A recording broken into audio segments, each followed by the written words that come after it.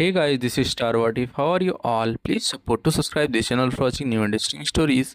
This video includes a self-recorded home introductions for 30 seconds, followed by AI generation for creative storytelling purposes.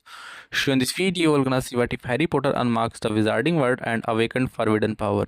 But before we start, if you want more stuff like this, then be sure to subscribe this channel and share with your friends. Now let's start the video. Here is short summary. Adopted by a sharp-eyed witch who understands power, Harry Potter is raised in the manners, politics, and quiet manipulations of pure-blood society. Entering Hogwarts under a carefully crafted mask, he plans to observe, not play, until Voldemort's return and Dumbledore's interest force him into a deadly game where surviving means outmaneuvering both lords. But before we start, if you want more stuffs like this, then please support to subscribe this channel and share with your friends. Let's start the video. Harry reached for a too big sweatshirt courtesy of Dudley and tried to tug it on. His head and shoulders were swamped in the excess fabric and he flailed around, staggering into the bed. I sighed and took advantage of his confusion to grab my own pair of huge jeans, belting them tightly at my hips to keep them from dropping to the ground. I tucked in the too long camisole I'd been sleeping in and buttoned up a stretched-out lavender cardigan of Aunt Petunia's over it. Harry had managed to fight his way free of the sweatshirt and get it on right and was trying to buckle his belt, fighting his way through the extra fabric to get at the buckle. I snorted as he got it fastened and the sweatshirt dropped to his knees, his sleeves dangling over his hands. "Nice sweater," Harry retorted, and I scowled, my one visible eye glaring. I swatted at Harry as I went past and opened the door. We scuttled out of the cupboard under the stairs, sliding into the kitchen and trying to make our entrance subtle enough not to attract attention. Aunt Petunia passed the bacon off to Harry before thumping a cookbook down in front of me and opening it to a bookmarked page. On it was a picture of a moist, triple-layer chocolate cake with chocolate frosting, chocolate shavings, rosettes of whipped cream, and maraschino cherries. I got a toothache just looking at the cake, but my mouth also watered at the sight of it. I scoffed to myself. Like I'd be allowed a piece. "My Dudders has decided that he wants this cake for his birthday," Aunt Petunia hissed to me. "You're going to make it, and it's going to look just like the picture, or you can both forget meals for the next week." "Yes, Aunt Petunia," I said, already scanning the recipe. My eyes widened at the amount of sugar in the recipe, but then, I shouldn't be surprised. Dudley liked anything that was bad for you, the more sugary the better. It was the main reason why he was roughly the size of a young killer whale. "Good," Aunt Petunia said, stepping away from the counter, already totally focused on Dudley, who was plowing his way through a pile of pancakes that could have fed a small African country. "Everything's going to be perfect for my Dudley's special day," she cooed, pinching Dudley's cheek fondly. He smacked his mother's hand away, chins wobbling as he continued to eat. "I wanna open my presents," Dudley announced loudly. "And I want more bacon." "Of course, Dudley," Aunt Petunia simpered, but her beady little eyes were glaring at Harry, snapping at him furiously and pointing to Dudley's plate. Harry hustled over to the table with the bacon he'd just finished and deposited it onto Dudley's plate. He hurried back into the kitchen, whispering to me as he passed, "Have you seen the pile?" No, I hadn't. Because if I looked, then I'd be even more bitter about the toothpicks I got for my birthday last year. Sure enough, when I turned around, there was a huge pile dominating the corner by the fireplace. Boxes, some of them as big as me, covered most of the room, piled on top of each other in neatly wrapped bows and gleaming wrapping paper. I eyed the pile in wonderment, trying to tally up in my head what each gift might be and how much each one cost. I was getting into a truly alarming number of zeros when Dudley demanded, "How many are there?" 36. Counted them myself, Uncle Vernon said smugly, like his counting to 36 was some big accomplishment. 36. Dudley whined. "But last year there were 37. Aunt Petunia had developed this kind of sixth sense. I would have actually been kind of impressed by it if its necessity wasn't completely stupid. She could tell when Dudley was about to throw a mother of a tantrum and sweep in with just the right thing to say. "Yes, but here's what we're going to do," she said, kneeling down beside Dudley's chair. "When we go out, we're going to buy you 2 new presents, isn't that lovely?" Dudley screwed up his face. Then I'll have 30, 38, I filled in without thinking. Dudley whipped around, glaring at me with his piggy little eyes. "Who asked you?" he demanded. I quickly pretended to be absorbed in scrubbing the breakfast pans, knowing better than to talk back to Dudley. That always ended in me taping my glasses back together and sneaking out of the cupboard in the night to ice whatever bruises I had. Besides, we were running low on tape. Little Tyke wants his money's worth, Uncle Vernon announced proudly. Just like his father. Good boy, Dudley. Aunt Petunia made an escape when the phone rang, hustling out into the hallway to answer it. I tried to sidle closer to the doorway, ears pricked to listen. Uncle Vernon saw and gave me a dirty look. I hastily scuttled back towards the sink, where Harry had taken over the scrubbing and took up a dish rag, drying the pans. "So can you make the cake?" Harry whispered to me softly. I nodded and worked my dish rag into a thin glass, wiping out the inside and setting it aside. "Nothing too complicated, except for the decorating," I replied. Harry shook his head. "I don't know why they trust you to bake and not me." "It's because I've never set the toaster on fire, I expect," I said. I still vividly remembered the time Harry had attempted to make us Pop-Tarts at midnight to celebrate our birthday one year. He put them in the toaster. The filling leaked out and caught fire. Needless to say, when the fire alarm started blaring and the Dudleys came down to find us frantically trying to put out the toaster, they weren't pleased. Uncle Vernon screamed at us until 1 and then locked us in the cupboard without food for 3 days. Harry flicked some bubbles at me and I wiped them off, giving him a thoroughly unimpressed look. One time, Harry grumbled into the sink. Aunt Petunia ventured back into the kitchen, looking a bit unsteady on her feet. "Who was that?" Uncle Vernon asked, looking up from his paper. "Mrs. Fig," Aunt Petunia began weakly. "She's broken her leg. She says she can't take them."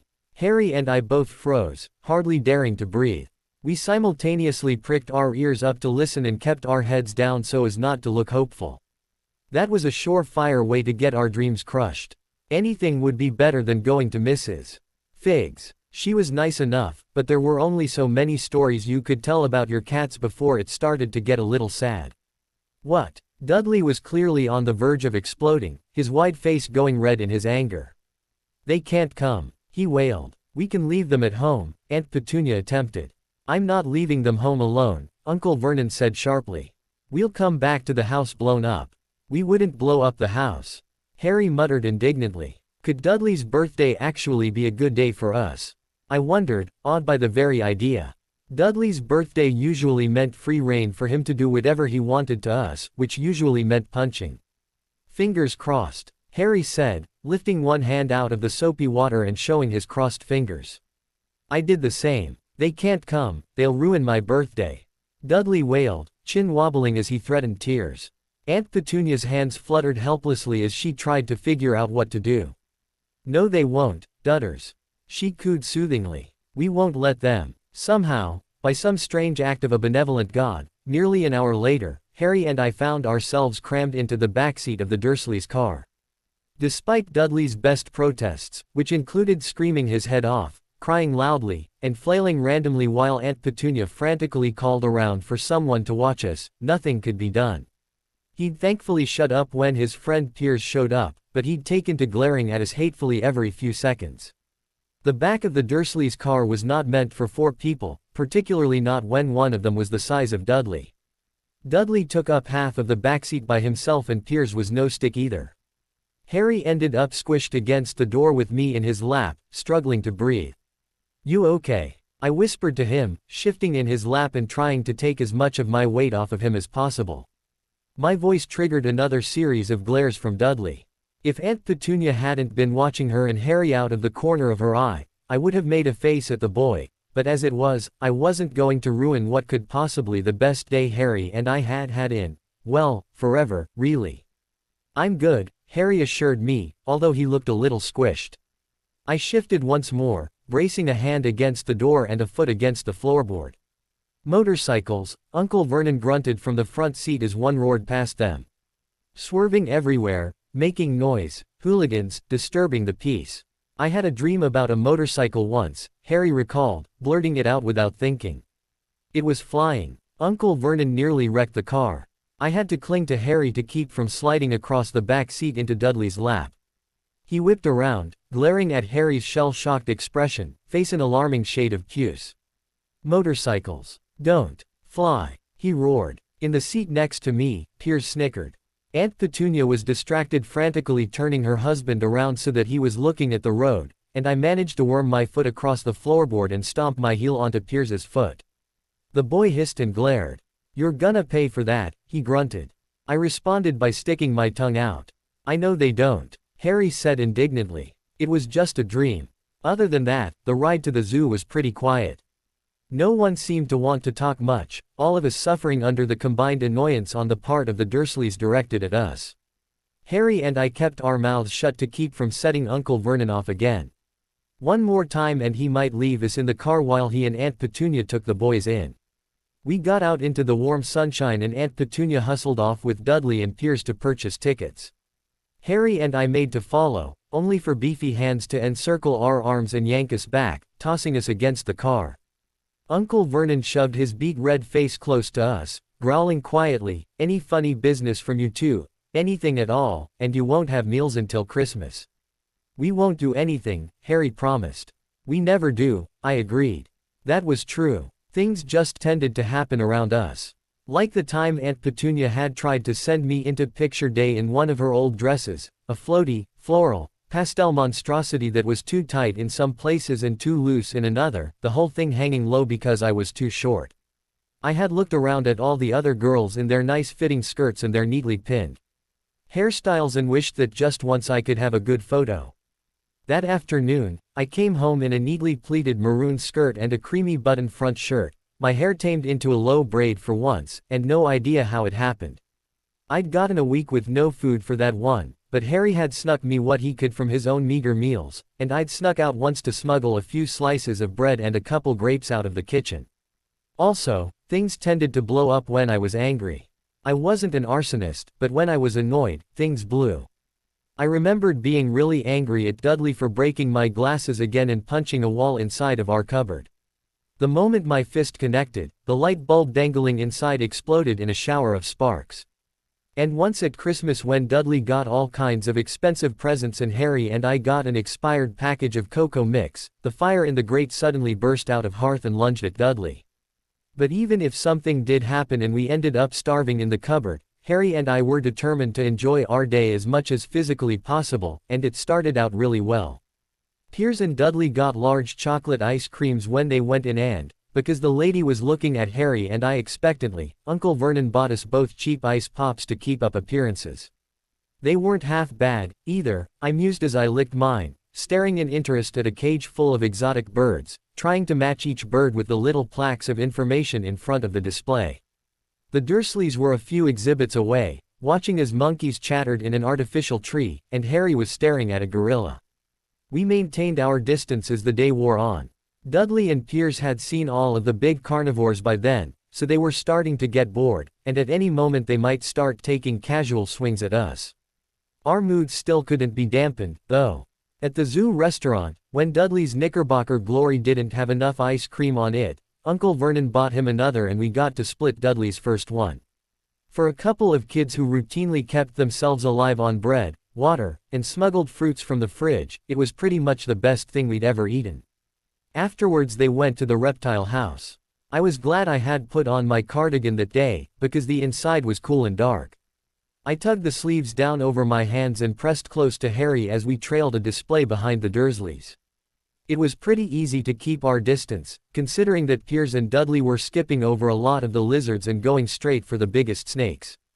I actually kind of liked it in here. It was pleasantly cool and just dim enough to make normal things look interesting in the muted light. There was an almost soothing quality to the place, and the greenish lights that hung overhead made everyone look a little different. The whole place just looked mysterious. "Make it move," Dudley ordered his father, giving a frustrated look to a huge boa that was curled up in the shade of a fake rock, dozing. "Move," Uncle Vernon barked at the snake, drumming his fingers on the glass. "Do it again." Uncle Vernon complied, but the snake didn't so much as flinch. I felt sorry for it. I knew that had to be loud, and the poor snake was just trying to take an afternoon nap. "This is boring," Dudley beeped, moving off to pester a poisonous cobra that was sunning itself inside its enclosure. "He's gorgeous," I cooed as we stood in front of the boa's enclosure, admiring the gleaming brown scales. "I feel bad for him," Harry admitted. Imagine having people staring at you all day, tapping on the glass. The snake moved suddenly, uncurling slightly. It raised its head up to our eye level very slowly, one vertebrae at a time. Then it closed one eye in what was unmistakably a wink. Harry and I exchanged incredulous looks. Can he? Harry began, winking back uncertainly. Can you? I stared at the snake. Its head bobbed up and down in a nod. My eyes widened and I beamed happily. I was talking to a snake. The snake flicked its tongue out and gave a soft hiss, bobbing slightly like it was laughing. It sent a look towards Vernon and Dudley and then rolled its eyes. As well as a snake could, anyway. It was very clearly saying, I get that a lot. Must be annoying, Harry murmured in reply. The snake nodded vigorously. Where are you from? The snake lifted its tail, jabbing it at the small sign in front of its tank. Boa constrictor, Brazil. Was it nice there? I asked curiously. The boa jabbed its tail at the sign again and I looked at the line below that. This specimen was bred at the zoo. So you've never been to Brazil? Harry said sympathetically. You'll never believe what this snake is doing. Piers and Dudley came scampering across the room. Dudley punched Harry in the ribs, sending him crashing to the concrete floor. Piers gave me a shove, sending me down into Harry's lap. My elbow connected with his stomach and I head-butted him in the chin. He let out a beep. Sorry, I murmured, pulling back and glaring over my shoulder at Piers and Dudley, who had pressed their faces and hands up against the glass, staring at the snake who was back to looking bored. It happened without any kind of warning. No bang, no puff of smoke, no flash of light. Just 1 second the glass was there and then the next second it wasn't. Dudley and Piers howled and recoiled as the snake uncoiled itself.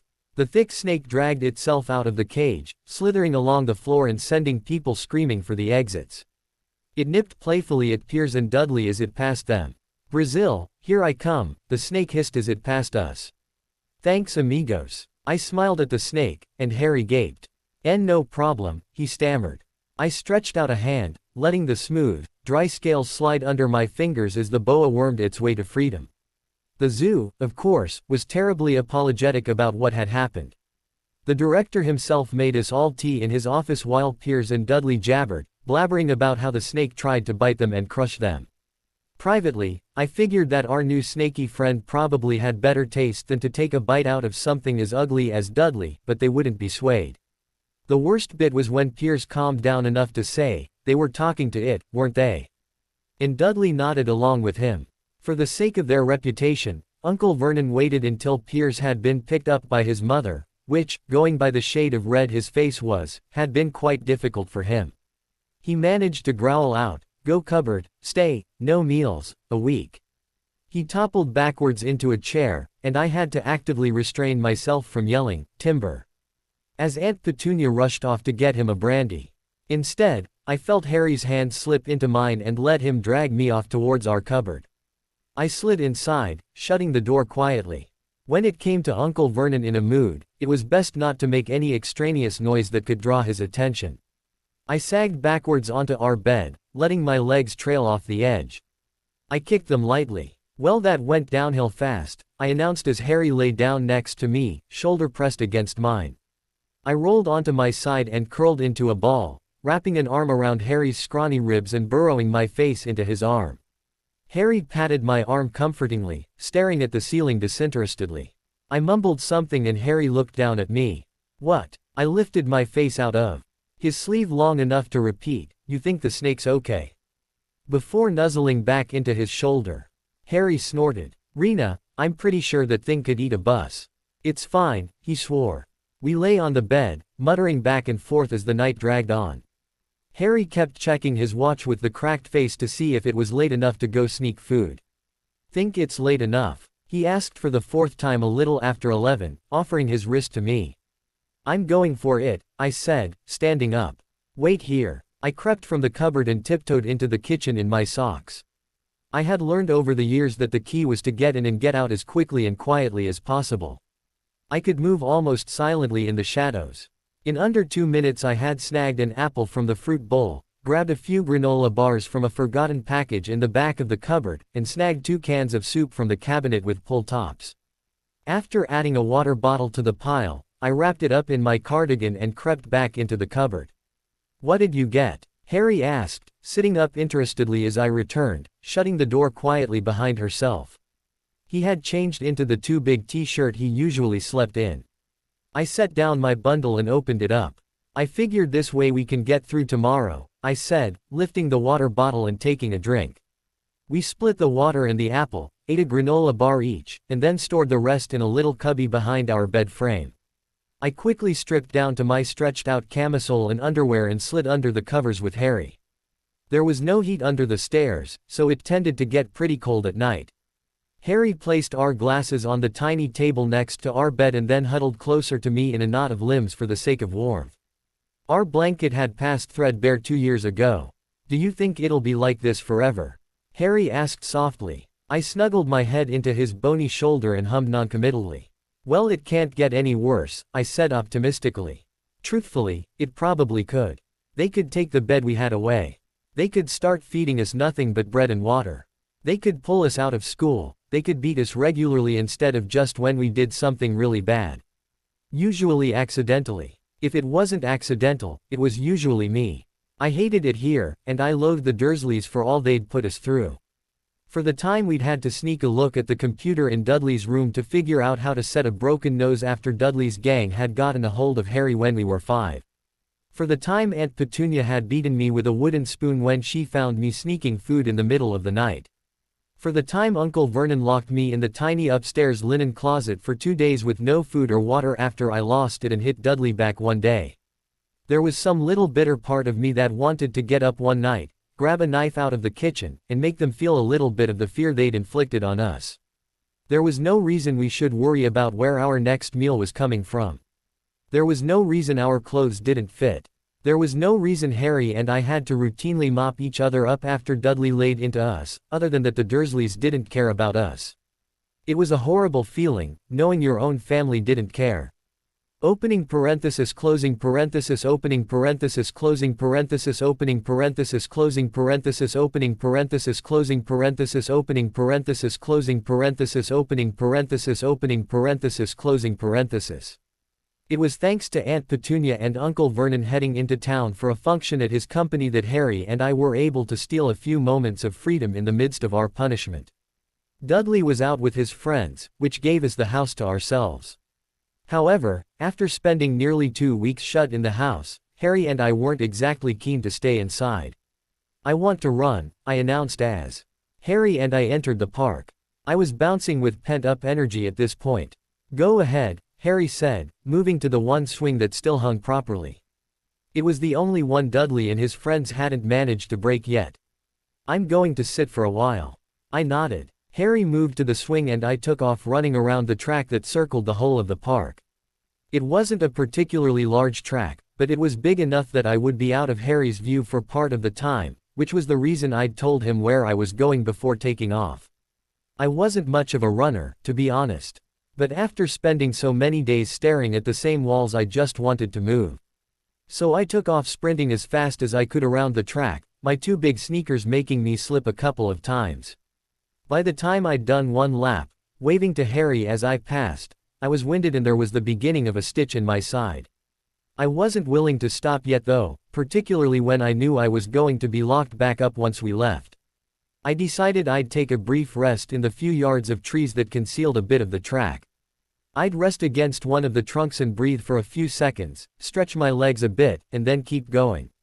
I made it to the trees all right, and settled on one with a particularly wide trunk, perfect for leaning against. I ran towards it, a foot thrust out across the track. I yelped as I hit it. I tripped and went flying, trying to catch myself. The grid ripped into my palms. My elbow gave out and I hit the ground hard, scraping my chin and knees. I let out a beep as everything gave a synchronized throb. The cuts on my palms, knees, and chin were stinging and I knew I was screwed. The Dursleys would notice, they'd ask how I'd managed to scrape myself up so badly if I had stayed in the house like I was supposed to. But there was still one question left. Who tripped me? The laughter coming from behind me was familiar, and the huge shadow falling over me clinched it. I knew at once that it was Dudley and his stupid friends. That skinny leg that tripped me probably belonged to Piers. I flipped over onto my back, hissing when I braced myself with one hand against the ground. Sure enough, Dudley was looming overhead. Piers was snickering next to him, and the pair of them were flanked by Dennis, Malcolm, and Gordon. "Watch where you're going, orphan." Piers sneered down at me. "My apologies," I grunted, starting to get up. Dennis stepped forwards, grabbing me and wrenching my arms behind my back. I snarled over my shoulder at him as Dudley came forwards. "I know it was you," he scowled, his many chins wobbling as he glared. "What did you do to the glass eye the zoo?" I scoffed. "I didn't do anything, it just wasn't there anymore." I was well aware that, while it was true, it wasn't going to matter to Dudley. He'd made up his mind that I was the one who'd set the boa loose, so he was going to make me pay for it in the way he knew best, by beating me up. And he'd brought his friends along to cheer him on. Sure enough, a meaty fist slammed into my stomach. I grunted as the breath was blasted out of me. I felt disgusted at myself as I dangled limply in Dennis's grip, panting frantically to try and get air back in my lungs. "Piers was there, he knows you did it too." "Yeah." Piers wasn't willing to get within arm's reach of me, apparently. He stretched out his foot and kicked me in the knee. His shoe scraped painfully across my already existing cuts. I swallowed a whimper. I wasn't going to give these idiots the satisfaction. "What did you do, freak?" "I did nothing," I spat back, glaring at the lot of them from behind my hair. "You're lying." Piers was getting braver, apparently. He stepped forwards and punched me across the cheek. He didn't hit nearly as hard as Dudley, but it was still enough to snap my head to the side. My teeth cut into my cheek and I felt blood fill my mouth. I scowled at him viciously. "Tell the truth." "That is the truth, you stupid weasel," I growled out. Dennis yanked my arms painfully, digging the tips of his fingers in maliciously. There would be bruises there too. Lovely. By the time I got out of this, not a bit of me would still be skin-colored. And then, horror of horrors, Harry came venturing up the track, calling out curiously, "Rena. Are you back here?" "Harry. Run," I shouted desperately. I was fine, I'd take my beating and get on with my life as usual. As of right now, Dudley seemed content to take his frustrations out on only me, but if Harry was around, he'd get the same. I wanted to spare him that, if possible. Harry rounded the trees and saw me sagging in Dennis's grasp, bleeding and bruised, with Dudley and his friends surrounding me. "Run, you idiot," I shrieked at him. Harry hesitated, looking like he desperately wanted to help me, even though we both knew he couldn't. "Get him," Dudley ordered. Harry's reluctance to leave me to them cost him. He'd only taken a few uncertain steps away when Malcolm leapt on him, dragging his skinny, struggling self over to the rest of us. "Was it you?" Dudley demanded, getting in his face. "Did you set that snake on us?" Harry's eyes clearly betrayed how afraid he was, but he managed to set his jaw and say, "I didn't do anything, and neither did Lorena." "Now let us go." "Let us go." Dudley laughed. His cronies were quick to cackle along with him. "Let us go," he says. "We're not gonna let you go until you apologize for setting that snake on us." "Teach him a lesson," Piers goaded. Dudley swaggered forwards and slugged Harry right in the nose. His glasses broke. Or rather, they popped free of the tape that held the two broken halves together and dangled limply from his ears. His nose spurted blood, dripping down into his mouth. That reminded me of the blood filling my own mouth. I turned and spat it at Piers furiously. He recoiled and gave me a disgusted look. "She spit at me," he exclaimed indignantly. Like he didn't deserve that and worse. "Did you see that? She spit at me." Piers kicked me again, followed by a backhand to one cheek. "Stop!" Harry didn't even get his whole protest out before Dudley buried his fist into his stomach twice in rapid succession. Harry doubled over, wheezing for air. "Let him go," I shouted. Dudley whipped around to look at me. I straightened up as well as I was able to and glared at him thunderously. "Let him go, he didn't do it, I did." "Rena, no," Harry panted, but he didn't have enough oxygen back to really protest. "See," Dudley said triumphantly, staring around at his gang. "I told you she did it. Now, you've gotta apologize." I gritted my teeth at him and spat another globule of blood onto his shirt. "Like hell I will," I growled. "You deserved it." The sight of Harry panting, nose bloody, glasses destroyed, fed my rage. That was why I'd spoken up, even though I had no idea what had happened to the glass. I certainly hadn't done anything, but if Dudley wanted to believe it was me, then fine, I'd let him if it would get him away from my brother. I was starting to mildly regret my decision, however, when Gordon got in his first hit, slugging me. My head snapped to the side again. My neck was starting to get sore, but it was nothing compared to my face, my shoulders, and my knee. Hey, there's that ugly scar. My stomach knotted when I realized the toss of my head had knocked away my hair, revealing the S-shaped scar on my cheek to Dudley's gang. I watched Dudley's eyes zero in on it, his piggy little face lighting up. Maliciously. He knew how much I hated that scar. Hey, no wonder she hates her face. Piers sneered. It's so messed up. He reached out a hand, poking the scar pointedly. I snarled at him as he started to trace it. I jerked my head to the side and bit down hard on his finger. Piers screamed loudly as I broke skin and felt his blood join my own in my mouth. Get her off. Get her off. He howled. Dennis let go of me, taking a step to the side. He was going for my hair, to wrench my head away from Piers's hand. But he'd made the mistake of not keeping a grip on me. I loosened my jaw and spat Piers's blood in Dennis's eyes. He yelled in protest, scrubbing his face furiously.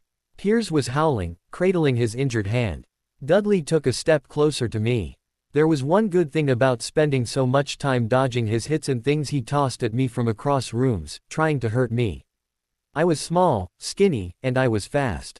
I twisted away from his reaching hands and tripped him like Piers had me. He went down with a curse. Malcolm let go of Harry to grab at me. I jerked away from him as well and grabbed Harry's hand. Come on, I yelled desperately, tugging him. We took off running as fast as my knee would allow, holding hands. I was limping and every step was agonizing. I think I'd sprained my ankle when I went down, but I was at least outpacing Dudley, who couldn't move very fast thanks to the fact that he was carrying 2 extra people's worth of fat on his frame. By unspoken consent, we headed for the house. I threw open the front door. Harry sprinted in after me, slamming the door behind him. We flung ourselves into our cupboard and started barricading the door with anything we had. Working together, we managed to shift our bed at an angle, jamming it up against the door. Only a moment later a huge weight collided with the door, making the hinges creak alarmingly. Dudley was pounding on the door, screaming about how he was going to make us pay, how we'd regret this, how much he was going to hurt us. Harry and I huddled together against the bed frame, panting wildly as the cupboard rattled around us. The mirror came loose from the wall. By some miracle it didn't break, just slid down the wall and came to rest leaning at an angle against the wall. I could see us reflected in it, 2 skinny, bloody kids curled around each other in the darkness. My lip was split and there was a cut across my cheek. One of my eyes was already swelling up. My knees, palms, chin, and nose were all bleeding. Harry looked downright pristine compared to me, which is what I was hoping for. It took all of 5 minutes for Dudley to get bored hammering on our door and screaming. He wasn't going to win any intelligence competitions, but he was at least smart enough to realize that he didn't have to get at us. All he had to do was tell his parents and we were finished. I shouldn't have tripped him, I muttered to myself, wrapping my arms tighter around Harry's waist. He's gonna be out for blood. He deserved it, Harry said with a surprising amount of spite. I looked at him in surprise. Green eyes blazed with fury, not pain as I'd originally thought. He pointed to the mirror angrily. Look what he did to you. I'll be fine, I insisted. I just need a couple of days to heal in an ice pack and I'll be perfect. For a moment, Harry was silent, and then he asked, and how long will that last? I didn't answer. I couldn't, because I didn't have an answer, and that fact made me shudder. Sure, I'd get over these bruises, and then I'd get more, because after this Dudley was definitely going to come after me twice as bad as he had today. I cursed myself. I should have been smarter, I should have thought before I acted. If I had, maybe I would have been able to get us out of there without putting myself at the top of Dudley's hit list. But when I saw Harry hanging there limply, ready to accept his beating just to get it over with, well, I'm ashamed to admit that I lost it a little bit.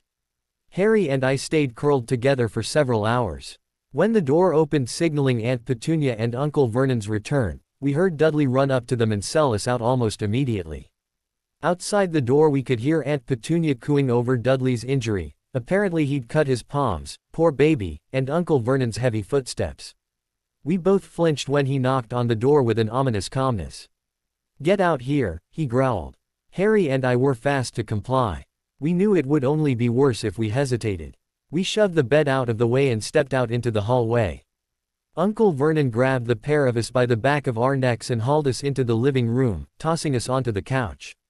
I could see Aunt Petunia pressing ice to Dudley's palms tenderly as he pretended to sniffle. He looked over his mother's shoulder and gave a malicious grin. So, setting a poisonous snake on my son wasn't bad enough, you decided to try and beat him up? Uncle Vernon demanded, face purple with rage. I couldn't help but be incredulous. Harry and I were both bleeding down our fronts and he was mad at us for what happened to Dudley. Of course, I wasn't surprised at all. Uncle Vernon would likely be more concerned about a paper cut on Dudley than if Harry and I were bleeding out on the floor. What happened, Diddy Dinkydums? Aunt Petunia cooed at Dudley. Yes son, tell us exactly what happened, Uncle Vernon ordered, giving Harry and I a triumphant glare as if to say, here comes the evidence. Here, sit down Diddums, Aunt Petunia said, helping him into a squishy armchair across from me. Dudley kept up his fake sniffling. We were in the park. He sobbed over his wobbling chins. They left the house. Uncle Vernon asked sharply. Why yeah, Dudley wailed. I was with my friends when they walked up. A all Piers did was ask about her SCSC scar and she attacked him, and Harry came at me. My FF friends tried to PR protect us. You attacked my baby for something like that? Aunt Petunia asked furiously, clutching Dudley to her chest. She glared at Harry and I viciously. That's not true. Harry protested weakly, but we both knew there was no hope. No way wound the Dursleys believe us over Dudley. So now you're calling my son a liar. Uncle Vernon boomed. We went to the park, but they attacked me, I deadpanned. It wouldn't help, but I might as well tell the truth.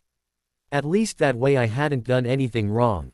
If I couldn't have a victory, I'd take the moral high ground.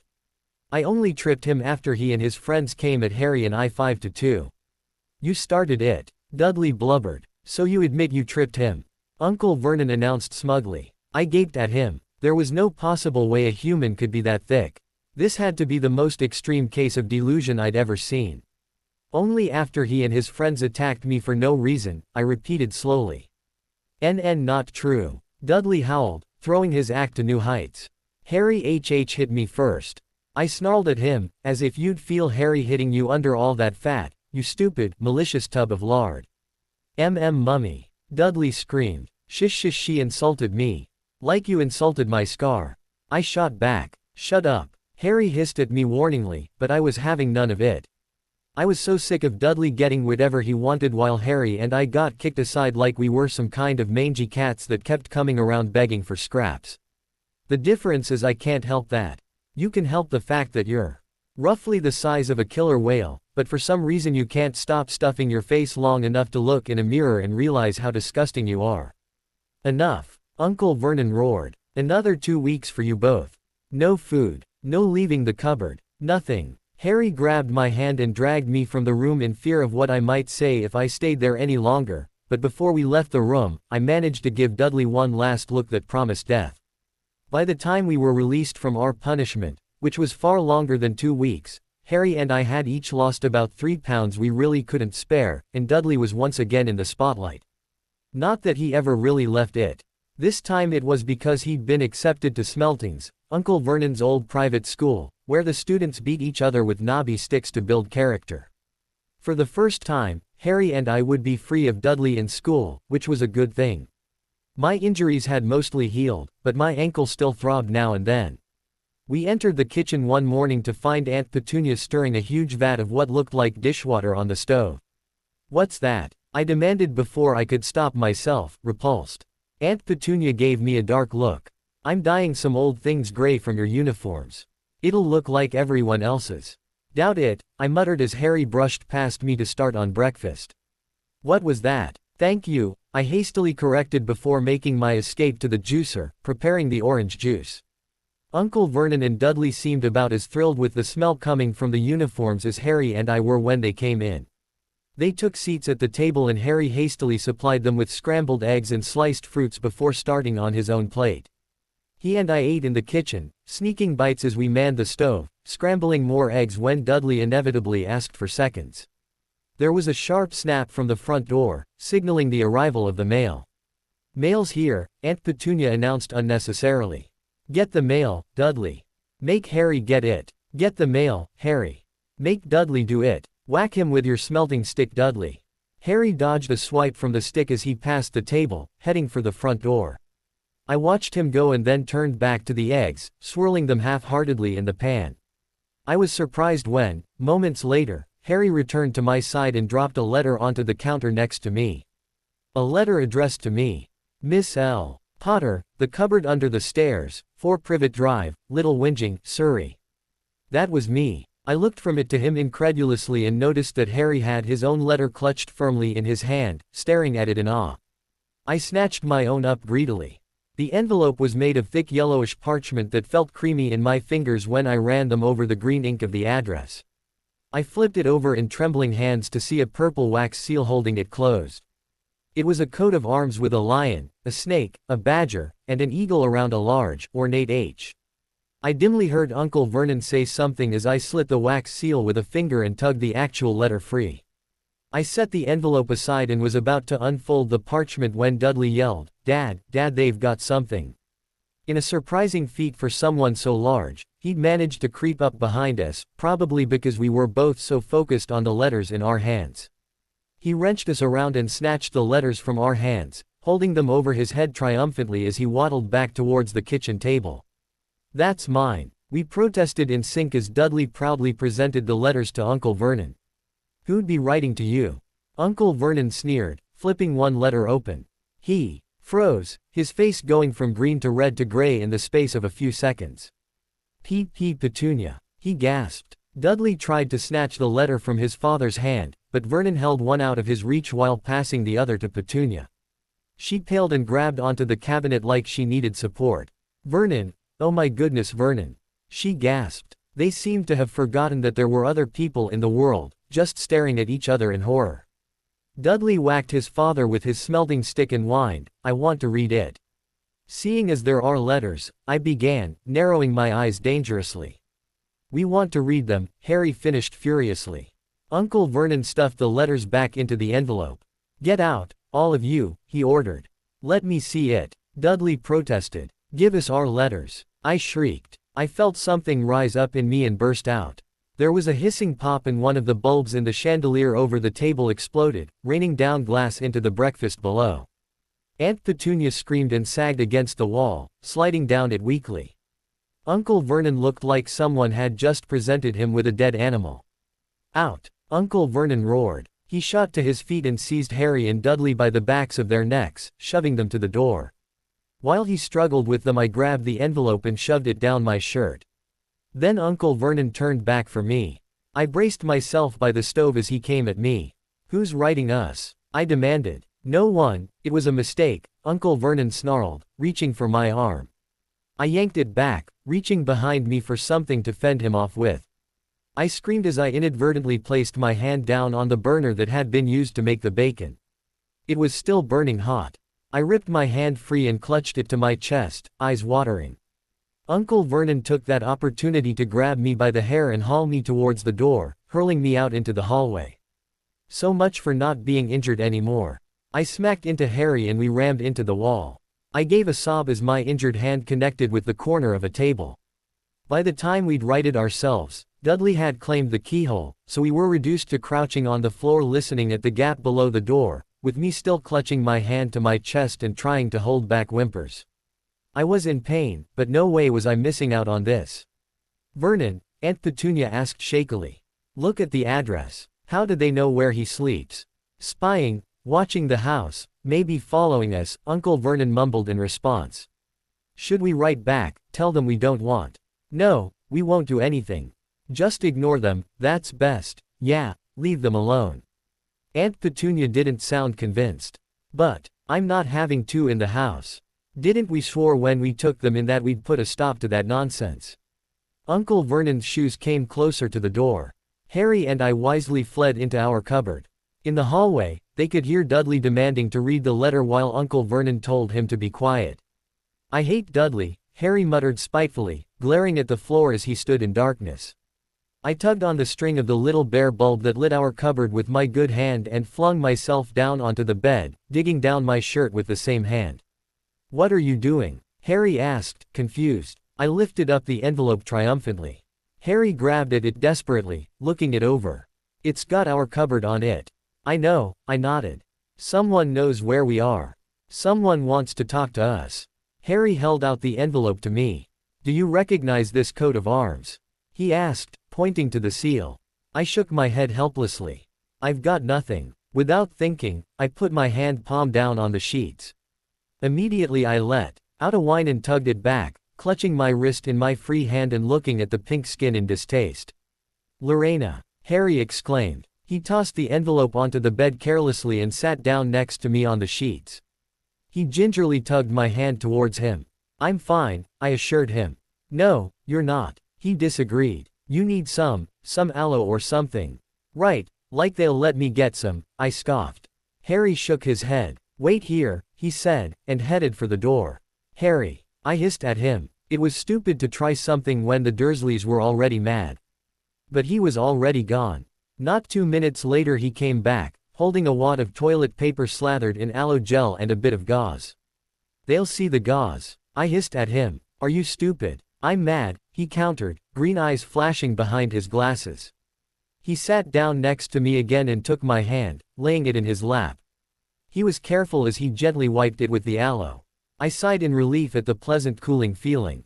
Feels amazing, I beeped. Right, Harry said, staring at the long length of gauze he'd smuggled out. Let's see. In the end he wrapped my burned fingers individually and then my palm, knotting the ends behind my hand. It looked pretty clumsy, but for a couple of 10-year-olds it was a pretty decent patch job. Thanks, I said softly, leaning over onto Harry's chest and tugging my hand into my stomach. That feels way better. What happened? He asked. I shook my head. Was stupid. Accidentally put my hand down on the stove. It wasn't Uncle Vernon. He checked. I shook my head again. No, just me. But that was a lie, in a way. It was Uncle Vernon. If it weren't for years of systematic abuse, my immediate reaction to someone reaching for me wouldn't be to find a weapon. If he hadn't come at me like that, I wouldn't have had my hand anywhere near the stove. Yet another injury to add to the tally the Dursleys had caused. Uncle Vernon himself turned up at our cupboard that night after he got back from work, which was definitely a first.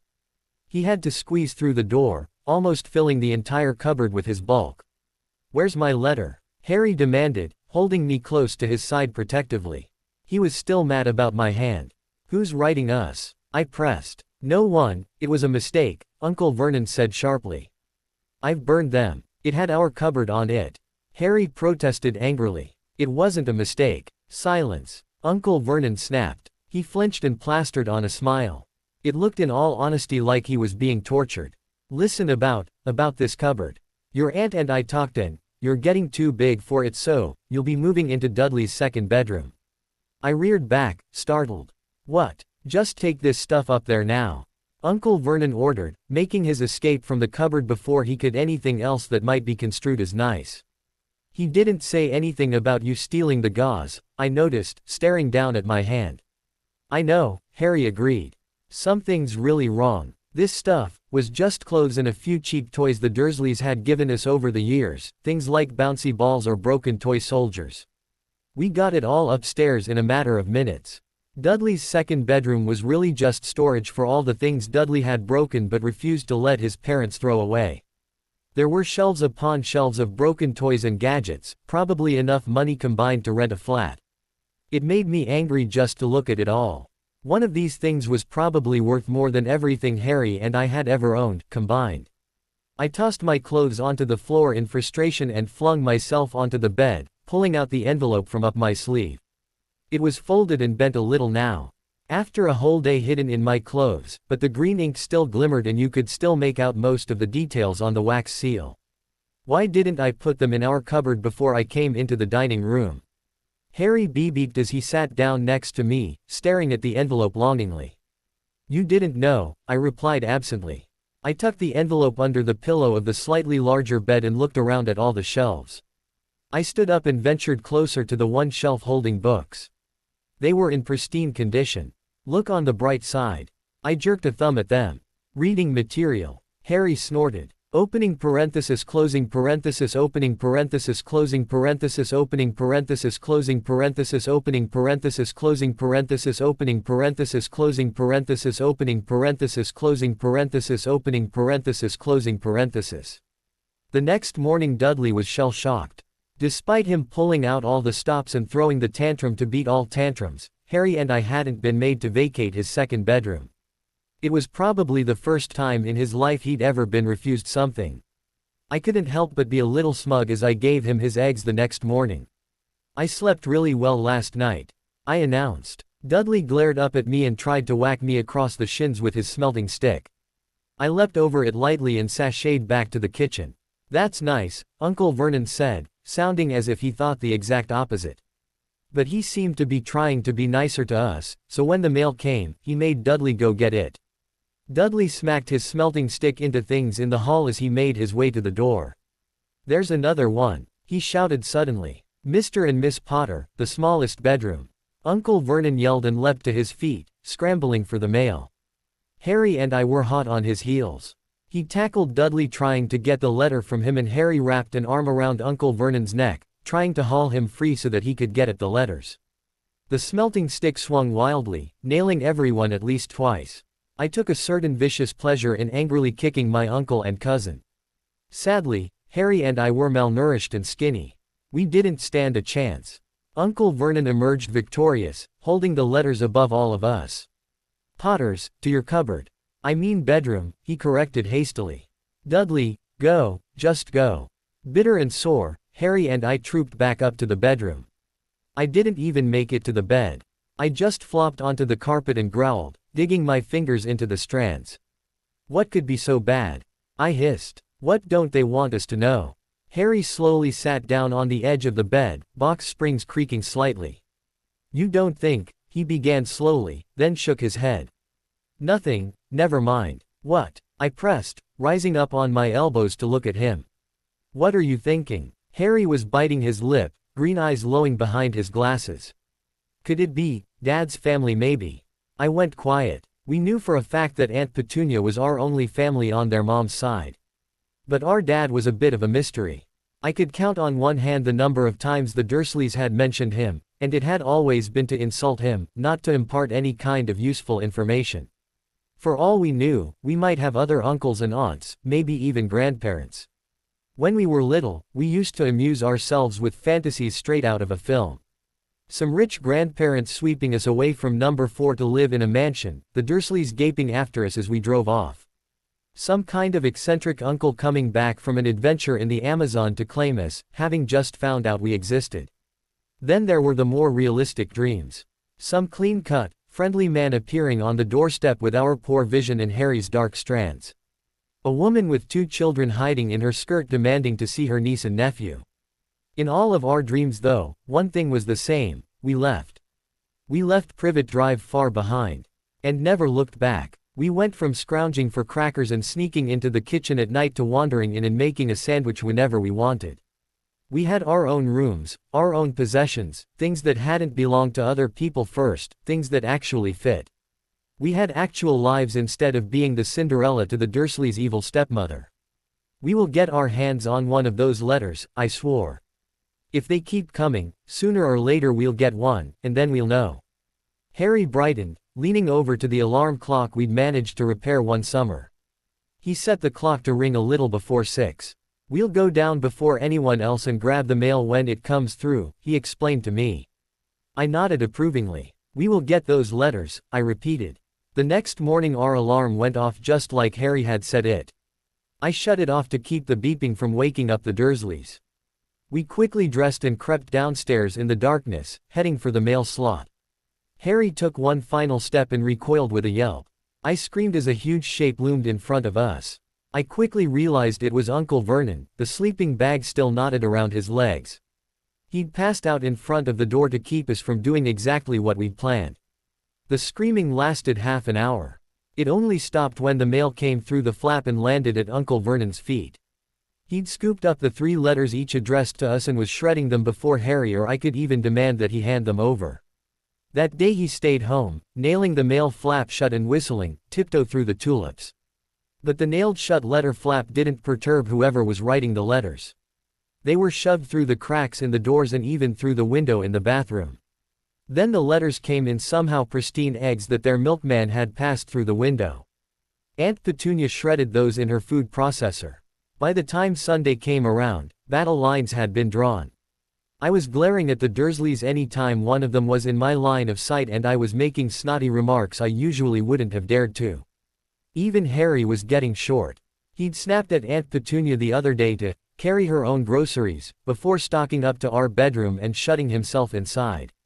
Aunt Petunia and Uncle Vernon were both looking wrung out, and Dudley was still pouting over the fact that he hadn't been allowed to see the letters either. No post on Sundays, Uncle Vernon muttered at the breakfast table, looking happier than he had in days. Not a single letter. A single letter came rocketing out of the fireplace and gave him a paper cut across the back of the head. The fireplace began to spew letters, 30 or 40 at first, then more. I dove to the floor, scrambling to get my hands on one. Uncle Vernon grabbed a handful of my hair and wrenched me to my feet. Aunt Petunia had hustled out of the kitchen with Dudley and our uncle threw Harry and I out into the hall after them, slamming the kitchen door behind him. He yanked frantically at his mustache, face rapidly alternating between red and white in a way that couldn't be healthy. "Go upstairs and pack, only the essentials, we're leaving in 5 minutes." He looked so close to a heart attack that none of us said anything. Harry and I had no trouble packing up our clothes and climbing into the back seat of the car, but Dudley didn't take it nearly so well. Uncle Vernon hit him around the head when he tried to pack up the electronics in his room. Harry looked out the window at the night sky as we sped down the highway. I sat in the middle, leaning my head on his shoulder sleepily. Dudley was pouting in the last seat, giving us dark looks every now and then. We stopped for the night at a gloomy hotel. Dudley, Harry, and I had to share a room. Dudley snored loudly in his sagging twin bed, but I curled up in the sheets and joined Harry on the windowsill, staring out at the cars passing by. "Do you think the letters will keep coming?" I whispered, leaning my forehead on the cool window. "They haven't stopped yet," Harry replied. I touched the envelope, which was hidden up my sleeve. It was like some kind of silent prayer, "Please keep coming." If the letters kept coming, then eventually we'd get a hold of one. Eventually, we'd find out who wanted to talk to us so desperately. The next morning's breakfast was toast and cold tomatoes. As we were eating, the owner came up and asked, "I'm looking for H&L Potter. I've got about 100 of these at the front desk." He held up one of the letters. I opened my mouth desperately, but Uncle Vernon was already on his feet, hustling the man away and loudly announcing, "I'll take them." Our impromptu road trip didn't get any better. Uncle Vernon stopped the car several times, got out, looked around, shook his head, and took off again. They did this in a forest, the middle of a field, the top of a parking garage, and an abandoned parking lot. Finally he stopped by the coast and locked us into the car, vanishing into a store. "Daddy's gone mad, hasn't he?" Dudley mumbled. Aunt Petunia hissed at him to hush the front seat. "I want to stay somewhere with a hotel," he whined. "It's Monday, the great Umberto's on tonight." I blinked. Dudley always knew the date because of the truly staggering number of TV shows that he watched religiously. And if it really was Monday, then that meant. My hand reached out, settling on top of Harry's. "We're almost 11, Harry whispered, following my train of thought. "Tomorrow," I agreed. Our birthdays were never fun. We didn't get to go to the zoo like Dudley did, we didn't get huge chocolate cakes, and we didn't have any friends to invite over. Last year on our birthday, Harry had gotten a travel package of tissues and I received a pair of Aunt Petunia's old stockings full of holes. This year we definitely wouldn't get anything, even something that bad. But still, at least we'd gotten to go somewhere, I mused. It may not have been fun sitting in the awkward silence of the Dursleys' car as Uncle Vernon drove frantically and muttered, "Shake 'em off," but I had Harry and there was some pretty countryside to see every now and then, so all in all, it wasn't the worst birthday we'd ever had. Uncle Vernon returned then, and this time he was smiling widely and holding a long, thin package and a grocery bag. I couldn't decide if the smile was a good sign or a bad one. "Found a place for us to stay tonight," he announced, thrusting a finger proudly towards a rock way out to sea with a broken-down old shack on it. "And this fellow," he gestured to the toothless old man who had followed him to the car, "has agreed to let us use his boat." The sea spray dampened our clothes as we rowed out to the rock, making the wind that whipped around us seem even colder. Harry and I were made to take point, so we took most of the spray. We huddled together desperately for warmth, but it didn't help much. By the time we arrived at the rock, we were shuddering with cold. The shack itself wasn't anything special, and it definitely didn't have a television. In fact, it didn't even have electricity. There were only 2 rooms and a fireplace to provide warmth. The cracks in the walls rendered a fire pretty much useless though. The whole place reeked of seaweed and old fish. The grocery bag held a bag of chips each and 4 bananas. We ate quietly, turning over our chip bags when we'd finished to Uncle Vernon, who tried to use them to start a fire. They just smoked and curled. Shame there's a storm forecast. We could use some of those letters now, he announced jovially. Clearly, he was relying on the bad weather to keep the post from getting through to us. I narrowed my eyes at him angrily and raised my banana peel. Harry caught my wrist hastily and yanked the peel away from me. I wasn't gonna actually throw it, I mumbled, glaring at my uncle. Can never tell with you, Harry countered. We bedded down that night in some moldy blankets that Aunt Petunia found in the second room. It was a bedroom, which she and Uncle Vernon claimed. Dudley took the couch, burrowed under thick blankets. Of course Harry and I were left with a thin, ragged sheet and a patch of floor for our beds. We curled up together in a corner that was mostly free of holes to try and preserve as much warmth as possible. That night the storm came. Between the wind whistling through the cracks in the walls and rattling the windows, the thunder that rolled in around 10, and Dudley's snoring that could have woken the dead, there was no way we were getting any sleep. This KS, I muttered, draping one leg over Harry's side and scooting closer, trying to fight off the shivers that had started up again. Think if I grabbed one of Dudley's blankets he'd notice. Uncle Vernon would in the morning, Harry pointed out.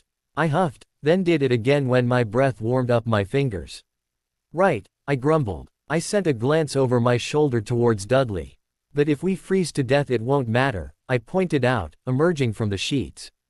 I shuddered as the parts of me that I'd managed to keep warm immediately froze in the cold air. I crept closer to Dudley, hand outstretched towards his top blanket. Lorena, don't, Harry hissed. I've got it. I snapped back, taking the top of the blanket and pulling it down slowly. Dudley grunted in his sleep and grabbed the blanket away from me, clutching it to his chest. Greedy pig, I growled, thwarted. I glanced down at the hand holding the blankets, wondering if I could work them free of his sausage-like fingers. We're 11 in 10 minutes, I commented. Great, now get back here, Harry said, lifting the sheet up. I hustled back to our corner and joined him under our ratty blanket, tucking the end under my side so that my back wasn't exposed. Harry wrapped his arms around me protectively and I cuddled into his skinny chest. Do you think they'll even remember? I mused aloud, absently twisting a bit of my red hair around a finger. Doubt it, Harry murmured back. I didn't see anything else in the grocery bag. I snorted. I'm sure they're just holding out to surprise us. I chirped sarcastically. Right, Harry scoffed. We were silent for a moment, and then he asked, do you think the letters ever stopped shooting out of the fireplace? I giggled. Maybe when we open the door we'll get drowned in letters. We could definitely get a hold of one then. I fingered the envelope, which was tucked into the waistband of my pants for safekeeping. Please don't stop, I silently begged. I flinched, turning, my head towards the door. What is it? Harry asked. I could have sworn, there was again, the crunch of gravel outside, and a slapping sound. Listen, I hissed, sitting up. Harry sat up as well, both of us staring at the door and trying to hear over the sound of the storm and our cousin. Boom. The knock on the door rattled the whole cottage. Harry and I curled into balls in our corner, trying to make ourselves as small as possible. Boom. It came again. Whatever was outside wanted in. Boom. Dudley jerked awake, muttering stupidly, where's the cannon? Uncle Vernon burst out of the bedroom with a rifle held in his hand, the mysterious package explained, and Petunia huddled behind his bulk. I warn you, I'm armed. He yelled towards the door. His voice had gone about 2 octaves higher than normal. There was a pause, and then, smash, the door flew off its hinges and crashed against the floor, sending up a cloud of dust. In the empty frame loomed a giant of a man with wild, curly hair and beard, glittering beetle black eyes, and hands like shovels. With surprising gentleness, he eased his bulk through the entrance. When he straightened up he was even taller than the door frame. Couldn't make a cuppa, could ye? It's not been an easy journey, he announced, like he'd been expected. His eyes settled on the couch. Budge up, he requested. Dudley gave a squeak of fear and tumbled off the couch, sprinting to take cover behind Uncle Vernon as fast as he was able. And there's the twins. The giant beamed at us, huddled in our corner. My eyes widened. This man knew us. I snatched Harry's hand for support as he continued. Last time I saw ye you were both just babies. Spit an image o' James and Lily, you are, but with Lily's eyes. I demand that you leave at once. Uncle Vernon ordered, swelling up with indignation and brandishing his gun threateningly. You are breaking and entering. Dry up Dursley, ye great prune, the man scoffed, reaching over the back of the couch to snatch the rifle away from Uncle Vernon. With a screech of metal he bent the barrel into an L and tossed it into a corner. Uncle Vernon squeaked. I gaped in awe. Got summit for you, the giant continued, nodding to Harry and I. My, be a bye, squished, be you, it should taste alright. He dug into his black overcoat and tugged out a white box that was indeed slightly squished. He offered it to us. Slowly, I got to my feet, the sheet falling around my ankles. I felt Harry stand up next to me and take a few steps out of the corner. I followed him as Harry stretched out a hand and took the box. He held it out for me to see. Curious despite years of being told not to accept gifts from stranger, I peeked into the box as Harry opened it. Inside was a large, sticky chocolate cake with oddly chunky green icing that read Happy Birthday Harry and Lorena. I choked on my breath in surprise. The Dursleys probably didn't even know it was our birthday, so how did this man that we'd never met before? Why did he care enough about us to go through the trouble of baking a cake? He even iced our names on it for God's sake. Who are you? Harry breathed, sounding as startled as I was. I took the box from him and closed it, setting it on a nearby windowsill. We'd come back to it later. The man chuckled good-naturedly. True, I haven't introduced myself yet. Rubeus Hagrid, keeper of keys and grounds at Hogwarts. He reached out and clasped both of our hands between his ginormous mitts, pumping them up and down enthusiastically. Now, how about that tea? He boomed. I wouldn't say no to summit stronger if y'ave got it, mind. He looked at the fireplace and snorted at the shriveled chip bags. He was tall enough that he only needed to lean forwards to reach the hearth. His bulk concealed whatever he was doing, but when he leaned back, there was a fire blazing in the grate. Warmth filled the room and I sighed in relief as my shivers finally abated. The giant began to dig in his huge coat again. He pulled out a teapot and tea bags, a package of sausages, a kettle, a couple of mugs, and a poker. He set about making tea and put the sausages onto the pokers. Soon the sound of sizzling and the smell of cooked meats filled the shack, and it didn't seem quite so dreary. Dudley whimpered as Hagrid tested one of the sausages and, finding it fully cooked, plucked it free. Don't take anything he gives you, Dudley. Uncle Vernon snapped. Hagrid snorted. Son Dosen, need any more fattening up, Dursley, he scoffed, and passed the sausage to Harry. I eagerly took the one he handed me and bit into it, whimpering happily. We rarely got hot food unless we snuck it while cooking, and I was hungry enough that the sausage tasted like heaven, even if it was hot enough to singe my fingers a little. Sorry, Harry finally said. But I don't really know who you are. I nodded in agreement. Call me Hagrid, everyone does, Hagrid invited. And like I said, I'm the keeper of keys and grounds at Hogwarts. Ye'll know all about Hogwarts. Harry and I exchanged looks. For the life of me, I couldn't figure out what Hogwarts might be, nor why it had enough keys that they required a keeper. Harry shook his head and I shrugged apologetically. Sorry, no. Hagrid bristled angrily. Sorry. It's them that should be sorry. He rounded on the Dursleys, who cowered back into the corner Harry and I had recently vacated. I smiled slightly at the abject fear on Aunt Petunia's face and Dudley's continued whimpers.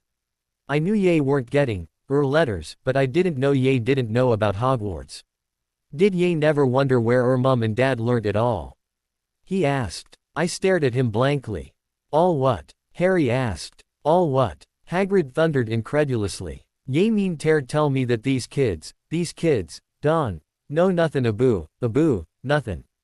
Hold on. Harry protested indignantly. We can read and do math and all that. Hagrid waved that away like it was nothing. I mean about our world. World. My world. Parents' world. What world? I demanded, frustrated with the fact that we were making so little progress. I wished Hagrid would just come out and say what he was dancing around instead of asking what we didn't know. That was apparently the wrong thing to say. Hagrid swelled up with rage and roared, "Dursley! Uncle Vernon said something very close to Mimblewimble." Hagrid looked at us earnestly. "Ye must know Abu, Mum and Dad, I mean, they're famous." Famous. Harry blinked incredulously, and I was right there with him. When Aunt Petunia spoke about her sister, she always talked like Lily Evans had run off with a bum to live some subpar life. And this man said they were famous. Our parents were famous. Harry asked blankly. Ye don't know. Hagrid seemed bewildered. He just stared at us, finally asking, "Ye don't know what ye are?" Uncle Vernon finally found his voice. "Stop it," he commanded. "I forbid you to tell them anything." Hagrid gave him a look that would have made a brave man cry for his mummy. "Ye never told him what was in the letter Dumbledore left all those years ago." "I was there, I saw him leave it. And you've kept it from them all these years."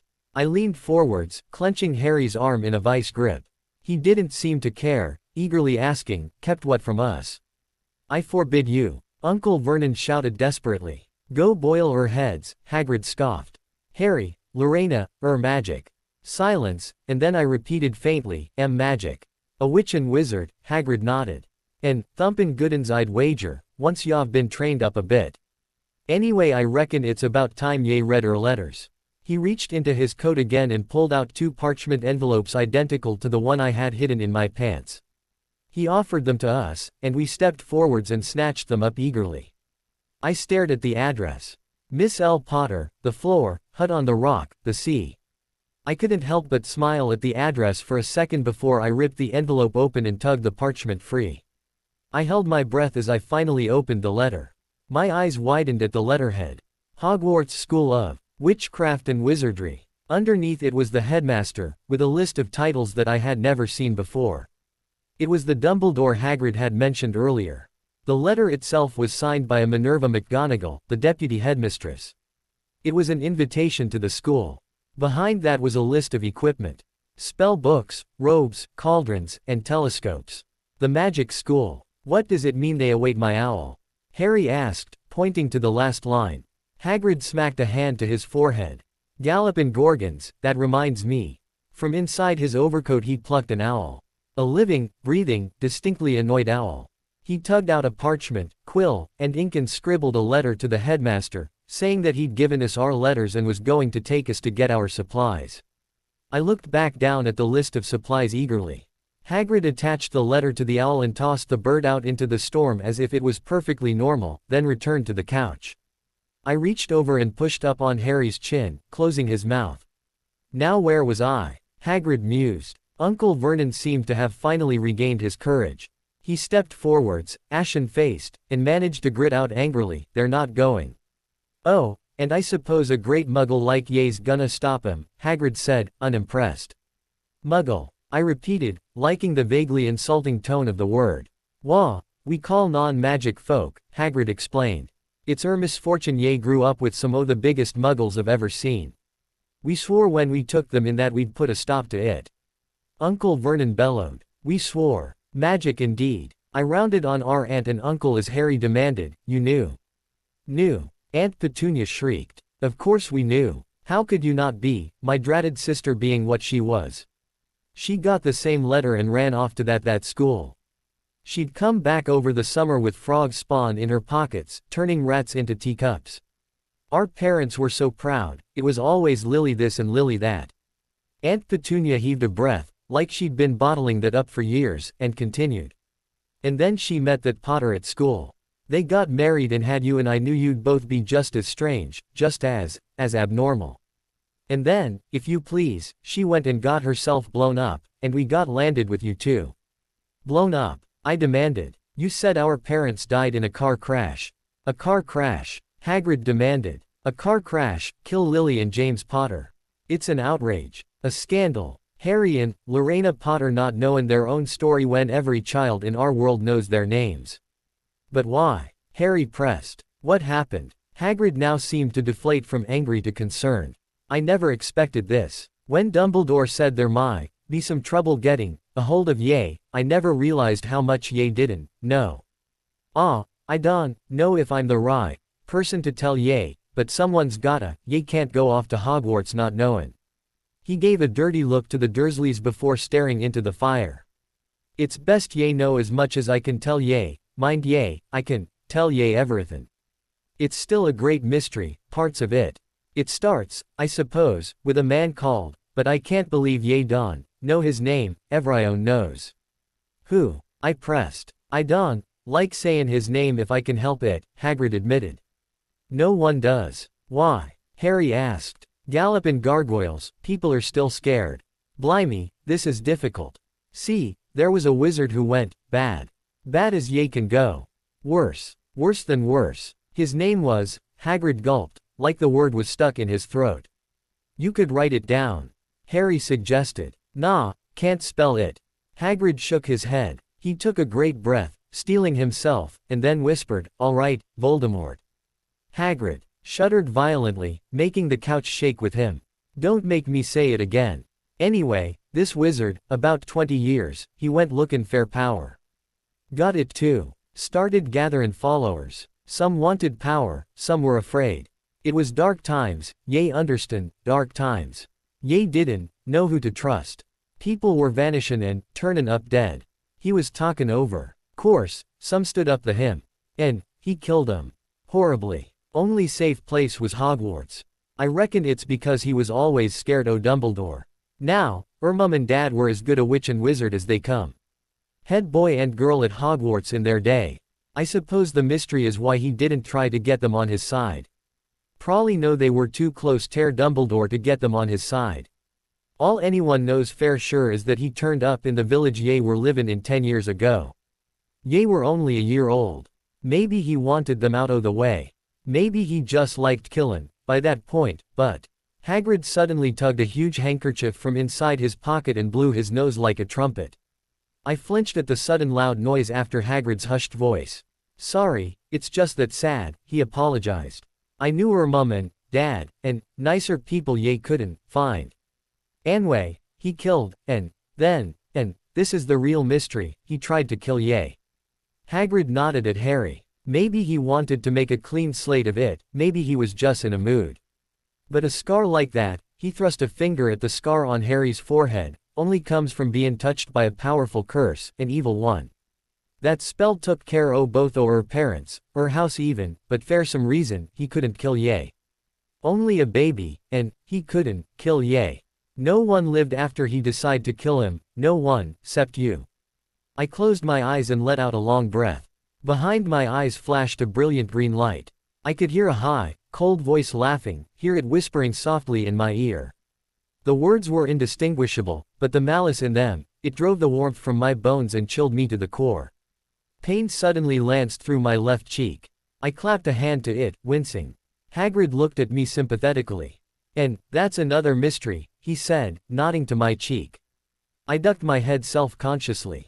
My hair had been concealing the large S-shaped scar on my cheek this whole time, but I got the feeling Hagrid knew it was there. Did he try and use that spell on me too? I asked softly. No, Hagrid said, shaking his head. And no one can figure out why. Near as we can tell, he cut that mark into her face, then set Ye aside and turned on Harry. No one knows why he stopped or didn't try to kill Ye. Maybe he just wanted to do Harry first. Hagrid shrugged. I pulled Ye from the house myself and brought Ye tear this lot, Dumbledore's orders. Load of old tosh. Once again, Uncle Vernon had gathered enough courage to speak up. Now, it seemed, he had a good head of steam up, because he started ranting, you listen here, brats. I admit there's something off about you, probably nothing a good beating wouldn't have fixed. But as for your parents, well, they were weirdos, no denying, the world's better without them in it. They deserved what they got, getting mixed up with those wizarding types. Just as I expected, always thought they'd meet a sticky end. Hagrid lunged to his feet, brandishing his pink umbrella like a broadsword, but I beat him to it. I stepped forwards now, glaring hatefully at Uncle Vernon as my anger surged. I felt heat bathe my back and heard the crackle of flames as the fire blazed higher behind me. "Shut up," I hissed. "You shut your fat face, you ass." Uncle Vernon swelled with rage, but before he could say anything, I swept a hand through the air angrily. I felt the fire behind me shift, lunging in the direction I'd pointed, and he immediately backed down, eyes widening in fear. "Those are my parents you're talking about, and I don't care what they did, wizards or not, they have to be better than you. All my life you treated me, like there was something wrong with us, like we were something shameful. Now I see though. Every time I blew a light bulb, every time you tried to cut Harry's hair and it grew back, you knew what was going on. You knew we were doing magic. You beat us down because you were afraid of us. Of what we might do to you." Behind me, I heard Hagrid chortling. "This the way it usually is with muggles, scared of what we magical folk could do." I was panting heavily and glaring at the Dursleys. I paused as a fragile hand slid into mine and squeezed. "Lorena," Harry murmured. I slumped, exhausted by my rant and the emotional roller coaster the night had turned into. I took a step back, leaning against Harry's shoulder wearily. "Hagrid," Harry asked quietly, "whatever happened to volume, to him?" "Good question." Hagrid nodded approvingly, still looking at the successfully cowed Dursleys in amusement. "Disappeared. Vanished. Same night he tried ter kill Ye. Same night he tried ter kill Ye. It's part o' why famous. Somethin' about Ye finished him. Some say he died. Codswallop in my opinion. Don't know if he had enough human left in him to die. Most of us reckon he's out there still, lost his powers too weak to carry on.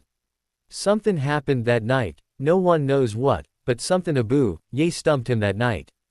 Hagrid stared at us, warmth and respect blazing in his eyes. I hunched in on myself. I didn't feel like I deserved any of it. Whatever had made that Voldemort tuck tail and run, it was Harry who'd done it, not me. What had I managed that night? Getting my face sliced open. It was hardly something to be proud of. "Just Ye wait," Hagrid said proudly. "Ye'll be famous at Hogwarts." Uncle Vernon put in a last stand.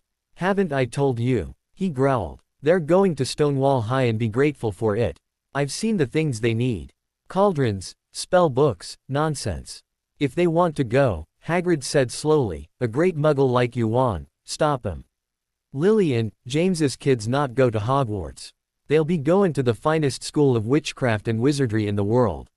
7 years there and they won't know themselves. They'll be with youngsters of their own sort fair a change and they'll be studyin' under the finest headmaster Hogwarts has ever seen. I am not paying for some crackpot old fool to teach them magic tricks." Uncle Vernon shouted. Hagrid yelled and jumped to his feet, brandishing his umbrella once more. Uncle Vernon retreated on pain of death by piercement. "Never insult Albus Dumbledore in front of me," Hagrid roared. He brought the umbrella swinging down. There was a flash of violet light and a sound like a squealing pig.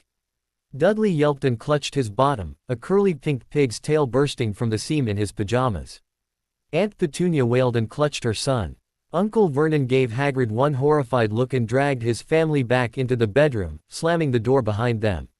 Hagrid observed the door thoughtfully. "Meant to turn him into a whole pig," he admitted. "But I guess there wasn't much left." He glanced at us, flushing slightly. "I'd appreciate it if Ye didn't mention that to anyone at the school. Strictly speakin', I'm not allowed to use magic outside o' the school. I was allowed to do a bit ter keep up with Ye and get letters to Ye, one of the reasons I was so keen ter take the job." "Why can't you do magic outside of the school?" Harry asked curiously. Hagrid winced. "Oh, I was at Hogwarts myself but I got expelled," he admitted. "In me 3rd year. They snapped my wand and everything. Dumbledore let me stay on as groundskeeper. Great man, Dumbledore," he blustered. "Why were you expelled?" Harry pressed curiously. I nudged him violently with an elbow. "Got a long day tomorrow," Hagrid announced loudly. "Lots ter by, gotta go into town fairer supplies." He tossed his overcoat at us. It took both of us to catch the thing without being bowled over. "Ye can kip under that. Don, mind if it wiggles, still got a couple of dormice in the pockets." I wrinkled my nose in distaste as I heard a tapping. Why couldn't Aunt Petunia let me sleep in and savor my dream for once? It was a good one, too.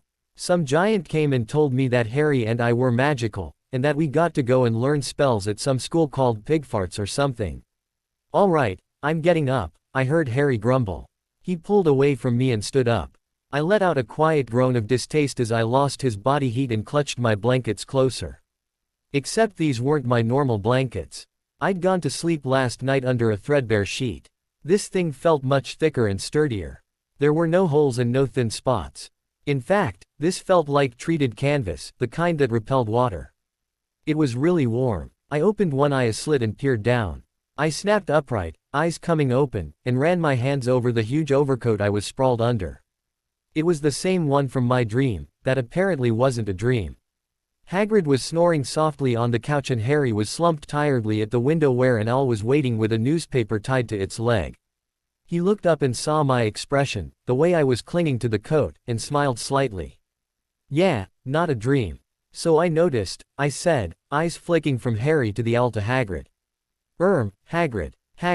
Hagrid groaned in response. The owl swooped into the window and dumped the newspaper on Hagrid's face. He gave a small shout of surprise and opened his eyes. I blinked in shock as the owl alighted next to me and pecked at the material of the coat expectantly. I don't know what you want, I said helplessly. Pay him, Hagrid grunted as he sat up straighter. What? I asked in confusion. He wants pay for delivering the paper, Hagrid said, unrolling said paper. In the pocket. Hagrid's coat was nothing more than a conglomeration of pockets, it seemed. I stared at them all helplessly for a moment before beckoning Harry over to help. We came up with dog treats, keys, string, tea bags, and an odd-looking root that pulsed unnervingly in my hand when I pulled it out. I hastily shoved it back into the pocket. Got it, Harry said, tugging free a bunch of strange coins. How much? He asked, staring at the gold, silver, and bronze coins helplessly. 5 nuts, Hagrid said, opening the paper up. I looked from Hagrid to the coins. How much? I repeated. The little bronze ones, Hagrid explained. Harry quickly picked out 5 of the nuts and passed them over to me, who was closest to the owl. I reached out and tucked the coins into the pouch on the owl's leg before giving it a little stroke on the head. The owl hooted happily and took off out the open window. However, this brought up an interesting point. Hagrid, Harry said, shooting me an uncomfortable look as I passed Hagrid back his coat. We don't have money. Course you do, Hagrid said dismissively, shrugging his coat on and tucking the paper into it. I reminded him, you heard Uncle Vernon, he said he won't pay. Blimey, do you think parents left you with nothin'? Hagrid chuckled. But I though the house, Harry began uncertainly. Well, they didn't keep their money in the house. They kept it in a bank. Wizards have banks. I asked interestedly, standing up and stretching. Just the one. Gringotts. Run by goblins. I choked midway through a yawn. Across from me, Harry paled slightly and whispered, goblins. Yeah, so ye'd be mad ter try and rob it. Nasty creatures, goblins. In fact, I've got ter go to Gringotts anyway, an errand fair Dumbledore. He sends me to do lots o' important things, Hagrid said proudly. Go and ter Gringotts, fetchin' you too. Knows he can trust me, see. After a quick breakfast of cold sausages, we took off. Hagrid said he'd flown to the island, but we took the boat back. Hagrid magicked it to row itself along while he read the paper and Harry and I clustered together, eyes bright with interest while he explained a few random things about the magical world to them. The Ministry of Magic, dragons, Gringotts and its defenses. When we got to the train station, Hagrid definitely attracted stares. He was huge, for one, and he pointed at normal things and remarked on how odd they were.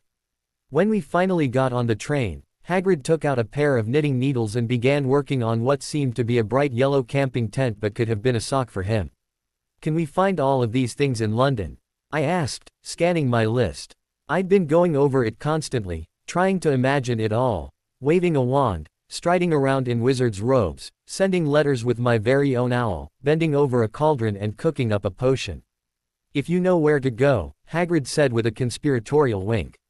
Where to go turned out to be a grimy pub called the Leaky Cauldron, situation between a record store and a bookshop. The muggles who walked past glanced over it like it wasn't there. I got the distinct impression that, to them, it wasn't. Hagrid said that the place was famous, but it certainly didn't look like it. Inside it was small and smoky. There were only a few people scattered around. Some witches with their shopping, a twitchy young man, a guy with a top hat, and a wrinkled, toothless old bartender.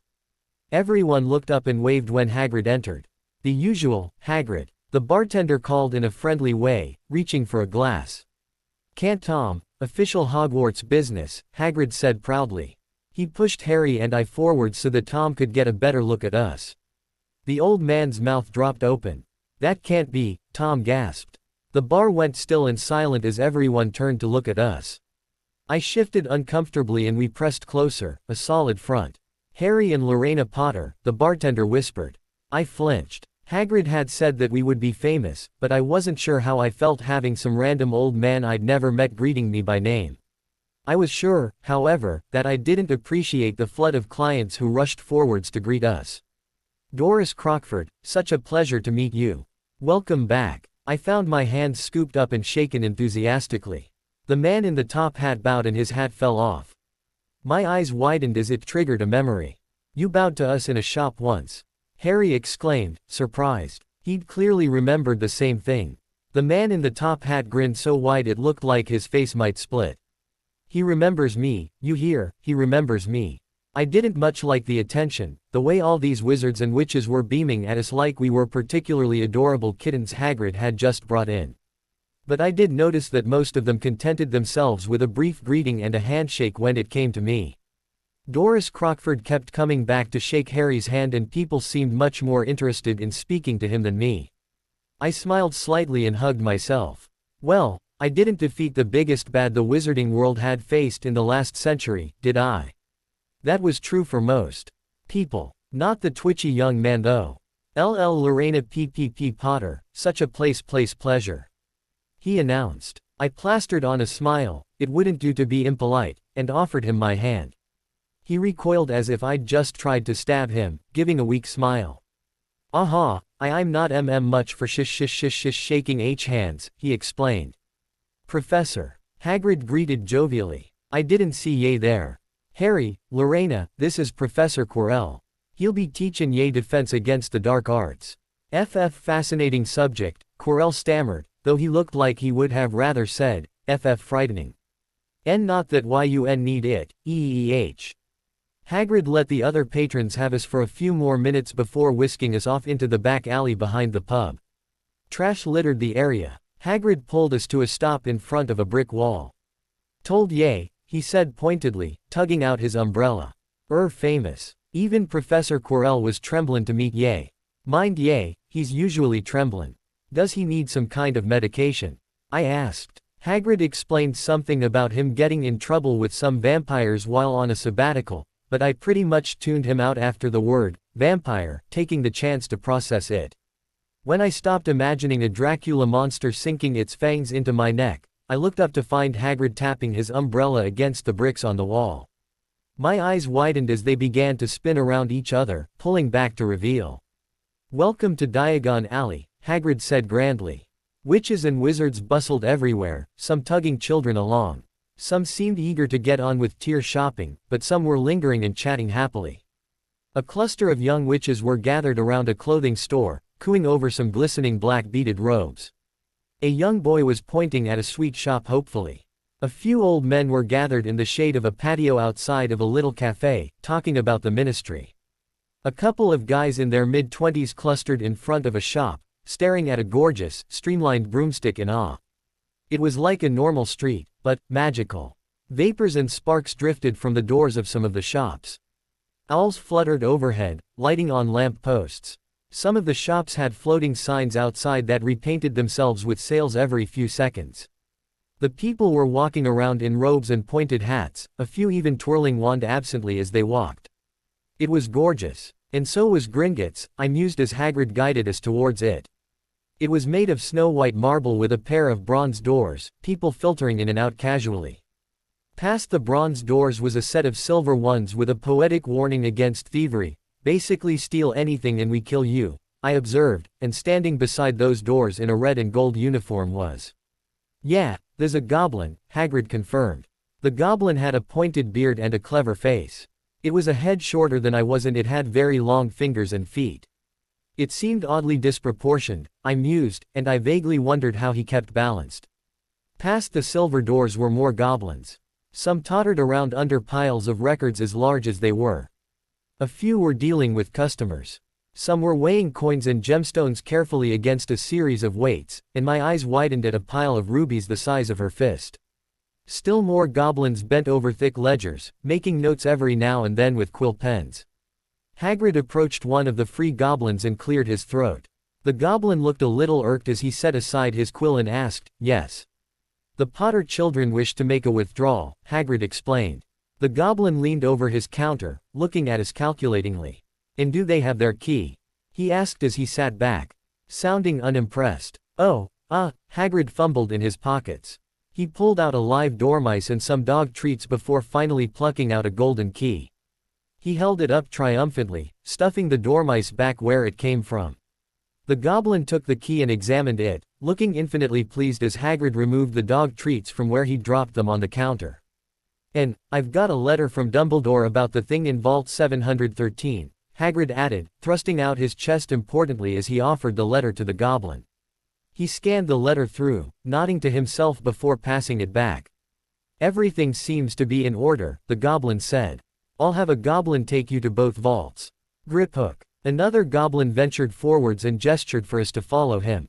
"What's in Vault 713? Harry asked curiously. "Can't tell yet," Hagrid said mysteriously. "Hogwarts business, very secret.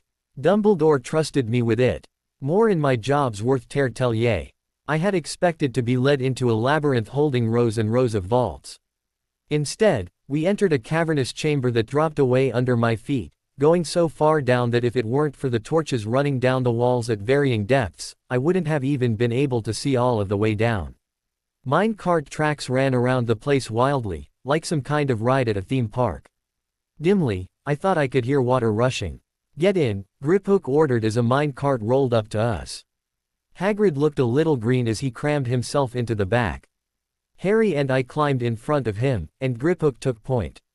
The cart lurched under us and we were off, whizzing down the track, making turns on its own and taking us deeper and deeper. "What's the difference between a stalactite and a stalagmite?" Harry mused aloud. "Stalagmite's got an M in it," Hagrid groaned. "I hate these carts, they make me sick." "Stalagmites are the ones on the ground," I recalled, observing Hagrid. His lips were pinched together like he was trying to hold back vomit. At the risk of being sprayed with what could potentially be buckets of sick, Harry and I kept quiet and didn't ask him any more questions. We ground to a stop by a little door in the wall. Hagrid got out to lean against the wall, steadying himself. Griphook climbed out as well and took the key, sliding it into the lock and turning it. He opened the door and a puff of green smoke exploded out. When it cleared, I stared in awe.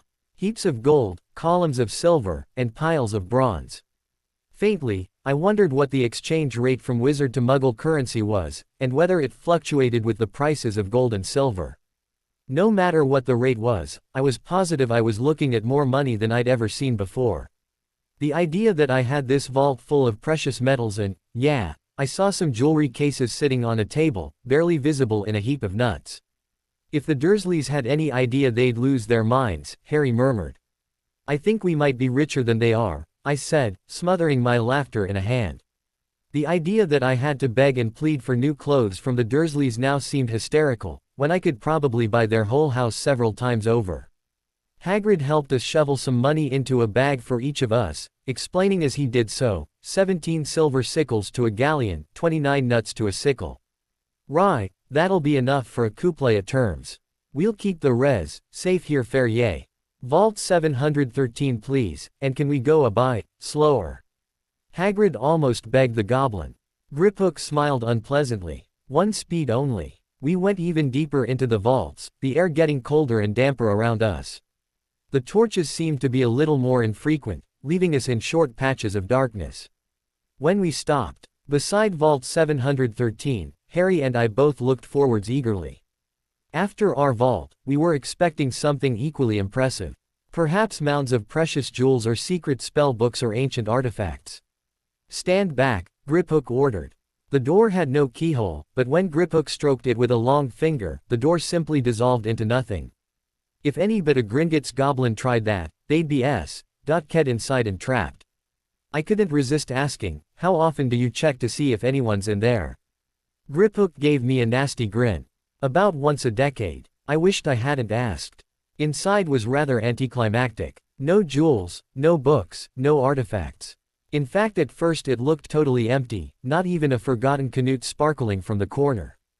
But then Hagrid stepped forwards, scooping up a grubby little package about the size of my palm. It was tied with brown twine. Hagrid shoved it into his pocket before we could really notice anything else beyond that. "Bessa's not mentioned this to anyone at the school," Hagrid advised. "Now come on, back in the bloody cart, and Don, talk to me on the way back. I think I might vomit." When we emerged into the sunlight, I felt a bit of sensory overload. After the dark vaults, the bright sunlight and bustling noise of the street was a little dizzying. The pouch of money was heavy in my hands and I was debating about where to run first. There were so many things I wanted to look at. A little junk shop nearby with a lovely chess set in the window, a shop sporting brooms in its display case, a pet store that let off growls, howls, chirps, and hisses every few seconds.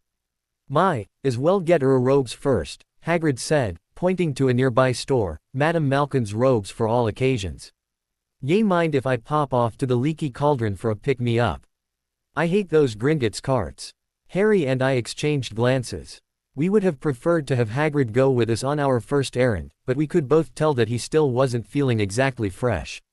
His skin was no longer green, but it was a lot grayer than normal, and his eyes were slightly glazed.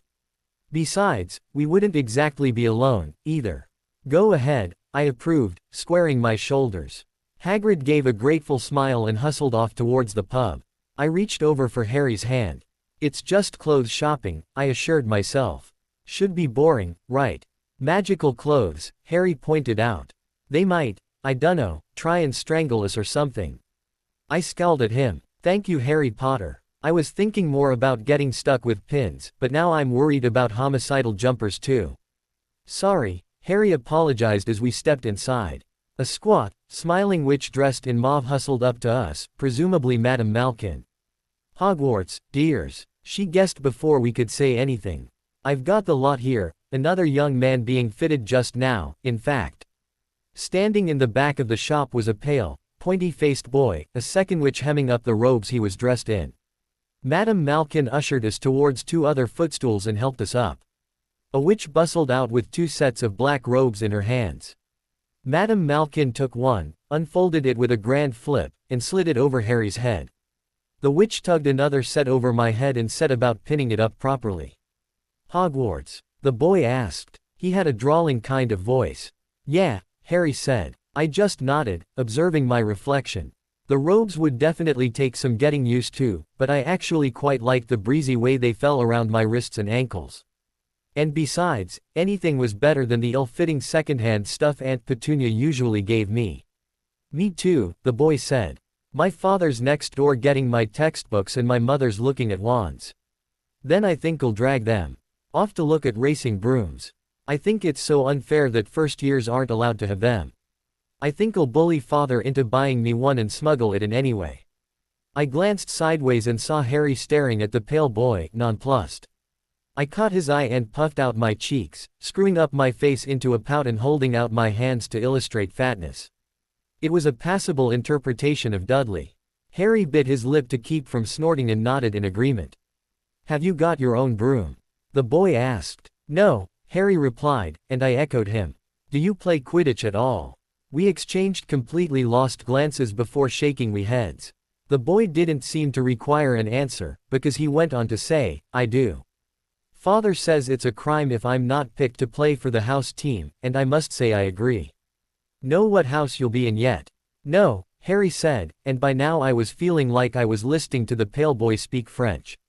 Although, judging by the snooty way he talked, he might very well know some French too. The wizarding world apparently had its own terms that I was completely ignorant of. Like Quidditch. It sounded like a sport. I gathered it was played on brooms, but personally I thought it sounded more like an uncomfortable sort of rash.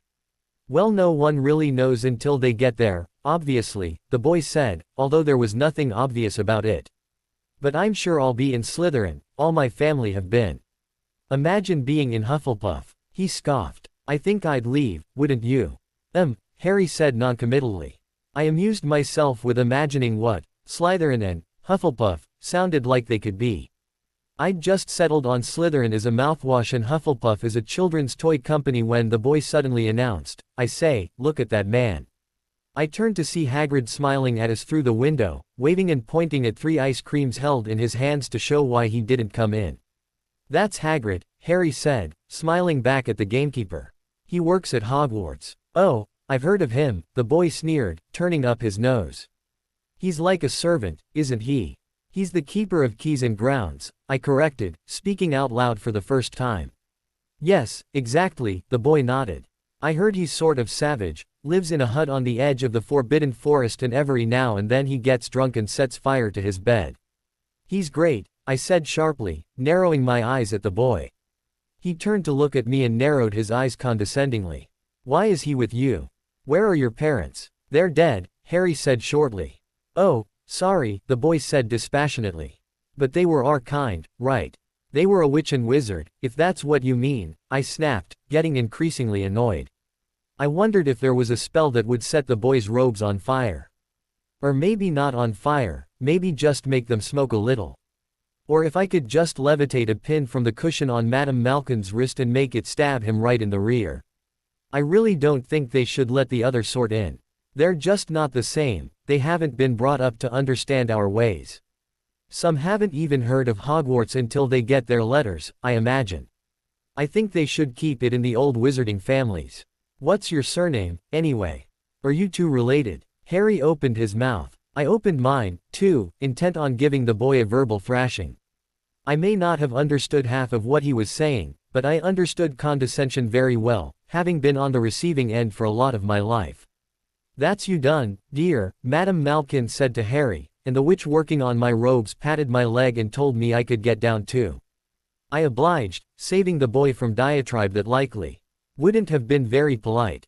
See you at Hogwarts, the boy said as we moved off. Madame Malkin made the necessary adjustments to our robes and wrapped up a few spares as well before passing them over. We paid for our purchases and headed for the door. Harry quickly exited, claiming his ice cream from Hagrid and frowning to himself. I had no doubt he was deep in thought about what the boy had said. He seemed like the smug sort that had been raised to think that because he could trace his family back a couple of centuries people should bow at his feet. But I also had an ace up my sleeve. I was a Potter. My father and mother were James and Lily Potter, who from what Hagrid had said were both very impressive. My father defeated the big bad you-know-who, and even I'd faced him down and lived to tell about it. Hey, you, I called back to the boy as he hopped off the footstool. He looked a little nonplussed at being called you, but he straightened up and asked, what? To answer your question, I began. We're siblings. Twins, actually. And our surname, it's Potter. I took a moment to delight in his gobsmacked face before sweeping from Madame Malkin's, feeling rather smug. We took shelter in the outside patio of a small cafe. Hagrid distributed our ice creams. I took mine happily, looking around the cafe with interest.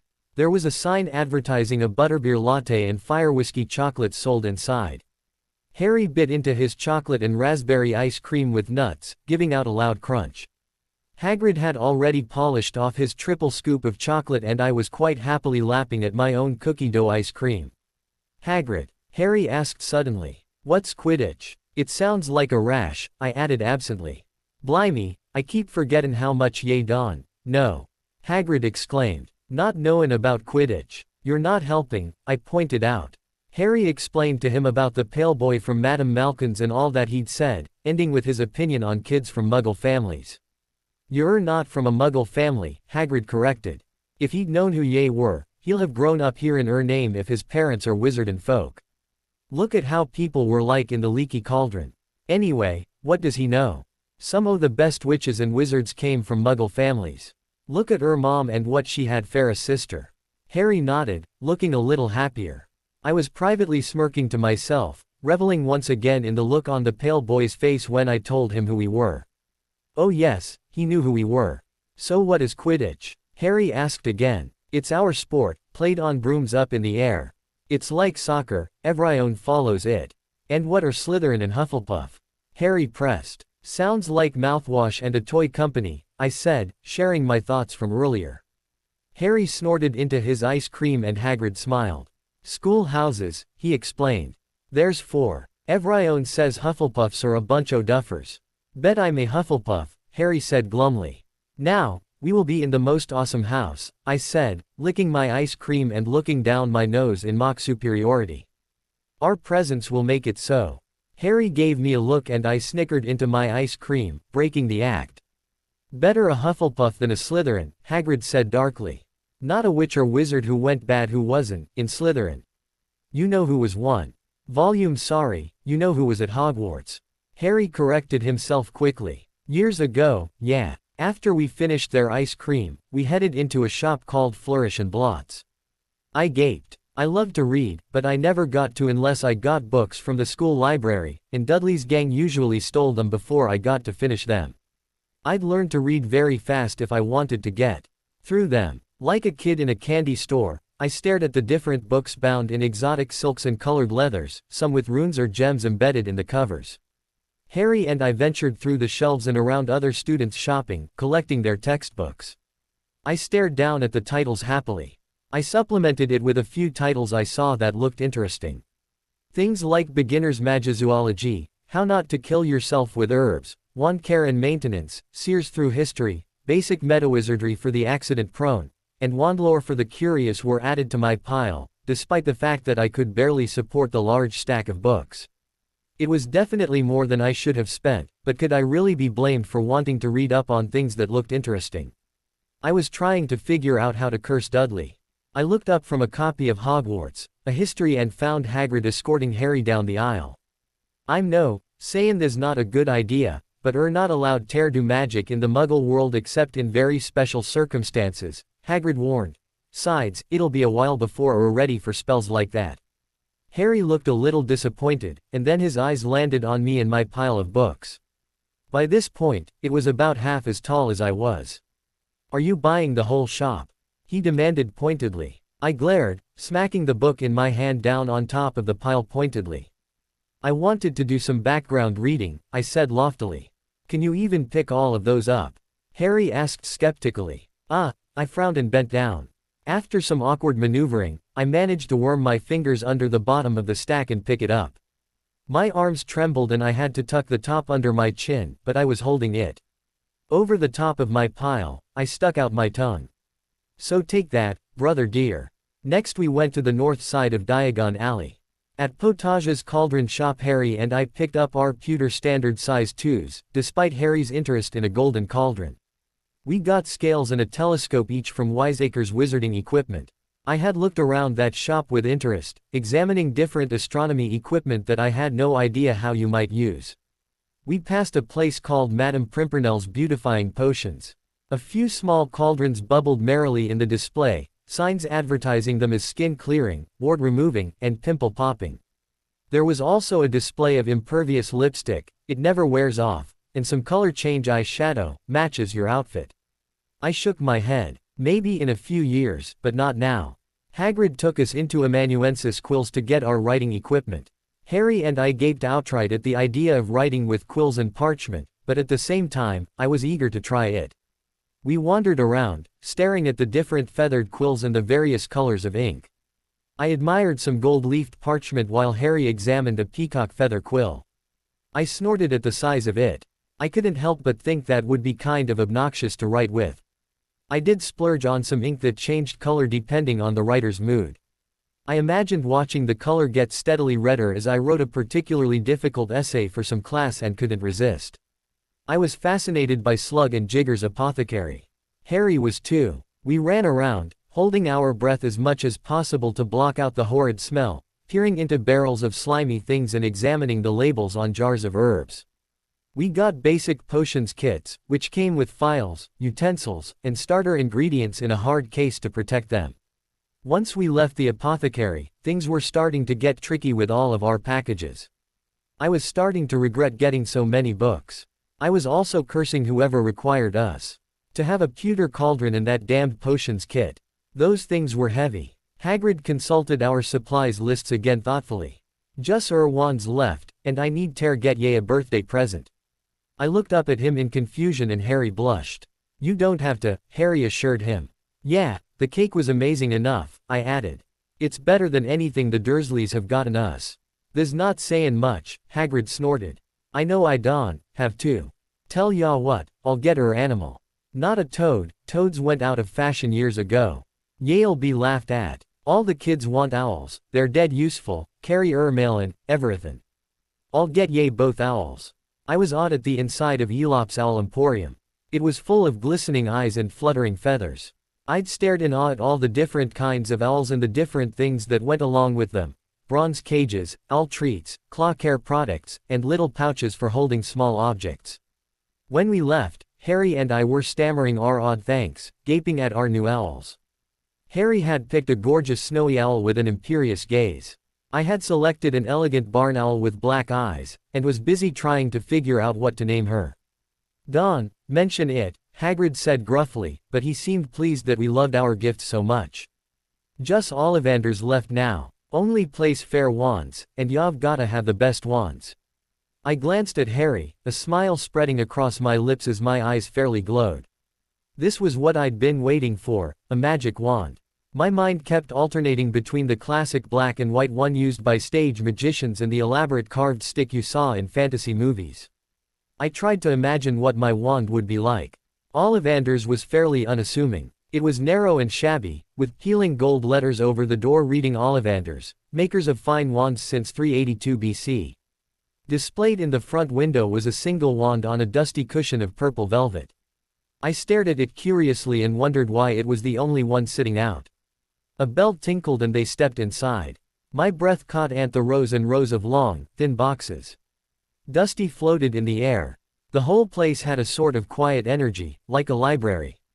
Something about it made me soften my steps like I would if I were trying to sneak food from the kitchen during a punishment. Good afternoon, said a quiet voice. Harry whipped around and I let out a soft yelp of surprise. From one of the stacks emerged a hunched old man with big, silvery eyes. I watched in slight awe as he easily maneuvered around the piles of wands on the floor. He looked like he was either blind or close to it. Hello, Harry said awkwardly. I gave a small, awkward incline of my head in greeting. Ah yes, the man said quietly. Yes, I knew I'd be seeing you both sometime soon, Harry and Lorena Potter. Lorena, the spitting image of your mother, and Harry, you with her eyes. I seems like only yesterday she was here buying her first wand. 10¼ inches long, swishy, made of willow. Good for charms work. He stepped closer, observing us carefully. Your father, on the other hand, favored a mahogany wand. 11 inches. Pliable. A little more power and excellent for charms work. Well, I say your father favored it, it's really the wand that chooses the wizard, after all. Mr. Ollivander was close enough that I could feel his breath on my left cheek. It stirred the hair that was always pulled forwards to cover the scar. Mr. Ollivander raised his hands. One pressed against Harry's forehead over his scar, flicking his bangs aside to get at it. The other crept under my red locks, finding the pale, slightly raised S carved into my cheek. I hated my scar. It set me apart, drew eyes. For as long as I could remember, I'd worn my hair with at least half of it falling over my left shoulder. Usually it covered the left half of my face from the middle over. I could see through the strands, but no one else could.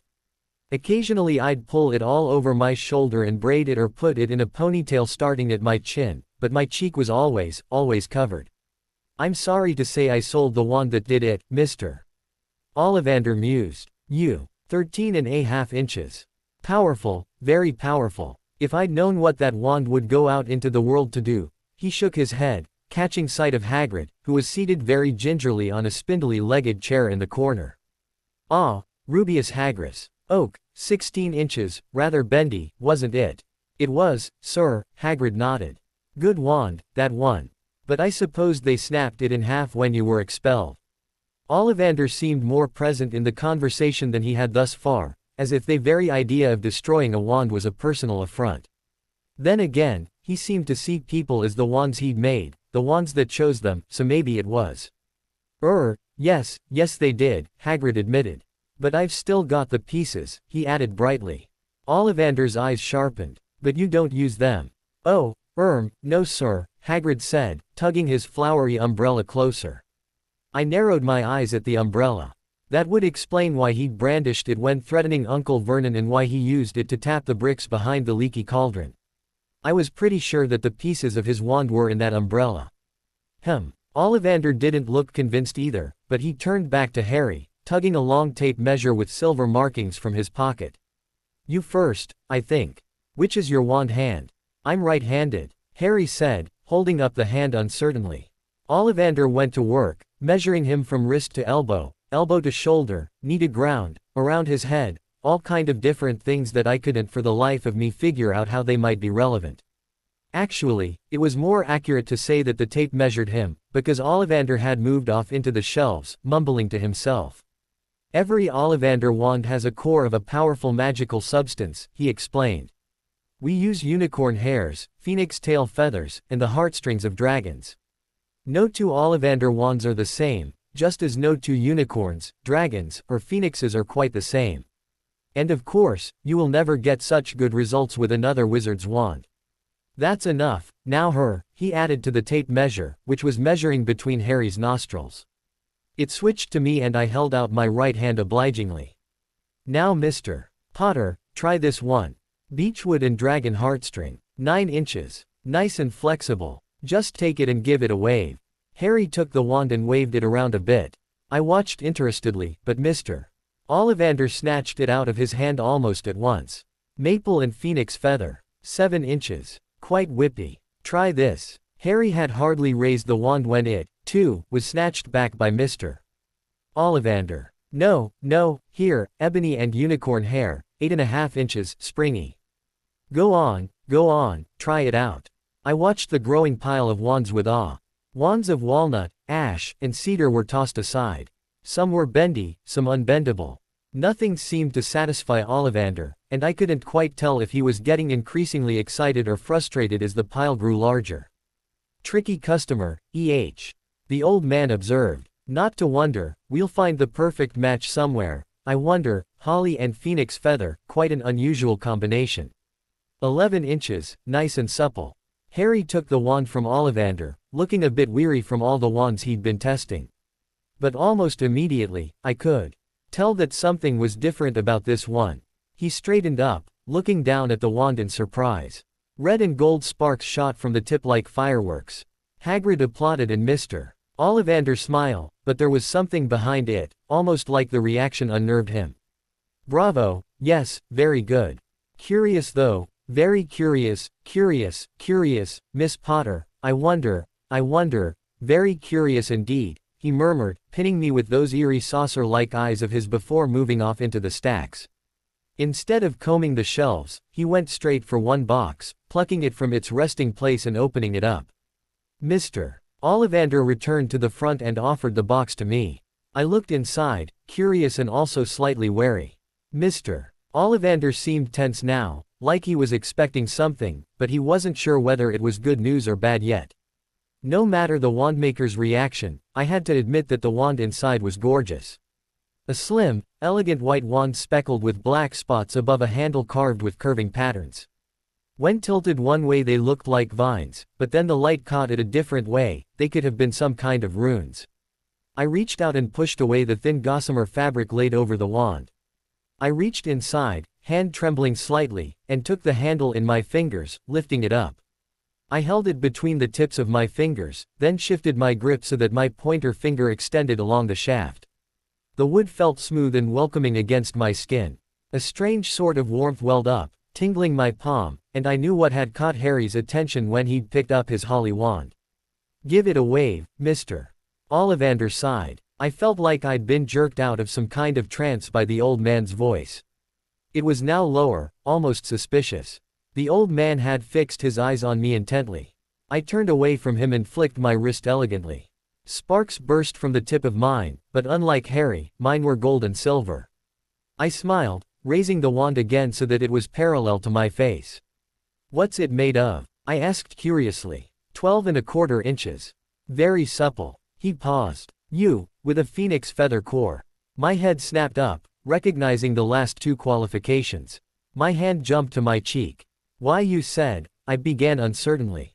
Ollivander nodded. I remember every wand I've ever sold, he said slowly. It so happens that the phoenix whose tail feather resides in your wand, Mr. Potter, gave another feather. Just one other. I find it curious that you should be destined for this wand when its brother gave you that scar. And Miss Potter, wandwood is hard to come by. You can't simply cut a tree and turn it into dozens of wands. At most you can get a few branches from the same tree. The yew from your wand came from a particularly fine specimen of a yew tree, several centuries old, in fact. I got exactly 2 branches from that tree. One is in your wand. And the other is in his, I finished for him, staring down at my wand. I looked up at Mr. Ollivander. But the core, from a different phoenix, Mr. Ollivander assured me. I have heard of wands with cores from the same animal coming against each other, but there is precious little information on wands with wood from the same tree. I looked at my wand with a new respect. The wood from this wand was the same wood that had killed my parents. But for an accident of fate, this wand might have been the one that took me parents from me. The wand, which had originally seemed elegant and lovely, suddenly took on a slightly more menacing cast. I realized that, pretty as I found my wand to be, it was still a weapon. It's curious how these things happen, Ollivander said, looking between us. The wand chooses the wizard. We must expect great things from the both of you. After all, he who must not be named did great things, terrible, yes, but great. Mr. Ollivander seemed almost awed by what the wand he'd created, the wand that had killed our parents, had gone on to do. I shuddered, placing my wand back in the box and wrapping the fabric over it again. I took the box from Mr. Ollivander and put the lid back on, holding it close to my chest. I wasn't entirely sure Mr. Ollivander was a good man. We paid 7 galleons each for our wands and left. Left the shop, left Diagon Alley, left the leaky cauldron, left the magical world behind. I didn't pay much attention to the eyes that lingered on our large, oddly shaped packages and owls got on the underground. I sat with the box holding my wand in my lap, trailing my fingers up and down it thoughtfully. Lorena. I looked up and realized we were in the train station. Hagrid pushed a hamburger towards me, looking concerned. You both are quiet, he observed. I looked back down at my wand, which was still in its box on my lap, and ran my finger the length of it. This had been my best birthday ever. A pet, a wand, a ticket to a magical school, information about my parents. So much that I hadn't realized how desperately I wanted until I had it. And yet there was the matter of my wand. Mine, Harry's, and Voldemort's. The way Ollivander spoke of wands was almost like a proud grandfather cooing over his many grandchildren. He talked like they were alive, like they had their own distinct personalities and quirks. And while that may be true, what did it mean that our 3 wands were all connected? It had to mean something. It was too much of a coincidence not to, and I couldn't come up with a positive spin to it. The idea of having a connection to the man who'd taken my parents from me and almost taken my brother, he'd already carved a sign of his presence into my flesh, and now the instrument of my magic had a touch of him to it as well. And yet I couldn't bring myself to hate the wand. I almost felt defensive of it. Such a beautiful wand, and such beautiful magic I'd done with it too. I could still see those silver and gold sparks dancing behind my eyelids, lighting up the shop and making the dust motes in the air gleam like drop of ichor. It didn't deserve to be tainted by the ugly reputation of Voldemort's wand. And suddenly it clicked. I wouldn't allow it to be. This wand may have a connection to Voldemort, but it was mine. I would direct in it and tell it what to do. This wand would bring me power, but not through murder. It would make me strong in a different way, whatever way I saw fit. Everyone thinks we're special, Harry said suddenly. I tugged myself from my thoughts, removing my hand from the box. All those people at the leaky cauldron, Professor Quirrell, Mr. Ollivander, but I don't know anything about magic. We're famous for something we can't remember. I don't know what happened that night, I don't know what I did. How can they expect great things from either of us? Hagrid smiled kindly. Don't worry, Harry. You'll learn fast enough. Everyone starts at the beginning at Hogwarts.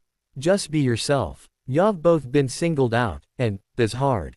You'll have a great time at Hogwarts. I did. Still do, smatter o' fact. Hagrid escorted us to the train that would take us back to the Dursleys.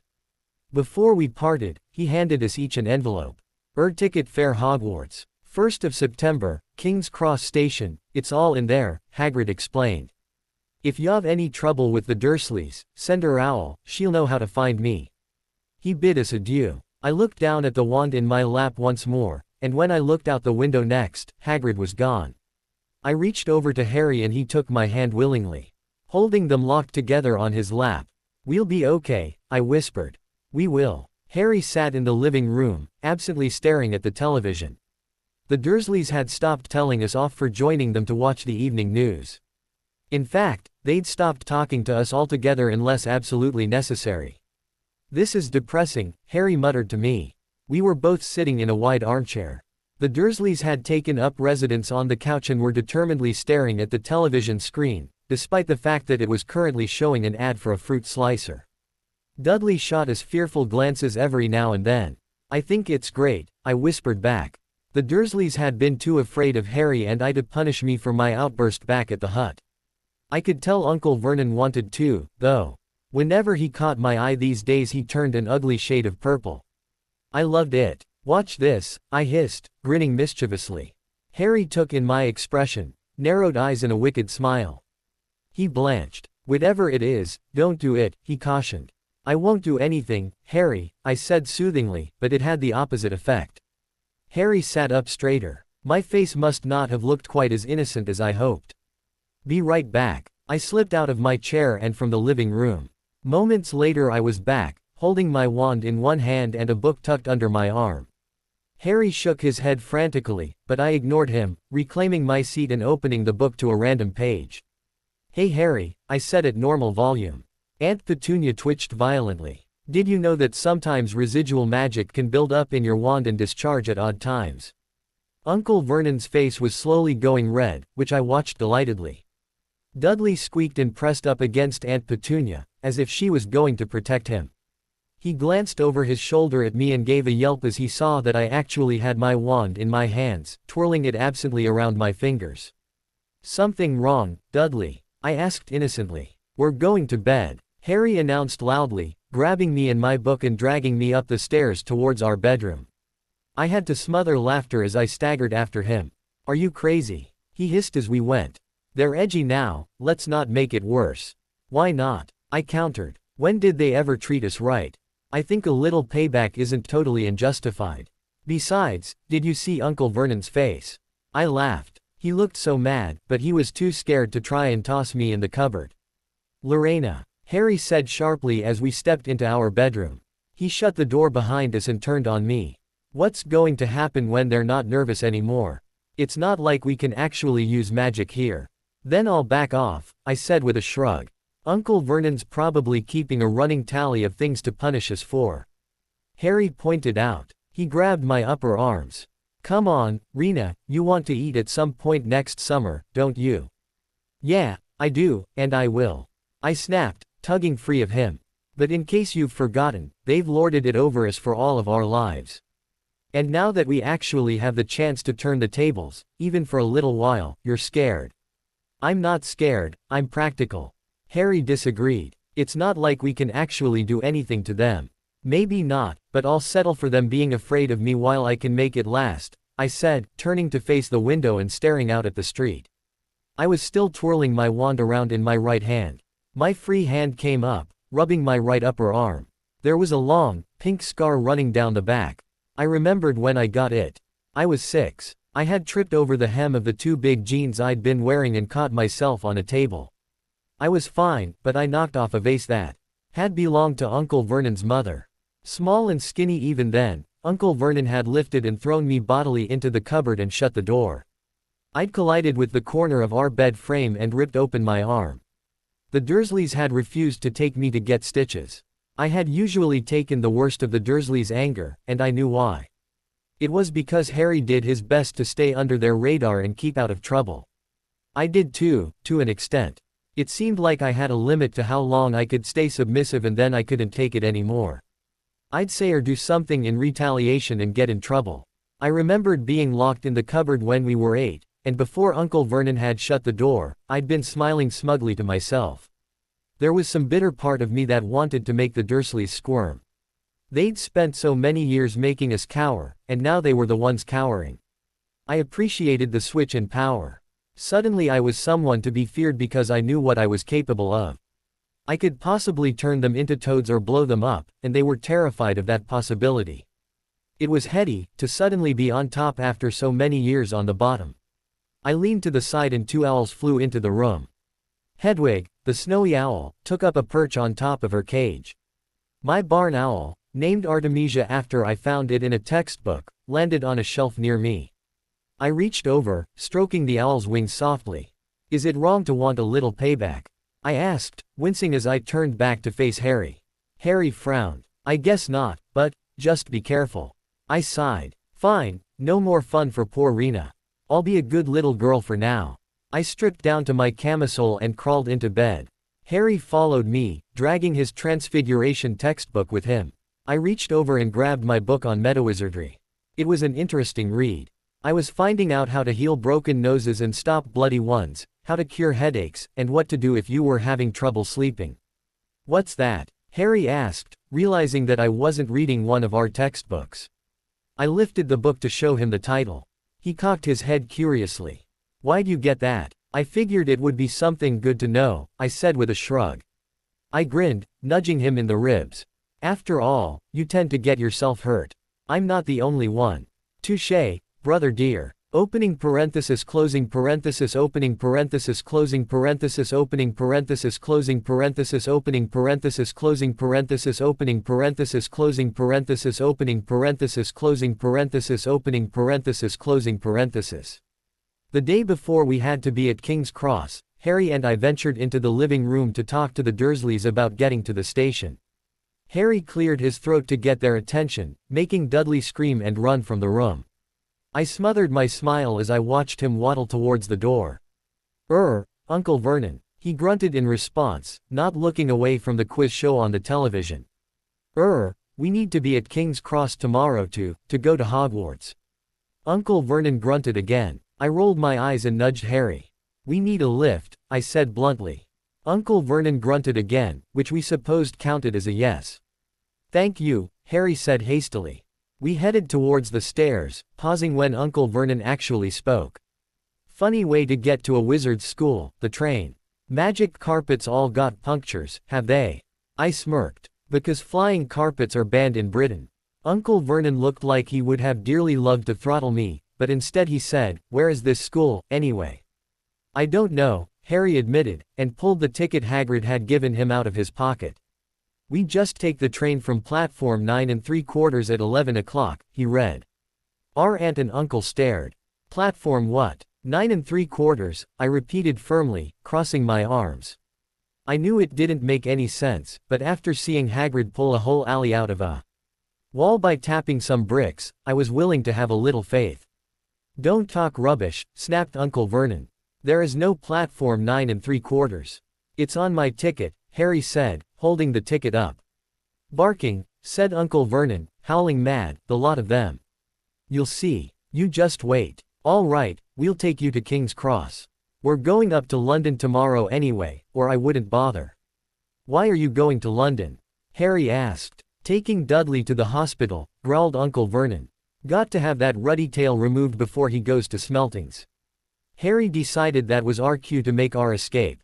He tugged me towards the stairs, but I paused at the base, calling out, oh and by the way, just because platform 9 3/4 isn't real for muggles, doesn't mean it's the same for us. Harry and I were up at the crack of dawn the next day, packing all of the things we'd bought into our heavy trunks. We had to coax Artemisia into her cage with all treats. We dressed in normal muggle clothes, robes on top of our trunks so that we could easily change on the train.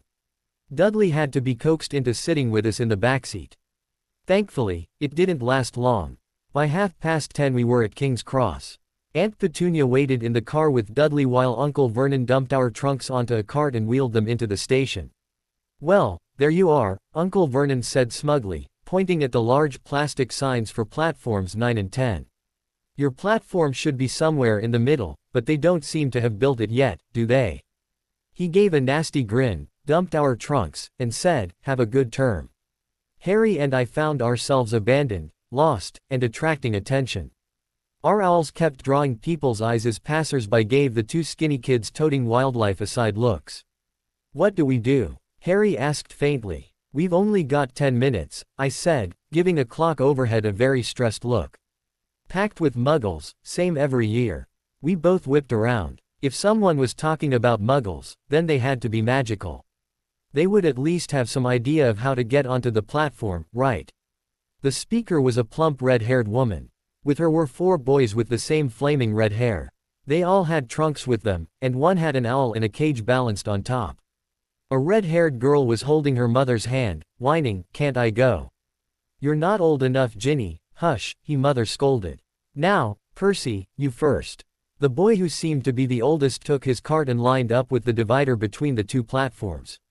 We exchanged expectant looks, watching the boy as he pushed his cart forwards briskly. At the exact wrong moment, a group of tourists walked in front of him. By the time they were gone, the boy had vanished. "Come on," I grumbled, seriously. "Fred, you next," the woman said, addressing one of a pair of twins. The boy scowled. "I'm not Fred, I'm George." "Honestly, woman, you call yourself our mother." The woman looked flustered. "Sorry, George." She waved him forwards. The boy grinned. "Only joking, I am Fred." His mother scowled, aiming a swat at his shoulder when he passed. His twin yelled at him to hurry up, and the next moment, George was gone. "What are they doing?" Harry said incredulously. "Let's find out," I said, taking a breath to steady myself and pushing our cart towards the woman. "Excuse me," I called over the noise of the trains. The woman turned to face me, surprised. Her face immediately softened. "First time at Hogwarts," she guessed. Ron's new too. She gestured to her youngest son. He was tall, thin, and gangling, with freckles, big hands and feet, and a long nose. "Thing is, we don't know how to get to the train," I explained, gesturing. "Between myself and Harry, could you please tell us?" I asked politely. "Of course," the woman nodded. She took my shoulders in her hands and pointed me towards the divider, explaining kindly, "Walk straight at the wall between the platforms. Don't stop, and don't be nervous, or you'll crash, that's key. Best do it at a bit of a run, if you're nervous. Go on, before Ron." She ushered us forwards. We looked from the brick wall to each other edgily. I gave a little shrug. "Hey, magic." Harry nodded, and we turned back to the wall. Taking a deep breath together, we hustled at the wall. My feet slid and I was pretty sure I accidentally elbowed a passing businessman in the ribs. Out of the corner of my eyes I saw Harry close his and wince, ready for the hit. But we didn't hit. We kept going, through the barrier, and suddenly we were standing on a platform next to a gorgeous steam engine. I gaped. "Harry," I whispered, reaching over and tapping his shoulder. Harry opened his eyes and looked around. He stared at the train in awe as well. In sync, our faces split into wide grins. "Let's go," I said, bouncing in excitement. We took off down the platform, passing a dreadlocked boy with what seemed to be a tarantula in a box and a pudgy boy with a rogue toad. The first few compartments were already filled, so we kept going to the end, avoiding the cats that darted here and there around people's ankles. Working together, Harry and I managed to get our trunks off the cart. I carried Hedwig and Artemisia aboard and tucked them safely away, then I came back for the trunks. "I'll take this end," Harry suggested, shoving his trunk along the platform so that it lined up with the door. "Right, and I'll lift," I said, standing in the doorway. I gripped my side and grunted, "Push." The trunk skidded wildly. I could barely make it budge. "Gah, stop, stop." Harry stopped pushing and we stared at the trunk helplessly. "Need help?" We looked up to see one of the twins from the platform. I sighed in relief. "Are you a guardian angel?" I asked. He grinned widely. "Hey, I like that. Oi, Fred, come here and be angelic with me." The other twin emerged from the crowd and looked at his brother. "Be angelic? What are we doing, feeding widows and orphans? Helping firsties with their trunks?" "Ah yes, St. George and Fred of the luggage," the other twin said dramatically. "All right, let's go." With the twins helping, Harry and I managed to get our trunks put up and secured without too much fuss, but by the end we were both sweating. Wandering around during the summer meant that our legs were pretty strong, but our arms were pretty much noodles. I collapsed back against the seat with a sigh. Harry reached up, ruffling his sweaty bangs. The twins paused, staring at him in awe. "Blimey, are you It's him. Him who? Harry asked, startled. Harry Potter. The twins chorused. Harry's face fell slightly. Oh, him. Yeah, I am. Then that means. The twins turned to face me, who gave a weary wave and greeted, Lorena Potter, nice to meet you. The twins gaped at us. I flushed, grabbing the chunk of hair hanging over my face and tugging it tighter against my cheek. Fred, George, are you in there? Coming, Mum. With a parting stare, the twins left the compartment, bounding down to the platform. We took seats on either side of the window, partially concealed as we watched the red-haired family. The mother jerked out her handkerchief. Ron, you've got something on your nose, she said, reaching for him. Despite his struggles, she caught him and started scrubbing at his nose. Ah, has Ickle Ronikins got something on his nosy? One of the twins snickered. Shut up, Ron grumbled. Where's Percy? Their other called. The older boy came striding through the crowd, already in his Hogwarts robes. He had a silver P badge pinned to his chest near some kind of red and gold crest. Can't stay long, Mum, he announced importantly, the prefects have 2 compartments reserved up front. The twins feigned shock. Are you a prefect, Percy? Why didn't you tell us? Hang on, I think I remember him saying something. Once, twice, a minute, all summer. Shut up, Percy huffed. How come Percy gets new robes? One of the twins complained. Because he's prefect, their mother cooed, dotting Percy's cheek. Have a good term, dear, send lots of owls. Percy walked off and she rounded on her twins with alarming vehemence. She seemed almost desperate as she said, now you two, this year, try and behave yourselves. If I get one more owl telling me you've blown up a toilet or something. We've never blown up a toilet. One of the twins protested indignantly. Great idea though, Mum, thanks. Not funny. And look after Ron. Ickle Ronikins is safe with us, the twins snickered. Don't worry. Shut up, Ron said, going a shade that matched his hair. Hey Mum, one of the twins began. Guess who we met on the train? Harry and I whipped away from the window, staring at each other and listening hard. Those kids from the platform, know who they were. Who? The Potter twins. Mummy. Ginny begged. I want to go on the train to see them. We winced in sync. We're not a bloody sideshow, I grumbled to herself. You've seen them, Ginny, and they're not animals in a zoo, their mother scolded. Were they really? How do you know? Asked him. Saw his scar. Didn't see hers. But it was like lightning. Poor dears, the woman cooed, and I felt a surge of affection for the woman. I wondered why they were alone, and that girl seemed nice when she asked about the platform.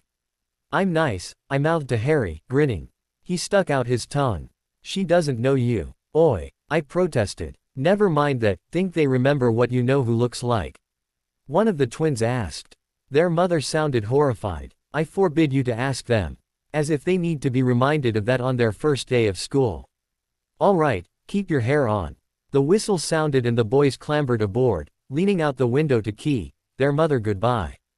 Their sister began to cry softly. Don't worry, Ginny, we'll send you lots of owls. We'll send you a Hogwarts toilet seat.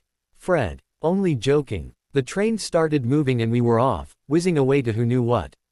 Whatever it was, it had to be better than the Dursleys' place. I wormed my fingers through the bars of Artemisia's cage and petted the owl to soothe my nerves. What do you think it'll be like?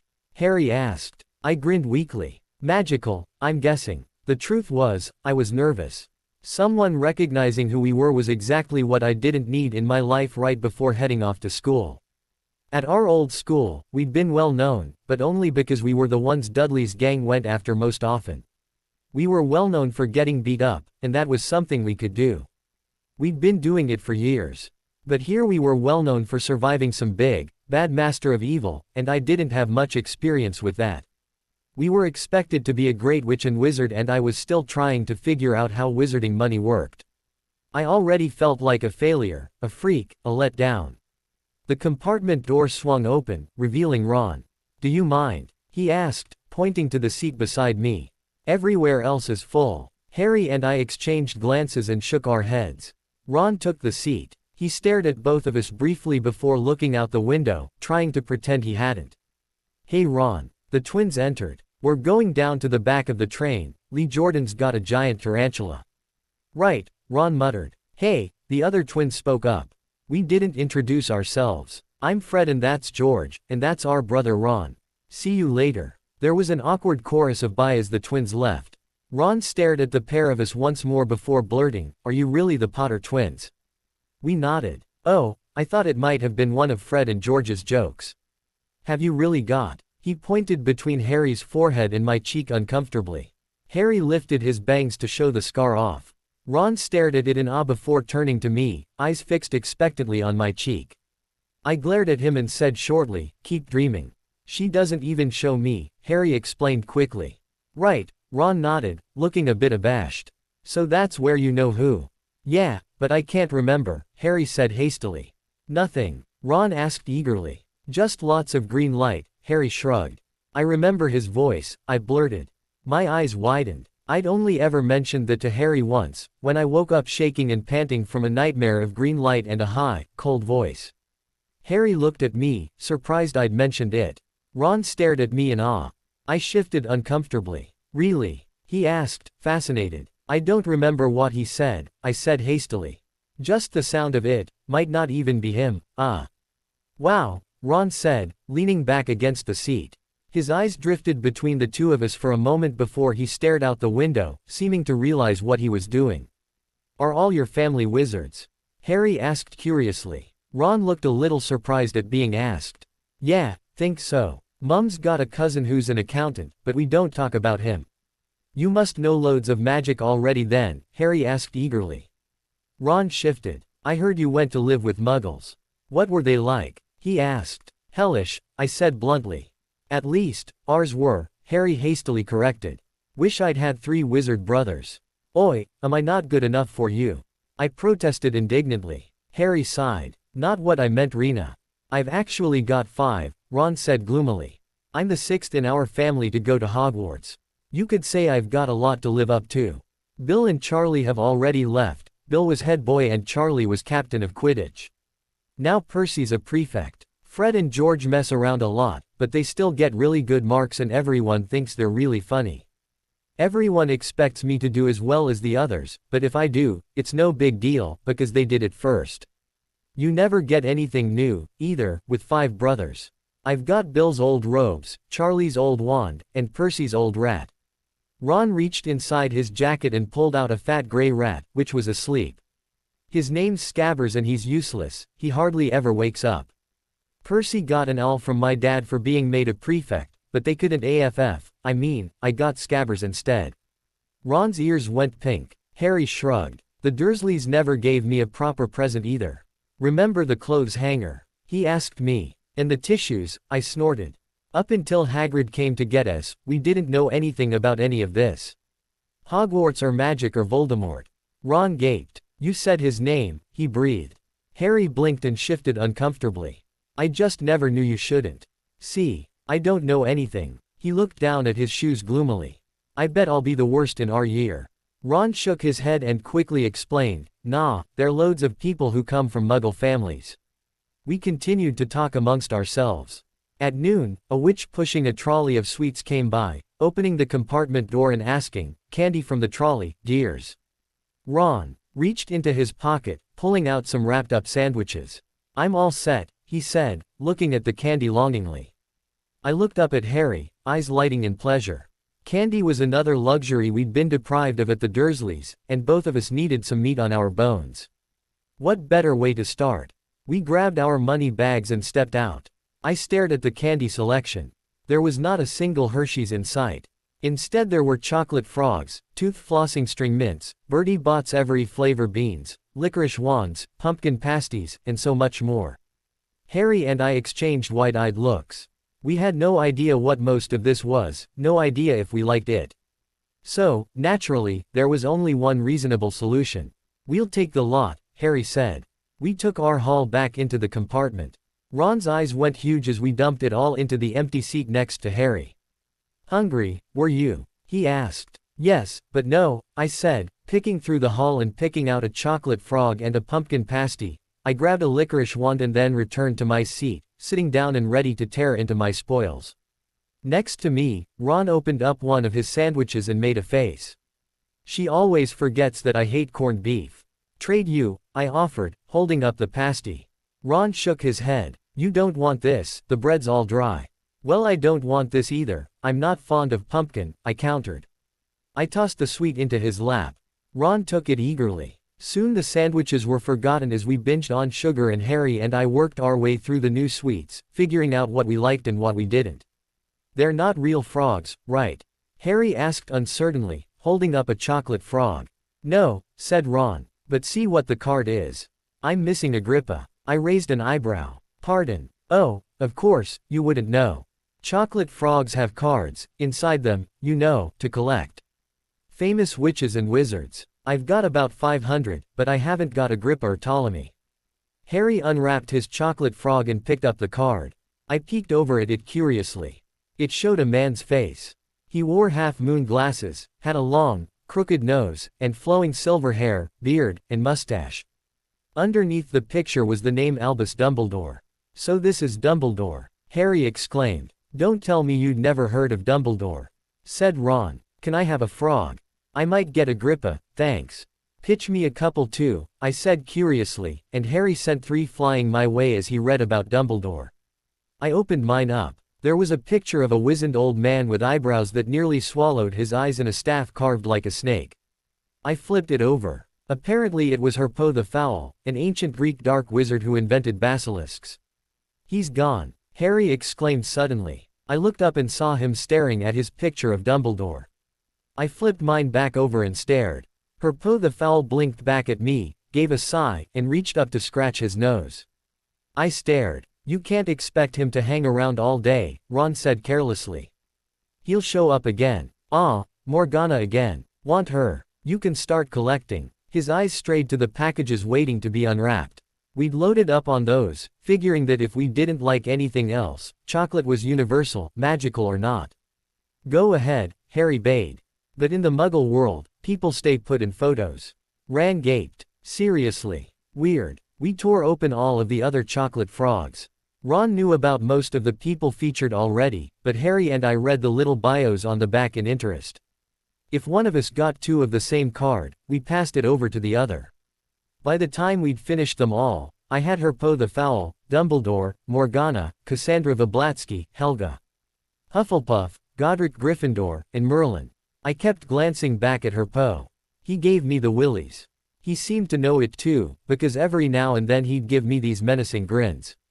I shuddered and thrust him under Merlin, who gave me an understanding smile. Morgana rolled her eyes and made a rude gesture. He responded by blowing her a raspberry. Be careful with those, Ron advised as Harry picked up a box of Bertie Bott's every flavor beans. They mean every flavor. There's normal candy flavors like peppermint and apples, but then there's also liver and spinach. George swears he got a boogie-flavored one once. We had a great time going through the beans, delighting when we got a good one and teasing each other when we landed on a bad one. I became the ultimate loser when I bit into a pink one, expecting it to be bubblegum just like the last pink one I'd picked up. Instead it turned out to be rotten fish. I bowed out after that. Not too long after my bean debacle, a knock sounded on the compartment door. The round-faced boy from the platform who was missing his toad stepped inside and asked, "Sorry, but have you seen a toad at all?" "If there was a toad in here, Artemisia would let us know," I said, pointing to my owl. "She loves him. I've lost him," the boy wailed. Harry gave me an uncomfortable look. "He'll turn up." "I hope so," the boy said glumly, and left. Ron shook his head. If I brought a toad I'd lose it as fast as I could. Mind you, I brought Scabbers, so I can't talk. Scabbers was still dozing in his lap. Ron looked at him in disgust. He'd have died and you wouldn't know the difference. I tried to turn him yellow yesterday to make him more interesting, but it didn't work. Look, he drew out a battered wand, the unicorn hair poking out of one end. Ron cleared his throat. Unicorn hairs poking out. Anyway. The toadless boy suddenly reappeared, a frizzy-hair girl on his heels. She was already in her robes. "Has anyone seen a toad?" she asked. Her voice was very bossy. "Neville's lost his. We already told him we haven't," Ron huffed. Her eyes flicked to him and his wand. "Oh, are you doing magic?" she asked. "Let's see then." Ron blinked, clearly startled. She looked at him expectantly. He cleared his throat, pointing his wand at Scabbers. "Sunshine, daisies, buttermellow. Turn this stupid fat rat yellow. Scabbers stayed gray and asleep. Are you sure that's a real spell? Said the girl. Well, it's not very good, is it? I've tried a few simple spells just for practice and it's all worked for me. Nobody in my family's magic at all. It was ever such a surprise when I got my letter, but I was ever so pleased. Of course, I mean, it's the very best school of witchcraft there is, I've heard. I've learned all our course books by heart. Of course, I just hope it will be enough. I'm Hermione Granger, by the way. Who are you? She said this faster than I'd thought was humanly possible. I stared at her, nonplussed. Ron Weasley, Ron mumbled. Harry Potter. Lorena Potter. Her eyes widened in interest. I sighed. This was going to get old really fast. I could only hope that after a few weeks the fascination with us would wear off. Are you really? She asked. I know all about you both, of course. I got a few extra books for background reading, and you're in modern magical history and the rise and fall of the dark arts and great wizarding events of the 20th century. Are we? Harry asked faintly. Goodness, didn't you know? I'd have found out everything I could if it was me, said Hermione. Do either of you know what house you'll be in? I've been asking around, and I hope I'm in Gryffindor. It sounds by far the best. I hear Dumbledore himself was in it, but I suppose Ravenclaw wouldn't be too bad. Anyway, we'd better go and look for Neville's toad. You two had better change. You know, I expect we'll be there soon. Then she was gone like a whirlwind, taking Neville with her.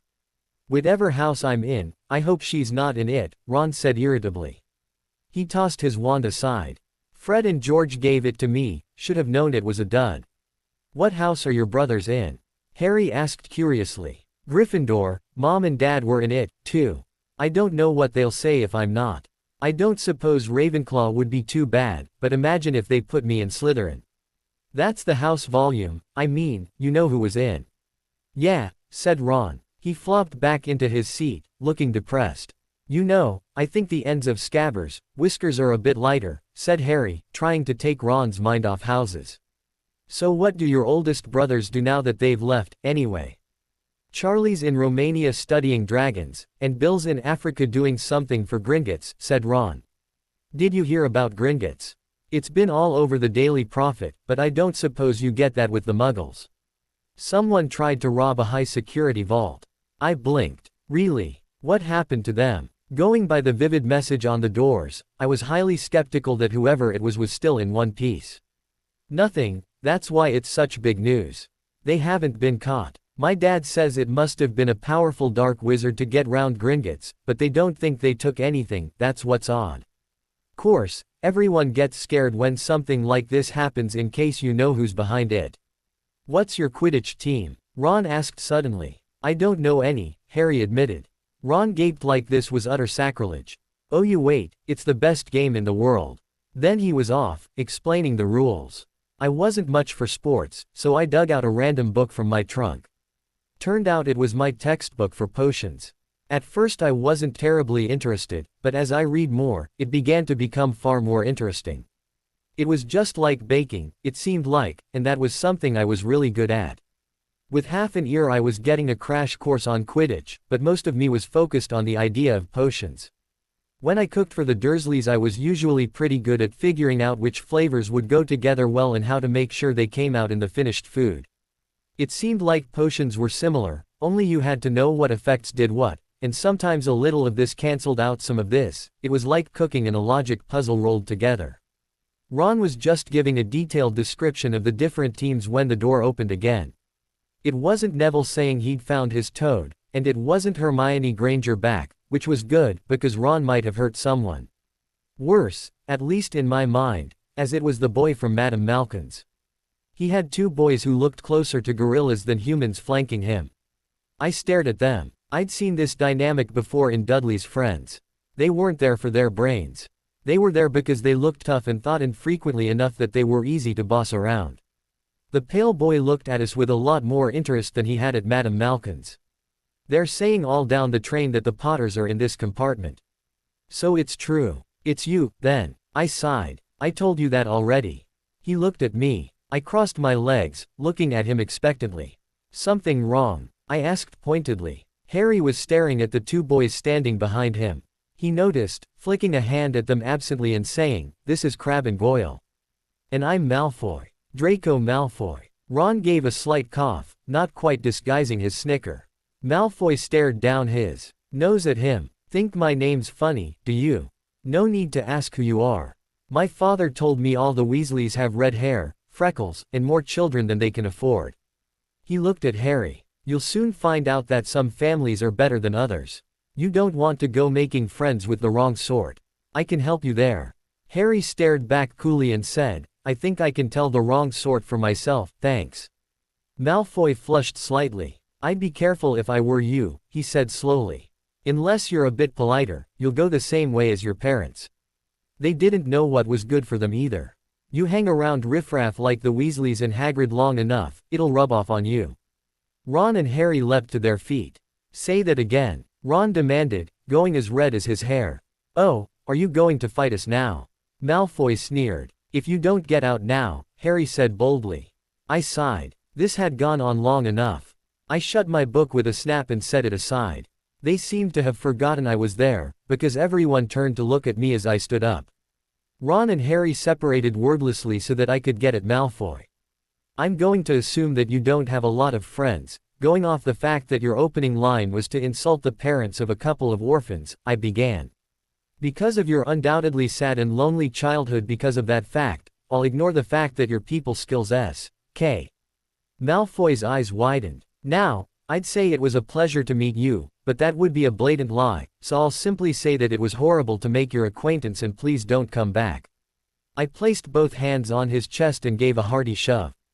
He toppled backwards between Crabbe and Goyle, who moved to clumsily catch him before he fell down. They all staggered out of the compartment and I shut the door with a loud snap and turned to face Ron and Harry. Both of them were staring at me in awe. "That was bloody brilliant," Ron said, falling back into his seat. I smiled, pretending to curtsy a few times. Thank you, I'll be here for the next 7 years." The door behind us whipped open and Hermione Granger appeared, staring at Harry and I on our feet, and Ron collapsed bonelessly in his seat. "What's going on in here?" she demanded. Ron ignored her in favor of asking, "You've met Malfoy before?" Harry explained about our meeting in Diagon Alley. "I've heard of his family," said Ron darkly. "They were some of the first to come back to our side after you-know-who disappeared. Said they'd been bewitched. My dad doesn't believe it. He says Malfoy's father didn't need an excuse to go over to the dark side." He turned to Hermione, who was looking rather miffed. "Can we help you with something? You'd better hurry up and put your robes on. I've just been up to the front to ask the conductor, and he says we're nearly there." "You haven't been fighting, have you? You'll be in trouble before we even get there." "No one's been fighting," said Ron, scowling at her. "Would you mind leaving while we change?" "All right. I only came in here because people outside are behaving very childishly, racing up and down the corridors," Hermione huffed. "And you've got dirt on your nose, by the way, did you know?" After Hermione left, we took her advice and tugged on our robes. Mine hung loosely on my frame. As usual, you could see my ribs, so the robes, which we made to be loose, practically swallowed me. Madame Malkin's tailoring could only go so far. "We will be reaching Hogwarts in 5 minutes' time," a voice called through the train. "Please leave your luggage on the train, it will be taken to the school separately." The train slowed to a stop at the station. It was already dark out, casting everything in shadow on the platform. I plucked my wand from my trunk and slipped it into the pocket of my robe. I didn't know if it was paranoia or if it was just some kind of wizarding instinct, but I didn't want to leave it behind as we left the compartment. The platform was packed with students. Most of them were moving towards a line of carriages that seemed to pull themselves. At least I hoped they did, otherwise they weren't going anywhere, because nothing was hitched up to the front. The oldest students pushed and shoved their way through confidently, sending some of the younger students staggering. I pressed close to Harry to keep from getting trampled. A lantern bobbed overhead and a welcome, familiar voice called, "Furs years. Furs, years over here. All right there, Potters." It was Hagrid, grinning at them in the light of his lantern. I beamed back, bolstered by the sight of a familiar face. "Come on, any more Furs years? Mind your step. Follow me." Hagrid led our nervous huddle down a long, steep path. It was dark on either side of the path, and I suspected there were trees. I thought I heard rustling in the branches every now and then. Nobody talked much. I think we were all too nervous. At the very least, I knew I was. Ron had explained to us all about the house system, and the different attributes each one had. From the way he explained it, it was basically a stamp on your forehead, or rather, a crest on your robes. If you were a Hufflepuff, you were nice and sweet to everyone you met. If you were a Ravenclaw, you were a brainiac, maybe a little arrogant, but not bad. If you were a Gryffindor, you were brave, a bit abrasive and bold, but good. If you were a Slytherin, you were a bastard. Period. Turning it over in my head, I figured there was no way I'd be a Hufflepuff. I was nice enough, but only to select people, and never in public. I was far more likely to send you a card and a lovely gift the day after your birthday and pretend I'd forgotten than plan your surprise party. In short, while I was nice enough, you had to be on my good side for me to bother with any kindness. I could see myself maybe being in Ravenclaw, I supposed. I wasn't stupid. In school I tended to get things pretty quickly. I liked to read. The fact that I'd already read a couple of my textbooks proved that I liked learning, and so did the gigantic pile of books I'd gotten at Flourish and Blots. But it wasn't really top of the list for me, so maybe that wasn't good enough. And besides that, I only liked learning what I was interested in. I didn't crave knowledge for the sake of knowledge. I could definitely see myself as a Gryffindor, and I was a little proud of that. They seemed to be the golden boys and girls of the school. I was gutsy and I had no problem setting people straight if they were doing something wrong. I didn't mind getting involved in situations, and I could definitely be a little abrasive every now and then. But Gryffindor also seemed to have the reputation of being more brawn than brains, which wasn't me. Sure, I'd hit a person, but I knew that 99.9% of the population was stronger than me, so that probably wouldn't be the best course of action if I was angry with someone. A little alarmingly, I could also see a way I could be a Slytherin. Like I said, I was willing to throw punches, but I was far more likely to run verbal circles around a person before leaving them in the dust to try and work through the myriad of insults I'd just laid on them, just like I had with Malfoy. And as far as ambition, well, I couldn't deny I'd enjoyed the feeling of having one up on the Dursleys far more than was probably healthy. So really, all I'd ruled out was the nice house. Lovely. What did that say about my personality? You'll get her first sight o' Hogwarts in a sec, Hagrid called. Just around this bend here. Ooh, I wasn't quite sure what I'd expected Hogwarts to be. Obviously from the amount of people on the train I knew it was big, and from Hogwarts, a history I knew it was old. I think I'd expected more of a converted old manor house, like some kind of fancy private school. What I got was an actual castle, the whole of it blazing with welcoming firelight. The windows gleamed like stars against the dark stone. It was across a gleaming black lake, sitting proudly atop a mountain. Turrets and towers pierced the sky, soaring into the air. No more in four to a boat. Hagrid called, pointing to a small fleet resting on the shore. Harry, Ron, and I climbed into one boat and were followed by Neville, who was still sniffling worriedly about his toad. Evrione in. Forward. The boats took off across the lake at Hagrid's command, the castle looking over them. The boats moved along with barely a sound, cutting clean lines through the water. I reached over the side, dipping my hand in the water. It was delightfully cool. I tugged my head back into the boat and looked up. Heads down. Hagrid called just before we reached a wall of ivy. We all obliged and slid through the vines and into a wide opening in the cliff. We sailed along a dark tunnel before we reached a sort of underground harbor beneath the school. We clambered out onto a shore of pebbles. Hagrid checked boats as we climbed out of them, calling suddenly, "Oi, is this our toad?" "Trevor," Neville said delightedly, holding out his hands for the frog. Hagrid handed Trevor over before leading us out of the harbor and onto the wet grass in the shade of the castle. We gathered around the huge oak doors. Hagrid looked around. "Evrione here. You, still got her toad." When Neville nodded bashfully, Hagrid turned around and knocked 3 times on the doors. They swung open, revealing a tall, black-haired witch in stunning, emerald-green robes. Her hair was pulled back into a strict bun and her face was stern. "The furs, years, Professor McGonagall," Hagrid said grandly, gesturing to us huddled on the steps. We must have made for a pretty pathetic image, I imagined. A cluster of edgy 11-year-olds drowning in our robes, shifting uncomfortably in the cool night air. I caught a boy next to me looking like he was about to wet himself in fear. McGonagall observed us all imperiously, before nodding to herself, as if she'd reached some kind of conclusion about us. "Thank you, Hagrid," she said. "I'll take them from here." McGonagall stepped aside, and we all took our first steps into Hogwarts. The entrance hall was big enough to hold the Dursleys' entire house and, like Gringotts, lit with torches. I couldn't quite decide if it was for historical accuracy or for ambiance. After all, wizards were apparently still working with quills, so it could go either way. A grand marble staircase led to the upper floors, the ceiling soaring high overhead.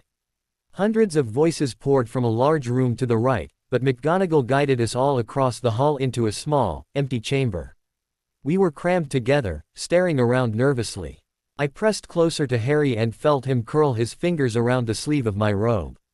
I slid my hand into my pocket and curled my fingers around my wand. The feel of my brother at my side and my wand in my pocket helped me straighten up my back and banish some of my nerves.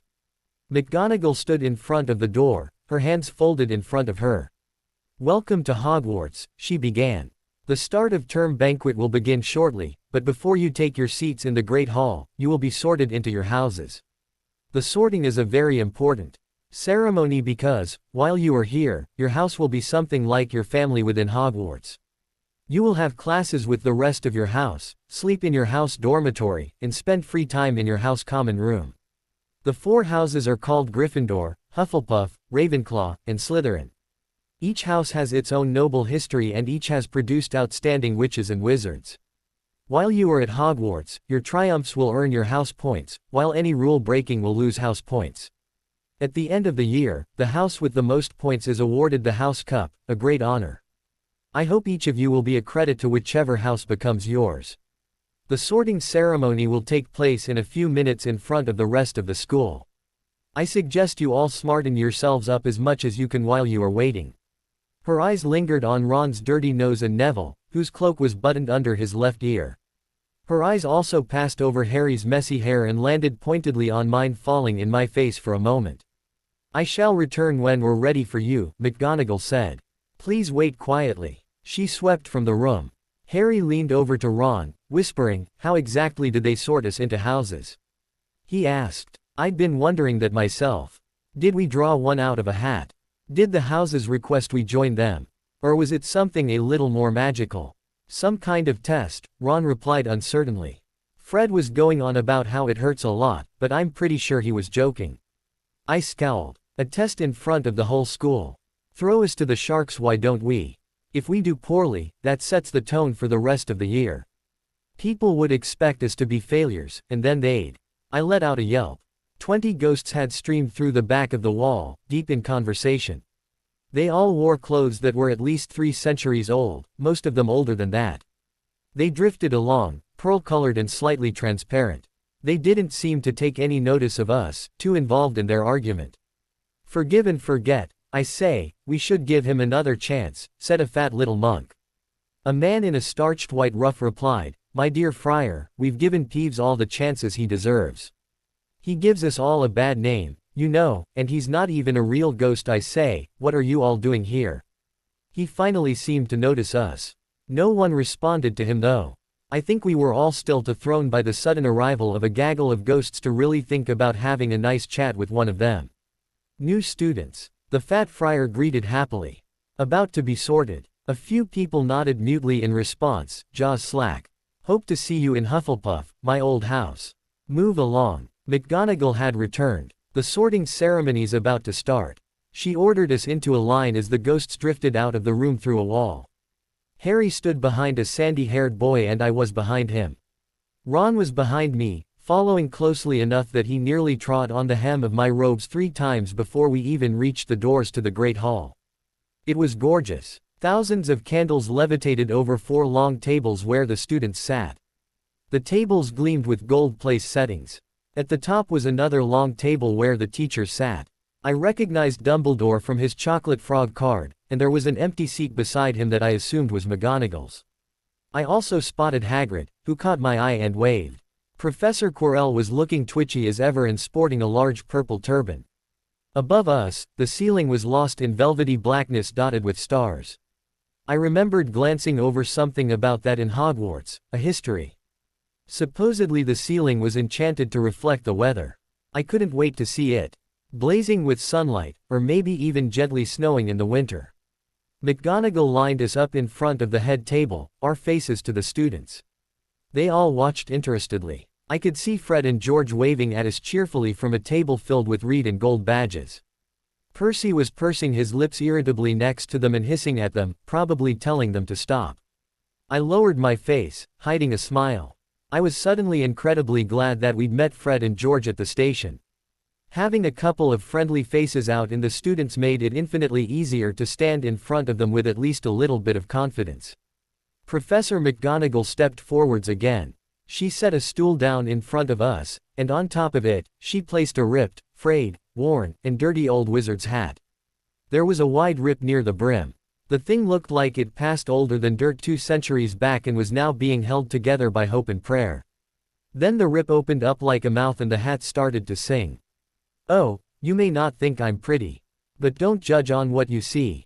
I'll eat myself if you can find a smarter hat than me. You can keep your bowlers black. Your top hat's sleek and tall. For I'm the Hogwarts sorting hat. And I can cap them all. There's nothing hidden in your head. The sorting hat can't see. So try me on and I will tell you where you ought to be. You might belong in Gryffindor, where dwell the brave at heart. Their daring, nerve, and chivalry set Gryffindors apart. You might belong in Hufflepuff, where they are just and loyal.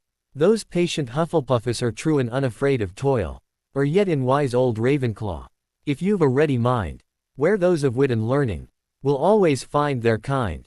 Or perhaps in Slytherin, you'll make your real friends. Those cunning folk use any means to achieve their ends. So put me on, don't be afraid, and don't get in a flap. You're in safe hands, though I have none. For I'm a thinking cap. I'll kill Fred. I heard Ron growl as the great hall burst into applause. We just have to try on a hat. He was going on about wrestling a troll. Seemingly out of nowhere, which wouldn't be much of a surprise, really, Professor McGonagall produced a piece of parchment and moved to stand behind the stool. When I call your name, she announced, you will put on the hat and sit on the stool to be sorted. Abbott, Hannah. The girl with pigtails stumbled forwards. The hat slipped over her eyes, and after a moment, the brim opened up again and announced, Hufflepuff. Hannah took off the hat and hustled over to a table where the fat friar was waving merrily in welcome. Bones, Susan, Hufflepuff, Boot, Terry, Ravenclaw. I listened absently to the sorting.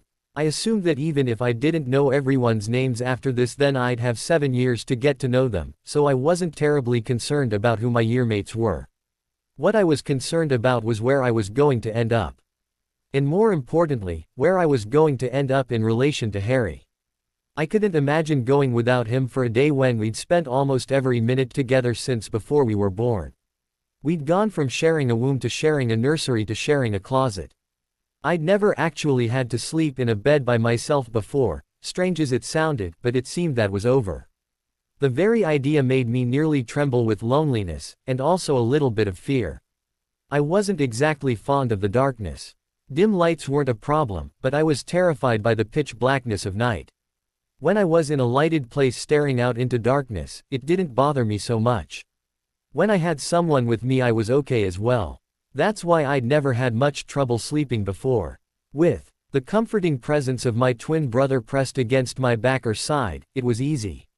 No matter what houses we ended up in, that was over and done with. Granger, Hermione. I looked up at the familiar name. With a cry of, Gryffindor. Hermione skipped off to join the Gryffindor table. Longbottom, Neville. Drew laughs when he ran off to join Hermione with the hat still on his head. He had definitely not made the best first impression when he sheepishly trooped back to the stool to replace the sorting hat. Malfoy, Draco, became a Slytherin almost the moment the hat touched his head. Lily Moon, Theodore Nott, and Pansy Parkinson joined him. The Pottle twins were up next. Parvati went to Gryffindor table and Padma joined Ravenclaw house. I bit my lip. After seeing Fred and George together in Gryffindor, I guess I had subconsciously assumed the twins stayed together, despite the fact that there was no reason that would be true. Seeing the Pottle twins separated, and the uncertain looks on their faces as they went off to different tables, was like a punch of reality straight to the gut. I reached out sharply, grabbing Harry's hand in a vice grip. He looked at me, surprised, but saw the look on my face. It was a mix of fear and stoniness, I imagined. He immediately hissed, "What's wrong?" "We'll stay together no matter what happens," I whispered back vehemently. "No matter what house we go to, we'll stay twins." Harry's eyes were wide, he was clearly worried about it too. He didn't seem to have the nervous feeling of anticipation that I did curled in my gut, like something bad was about to happen. He seemed surprised by how intense I was being about this. Maybe I was getting a bit worked up, but the fact was, Harry was all I had. In my fight against the Dursleys he was my only ally. At school, he was the only one I could count on to stick up for me. And while logically I knew I'd meet other people here at Hogwarts, make enemies, make friends, I still wanted to cling to that old feeling of, us against the world because I knew it. It was safe. I knew how that felt. Sally Ann Perks became a Hufflepuff. And then it was time. "Potter, Harry." Whispers sprang up as Harry stepped out from the line. My fingers slid from his as he stepped towards the hat. He picked it up, sat down on the stool, and dropped it on his head. I watched, holding my breath. The hat was low over his face, so I couldn't see his expression under the brim, but he was very tense, his hands clenching the side of the stool in a white-knuckled grip. Finally, after what felt like hours but was at most 3 minutes, the hat opened the rip near its brim and cried, "Gryffindor." I let out a sigh of relief.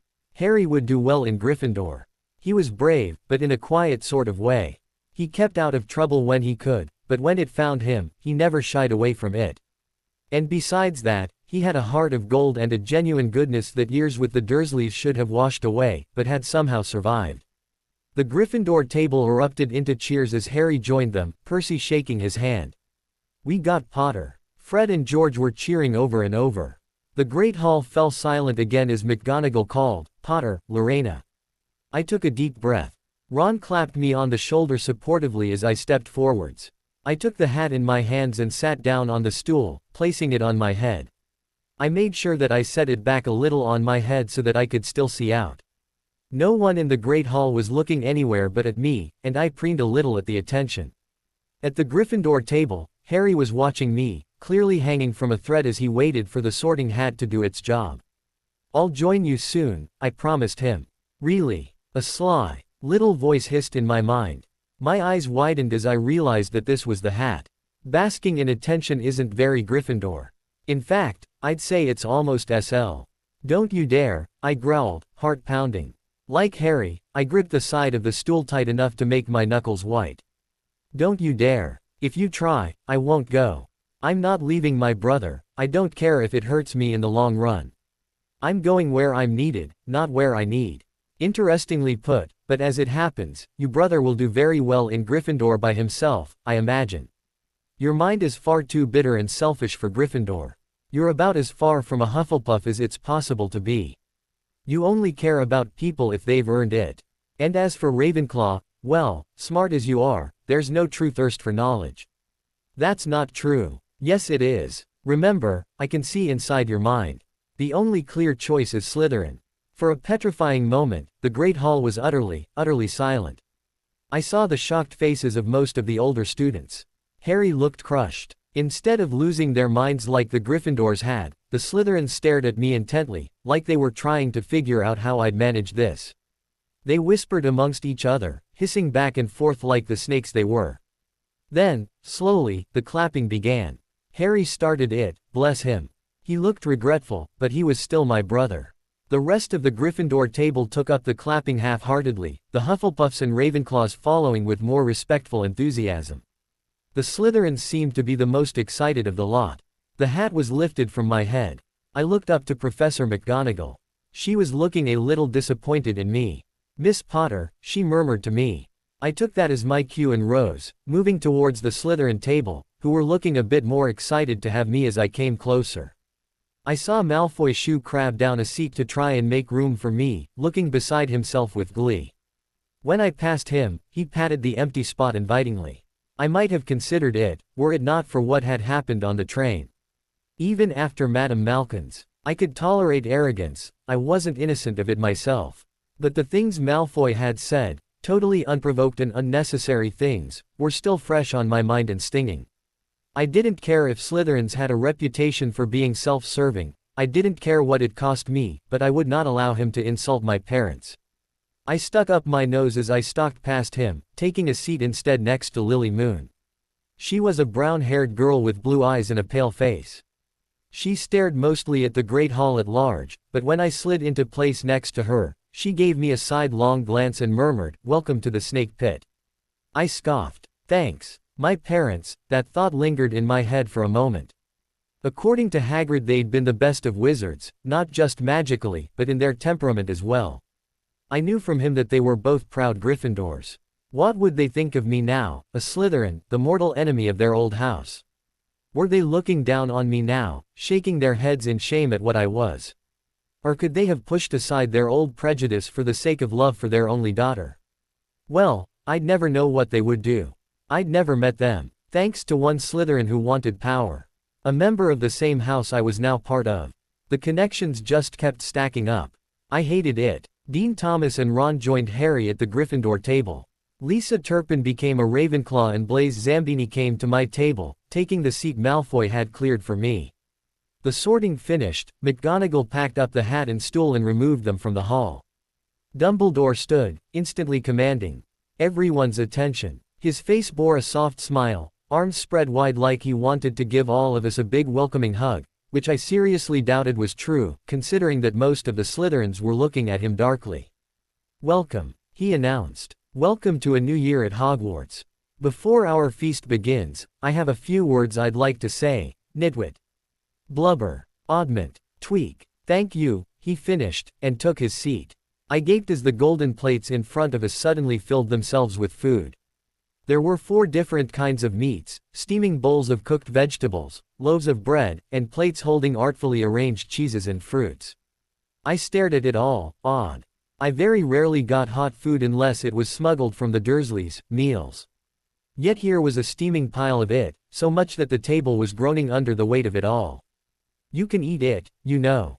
You don't have to just look," Lily murmured, nudging my side gently. I jerked out of my odd scanning of the different dishes and looked around. Up and down the table, people were loading their plates with food. I noticed that most of them had impeccable table manners. Most of them, Crabbe and Goyle being the most glaring exceptions. They ate like Dudley. It was clear that when it came to Slytherin House, breeding carried some weight. I began spooning portions of food onto my plate, keeping my back as straight as I could. I tried to make it look effortless, but I'm not sure how well I pulled it off. I wanted nothing more than to grab some of everything like I could see Harry doing over at the Gryffindor table, but I figured that stuffing my face wouldn't make the best first impression. I noticed that Harry was happily chatting with Ron and Percy. I scowled at my plate, a pang of loneliness hitting my stomach. "You know, you're the first Potter to ever be in Slytherin." I looked up. Pansy Parkinson was the one who'd spoken. She stared at me, interest lighting her pug face.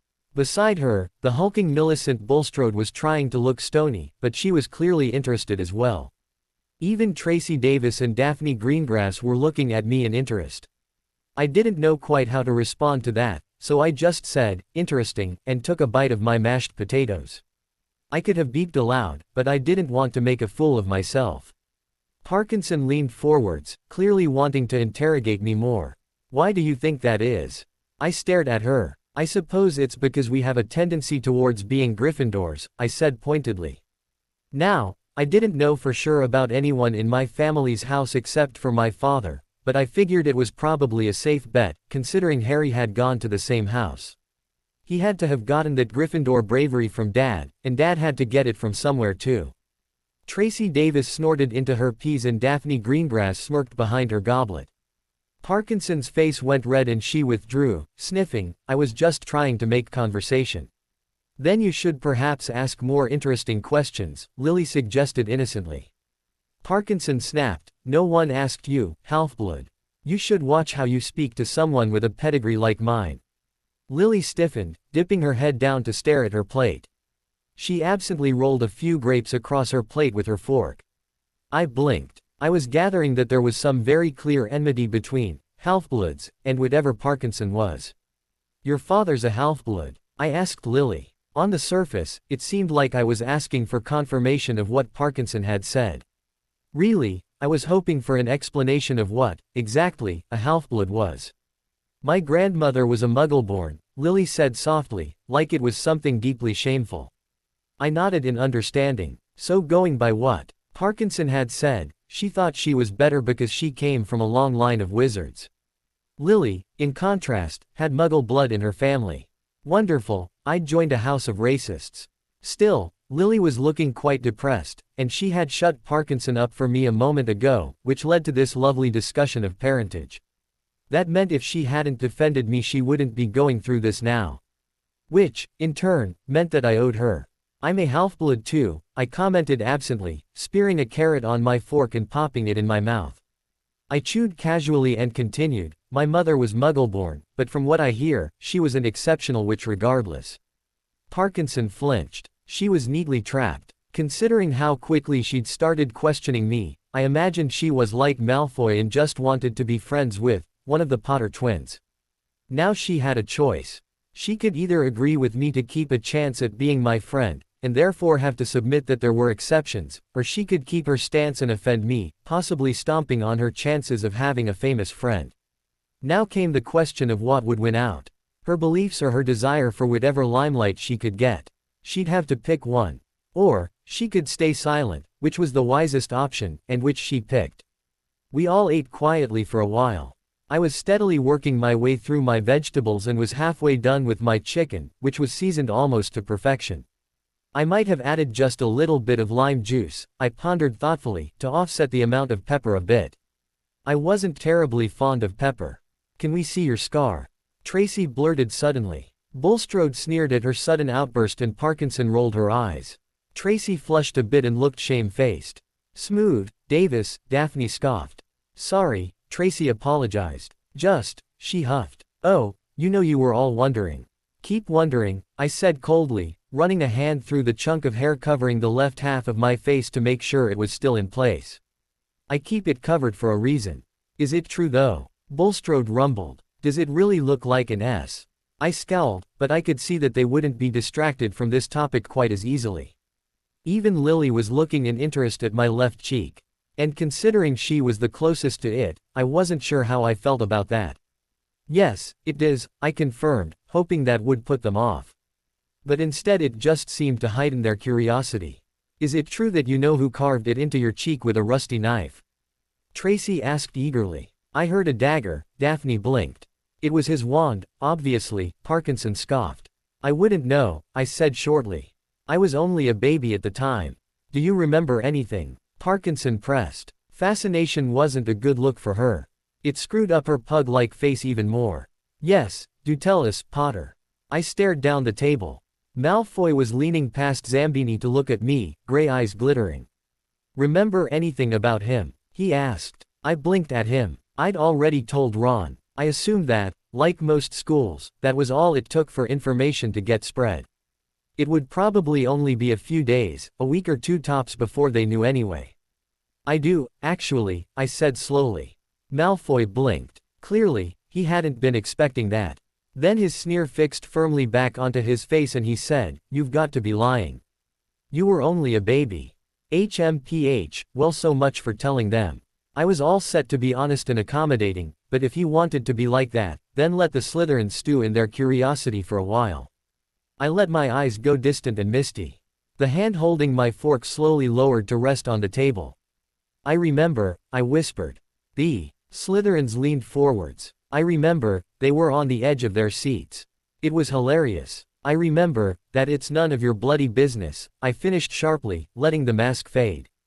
My face took on an irritated expression and I gave Malfoy a dark look. He scowled and turned back to his food. I saw Zambini nudge him. Nice going, he rebuked. Shove off, Malfoy muttered. I scoffed and continued on with my dinner. I was starting for the first time that I could remember, to feel full. When everyone had finished eating, the plates cleared themselves magically, leaving the gold spotless and gleaming. Barely a blink later the dishes were full again, this time with desserts. There were cakes, pies, ice creams and toppings. I stared in awe. Sugar was a rare treat in my life, and now I was staring at an entire banquet table full of it, all for the taking, with no Dudley to take it before I could get a share. I happily dragged a piece of apple pie onto my plate, topped it with vanilla ice cream and whipped cream, and drizzled caramel topping over it all. "How'd you do that?" Lily asked, looking at my dessert a little odd. "It looks like something you'd get at a restaurant." I looked at my dessert and shrugged. I supposed it might have been a little much to drizzle the caramel in artful zigzags, but I thought I might as well make it pretty since I had the option. "I cook a lot," I said by way of explanation. "Don't you have servants for that?" Parkinson looked like she was confused by the very idea of having to provide for yourself. I was really starting to dislike her. "No," I replied coolly. "I always handled myself." Going by the way Parkinson's eyes narrowed, she was starting to really dislike me as well, which suited me just fine. I dug into my dessert, taking a moment to glance up at the head table. Dumbledore was chatting with McGonagall. It seemed like they got on very well, considering the fact that McGonagall was smiling slightly and shaking her head at whatever Dumbledore was talking about. I looked down at Hagrid, whose plate was holding an entire pie that he seemed almost finished with. He caught my eye and waved a hand in greeting, though I couldn't help but notice that he looked a little uncertain about me now as well. I recalled McGonagall's expression when she looked down at me. Disappointment. And Hagrid, who'd been so kind to me, now looked like he wasn't quite sure what to do with me. All because I was in Slytherin House.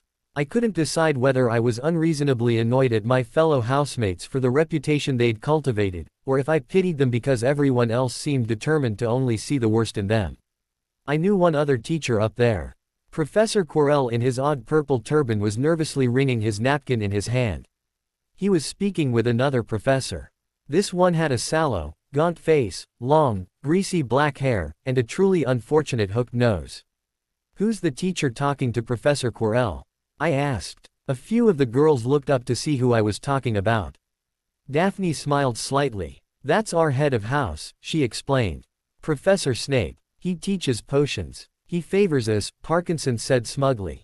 "Always gives us points, and he takes them from Gryffindor all of the time." "I see," I nodded. "No wonder Quirrell looks about to wet himself," Bulstrode scoffed. "Everyone knows that Snape wants to teach defense against the dark arts." Almost like he knew he was being talked about, Snape stopped mid-conversation with Quirrell and turned to look at us.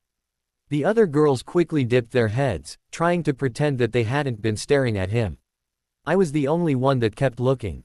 He met my gaze with his own black gaze, and the strangest expression crossed his face. Something like bitter longing. It was gone before I'd even fully registered it, and I wasn't confident I'd seen it correctly, but there was definitely something. He kept holding my gaze, one eyebrow creeping up, daring me to look away. I didn't. His mouth curled up into what looked to be an amused sneer and he looked away from me. I followed his gaze to Harry at the Gryffindor table. Harry was looking at him too. The amusement in his sneer turned to mocking. I got the feeling that Snape had already made up his mind to hate Harry, for no reason that I could discern. Almost the moment he made eye contact I saw Harry flinch, smacking a hand to his scar. My grip on my silverware tightened in concern, but I knew I couldn't exactly just get up and wander over to ask if he had a headache. Ron leaned over, asking if he was okay. Harry said something and Ron seemed unconcerned, so I assumed all was okay. When the dessert dishes had vanished, Dumbledore got to his feet once more. Again the hall fell silent the moment he rose. Ahem. Just a few more words now that we are all fed and watered. I have a few start-of-term notices to give you. First years should note that the forest on the grounds is forbidden to all pupils.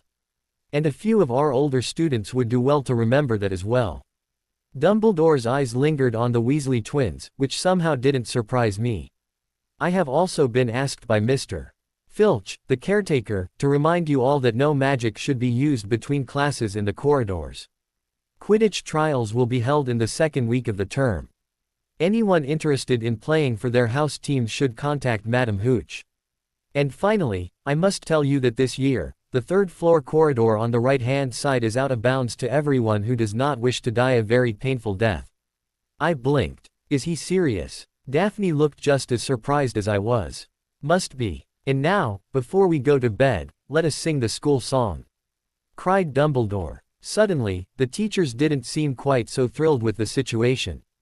Dumbledore gave his wand a little flick and a long golden ribbon flew out of it, which rose high above the tables and twisted itself into words.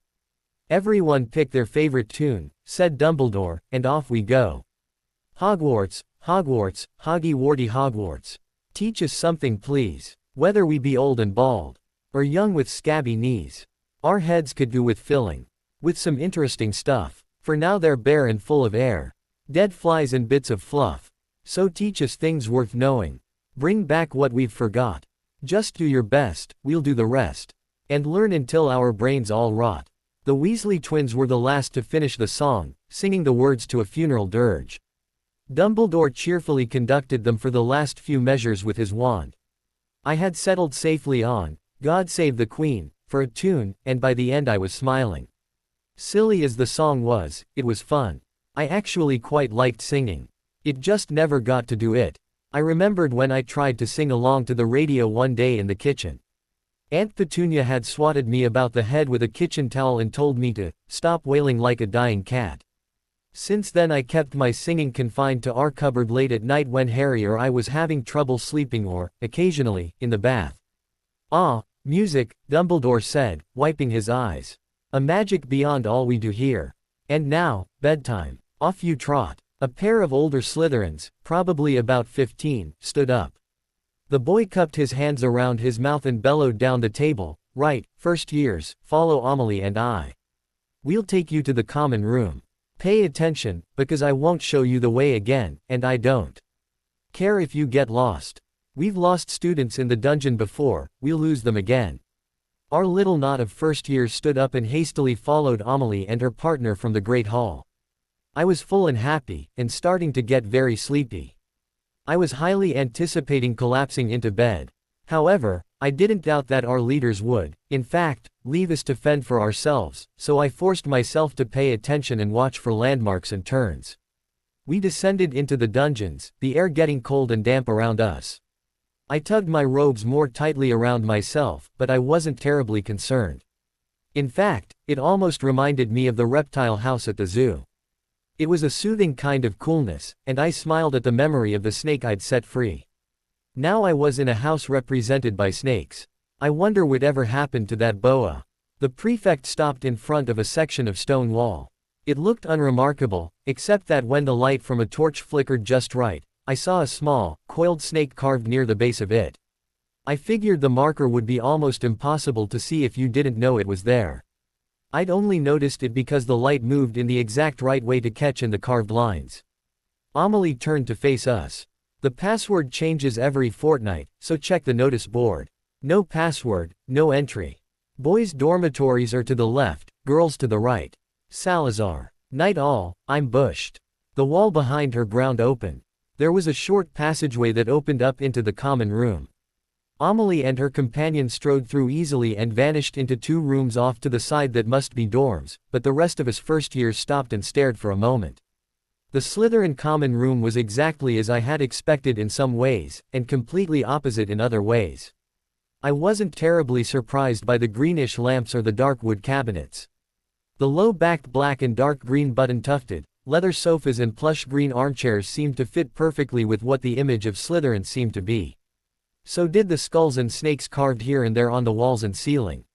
The whole place was grand but held the chill of the dungeons, both in temperature and atmosphere. The only warmth came from a fireplace on the opposite side of the room. What startled me the most was that it seemed to be under the lake. The windows had to be reinforced, because I could see the water lapping at them from outside. We seemed to be very far down. It was too dark to see outside, but I imagine that when it was light out you could probably make out the shapes of whatever lived in the lake. The water made the light seem slightly green, which was appropriate considering the Slytherin colors. "It's perfect," I heard Lily whisper.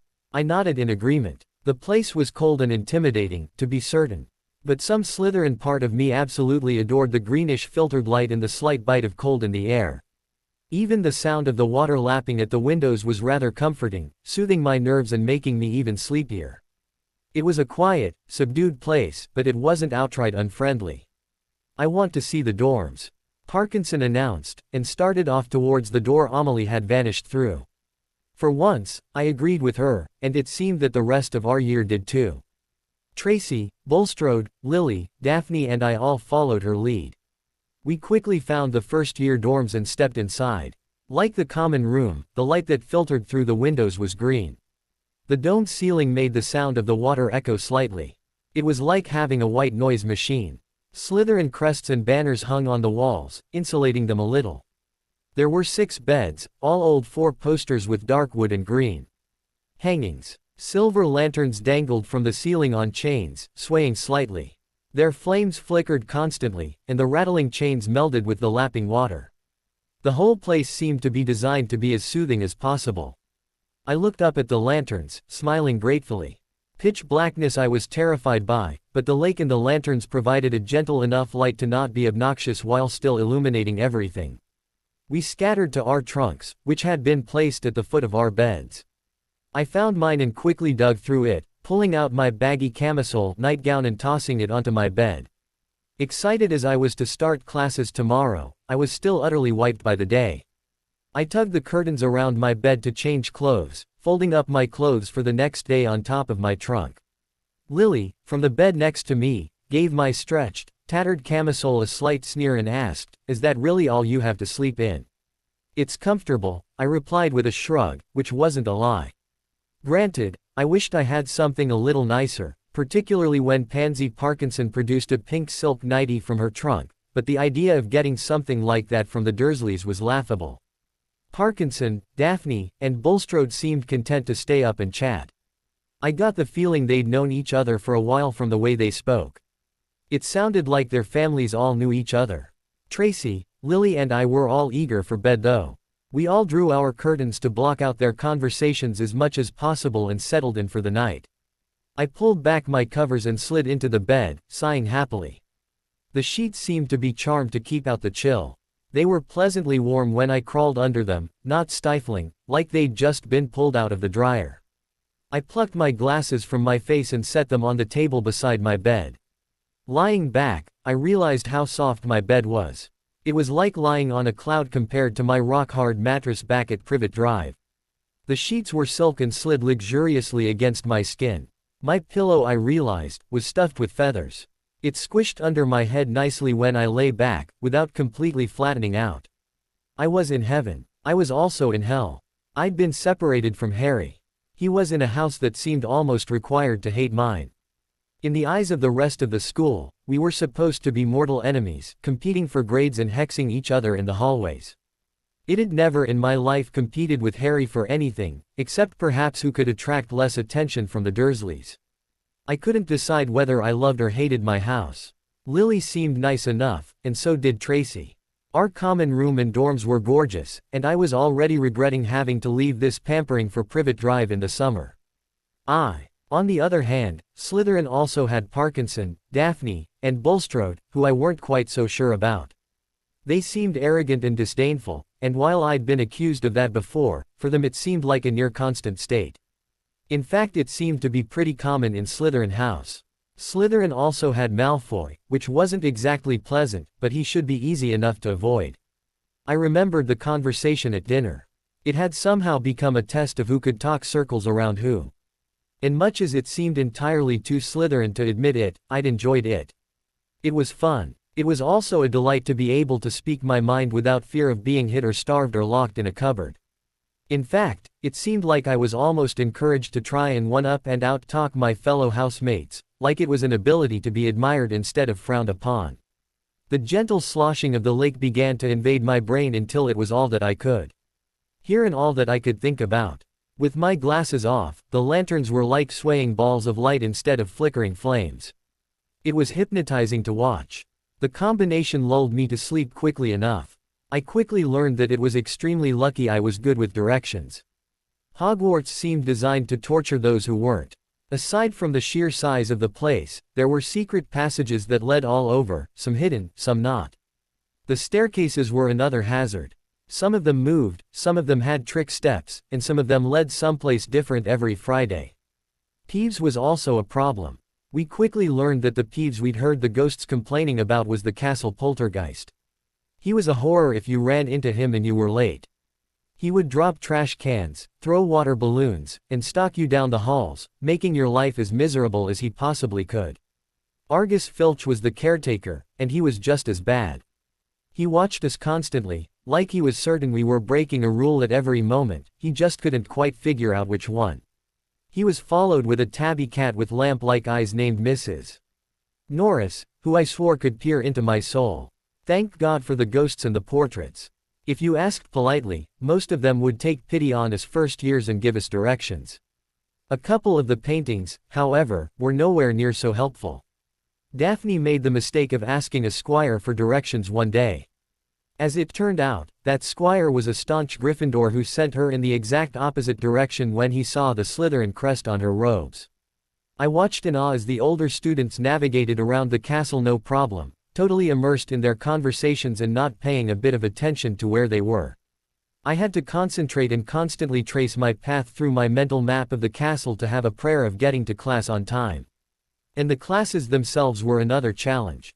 Professor McGonagall, as I found out, was head of Gryffindor House. She taught Transfiguration, and took it very seriously. Stern, but fair, was the best way to describe her. I was, however, a bit cross with her when she introduced us to the subject by turning her desk into a pig with a deft flick of her wand.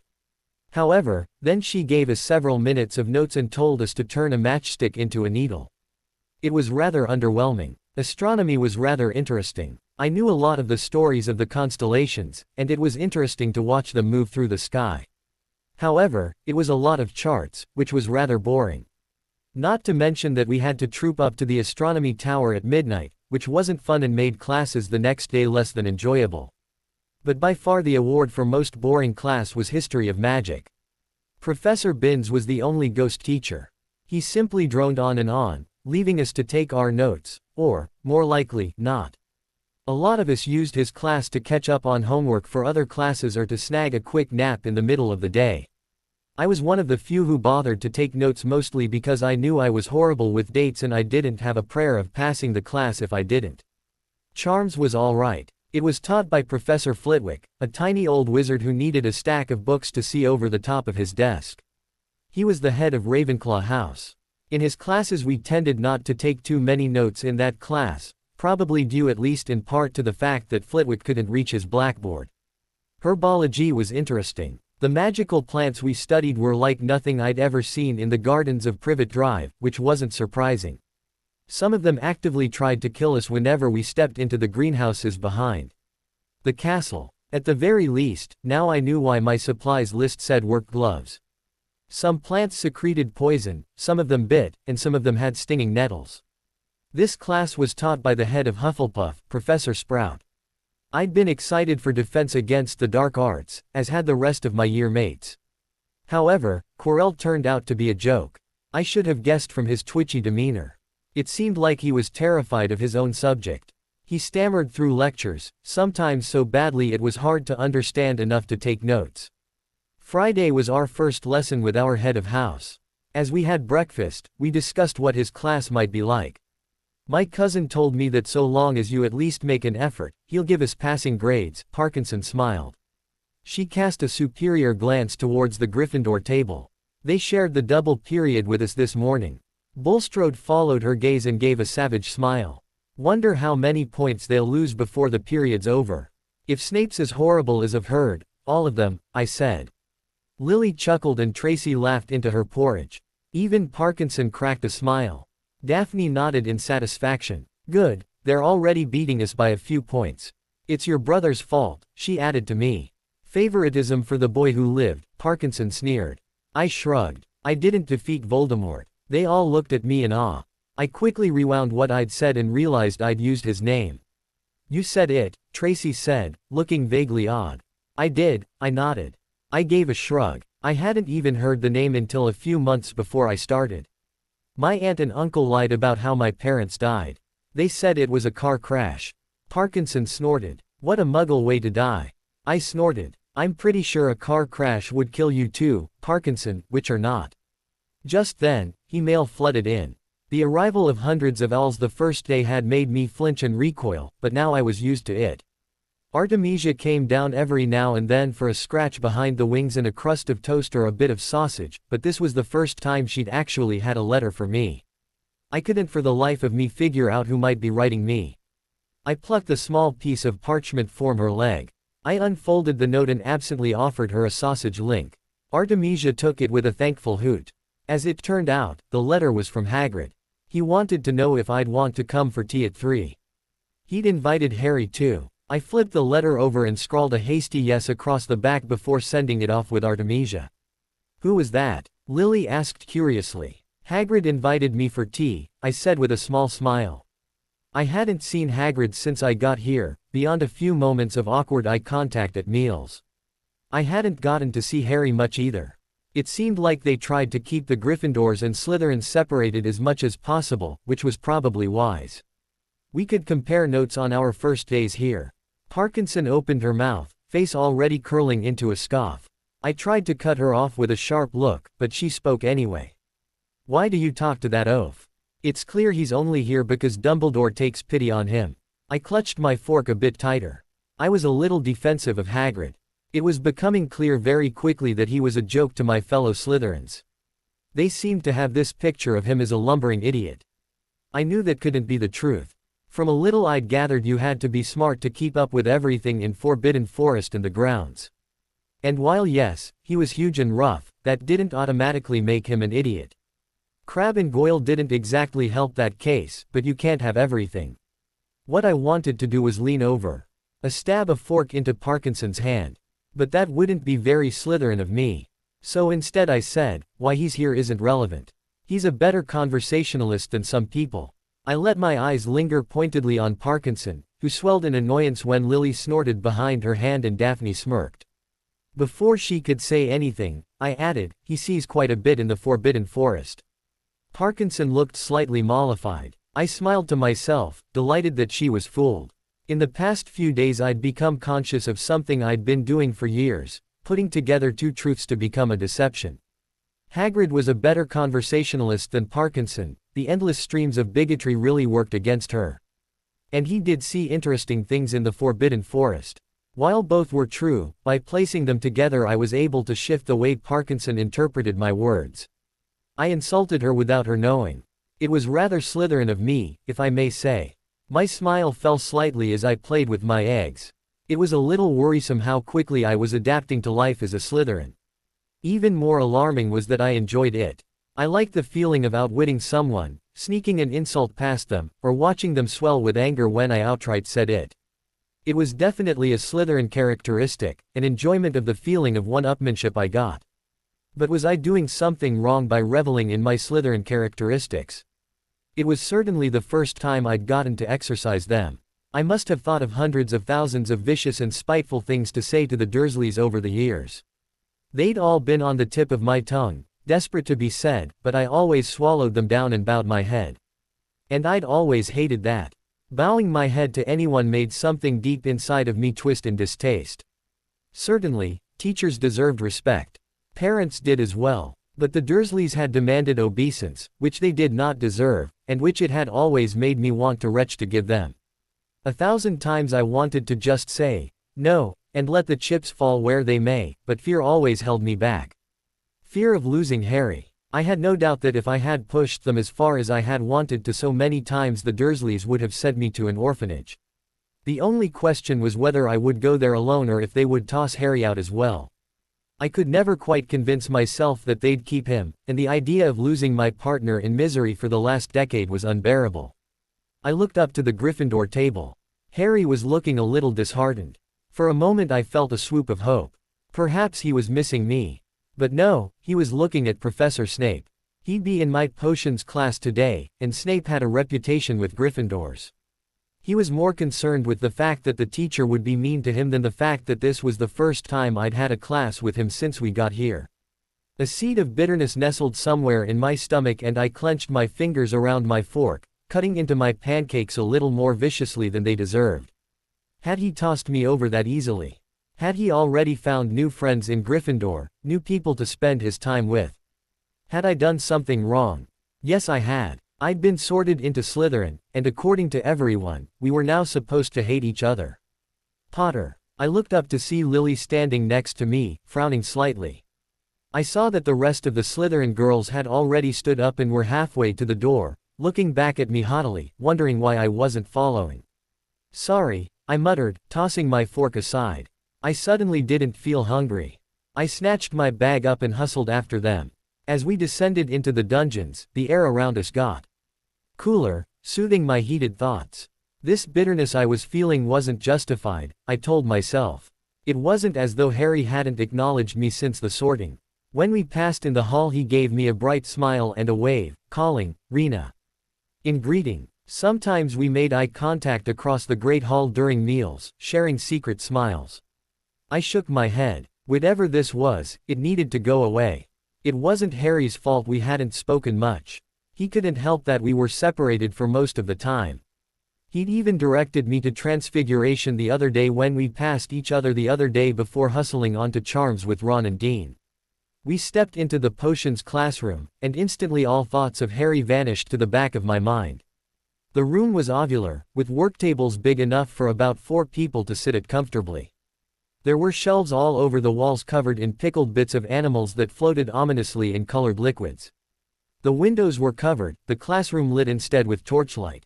In the corner was a basin with water pouring into it from the mouth of a snarling gargoyle. Potter. Rena. In front of me, Daphne was beckoning me over to a section of 3 tables where the Slytherins had set up shop.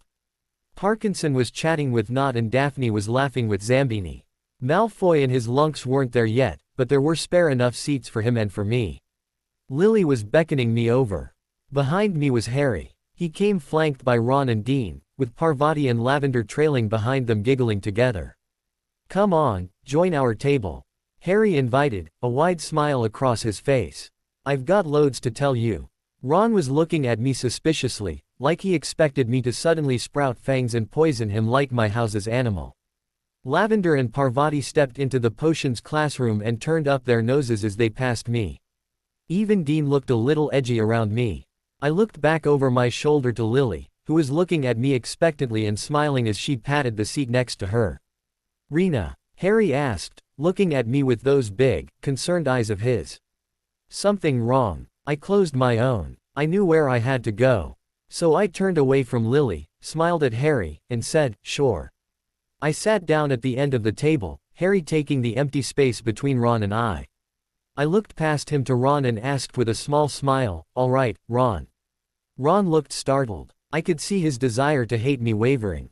I assumed he was remembering how well all of us had gotten on when we were on the train. Before I became the enemy. All right. Good, I said, nodding to him. "I've got loads to tell you," Harry said. He reached over and grabbed my hand. "You should see the Gryffindor common room, it's great. And I've met loads of people, like Ron's brothers and the rest of the first years." "Is everyone being nice to you?" I asked. If the answer was no, someone would be finding a snake in their bed tonight. I didn't know how I'd do it, but I would. "Yeah, everyone's been great," Harry assured me. "Everyone's really friendly, the older years have helped us get around the castle a couple times." "How are the Slytherins?" I paused. Kind didn't describe them at all. None of the older Slytherins helped us out, or rather, not in the hands-on way that would make sense to most people. They seemed to think that throwing us into the deep end without floaties was the best way to get us used to swimming in the Hogwarts pool. It wasn't done maliciously, more in a tough love sort of spirit. And I imagined Harry wouldn't be happy to hear about some of the conversations the girls had late at night, gossiping their hearts out and ragging on whoever caught their attention. Particularly since once of their favorite people to insult were blood traitors, mudbloods, and Gryffindors.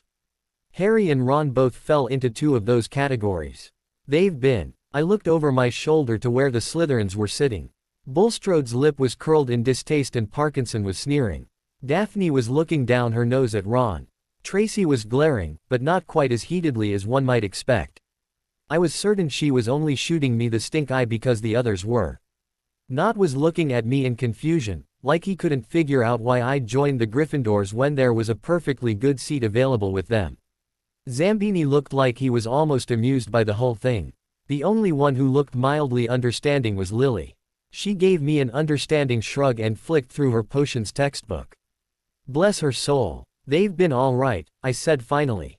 Our common room's a little cold, but there's lots of neat stuff down there. The older students tend to do their own thing.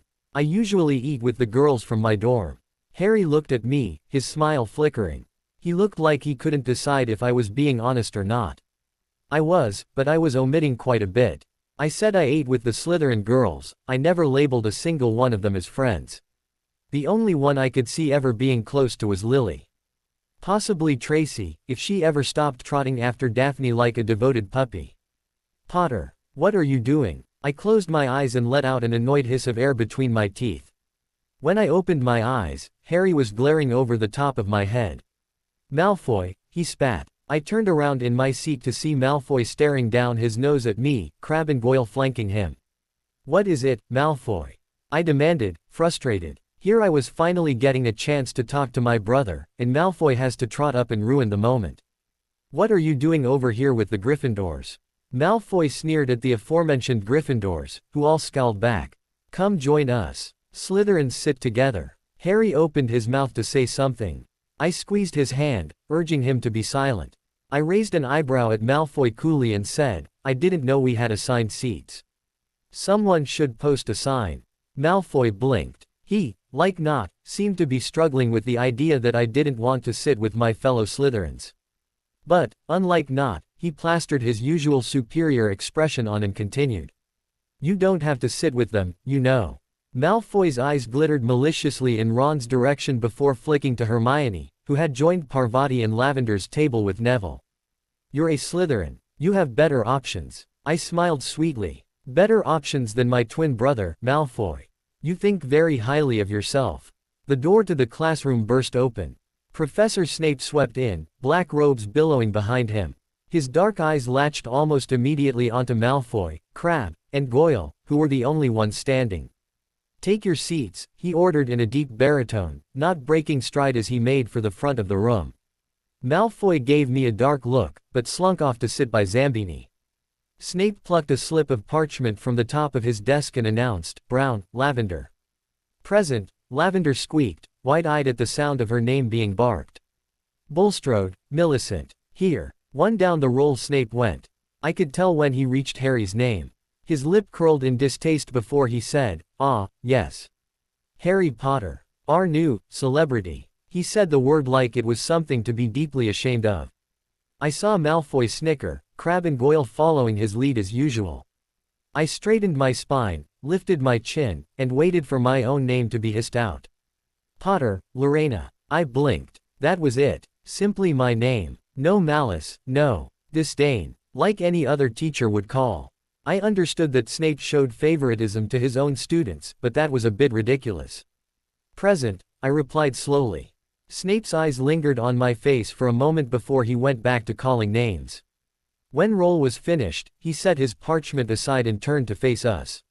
He was tall and broad-shouldered, dressed completely in black. He seemed to loom over us all.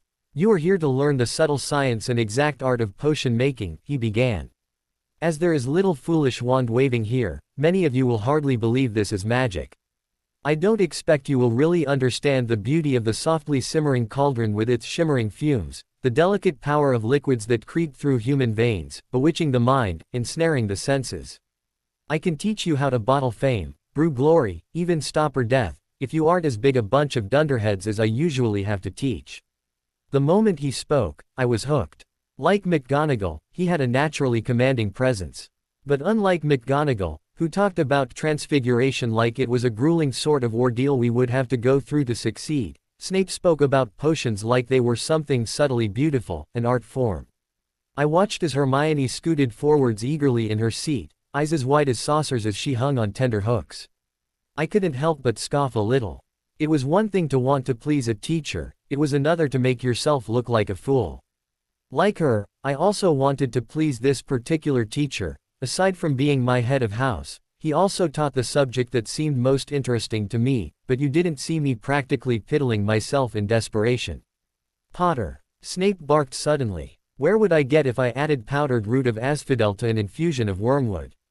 I glanced at Harry. I knew he hadn't even cracked his potions textbook but for a brief skim to get an idea of what the subject was like. He looked like Snape had just asked him what the meaning of life was. He sent a desperate glance at Ron, who shrugged helplessly. Hermione's hand was in the air. "I don't know, sir," he admitted. "Tut tut," Snape sneered. "Clearly fame isn't everything." The Slytherins were snickering behind their hands. I doubted all of them knew the answer, but they seemed pleased enough just watching our teacher tear into my brother. "Let's try again, Potter. Where would you look if I asked you to find me a bezoar?" Harry still looked clueless, eyes flickering to Hermione, who was stretching her hand so far into the air I was wondering if she'd disjointed it. The snickers from the other side of the room were no longer concealed. Ket in my cheeks. "I don't know, sir," Harry said again. "Thought you wouldn't open a book before coming to Hogwarts, Potter." Harry scowled, but he didn't say anything. I wasn't that disciplined. I would have been glaring up a storm and chewing on all sorts of insults after that. "What is the difference between monkshood and wolfsbane, Potter?" Snape asked a third time. Hermione stood up so that her hand could reach farther. I let out a disbelieving huff at that. Did she honestly think the reason she wasn't being called on was because Snape was unable to see her frantic hand waving? No, he was choosing to be selectively blind because he could care less what she knew. "I don't know, sire," Harry repeated through gritted teeth. I opened my mouth. Draft of the living death. A goat's stomach. Nothing. Snape's eyes snapped to me. "Excuse me." I bit on my tongue to remind myself to keep it civil before replying. "The answers to your questions, sir. Draft of the living death, a goat's stomach, and nothing. You called on Potter." I answered. Snape's mouth dropped open. He looked faintly surprised and also, slightly amused. The beauty of it was that I was right. He'd never actually mentioned Harry by name, and we shared a surname. I was at perfect liberty to answer and, unlike my brother, I knew the answers. Dean let out a low whistle, giving me an impressed look. In all honesty, it wasn't like it was some great feat of courage. It was me doing what I'd always done, trying to take whatever Harry's punishment would be for myself. I knew that Snape wouldn't be nearly as hard on me as he would on Harry. Not only was I in his house, but I got the feeling that, for as indiscernible a reason as his loathing of Harry, he liked me. All around us, the class was mumbling. The Gryffindors seemed pleased that I'd stood up for my brother. They were looking at me with as little less distaste. The Slytherins looked surprised. "Silence," Snape ordered. "Well done, Miss Potter, you are correct. If only your brother were as capable a student." I scowled at him in reply. "Today you will be brewing a simple potion to cure boils. It's easy enough that a toddler could do it, so I expect no mistakes. You will divide into pairs. The recipe can be found in magical drafts and potions. You may begin." Harry immediately scooted closer to me. He flipped through his copy of the textbook to find the recipe while I opened up my potions kit. "What do we need?" I asked him. He pushed the book across the table so that it rested between us. I scanned the recipe and began plucking out ingredients and equipment. I passed Harry my jar of snake fangs. "Start counting out 6. He obligingly fished 6 out, being careful not to stab himself in the finger with them. I offered him the mortar and he dropped them inside. "It says grind them to a fine powder," Harry said, staring at the recipe. I got to work grinding, eyes fixed on the recipe. "Get the cauldron ready for them," I requested, and Harry set to work lighting the fire. I assumed that this textbook was geared towards younger students. In addition to the actual recipe, the section also held explanations of the ingredients and what they did, as well as what the operative parts were in the mixture. I scanned through all of this quickly. It looked like we brought the snake fangs to a boil and then stirred.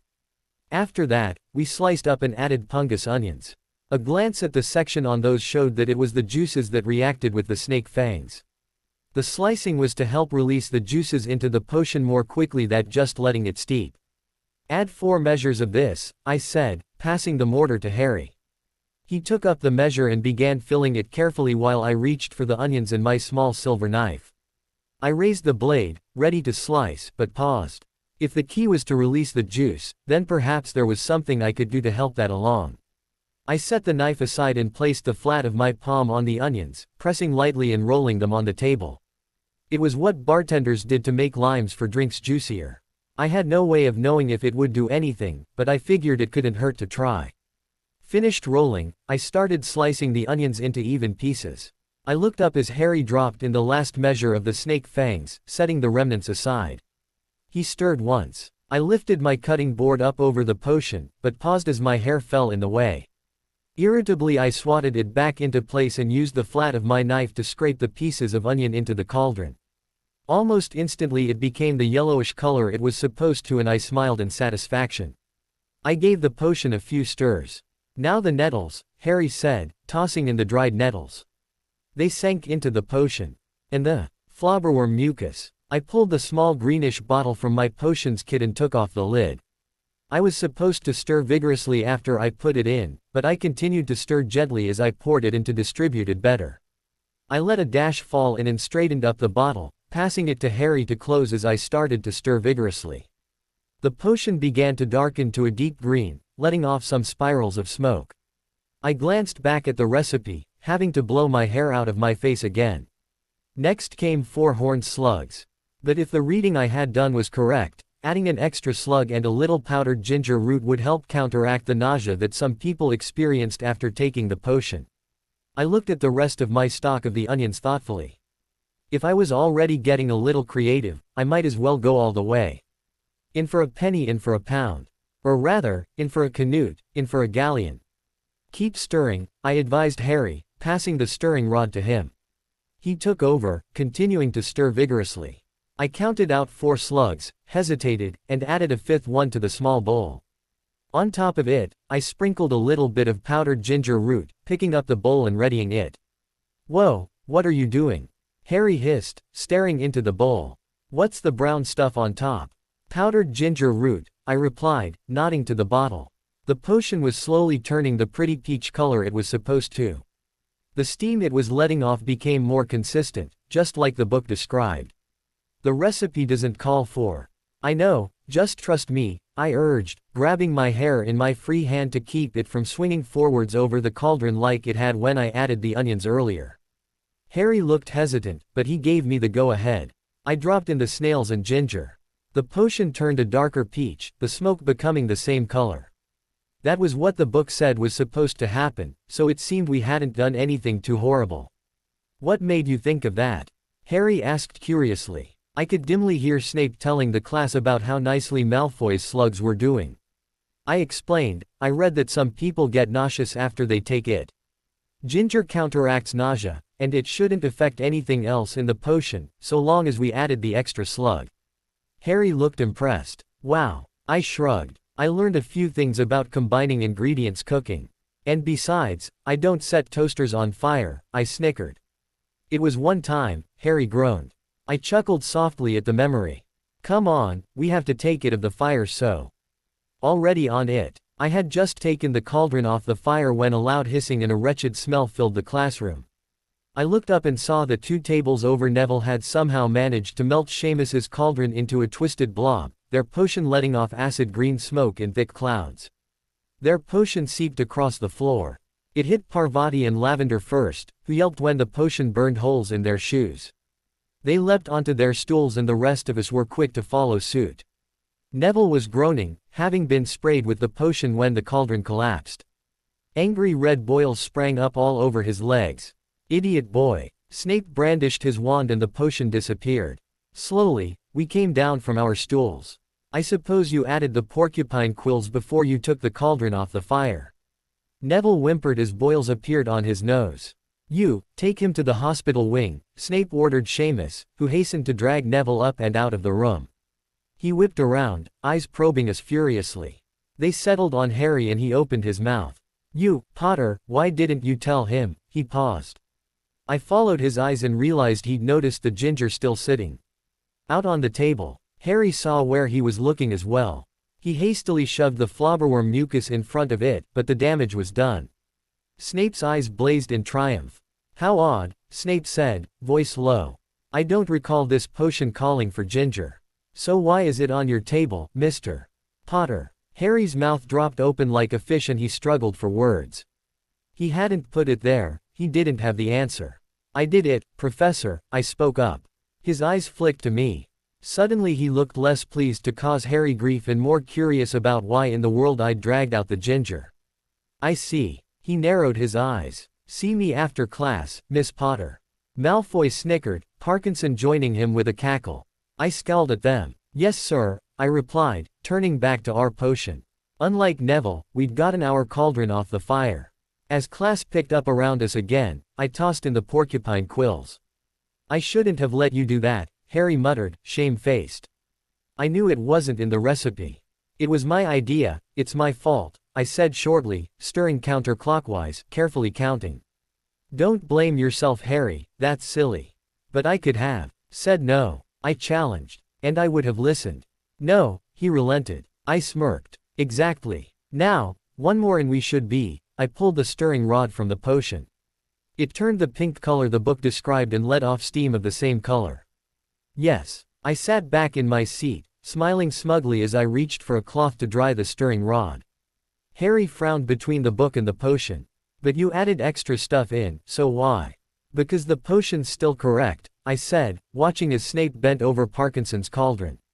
Her potion was a dark red and she was looking nervous.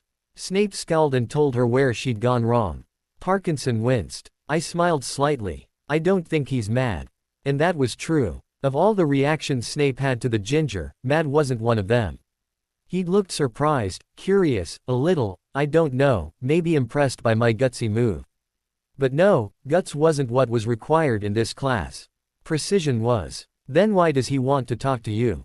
Harry countered. I shook my head. "I don't know," I admitted. "But I don't think I'm in trouble."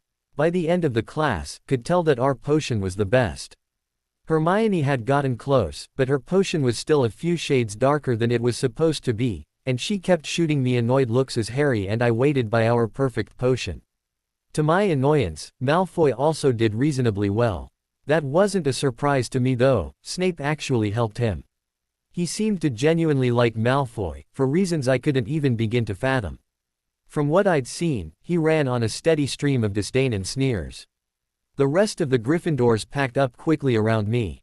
Harry and even Ron shot me sympathetic glances before they left. The Slytherins had no problem lingering and talking instead of making a quick escape. I packed up my materials and trooped up to Professor Snape's desk. He sat behind it, hands folded in front of him, staring at me. "Stop dawdling," he ordered. I looked behind me and saw that several of the Slytherins were fiddling uselessly with their bag and books, trying to hear what Snape was going to say. Whether they were genuinely worried about me or just curious or excited to hear me get reamed out, I had no idea. But at Professor Snape's command, they all quickly hustled out, shooting me curious glances over their shoulders. "Miss Potter," Snape began, "at the beginning of class you answered my questions, proving that you're not completely hopeless.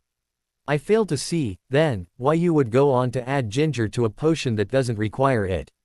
What were you hoping to accomplish?" I considered lying, saying I hadn't put it in, saying I'd just set it out to get at another ingredient in my kit more easily. But I assumed Snape wouldn't fall for such a weak lie. I then considered denying using it at all, saying I just considered it, but again, I assumed he'd see through me. In the end, I settled on the truth. I thought it would help combat the nausea the book mentioned some users having, sir. Snape's eyes glittered. Under ordinary circumstances, adding ginger would result in the potion going brown and losing all potency. Unless you did something else. I did, sir. I added an extra horned slug to prevent that from happening. Snape was looking me over intensely. It was a little uncomfortable. I see. That would certainly do it. Tell me, what made you think of ginger? I opened my mouth, surprised. I knew it worked against nausea. Even muggles use it. Some people drink ginger tea when they're sick.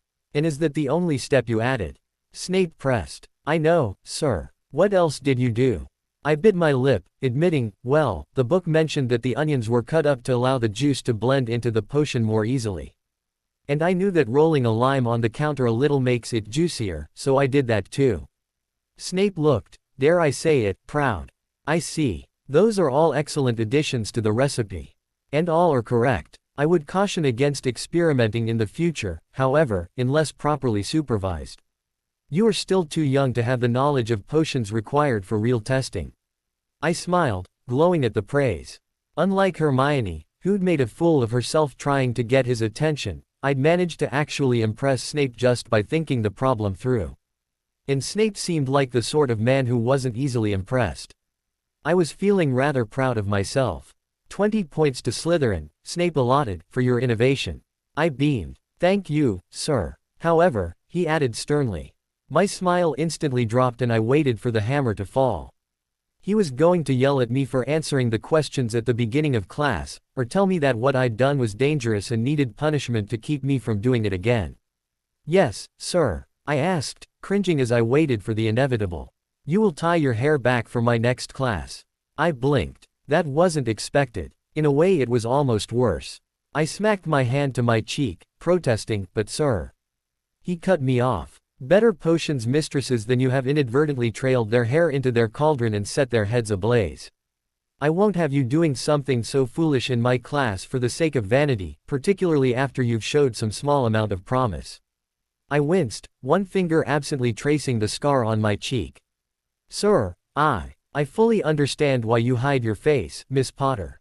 However, I think it shows a rather shameful weakness to allow vanity to determine your safety in my class. He observed me intently, daring me to argue again. Are you that weak, Miss Potter? I scowled thunderously. No, sir, I am not.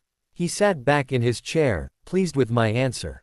Good. I would have been annoyed with you if you were, especially considering your mother's ability with potions. My head snapped up. Sir, you knew my mother. Snape nodded slowly, eyes going thoughtful. I did. You say she was good at potions too. Indeed. She had the mental rapacity necessary to complete a potion quickly and correctly, even while making similar additions to yours. Was my father any good at potions? I asked curiously. Snape's face immediately clouded with fury. Your father, he spat, was hardly capable of boiling frog spawn. He was far too busy showing off and causing misery to those around him. That he deemed lesser to be bothered with potions. I recoiled at the sheer loathing in his voice. Clearly Snape had known both of my parents rather well.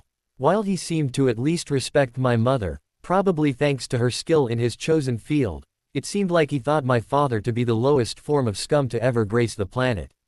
I couldn't help but wonder what had made him hate my father so much. Surely that would be an interesting story. But I knew better than to press, at least not right now. I see, I replied, keeping my expression blank and my tone neutral. Thank you for the compliments, Professor. Snape nodded. You're free to go, Miss Potter. However, in the future, I'd rather you partnered with a Slytherin. I have no desire to help Gryffindor along on your work. I snorted, covering it with a cough. Of course, sir. I trooped across the ground to Hagrid's house a little before 3, eager to see Harry and speak to Hagrid. After potions, my fears that Harry would turn against me seemed ridiculous. In fact, I was a little shocked by my own pettiness. I supposed I wasn't used to being separated from him. It took a little bit of my confidence for me to be alone. Hagrid lived in a small wooden house on the edge of the Forbidden Forest. A crossbow and a pair of galoshes were outside the front door. The roof was thatched. I raised my hand and knocked on the door twice, giving the crossbow an uncertain look. I heard a frantic scrabbling from inside and several booming barks. I hadn't realized Hagrid had a dog. I could hear him yelling, "Back, Fang! Back!" Hagrid's face appeared in the crack as he pulled the door open. He smiled when he saw me, then grunted and turned away. Hang on, he said. Back, Fang. He let me in, struggling to keep a hold on the collar of an enormous black boarhound. I stared at the dog's size. It looked like it could take Dudley down in a flying leap, and that was no joke. There was only one room inside. Hams and pheasants were hanging from the ceiling, a copper kettle was boiling on the open fire, and in the corner stood a massive bed with a patchwork quilt over it. Make yourselves at home, join the fun, said Hagrid, letting go of Fang. I saw Harry and Ron both sitting at the table. There was a plate of rock cakes in front of them and both of them had been supplied with teacups. Rena, Harry greeted. Hey Harry, Ron. I sat down beside Harry. Hagrid quickly set down a cup of tea in front of me and pushed a rock cake at me. The rock cakes were shapeless lumps with raisins. I nibbled at one uncertainly and my teeth clacked disconcertingly against it. Harry and Ron were pretending to be enjoying them as they told Hagrid all about their first lessons.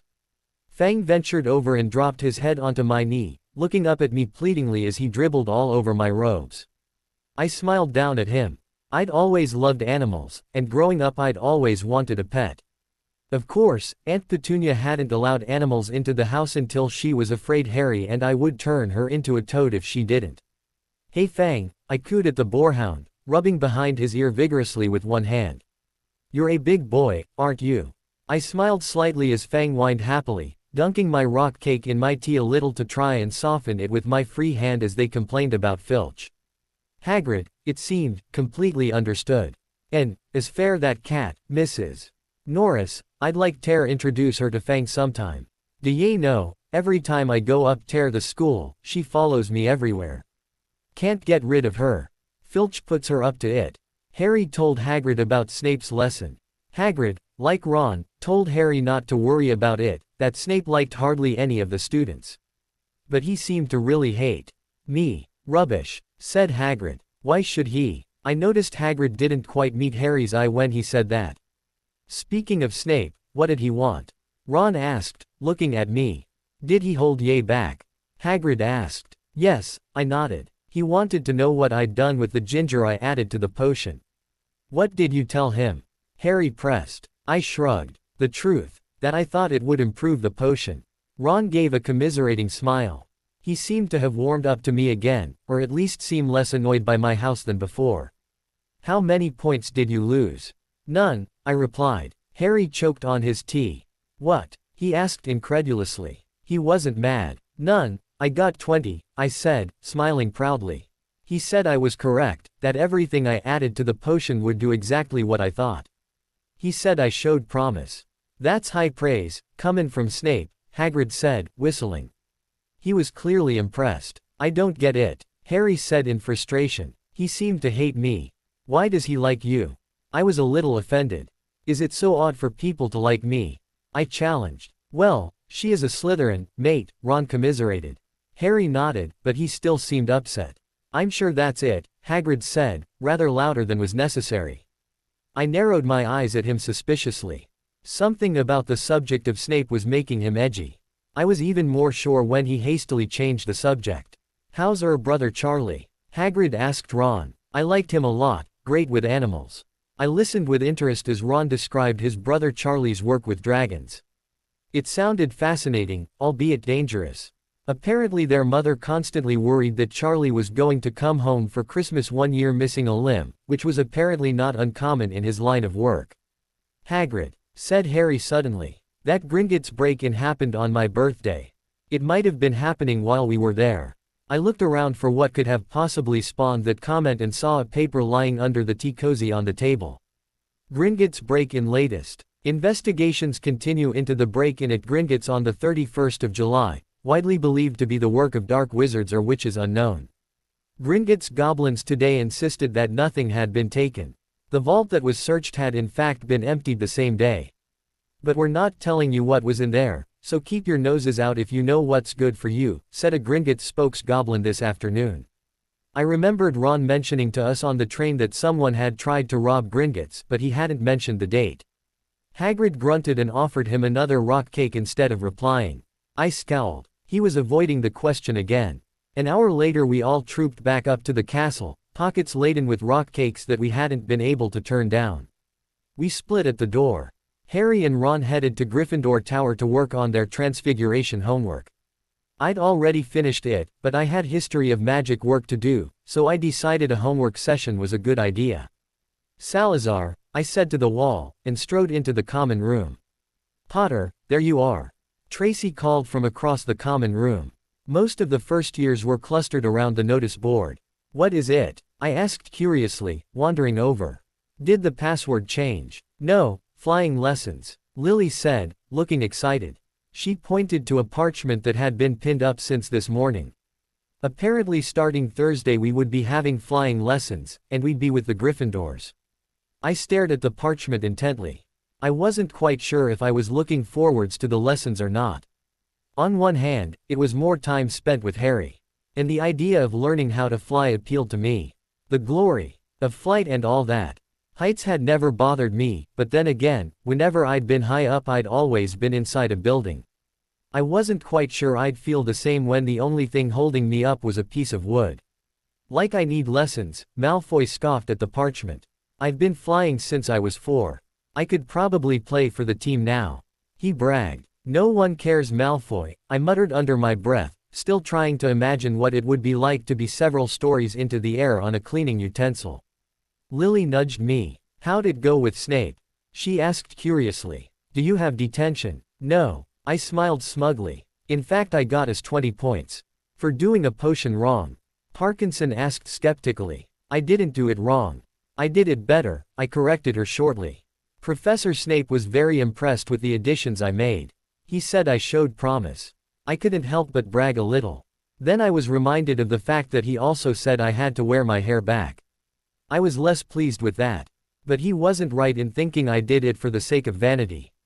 A girl with her hair covering her face wasn't normal, but it was less remarkable than a girl with a scar across her face. I did it so I wouldn't draw any attention. But as I considered, I realized that didn't apply here at Hogwarts. Everyone here knew my story. They all knew the scar was there whether they saw it or not. Some of them stared at my cheek like they were hoping to see through my hair. They stared either way. No matter what, I attracted attention, hair in my face or not. And Snape was right. It was clearly a safety hazard. And I wasn't dumb enough to trade my safety for a couple of stares. So I would do as he asked and deal with whatever attention that stupid S brought me.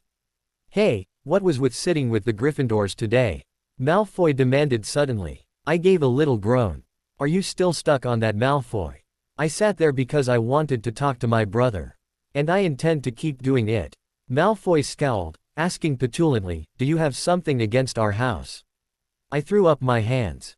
No, Malfoy, I don't have anything against our house. I'm not terribly fond of you right now though. Parkinson glared at me. Watch it, Potter, she said defensively. What did I do? Malfoy asked indignantly. Aside from insulting my brother and my parents. I simpered. That's enough for me, Malfoy. You know, I'm glad we have flying lessons with the Gryffindors.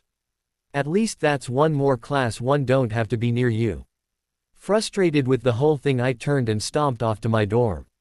I dragged my history of magic essay out of my bag and settled back against my pillow, ready to work, but I was too annoyed to think about anything seriously. Instead I sat and stewed, gnawing on the end of my quill. Malfoy was my least favorite Slytherin by far. Or maybe he tied with Parkinson. It varied depending on how annoying they were being. Malfoy would hold court in the common room sometimes and he'd occasionally rant. What makes Potter think he's so special? Maybe I should carve a lightning bolt onto my forehead too. He thinks he's so much better than us. The sad part was, it was pretty obvious why he was angry at Harry. Harry had denied him something, and Malfoy was a spoiled brat. He wasn't used to being denied what he wanted. Malfoy had offered him a hand of friendship back on the train, likely seeking some fame on Malfoy's part, and Harry had turned him down flat. So had I, for that matter. He seemed a little less hateful towards me, probably because we were in the same house. I imagine he thought that he still had a chance at pulling me into his web. Sad part was, I might not have a problem with him if he could keep his mouth shut. About my brother for more than 5 minutes, but he seemed utterly incapable. I hope he got used to disappointment. In frustration I tossed the essay from me. Clearly I wasn't going to get far on it tonight. Instead I tugged out my potions textbook and flicked to the page holding the recipe we'd worked on today, the cure for boils. I read through the original recipe thoughtfully. I pulled my quill from between my teeth and dipped it in my bottle of ink. Very carefully, next to the line about the onions, I scrawled roll them on a table to get more juice. Next to the part about horned slugs I wrote +1 and a dash of ginger to fight nausea. Satisfied I turned to the next page, clamping my quill between my lips once more and trying to think of something I could do to improve that potion. At 3:30 on Thursday evening I headed out onto the grounds with Lily, who joined me in the library to work on a charms assignment. Have you flown much? I asked her. As the classes got closer most of the first years began to rabbit on about their experiences flying. Malfoy was the worst, telling stories that always seemed to end in him narrowly escaping muggles in helicopters. From the way he told it, he'd popped out of the womb on a broom. Only a little, Lily admitted. One of my cousins follows Quidditch very closely. He has an open field behind his house where he flies. He's taken me up several times, but I only went up by myself once. Was it hard? I pressed. Lily shrugged. I don't really remember. I was young. That doesn't help me, I grumbled, thrusting my hands into the pockets of my robes. Not far from the Forbidden Forest, 20 brooms had been laid out. There were several Slytherins already there, not a Gryffindor in sight. I stood next to one broom, Lily taking the one to my right. The broomstick at my feet wasn't terribly impressive. It was made of knobbly wood with some twigs sticking out in all directions. It was a far cry from the broomstick I'd seen on display in Diagon Alley. I can't believe they expect us to fly these antiques, Malfoy scoffed. I looked up to see that he'd taken the broom to my left. He was staring at the broomstick down his nose like it was something you might find floating in one of Snape's jars. They belong in a museum. A broom is a broom, I sighed. Malfoy looked up at me horrified. Are you serious? He demanded. The nimbus I have at home makes these old clean sweeps look pathetic. I shrugged. I would have argued with him had I known anything about brooms. Thanks to Ron's lecture I knew at least the basic rules and gameplay of Quidditch, but as for the brooms themselves, I was in the dark on what model was what and which was better. Still, I couldn't imagine there was really much that could be done to a broom to make one model stand out from the other besides simple speed. And to be perfectly frank, if I was going to fall off of a broom, I'd rather be going 5 miles an hour than 50. You sit on it, you fly, I shrugged. What more is there? Malfoy looked at me like I'd just announced I planned to leap off the astronomy tower. You're hopeless, he groaned. I snorted, but it occurred to me that this was the first remotely civil conversation we'd ever had. And to be honest, it wasn't terrible. Granted, I was sure Malfoy would say something that made me mad soon enough, but for no he almost seemed like a decent human being. Maybe there was an actual personality under all that bigotry and hair. Ready, mate? Zambini asked, claiming the broom on Malfoy's other side and clapping the on the shoulder. This'll be easy, Malfoy said smugly. The Gryffindors came down the lawn then, claiming the free brooms. Harry took the one across from me, greeting me with a smile. Ron was to one side of him, Dean on the other. Lorena, Ron greeted a little uncertainly. He seemed like he wasn't sure if he should be saying hi or trying to hex me. I gave him a small smile and a, Ron, in return. Next to me, Malfoy opened his mouth. I bet these old brooms look like a nimbus to you, E.H. Weasley. When was the last time your family got a new broom? When the Moontrimmer came out.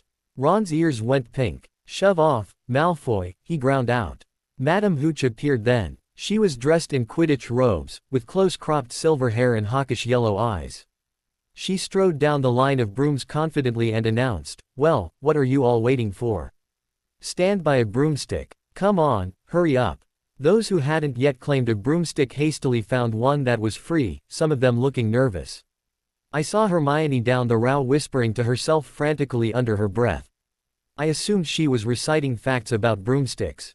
Neville was actually white with fear and, to my surprise, so was Tracy. "Stick your right hand over your broom and say up," Madame Hooch instructed. She demonstrated, her broom leaping into her hand at her command. We all thrust out our hands and called, "Up." I was surprised when my broom leapt into my hand almost like a puppy eager to greet its master coming home from a long day. It smacked into my palm with enough force to make it tingle a bit. Looking across the aisle, I saw that Harry's broom was in his hand as well. He caught my eye and we exchanged smiles. I saw Neville whimpering the command over and over, his broom remaining resolutely still at his feet. Hermione Granger was acting like she was trying to get a particularly unruly student to pay attention to a lecture, her broom flopping half-heartedly on the ground. Not bad. Malfoy was lazily holding his own broom, smirking at me. "Maybe you'll be decent at this. Your faith in me gives me strength," I deadpanned. I would have taken the compliment, had he not tacked on that little patronizing comment to the end. "How'd you do that?" Lily hissed from next to me. I looked over at her. Her broom looked like it was trying to break dance. I would have helped her had I had any idea why my broom decided to listen to me. I thought it might have something to do with whether or not you were afraid, like with animals. I noticed that the ones who seemed to be having the most trouble were the ones who looked about to wet themselves. But I was also a little nervous to get up in the air, so I couldn't say for sure. I just told it, "Up," and expected it to do it, I said with a shrug. Sorry. Lily gave her broom a dark look and continued to command it. It took a few more tries, but they eventually got her broom to get close enough to her hand that she snatched it out of the air. She played it off like nothing, but I smirked to myself as she got away with cheating. Now that you've got your broom, grip it firmly, Madame Hooch explained. We don't want anyone sliding off the end. She held out her own broom and showed us all her grip, describing it in detail. I followed her instructions, holding on not too far forward and not too far back. She made her way down the rows, correcting grips here and there. She had to spend several minutes getting Neville's hands right. I smiled to myself as she gave Bulstrode a speech about not throttling her broom when she gripped it. When she got to Malfoy, she examined his grip for only a second before shaking her head. No, like this. She grabbed his hands and adjusted them on the handle. Malfoy looked indignant. I've been flying this way for years. Well, then you've been doing it wrong for years, Hooch shrugged before moving on to me. She slightly adjusted the way my fingers wrapped around the handle, but other than that I was apparently doing fine. While she was doing that I watched as Harry and Ron doubled over with silent fits of laughter at the insulted expression on Malfoy's face. It was pretty funny after all of his bragging. Now, when I blow my whistle, kick off from the ground, hard, Madame Hooch instructed, lifting her whistle. Keep your broom steady, rise a few feet, and then come straight back down by leaning forward slightly. On my whistle. 3, 2. Neville was clearly nervous, because he kicked off before the whistle sounded. He gave a little yelp as he shot up like a cork from a bottle. Come back, boy, Madame Hooch shouted. Down, down, Neville frantically cried as he continued to rise. We all watched as he lost his grip, slipped sideways, and wham! Neville hit the ground with a thud and a crack. His broomstick was still floating lazily in the air, drifting absently towards the Forbidden Forest. Madame Hooch hustled forwards and bent over Neville, her face as white as his. For good reason too. If Neville died on her watch it definitely wouldn't do much for her job. Broken wrist, she diagnosed. Come boy, it's all right. Up you get. She lifted a shaking Neville to his feet, staring down the rest of us. None of you are to move while I take this boy to the hospital wing. If I see a single broom in the air the person riding it will be out of Hogwarts faster than you can say Quidditch. Come on, dear, she added to Neville, hustling him back towards the school. The moment they were out of earshot, Malfoy burst into laughter. I scowled at him. There was the regular, jerk Malfoy, right on schedule. Did you see his face, the great lump? He cackled. Several of the Slytherins joined in. I could only imagine that they'd never broken bones before. I'd only broken a nose, but it had hurt like nothing else. I could only imagine how much pain Neville was in. The ability to laugh when another person was in physical pain was a sick one. To be laughed at while you licked your wounds was about the most mocking thing that could possibly happen to you. It said that someone knew you were hurt, but didn't care enough about you to help you. Instead your pain as you tried to suppress it and show a brave face caused them amusement. As if they were so far removed from you that the idea of you in pain didn't even register as being more than a joke to them. I had been in that position entirely too many times to simply brush that off as Malfoy being Malfoy. Shut up, Malfoy. Parvati snapped. Ooh, sticking up for Longbottom. Parkinson mocked. I never thought you'd like fat little crybabies, Parvati. Look. Malfoy darted forward, picking up something sparkling in the grass. It was a glass orb swirling with grayish smoke. It's that stupid thing Longbottom's grand sent him. Give it here, Malfoy. Harry had spoken quietly but commandingly. Everyone immediately fell silent, looking at him in surprise. Even I was a little surprised. Harry had a backbone, but I'd rarely ever seen it used. But now he was looking at Malfoy coldly, daring him to argue. Malfoy smiled at him nastily. I think I'll leave it somewhere for Longbottom to find. How about, up a tree? Give it here, Harry shouted, taking a swipe for Malfoy's hand. Malfoy swung a leg over his broomstick and shot up into the sky. I raised an eyebrow. I'd assumed Malfoy had been lying, but he was actually a decent flyer.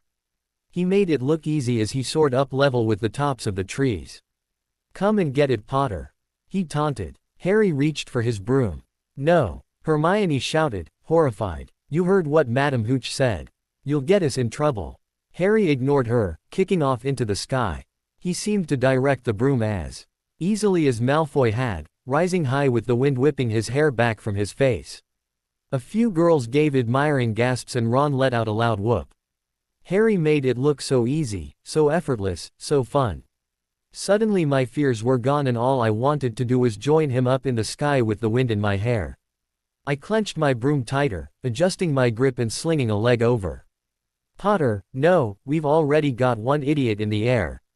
Daphne hissed at me. I ignored her, kicking off. The initial feeling of going weightless took me by surprise. But the wind in my face slapped me back to awareness and I was suddenly intimately aware of how the broom moved at my direction. When I tugged it up, it went up. When I directed it left, it went left. I smiled widely. This was simple. What had I been so afraid of? I could do this. Malfoy looked considerably less confident as I came to Harry's side.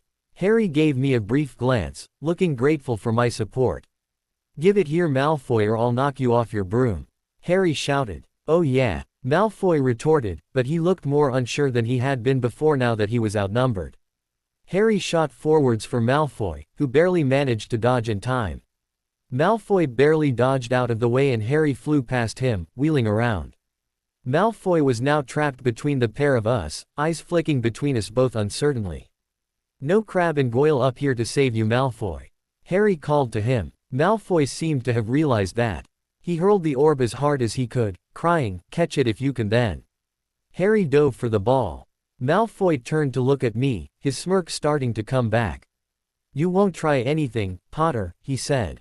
You don't seem sure, I noted. And you shouldn't be. I shot towards Malfoy just like Harry had. Malfoy's widened in shock and he hastily directed his broom a few feet to the left.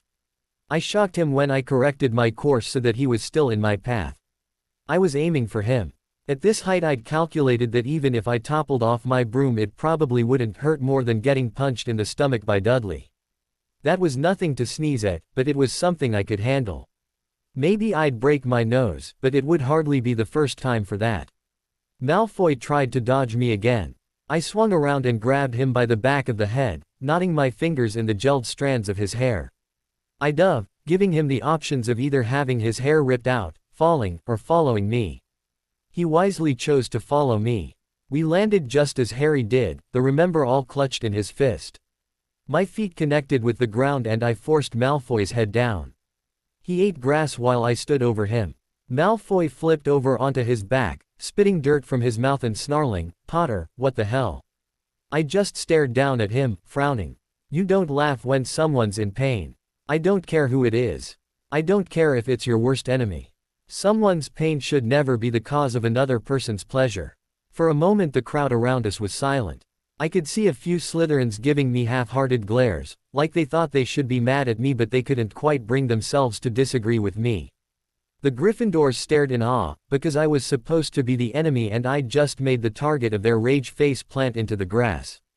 Harry Potter. We all flinched as McGonagall came striding across the grounds towards us, nearly speechless in shock, glasses flashing.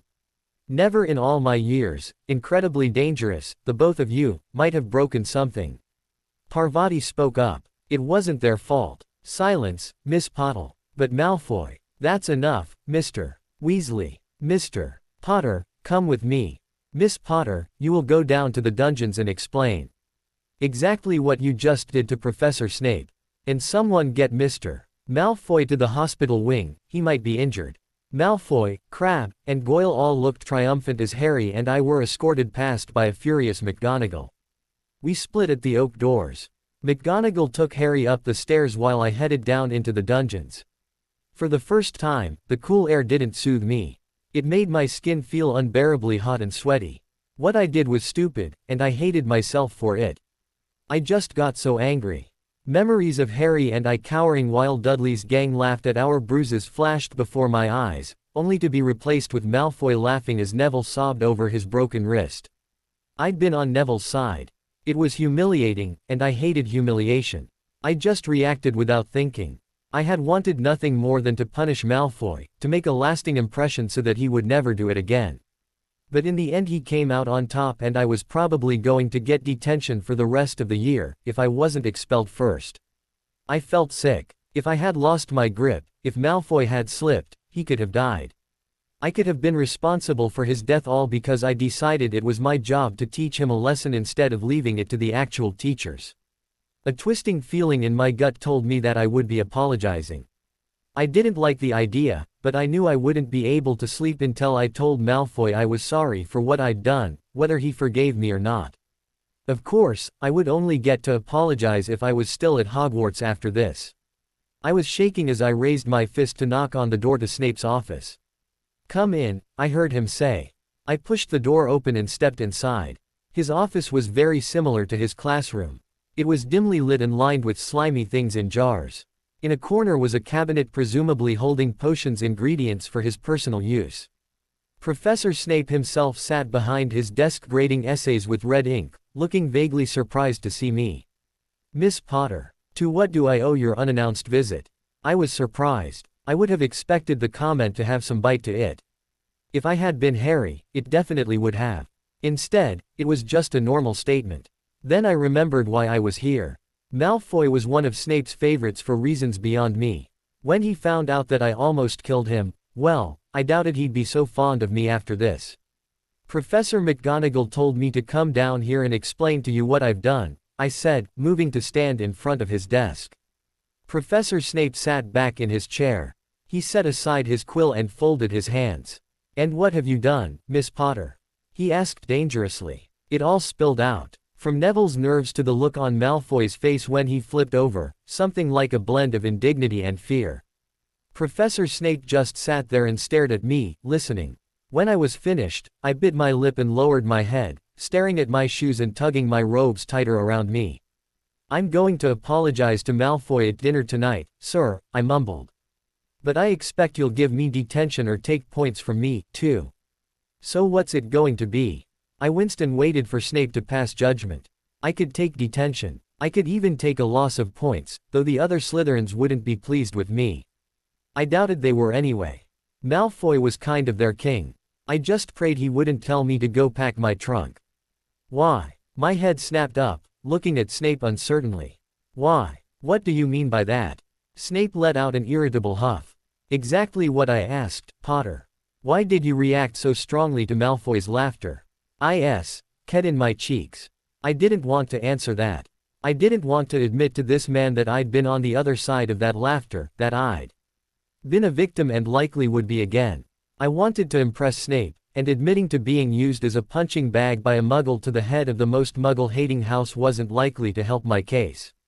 "Personal reasons," I finally murmured. "What are they?" Snape asked dangerously. He wasn't going to let me worm my way out of this. He wanted an answer, and he'd get one. I considered lying, saying I was trying to live up to the Potter name, their Gryffindor legacy. But honesty had been the best answer in the past. I could only pray it would serve me as well now. So I took a deep breath and started talking. "Because I've been in Longbottom's shoes before, Professor." I stayed silent, hoping he would settle for that, but Snape just stared at me, waiting. I continued, "My cousin, Dudley, he's a cruel little brat. His parents never punished him for it, so he hits Harry and I when they're not around. Even when they are around, to be honest, but not as often. He's got these friends who follow him around, and sometimes they hit us too, or they hold our arms. And if we ever cried, or asked them to stop, they laughed. It was the worst feeling, a total lack of mercy, like we weren't even human. No one should ever do that to someone else." I scowled thunderously as all the old wounds gave a throb. The bruises on my cheeks and around my eyes, the fingerprints up and down my arms from where I was held, the spots on my stomach and ribs that had fists and feet burrowed into them. "And Petunia does nothing about this." Snape's voice was more dangerous than I'd ever heard before, but I was more startled by the fact that he knew my aunt by her first name. "You know my aunt?" I asked incredulously. "That doesn't matter." Snape snapped viciously, tapping the top of his desk sharply as if to ground himself in the moment, the real reason we were there. But I tucked away that little bit of information to think over later. "You objected to Mr. Malfoy's treatment of Longbottom because you considered it to be immoral." I nodded. "That about sums it up, sir."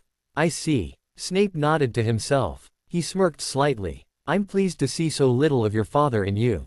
Surprised, but pleased. I stared. Snape had to be toying with me. First he said he knew my mother, then he called my aunt by her first name, and now he's bringing up my father. He had to have known them all at some point. I wondered, looking at Snape, if he and my parents had been at Hogwarts together. He looked like he could be around the correct age, maybe a year or two ahead of them. What do you mean, sir? I asked. I mean that, were the houses reversed, your father would have played Malfoy's part. My jaw dropped open. No, I said sharply, horrified by the very idea. That's not possible. Everyone said that my father was a good man. Snape nodded, as if that was to be expected. And tell me, Miss Potter, how many of those people were not Gryffindors? I paused, my mouth opening and closing helplessly. I don't. Exactly, Snape sneered. While he was thought to be so by his fellow Gryffindors, he was the enemy of any Slytherin who crossed his path, whether they'd done something or not. It was your mother who would have done what you did, tending to someone from a rival house. I stared. Sir, I began slowly. You don't seem surprised, but isn't what I did, well, isn't it rather Gryffindor? Shouldn't I have laughed along with Malfoy and Parkinson? Snape scoffed. Malfoy and Parkinson have come to Slytherin with their minds clouded by the house stereotype. The more time they spend here, the more they will understand what it means to be a Slytherin. You see, Gryffindors are famous for their chivalry and loyalty to those they deem worthy. To those they deem as lacking morals, as lesser in some way, they can be as cruel as any Slytherins, yet we are known as the House of Intolerance. I stared at Snape. I wasn't quite sure how we'd spiraled off into this lecture on what it meant to be a Slytherin, but at the same time, I was fascinated. From the time I had been sorted, I had been treated like I was some sort of selfish bottom feeder by most of the rest of the school.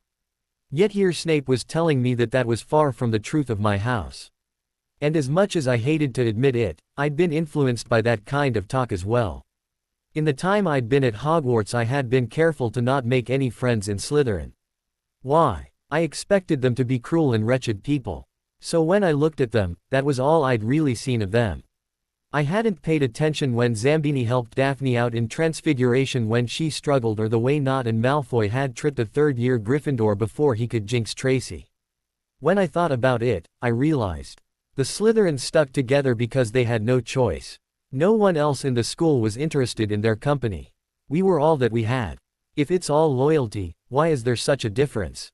I asked slowly. The difference is that we are open about our distaste for certain groups. We state it outright instead of trying to justify it with some sort of moral high ground. We are expected to be liars and deceivers when the truth is they are simply honest. Painfully so, at times. The truth is rarely popular or desired, no matter how people might pretend. You will be discriminated against for your house because people will see you as self-serving and arrogant, when the truth is that we Slytherins are more loyal than a Gryffindor, to our own.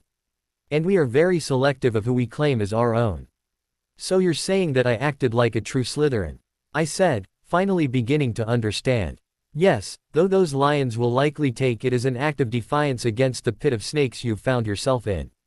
He sneered. The answer is so much simpler, a defiance against your situation. I doubt you ever thought of Longbottom with any kind of care, did you? I paused. No, I hadn't. I hadn't considered the individual Malfoy was laughing at, just that he was. That was what got me going. Slowly I shook my head. Snape nodded. As I expected. Now, none of this excuses you from punishment. It seemed he was done being sentimental. You will serve detention with me tomorrow night scrubbing cauldrons. And you will make your apology to Malfoy. I will be watching to ensure that you do. Yes, sir, I said, lowering my head. I will, don't worry. Good, Snape said, picking his quill up again. Then if you're through taking up my time, I have papers to grade. I smiled slightly. Of course, sir. I took my leave of the office. I didn't pay much attention to where I was going, just let my feet carry me as I thought. For the first time, I felt proud of my house. Since I'd gotten here I'd been ashamed to be a Slytherin. I saw the way the other houses treated us and I had unthinkingly followed them without even bothering to consider that maybe Slytherin wasn't quite what it looked like from the outside. No denying that ambition and self-service were common, but there was more to us than that. I wasn't proud of myself though. I was ashamed by how I'd reacted without even thinking.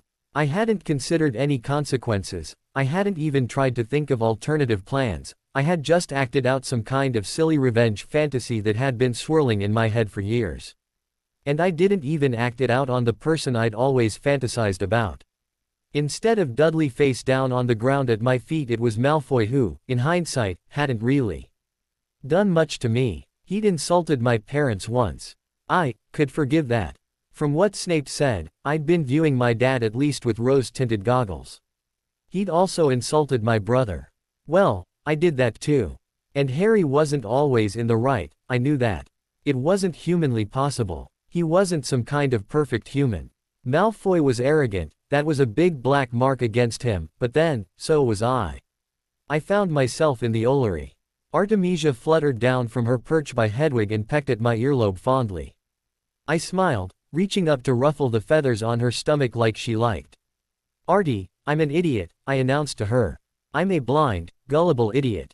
Artemisia hooted sympathetically and nosed at my hand for treats. When I headed into the Great Hall for dinner, I wasn't altogether surprised to see Harry frantically waving me over towards the Gryffindor table. I bit my lip, glancing towards the Slytherin table where Malfoy sat. He seemed unharmed, just a little annoyed. I looked up to the head table at Snape, who just stared back, waiting for me to make my move. Malfoy could wait a moment, I decided. At least until I found out what Harry wanted. I headed over to the Gryffindor table, pausing behind Harry. Most of the other first years were gathered around, and, to my surprise, they were smiling at me. Most of them had turned their noses up at me during potions last week, but now they were greeting me as happily as they would a Hufflepuff. Rena, Harry greeted, beaming with delight. He was practically vibrating with excitement, which I thought was rather odd. Hadn't he been hauled off my McGonagall for a scolding? Have you heard the news? News, I repeated blankly. I'm going to assume no. It's bloody brilliant. Ron was beaming just as wide as Harry. Only you can't tell anyone, Harry insisted, keeping his voice low. Wood wants it kept secret. I blinked, still not following. And who is Wood? He's the captain of the Gryffindor team. The Quidditch team. I asked for clarification. No, the Gobstones team. Harry rolled his eyes. Yes, the Quidditch team. They're taking me on as seeker. I stared at him incredulously. Harry had broken the rules, risked his neck, almost collided with Malfoy and knocked the pair of them into a 50-foot fall, and he was getting rewarded. And not even rewarded, but privileged. First years were normally not allowed onto the team. And suddenly I was a little angry. I got detention and a guilty conscience. Harry got to play Quidditch and be a popular athlete. Where on earth was the justice in that? The worst part was that the reason was glaring at me from Harry's forehead. Because he'd killed Voldemort while I presumably cried in our crib. Because he'd survived an unsurvivable curse while I got my face carved into. Because he was the boy who lived and I was just his sister. He got special treatment, and I got the same as everyone else. Not to say that I wanted the special treatment, more that I wanted him to be on my level. Having watched Harry grow up, I could guarantee there was nothing terribly exciting about him. He had wretched eyesight. He put his pants on one leg at a time just like everyone else. But because he somehow defeated a Dark Lord as a baby, something he couldn't possibly have done consciously considering he was barely a year old, he was somehow above the rest of us. For the first time since I'd found out where our scars came from, I was a little bitter about it. McGonagall saw from her office window, Ron said, looking at Harry proudly. I swallowed. That's great. And it was, really. But it wasn't exactly deserved. How'd it go with Snape? Harry asked, scowling at the mention of his least favorite teacher. I have detention tomorrow night. Ron growled on my behalf and said, that's not fair, Malfoy had it coming. I was suddenly seeing what Snape had talked about. Ron didn't seem to care that I might have killed Malfoy, and neither did Harry. He was the enemy, so devil take him for all they cared. Or did they not see the danger I'd foolishly placed Malfoy in trying to teach him a lesson? Don't get me wrong, I wasn't going to suddenly start cooing over Malfoy. He wasn't innocent in all of this either. But I had done wrong, and even if he didn't feel bad about what happened with Neville, I felt bad about what happened with him. I needed to apologize, both because Snape had ordered me to and because I knew I wouldn't be able to sleep until I had. Having a last meal before you get back on the train to the Muggles. Speak of the devil, or in this case, the dragon, and he shall appear. I turned to see Malfoy approaching with Crabbe and Goyle at his flank. "You're a lot braver now that you're back on the ground with your little friends behind you," Harry said coolly. It was true, although Crabbe and Goyle were anything but little. But they weren't stupid enough to start something in front of the teachers, so they just cracked their knuckles and scowled menacingly. "I'll take you on anytime," Malfoy snarled. "Tonight, if you want. Wizards duel. Wands only, no contact." Harry was silent. Malfoy sneered. "What's the matter? Never heard of a wizard's duel before, I suppose." Ron spoke up, which pretty much confirmed that Harry had no idea what Malfoy was talking about. "Course he has. I'm his second, who's yours?" Malfoy turned around, sizing up the two boys behind him. "Crabbe," he decided. "Midnight all right. We'll use the trophy room, that's always unlocked." Harry nodded slowly. I could have smacked him. No idea what he was walking into, but he was still going to do it. "Idiot," I muttered under my breath. "Good. See you at midnight," Malfoy said menacingly. He turned to head for Slytherin table, shooting me a dark look. "Malfoy, wait," I called, following him. He and his goons turned. Crabbe and Goyle stepped closer to me, cracking their knuckles warningly. I held up my hands in the universal gesture for surrender. "I just want a word," I said, going up on my tiptoes to look at Malfoy over Goyle's shoulder. "I swear, I just want to talk." "So talk," Malfoy said, scowling at me. I winced. Privately if you don't mind. And how do I know you're not going to try and shove my face into the dirt again?" He sneered. "Don't you want to know what my punishment is?" I wheedled. Malfoy looked interested. He hesitated for only a moment more before waving his hand dismissively to Crabbe and Goyle. Like good little bodyguards they stepped back and headed to our table, eager to stuff their faces. "Out here," I said, beckoning Malfoy to the door. He looked suspicious, but he followed me out of the Great Hall. I took shelter in a niche in the wall. Malfoy followed me, still not looking quite sure whether or not I was going to go for his throat. I rolled my eyes. "Would you stop that? I'm not going to hurt you." "How do I know that?" He pointed out snarkily. "Look, just listen, okay?" I insisted, hands waving irritably. "I've got detention with Snape tomorrow night, but that's not important. I just offered to tell you that so you'd talk to me. You're going to try and kill me." "No. Well, not today anyway. What I wanted to say is that I'm sorry," I admitted a little sheepishly. Apologies were not my forte. I'm pretty sure they weren't supposed to include death threats or blackmail, but what did I know? Malfoy looked skeptical. "You're sorry," he repeated incredulously. "I'm sorry," I agreed. It was easier to say the second time. Malfoy stared at me for a moment before his ace suddenly broke into a sneer, like he'd just realized something. "Yeah, right, you're only saying that because Snape made you," he guessed. "No, I'm not," I hastened to assure him. "I really am sorry. I shouldn't have done what I did, and I just wanted you to know that I wish I hadn't." Malfoy scoffed. "You're lying, I know it." "No, I'm not," I insisted, starting to get frustrated. "Look, what would convince you? Something I can do or say." Now Malfoy looked intrigued. "Something you can do." He was thoughtful. That wasn't a good sign. "Anything?" he asked slowly. "Even if it's embarrassing." I winced. I'd made the offer, too late to pull it back. "Yeah." Malfoy stared at me, contemplating. I shifted uncomfortably under his stormy gray eyes, the anxiety building the longer he stared. What would he make me do? Break into an office? Steal something from one of the teachers? Strip BPD and run around the common room? Cheer for Gryffindor at the first Quidditch game? That would definitely get me pummeled. "Show me your scar." I paled. He'd gone right for the throat on that one. Everyone knew that I didn't show my scar, period, the end.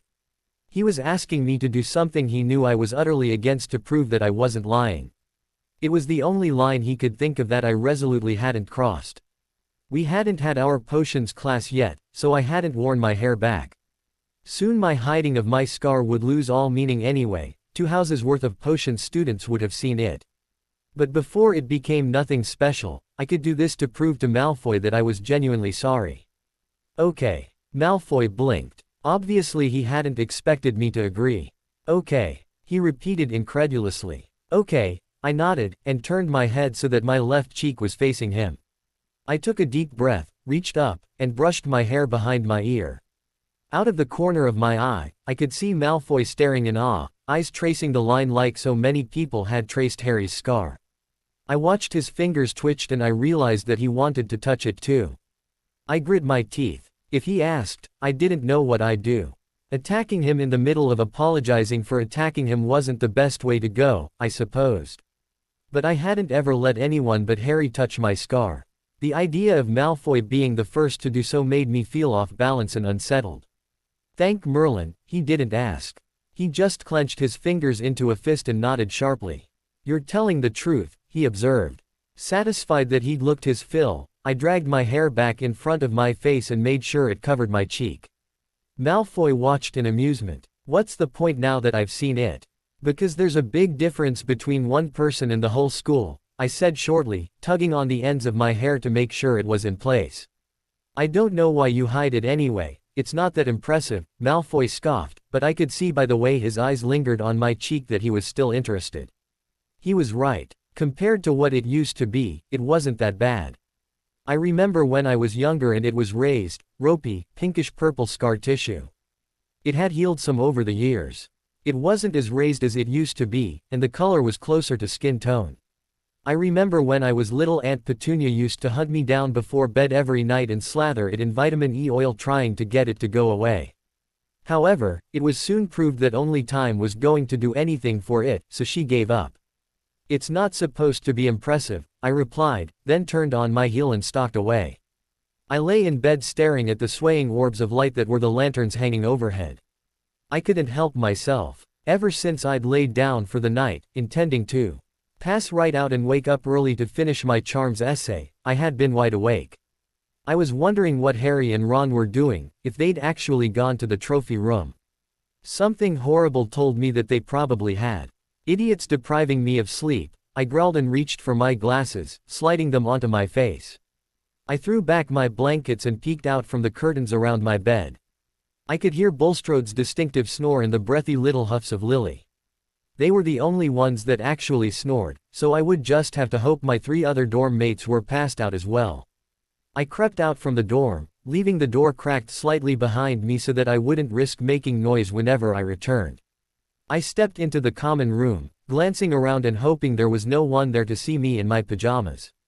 Malfoy, Crabbe, Goyle, Nott, Zambini, and Parkinson were all curled up on the chairs around the fireplace. I blinked, and then gave myself a hearty mental facepalm. Of course Malfoy didn't go. He didn't have to go and risk himself when all he had to do was drop a tip to Filch that someone was planning to sneak out and let the caretaker do the rest.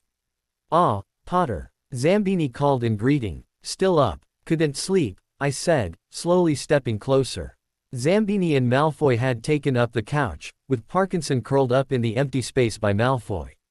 Crabbe and Goyle's hulking forms were taking up 2 armchairs. Nott was sitting on the arm of Goyle's chair, staring into the fire, looking like he didn't quite want to be there.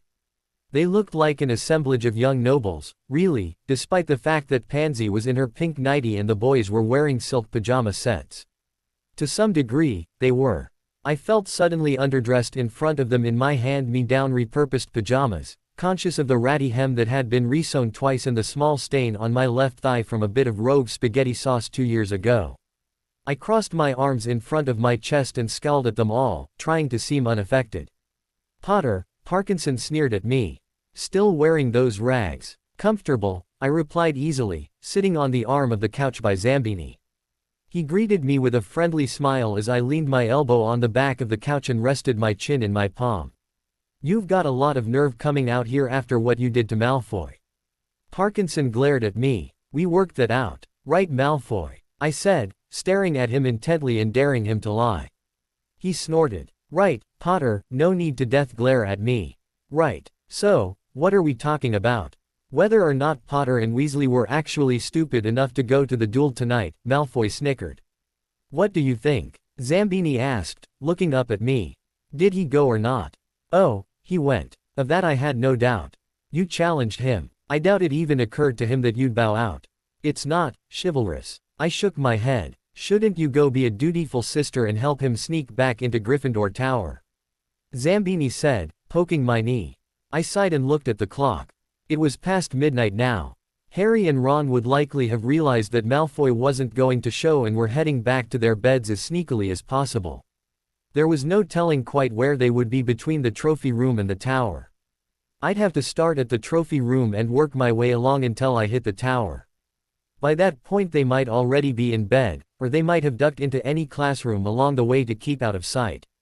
And besides, 3 people were easier to spot than 2. That, and I'd have to creep back the whole length of the castle again after I escorted them to their common room. To be honest, I didn't want to risk getting a detention so quickly after my first one. I'd already backed Harry up once today and look where it got me. I wasn't going to do it again based on a duel he walked into blind. No, I finally said. He's a big boy, he can take care of himself. Not very sisterly of you, Malfoy observed. I'm not his babysitter, I huffed. I already got 1 detention today, I'm not interested in another one. Snape won't be too bad. I was surprised that Nott was speaking up. He was quiet, hanging out on the fringes. He seemed perfectly content by himself. You're a Slytherin and he likes you. At worst you'll be scrubbing cauldrons. Malfoy scoffed. Servant's work. Privately, I was amused. Scrubbing cauldrons, that was the worst case scenario. I scrubbed pots every night after dinner back at Privet Drive. The dishes were my responsibility, usually split with Harry. I washed, he dried. If I was going to get detention in the future, I'd have to make sure it was with Snape. I don't mind cleaning, I said absently, not really thinking. Really? Parkinson turned up her nose. Must come from living with muggles. I bet their house was filthy. Actually they insisted it be spotless. I was less defending the Dursleys and more muggles in general. Muggles take just as much pride in their homes as wizards do. As some wizards, maybe, Malfoy snorted. Maybe they should move into the Weasleys' shack. They could probably do with the red money. Parkinson gave a cackle. Crabbe and Goyle let out low rumbles of laughter. Zambini smirked and even Nott looked faintly amused. I had no idea where the Weasleys lived, so I couldn't say anything. I kept quiet, staring into the crackling flames.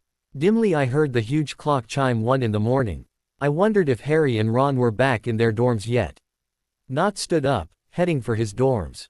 Where are you going? Parkinson asked in surprise. Nott shrugged. It's late. We've got potions tomorrow. That was all he said before continuing to troop off.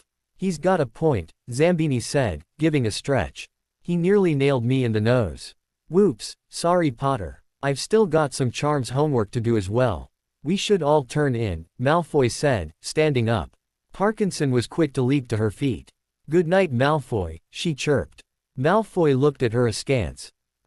Night Parkinson. Parkinson was beaming as she trotted off to our dorm.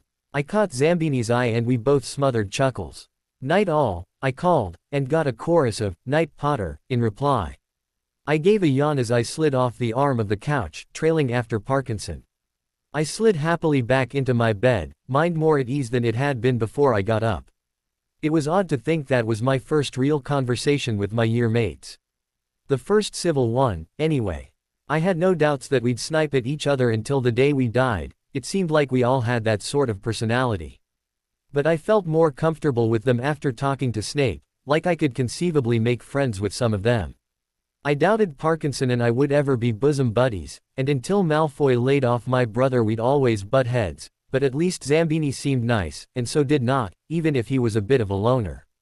I sighed in contentment and nuzzled into my pillow, closing my eyes to grab what sleep I could.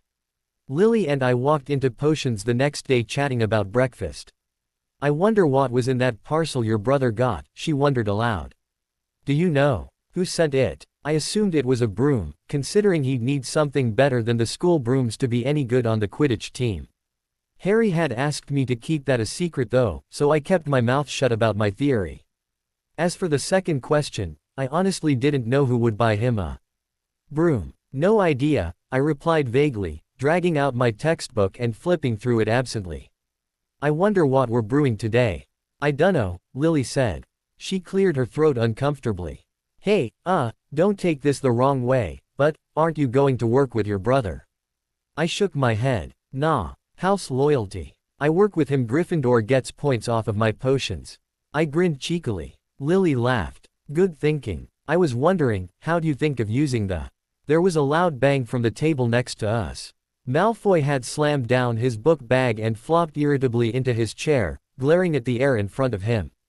Crabbe and Goyle hustled to claim seats next to him, looking like he'd totally blown past them as he stalked into the dungeon. "Keep making that expression, your face'll freeze that way," I commented.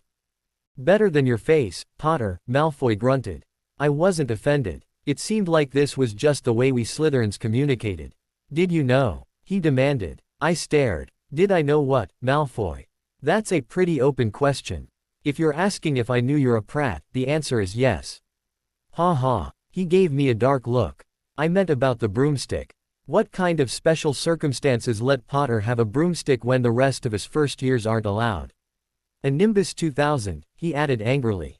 I'd say it's got something to do with that scar on his face, mate, Zambini said, sliding into a seat across from Malfoy. Sorry, didn't mean to eavesdrop, just happened to overhear.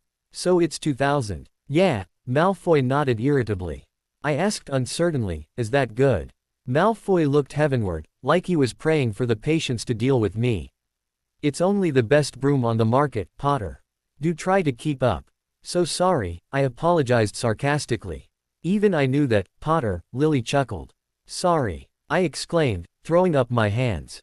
Leave her alone, she was raised by muggles, Nott said, sliding into the seat near Lily. Thank you, I said, giving Nott a grateful look. Nott, you're my favorite. Nott looked mildly surprised. Yay, he said uncertainly. Yes, yay, I confirmed. Rena. I turned around to see Harry entering the room with Ron, Hermione dogging their heels and looking angry. Neville looked pale. I'd been pleased to see Harry and Ron at breakfast, looking tired but pleased, so I assumed they'd gotten back to the common room all right. He was looking at me uncertainly, gesturing for me to take the open seat next to him among the Gryffindors. Ron nodded to me in greeting. Sorry, brother dear, I said, staying resolutely where I was. Snape's requested I stick with the Slytherins so that any points I earn don't get shared with Gryffindor. I had planned this carefully.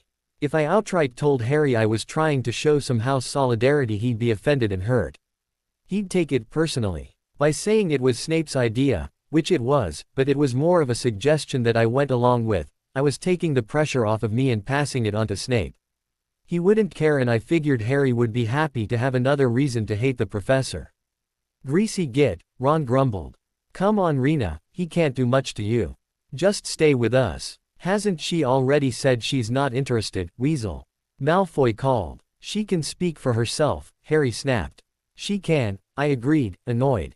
She's also sitting right here, and doesn't appreciate being talked about like she's 6. This isn't a custody battle, kids, I pick where I go. I'm experimenting with house pride.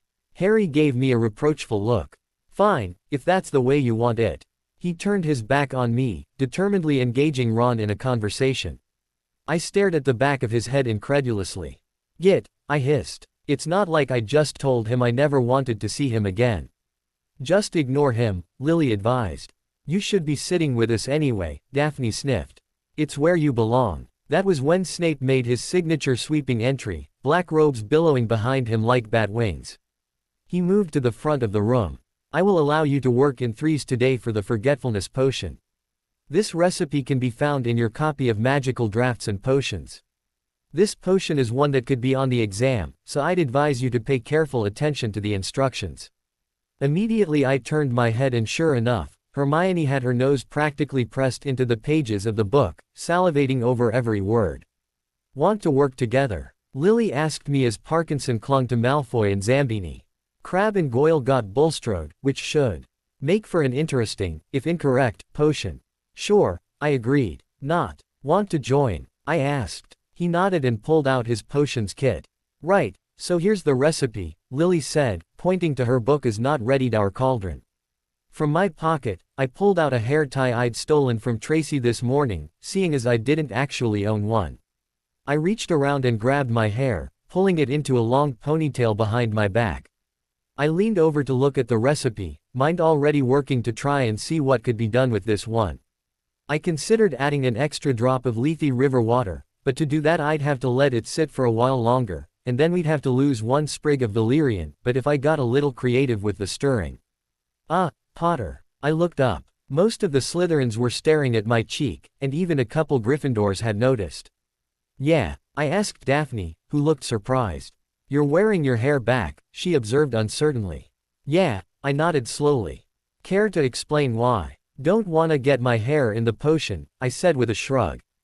Okay, Lily said slowly. That's neat. I sighed and looked back at the book, confirming my plans. I stayed still for a moment, letting everyone get a good look, hoping that would satisfy them. Soon enough, I saw Daphne smack Tracy and gesture for them to get back to their potion. Zambini looked unconcerned, and Not couldn't care less either, it seemed. He was busy lighting the fire.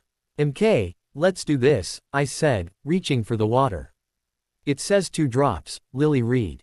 I tilted the bottle. We all watched as the 2 drops went in, followed by a third. What are you doing? Not snatched the bottle from me. Trust me, I urged. I know what I'm doing. I think I can get the potion to take effect more quickly with a couple of tweaks. Lily and Not exchanged uncertain looks. After all, their grades were riding on me not blowing us all up. She did do well with the Boyle's potion, Lily recalled. Not nodded. All right, he allowed. But if I fail this potion because of you, I'll feed it to you. Duly noted, I chuckled, and added a valerian sprig. It says add another, Lily said, frowning at the textbook. I gave her a pointed look. Didn't we just do this? She flushed. Right. What now? Not asked, lifting his stirring rod. I told him the proper way to stir. Then we had to let it sit for a while. I went about preparing the mixture of mistletoe berries and powder we'd need. Instead of 2 measures of powder I only used 1, and added in an extra berry, crushing it all into a slightly gritty paste. I hope you know what you're doing, Lily said, still looking a little hesitant. So do I admitted. I'd really hate to blow us all up. That wouldn't be an issue if you followed directions, Daphne pointed out as she stirred her own potion. I scoffed. What's the point in that? I know that works. I'm experimenting. When the potion had finished simmering, it was precisely the same shade of cerulean blue that was described in the book. I added 2 pinches of the berry slurry to the cauldron, stirred a little, and waited. The potion darkened to a rich reddish brown and gave off a fog-like steam that hovered over the surface. It's perfect, Lily praised, awed. How do you know to do all that? I shrugged. The ingredients do different things, it's about finding the right balance to keep the potion's purpose while changing the aspect you want to improve. It's kind of fun, I admitted, reaching into my bag and pulling out my book, a quill, and my inkwell. I dipped my quill into it, scribbling the additions I'd made to the potion into my textbook. I heard Snape's robe swish to a stop behind me, observing what I was writing down. Well done, Miss Potter, he said before moving on to Malfoy's group. He advised them to stir a little more before moving on to the cauldron where Bulstrode looked ready to strangle Crabbe and Goyle. It's 2 sprigs, not 1. She raged at them. Can't you idiots do anything right? Snape turned up his nose at the cauldron of slowly bubbling purple sludge. This potion is beyond saving, he said coldly, and vanished it with a flick of his wand. Do better next time. Yes sir, Bulstrode said, still scowling furiously at Crabbe and Goyle. We all wrapped up our potions. Neville, miraculously, managed to get through the lesson without causing major destruction of property, which probably had something to do with the fact that Hermione was working with him today. I bottled a bit of our potion and took it up to Snape's desk for grading, passing it to him with a smile. He took it with a nod and set it with the others. I headed back to my group, helping Not pack up some of his ingredients. Can I see your textbook? Lily asked. I want to write down what you did, since this might be on the exams. Sure, I approved. Go ahead. Can we look too? Daphne asked curiously. I'm not sure what we did wrong, but it didn't look quite right by the end. I know what I did wrong, Bulstrode said, glaring at Crabbe and Goyle. You can all look, I said with a snort. That's kind of you, Not observed. I shrugged. I didn't really see it as kind. In fact, it wasn't even totally unselfish. It was a deal. I gave them some help with their class work, they'd owe me an assist somewhere down the line, be it copying an essay or giving me answers to a test. That was how it seemed to work in my house, and exchange of favors to everyone's benefit. And I kind of liked it. It was simple and honorable. I helped you and you owed me. Somewhere down the line I could call in a favor. It was almost a relief knowing that if I ever had trouble on an assignment I now had someone to help me who was good in the subject no matter what said subject was. And of course they understood that if they made notes from my book they were signing up to owe me.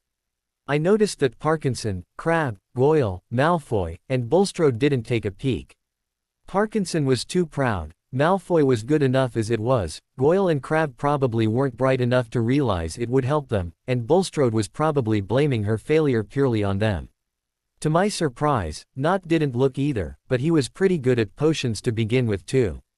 A cluster started up around my textbook as everyone quickly scribbled down my notes. I observed it with a chuckle as I heaved my book bag into my chair and checked that I had my books for my next class. Rena. I turned around, facing Harry in surprise. He was fiddling with the strap of his bag and shooting glares at any Slytherin who stared. Yeah, I asked. Can I have a word? Sure, I said with a shrug. I'll save you a seat, Lily promised as the Slytherins headed to lunch. I tugged Harry out of the classroom and into the hallway, wondering what on earth he wanted to talk to me about. There was no way he was that offended by my sitting with the. Why'd you sit with them? I blinked. Apparently he was. I wanted to. I began uncertainly. Harry shook his head. But you don't have to, you know. I'm there, and Ron. We'd work with you. After what you did for Neville, most of the Gryffindors seemed to be okay with you, so no one would have a problem with it. I could have said that the Slytherins most definitely would have a problem with it, but it seemed that they didn't count in his book. And it seemed Snape was right. The Gryffindors seemed to have taken my actions during flying lessons as some grand gesture of honor when really it was a selfish, petty desire for revenge on someone who wasn't even there. Harry, I began slowly. I know you're there, but I wanted to work with my housemates. What's wrong with that? They're Slytherins, Harry said as if it should be obvious. I stared. They're not that terrible, Harry, I huffed. It's not like we're down in the dungeon skinning cats every night. Only Tuesdays and special occasions. Harry scowled. It's not funny. I smiled slightly. It is a little. Come on Harry, it's nothing personal. I'm just trying something new. Like this. Harry reached out, tapping my exposed cheek. You've only ever worn your hair back if Aunt Petunia made you, and now you're suddenly walking around like this. I shrugged. I wasn't as confident in my choice to wear my hair back as I appeared, but it wasn't quite the horror show I had expected. Aside from the staring, no one was doing much. Unlike the random, bold people on the street, they all knew where my scar came from, and that was the big question most people asked. When Snape held me back that first day. Snape, Harry spat. Is he making you do this? I snorted. Harry, Professor Snape doesn't care how I wear my hair outside of his class. He only pointed out that in his class it's a bit of a safety hazard. Yeah, right, Harry muttered. He is right, I insisted. Open flames and hair that can't be controlled aren't best friends. He's just trying to cover his butt. If something happened to me in his class it'd be on him, I tried to cover. The truth was, while I assumed that had occurred to Snape, when he gave me the advice I almost felt like he was warning me for my benefit, not his. So, let him get in trouble, Harry grumbled. I gaped. Yeah, let him get in trouble. By what? Intentionally setting my head on fire. Glad to know where your priorities are, brother mine, I said shortly. Harry winced. I only called him that when I was genuinely mad at him. Come on, I didn't mean it like that. Whatever. I'm hungry, I'm going to the Great Hall, I huffed, and stormed off. I was in no mood to go to lunch, so instead I took shelter in the library, hiding by one of the windows and staring out over the grounds, scowling viciously at anyone who came too close and generally being a brat.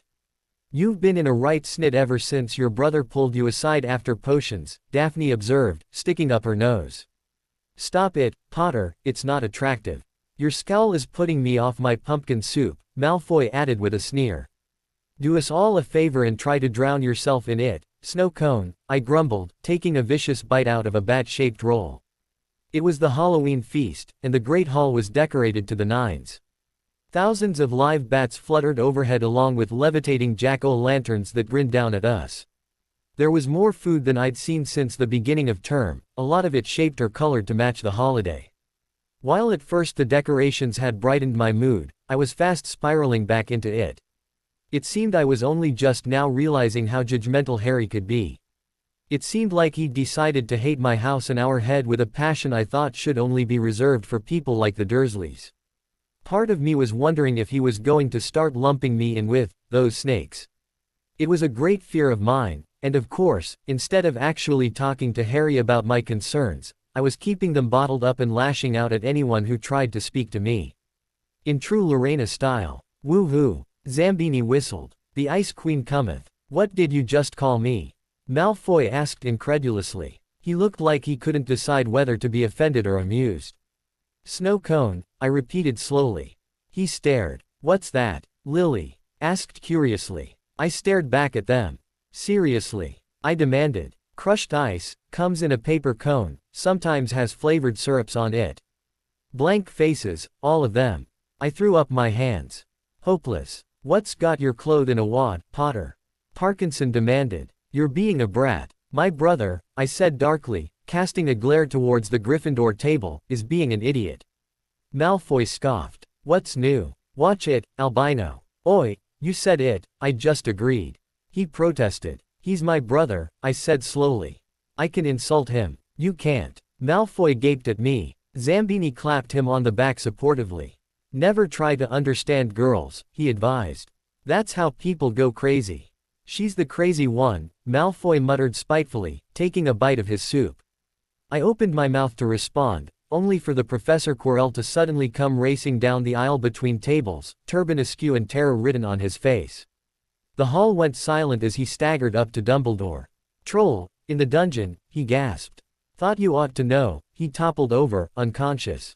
The hall was thrown into an uproar. I saw Cho Chang and Marietta Edgecombe clutching each other and screaming over at the Ravenclaw table, which I thought was vastly overdramatic. A couple of younger Hufflepuffs were crying. I stayed stony-faced. This was far from good, but it could be worse. For example, we could have not known, and the troll might have charged into the Great Hall and caught us all unawares. Or one lone student trying to return to their dorms early might have been caught by it. Maybe it was because I wasn't quite sure what a troll was that I wasn't terribly concerned, but either way, at least I wasn't a screaming wreck. Dumbledore's wand led of a series of purple firecrackers. The hall fell silent, everyone staring at him and waiting for directions. Prefects, he ordered, lead your students back to their dormitories immediately. Teachers, follow me to the dungeons. All right, you lot, stay together, stay close, stay quiet. Amelie was on her feet, looking grim. I saw her wand clenched in her hands as her partner Douglas stood up and added, if you've got family members in other houses, I don't care. Stay with us, we'll try and find out if they got back all right later. We're in the dungeons. We're in the most danger. Now come on. He's terrible at pep talks, Daphne muttered, giving Douglas a less than impressed look as we all got up and formed into a long, jagged line, following our prefects as they led us down to the dungeons. I could see Percy ordering the Gryffindors into line, Ron and Harry squished next to each other. Gryffindor Tower was about as far from the dungeons as you could get, so he should be okay. Do you think it's still in the dungeons? Parkinson asked, white-faced with fear. Even if it is, I doubt one troll could take the entirety of Slytherin House, I said reasonably. I slid my hand into my robe and clutched my wand tightly. I was good at magic. Like, really good. I think it came from all the times I'd unconsciously done magic as a kid. I was aware of the feeling that came when you did magic and how it moved as you directed it. Whatever it was, I was usually able to get spells pretty quickly. I was one of the first in our year to turn my matchstick into a needle, and I'd managed to levitate a feather in Flitwick's class on my first try. But sadly, my knowledge of defensive and combative spells was lacking. Not only was I just a first year, but Quirrell was a joke as a teacher. He usually set us taking notes or reading chapters, we rarely ever practiced how to take on the dangerous creatures we talked about, just wrote essays on the theory. I wasn't confident I'd be any help in a fight if it came down to that, but I had faith in some of our older students. I blinked as I felt a hand slide into mine. I stared at Lily incredulously, surprised by how stressed she looked. Do you mind? She asked, looking like she desperately hoped the answer was no. I shook my head but withdrew my hand from hers. For a moment she looked crushed, then I wrapped my arm around her shoulders and tugged her against my side. We'll be okay, I assured her, massaging her shoulder comfortingly. Lily gave me a weak nod and managed a wavering smile. Draco, I'm scared, Parkinson cooed at him, pressing against his side. Clearly, she'd seen me and Lily and was hoping to cozy up to Malfoy. Then get Potter to hold you, Malfoy snapped, eyes darting everywhere like he expected the troll to suddenly drop from the ceiling or something. I'm not doing it. Parkinson pouted and withdrew. We made it to the common room without incident. The older years quickly claimed the chairs around the fireplace, talking in hushed voices and theorizing about how the troll might have gotten in. We first years set up camp in one of the tables where we did homework, dragging enough chairs around them so that we could all sit. Get it together, Moon, Bulstrode snapped. Lily was still shaking slightly, so I still had my arm around her comfortingly. You look like a Hufflepuff. Lily flushed in embarrassment. Shove off, Bulstrode, she's scared, I snapped at her, rubbing Lily's back comfortingly. I seem to recall you nearly wetting yourself when Quirrell staggered in.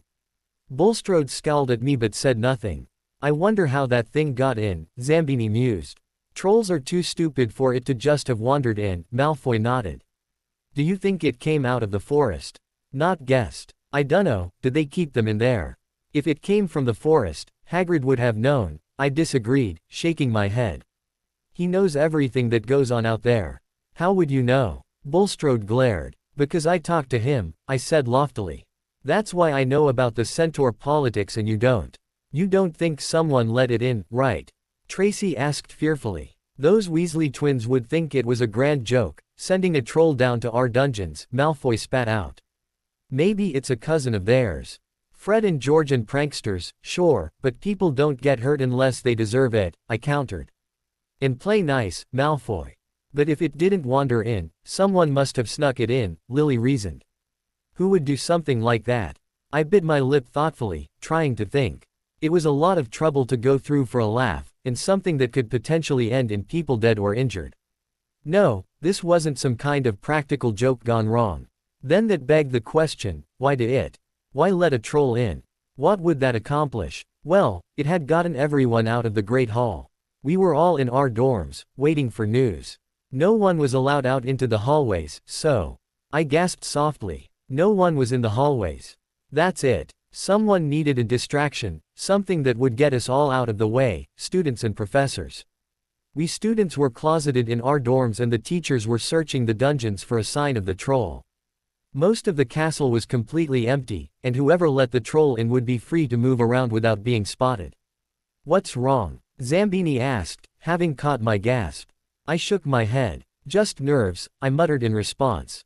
Need someone to hold you too, Potter. Parkinson sneered. Lily flushed again and pulled free of my arm. I scowled at Parkinson. If Lily was upset, why shouldn't she be comforted?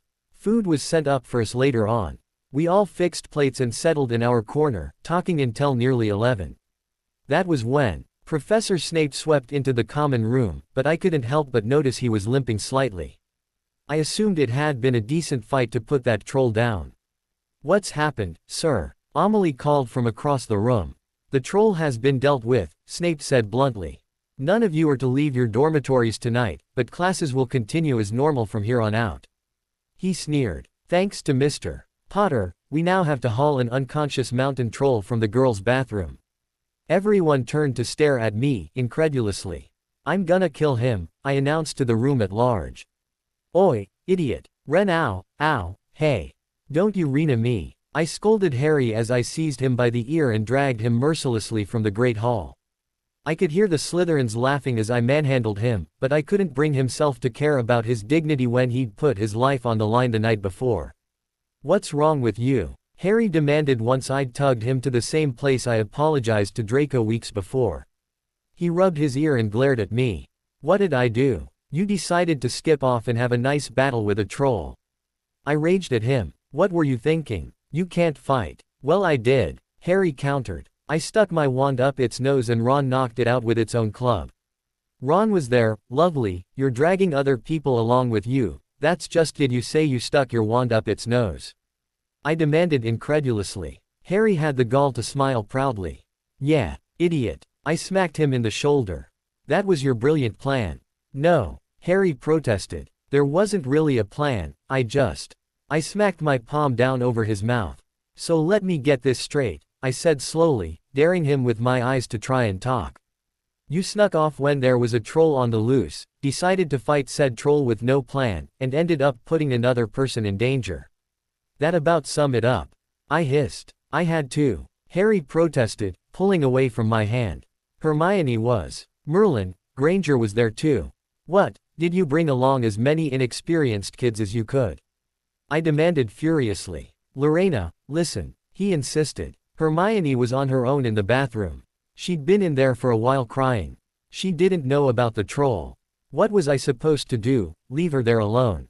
Yes, I insisted. Yes, you were. Harry looked horrified by the very idea. But she could have been hurt. Yeah, and so could you. I smacked him again for good measure. I don't care if the night ended with the troll using her bones to pick its teeth, you shouldn't have gone skipping off to risk your life for her. Lorena, Harry hissed. Where's this coming from? This. You mean this common sense? Harry, every single teacher was on patrol looking for the thing. Even if Hermione was caught off guard, a teacher would have been there to handle it in seconds. Why can't you think before you act? I beeped. I did think. He insisted, glaring at me. I thought Hermione could be in danger and I could help. And what were you planning to do, I demanded. Levitate toilet paper at it. Turn a match into a needle and poke it. Face it, Harry, you survived this by sheer dumb luck. The only thing you should have accomplished by running off to save her was that you nearly got you and Ron killed along with her. So what? Harry said slowly, looking at me in disbelief. It was all right with you if she died, so long as I was okay. I clenched my jaw. In a nutshell, she's not my sibling. You are. Of course I'd rather she got hurt than you. Harry recoiled. How can you think like that? It's easy. I insisted. It's called using your head. Hermione isn't my concern, you are. She's responsible for her own actions and you're responsible for yours. I can't yell at her when she's an idiot, but I can try and get through to you. You shouldn't have even been sneaking around. Whoever let the troll in could have killed you if you saw them, I muttered worriedly. Whoa, stop. Harry held up his hands. Whoever let the troll in?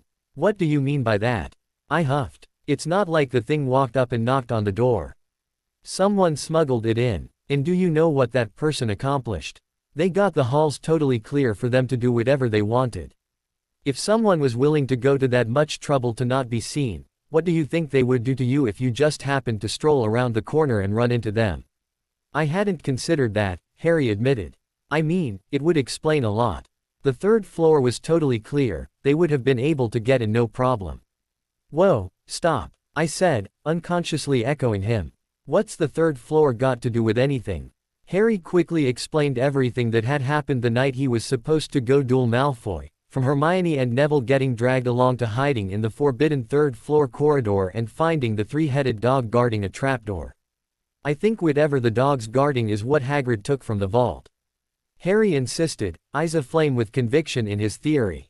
Think about it, someone tried to break into the vault after it was empty, and now someone causes a distraction here. And Hagrid said that the only place safer than Gringotts was Hogwarts, I finished slowly. Exactly, Harry said proudly. My head was spinning, but I quickly shook away all the extraneous thoughts and smacked Harry one more time for good measure. What is this, abuse your brother day? He demanded. No, this is, my brother is an idiot and so help me if he does something this stupid again I'll murder him in the face day. I retorted. Newly instated, you didn't get the memo. I sighed. The anger was starting to vanish. Just try not to get yourself killed, please. Harry gave a half smile. Yeah, I'll try. Good, I approved. I patted his shoulder. Sorry for hitting you. 3 times, Harry stressed. I whacked him. Shut up. 4. Go eat breakfast, I snorted, shoving him lightly back towards the Great Hall. We walked back inside, splitting for our individual tables. What was that about? Daphne asked curiously as I sat down and started pulling pancakes onto my plate. That was me telling Harry that if he went hunting trolls again I'd kick his ass, I said bluntly. Did you see his face? Malfoy was red from laughing, which wasn't a good look for him. He should stay pale. He looked so stupid. Kinda like you do now. I asked sweetly. Malfoy took a couple deep breaths, getting a hold of himself while glaring at me. All right, you two, no one has the energy for this so early in the morning, not said before Malfoy could respond. He watched up sternly and waited for us both to start eating again before he turned back to his own meal. Malfoy flicked a piece of egg at me and I stuck my tongue out at him. Children, Daphne scowled, shaking her head. Do I need to separate you two? No, Mum, I replied. She nodded in satisfaction. Good, she approved. Now, did anyone do the essay for charms? It's due tomorrow and I don't want to write it. I got a copy out of a Ravenclaw, Zabini said. You can come with me to the library and copy it there, Tracy invited. She pouted. I've got to do that essay for McGonagall. You know she gets if the sentences are similar. I'll come too, Lily offered. I've got some research to do for herbology. Study date this morning, is it? Zabini grinned, handing over the essay. Up for some learning, Malfoy. Malfoy scoffed. Please, I'd rather chew glass than do that essay for McGonagall. You'll have to do it sooner or later, Daphne reasoned. Yeah, and I choose later, Malfoy said, stabbing a bite of sausage. That'll come back to bite you, I warned him. I'll handle my own work, thanks Potter, he sneered. I lifted my fork, pointing it at him. Oi, you. I'm just trying to. All right, no cutlery for you. Nott snatched the fork from me and set it beside his plate with one hand, still using the other to calmly eat his waffles. I stared at him incredulously. He gave me a scolding look. You can have this back when you learn how to use it properly. I narrowed my eyes at him. I'm gonna start calling you Dad if you're not careful. Lily snorted into her pumpkin juice and looked between Daphne and Nott. So, Mum and Dad, she asked, grinning widely, how'd you two meet? Nott and Daphne exchanged looks, shook their heads, and went back to their food. You're all grounded, Daphne muttered. But Muum, Lily, Tracy, and I whined. I joined the other girls long enough to get a couple of books from the library and then headed back to the common room. It wasn't that I didn't want to be around then. In fact, now that I'd taken off my Gryffindor-colored glasses, they were actually all right, but I tended to work better when I was alone and I'd let my homework wait a little long. I had 2 essays due tomorrow for Transfiguration and Charms, and I had the herbology paper to do as well. I was looking to buckle down and spend a day of intense essay writing in the privacy of my dorm. Titanoboa, I said to the stone wall, and it ground open. I stepped into the common room, my 3 books tucked under my arm. I was headed to my dorm when I heard someone call, Potter. I groaned aloud and turned. What is it, Malfoy? I whined. I have essays to write. Malfoy was sitting at one of the tables with a gorgeous chess set in front of him. I was no expert in stones, but it looked like it was made of black and white marble. I didn't even want to think what a chess set like that would cost. Play chess with me, Malfoy commanded. I stared at him. I have essays to write, I repeated slowly, like I was talking to a small child. What part of that escaped you? I'm bored, Malfoy whined. Zabini was playing, but he ran off to do something. I snorted. Ah, poor baby. Sorry to disappoint you, but I wasn't put on this earth to entertain you, Malfoy. Besides, I can't play chess anyway. Malfoy straightened up. You don't know how to play chess? He demanded incredulously. I shifted uncomfortably. Chess wasn't exactly common in the Dursley house, not that I would have been allowed to play if it was. No, Malfoy, is that so terrible? Yes, he said bluntly. Sit down, I'm teaching you. I was a little incredulous that Malfoy was willing to go this far just so he would have someone to play chess with. To be honest, I was also kind of interested in learning to play. But I had the feeling Malfoy would be a jerk of a teacher and I really did have essays to write. Sorry Malfoy, I've got homework, I said, lifting up my books. Malfoy groaned. Fine, but after you finish, you're coming back here and I'm teaching you to play. I stared his down. Why are you so keen on me playing with you? I demanded. We're not exactly the best of pals. Yeah, but Nott's boring. Zabini lets me win and Crabbe and Goyle can't tell a pawn from a rook. Right, I said slowly. And how does that answer my question? You're smart enough to be decent and you won't let me win. I raised my eyebrows. Wow, Malfoy. That was almost sweet of you. Malfoy leaned back in his chair preening. I know. I sighed. And you ruined it. See you later. I headed into my dormitory and spread out my reference materials. I wasn't terribly concerned with my charms essay, so I knocked that one out fairly quickly. It was the Transfiguration essay I got stuck on, for two reasons. One, because much as she'd like to pretend to be above such things, McGonagall did grade Slytherins harder whether she realized it or not, particularly with the first game of the Quidditch season coming up. Two, because it was a theory question and I was absolute crap at theory. Most of the time when I managed spells it was because I just sort of felt my way through doing them, not because I had some precise formula running through my head. In fact, that usually made it harder on me, because I was too focused on trying to remember the formula to make the spell come out right. Explaining the stages of transfiguration wasn't easy, but I managed it in about half an hour. I took a brief moment to stand up and stretch, groaning as my back popped. I flexed my fingers, which were starting to cramp up after writing 2 lengths of parchment. I gave the herbology books a dark look. I really wasn't looking forwards to doing that third essay. And, I recalled, I didn't. That was the one that wasn't due until the day after tomorrow. Of course, if I didn't do it now, what were my other options for entertainment? Going to play chess with Malfoy. The option was actually surprisingly appealing. He wasn't my favorite person in Hogwarts, that award went to my brother, obviously, but he also wasn't my least favorite. That was Parkinson. We got along decently when he wasn't hating on Harry. When he got on tiers like that he turned into my arch-enemy.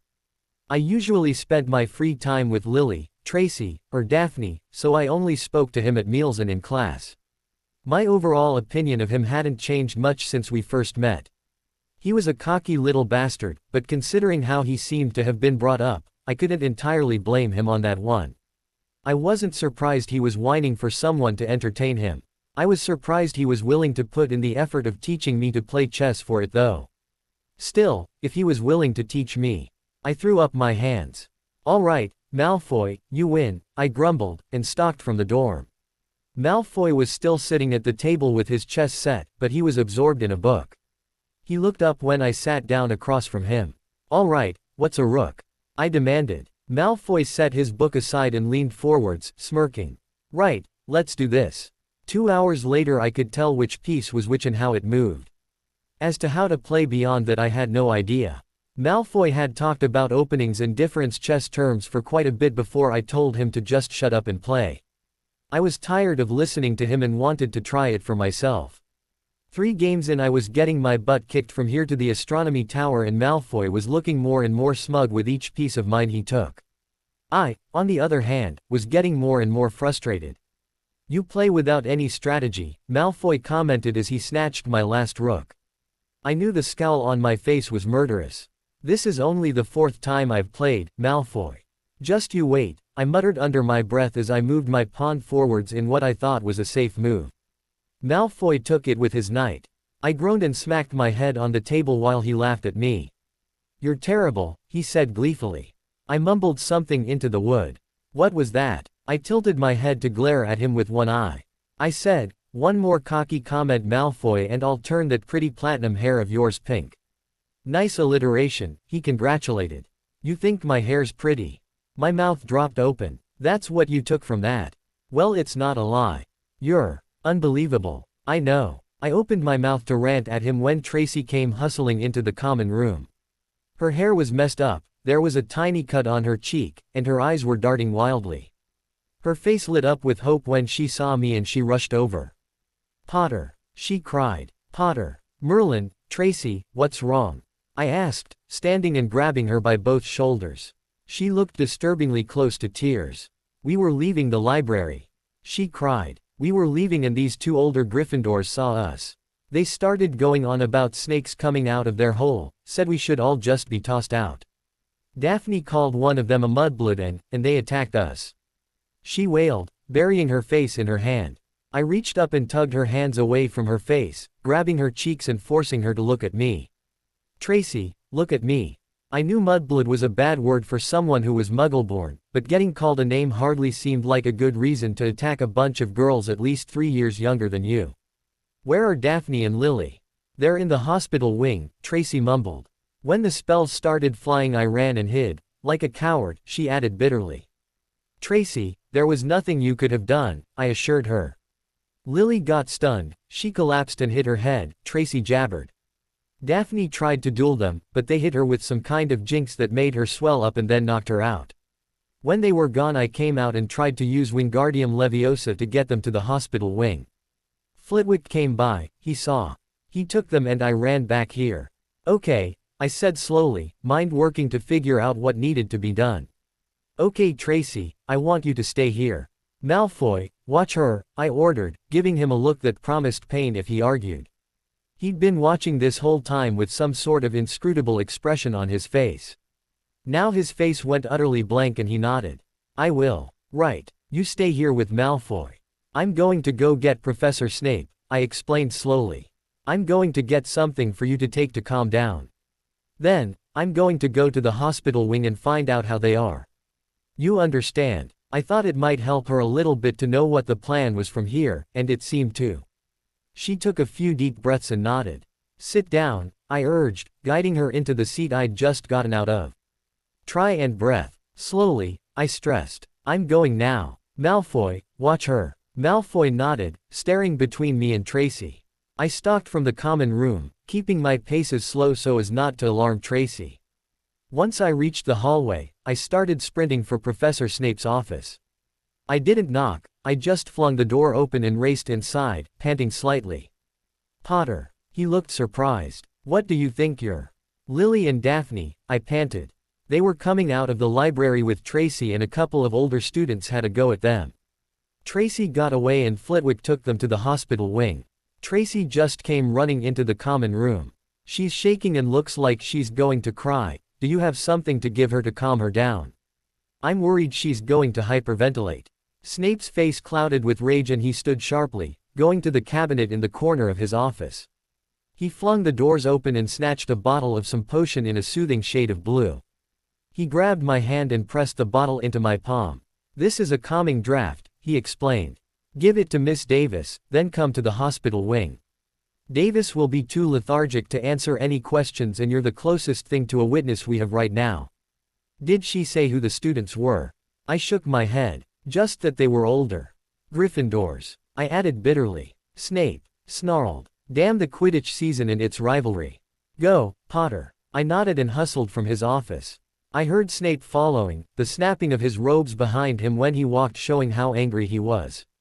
I scurried back into the common room and found that Parkinson, Nott, and Bulstrode had joined Malfoy and Tracy at their table. Do you know how they are? Nott asked when he saw me. I shook my head. No, Snape wants me to go to the hospital after. Tracy, take this, I said, offering her the bottle. She took it with shaking fingers and pried the stopper out, tilting it back and swallowing. Almost immediately her breathing evened out and her eyelids fluttered a little, like she was sleepy. What's going on over here? Amelie had stalked over, looking annoyed. You firsties are running around like chickens with your heads cut off and it's starting to get annoying. Some of our friends got hexed outside of the library, I told her quickly. Tracy's shaken up. Amelie's face hardened. Who did it? Gryffindors, Tracy piped up. I think they're fifth years. Amelie snarled. Course it was. Bet it was Fuchs and Kensington, those bastards. She turned and turned off towards Douglas, no doubt to fill him in on what had happened. I stared after her. Somehow a hexing had turned into battle lines being drawn. I was a little surprised to see how seriously every Slytherin was taking it as the news spread, not just the younger students. The older students seemed just as annoyed at having one of their own set on. I turned back to Tracy. I'm going to go to the hospital wing now, okay. Okay, Tracy said, nodding. Hey, Potter. Thanks. I smiled at her. No problem, I said, and left the common room again. The day had been going so well too. Why'd it have to get shot to pieces? Bloody Gryffindors, I muttered as I hurried through the halls. I made it to the hospital wing fairly quickly. When I came in, I saw Madame Pomfrey hustling between two beds. Lily was sitting up in bed looking shaken and Daphne was lying in the bed next to her. She was still swollen, like she'd had some sort of extreme allergic reaction.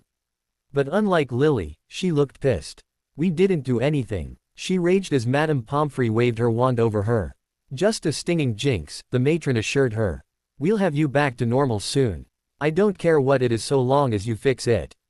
Daphne snapped. I just want to know what's going to happen to that mudblood and his friend. Madame Pomfrey looked scandalized. Language, young lady. Miss Greengrass, who is it that attacked you? Snape asked, still looking incredibly annoyed. They were 5th years. One of them was named Fuchs, I don't know who the other one was. But they both reeked of sandalwood. Fuchs and Kensington. Everyone turned to face me. Potter. Lily greeted, looking a little relieved to see me. Hey Lily, how are you? I asked, going to her bedside. I took her hand. Anything hurt? No. She shook her head. I just bumped my head when I hit the ground. Madame Pomfrey woke me up and did something for the headache. I'm fine now. What makes you think it was Kensington with him? Snape pressed. Something Amelie said, I explained. She was there when I came back with the calming draft for Tracy. How is she? Daphne asked. Fine, just shaken up, I assured her. Anyway, I told her that it was apparently a couple of older Gryffindor students. She immediately guessed Fuchs and Kensington. I'm not surprised. They both have a reputation for hexing my students, Snape growled. Miss Greengrass, the other boy who attacked you, did he have hair and a crooked nose? That's him, Daphne said triumphantly. I will speak to Minerva, Snape assured her. There will be an investigation, but I don't doubt we'll be able to catch them. They've never been terribly bright, but they know how to keep out of trouble. Madame Pomfrey, I'll leave them to you for now. They should be all right by tomorrow, but I'll keep them overnight just in case, Madame Pomfrey said, waving her wand over Daphne. She muttered something and almost immediately the swelling began to go down until Daphne was looking like her regular angelic self. She sighed in relief. I can breathe normally again. Snape left the hospital wing, no doubt to find McGonagall and gleefully inform her that he would be taking a painful number of points from her house. Madame Pomfrey, her work done, retreated into her office to fill out a report and give us some time to talk. Hey Mum, glad you're okay, I teased Daphne gently. She scoffed. No thanks to those Gryffindors. What did we do anyway? Tracy said you called one of them a mudblood, I pointed out. I doubt that helped. Daphne sniffed. Well, it's true. That just made them start sooner, they were already heading that way, Lily said, hugging her knees to her chest. I just don't understand why they started on us in the first place. We're Slytherins, Daphne said bitterly. They didn't need more than that. I was mad. I wanted to find this Fuchs and Kensington and hex them 9 ways from Sunday, but considering I was only a first year, the worst I might be able to do is give one of them a nosebleed. But still, I wanted some kind of revenge for them. They deserved that when they'd done nothing to deserve getting attacked in the first place. And sure, it could have been a lot worse, but it shouldn't have happened at all. Well, that was a characteristic of Slytherin, wasn't it? We defend our own and we defend ourselves. Daphne, Tracy and Lily, they were the closest things I had to friends here. I needed to do something to get back at Fuchs and Kensington, to warn them not to cross Slytherin. Not cursing them, no. I'd already decided that was beyond me, and if the look on Amelie's face was anything to go by, the older students would be handling that themselves anyway. No, I'd do something worse. I smiled menacingly. I'd embarrass them. There was no better teacher than humiliation, I believed. You'd forget lines no matter how many times you wrote them, and detentions would be forgotten. But a nice dose of humiliation stayed with you forever. The shame is people laughed at you made its mark on you. It made you remember, made you think about it even years later. And who were the best at embarrassing people in Hogwarts? That was easy. I needed the twins. Potter. Lily asked uncertainly. Your expression is starting to scare me. My smile instantly went from menacing to placating. Don't worry Lily. That isn't for you. You'll see what it's about soon. I've got to go. I need to see a man about a horse. Wait, what? Lily asked blankly. I was already heading out of the hospital wing. As the door shut, I heard her yell, "Don't murder anyone, Potter." I was still chuckling as I headed for the Gryffindor common room. When I arrived at the fat lady's portrait, she tilted her nose up at me and sniffed, "What do you want?" I raised an eyebrow. I don't suppose you'd let me in just because my brother's in this house. No, I sighed. Should have guessed. I stood there, glaring at the portrait and trying to figure out how I was going to get in. Strictly speaking, I didn't have to actually go in, I just had to get them to come out. I could send someone in with a message, but I had no guarantee they'd deliver it, so. Lorena. I looked around. Dean and Seamus were standing there staring at me in surprise. I smiled at them. Ah, just who I needed. I announced, striding over to them. Boys, I need a favor. Why should we? Seamus asked suspiciously. Dean nudged him with an elbow. Nothing serious, I assured him. I just need a word with the Weasley twins. If you could go in and ask them to meet me out here, I'd be very grateful. Dean raised his eyebrows. What do you want with Fred and George? He asked in confusion. It's better you don't know, I admitted. Dean and Seamus exchanged uncertain glances and mumbled back and forth. I heard the words, Slytherin and Harry's sister, pop up more than once. That made me scowl a little. It was clear they wouldn't give me the time of day if I didn't have a brother in their house. Finally, Dean looked up and said, We'll do it, but no guarantees they'll come. Thank you very much, I grinned, and stepped aside so they could get at the portrait hole. Seamus opened his mouth to give the password and then paused, giving me a dark look. I jerked, as if I'd suddenly realized that I shouldn't hear, and gave an apologetic grin, stuffing my fingers into my ears. I removed them slightly when he started speaking, enough to hear that the password was Lionheart. I smiled slightly as Seamus and Dean vanished into the common room. I leaned against the wall opposite, waiting for Fred and George to hopefully emerge. I wasn't quite sure how they felt about me. They seemed friendly enough at the train station, but they'd been known to prank a few Slytherins in their day. I was banking on curiosity being enough to override any hesitation they had about talking to me. Sure enough, only a minute later the portrait swung open and the Weasleys emerged. Fred and George gave me huge grins and strode over. Fred began, So, to what do we owe the pleasure of this visit? From the prettiest little snake there ever was. George finished with a wink. I snorted, tilting my head so that my hair fell over my cheeks to hide my blush. Not here. It's a little, less than approved, what I want to talk about, I said, gesturing for them to follow me down the hall. Our favorite, they chorused, and fell into step on either side of me, each of them taking one of my hands and placing it on the crook of their arms like they were escorting me. I smiled slightly. At least the twins didn't seem to have any hard feelings towards me.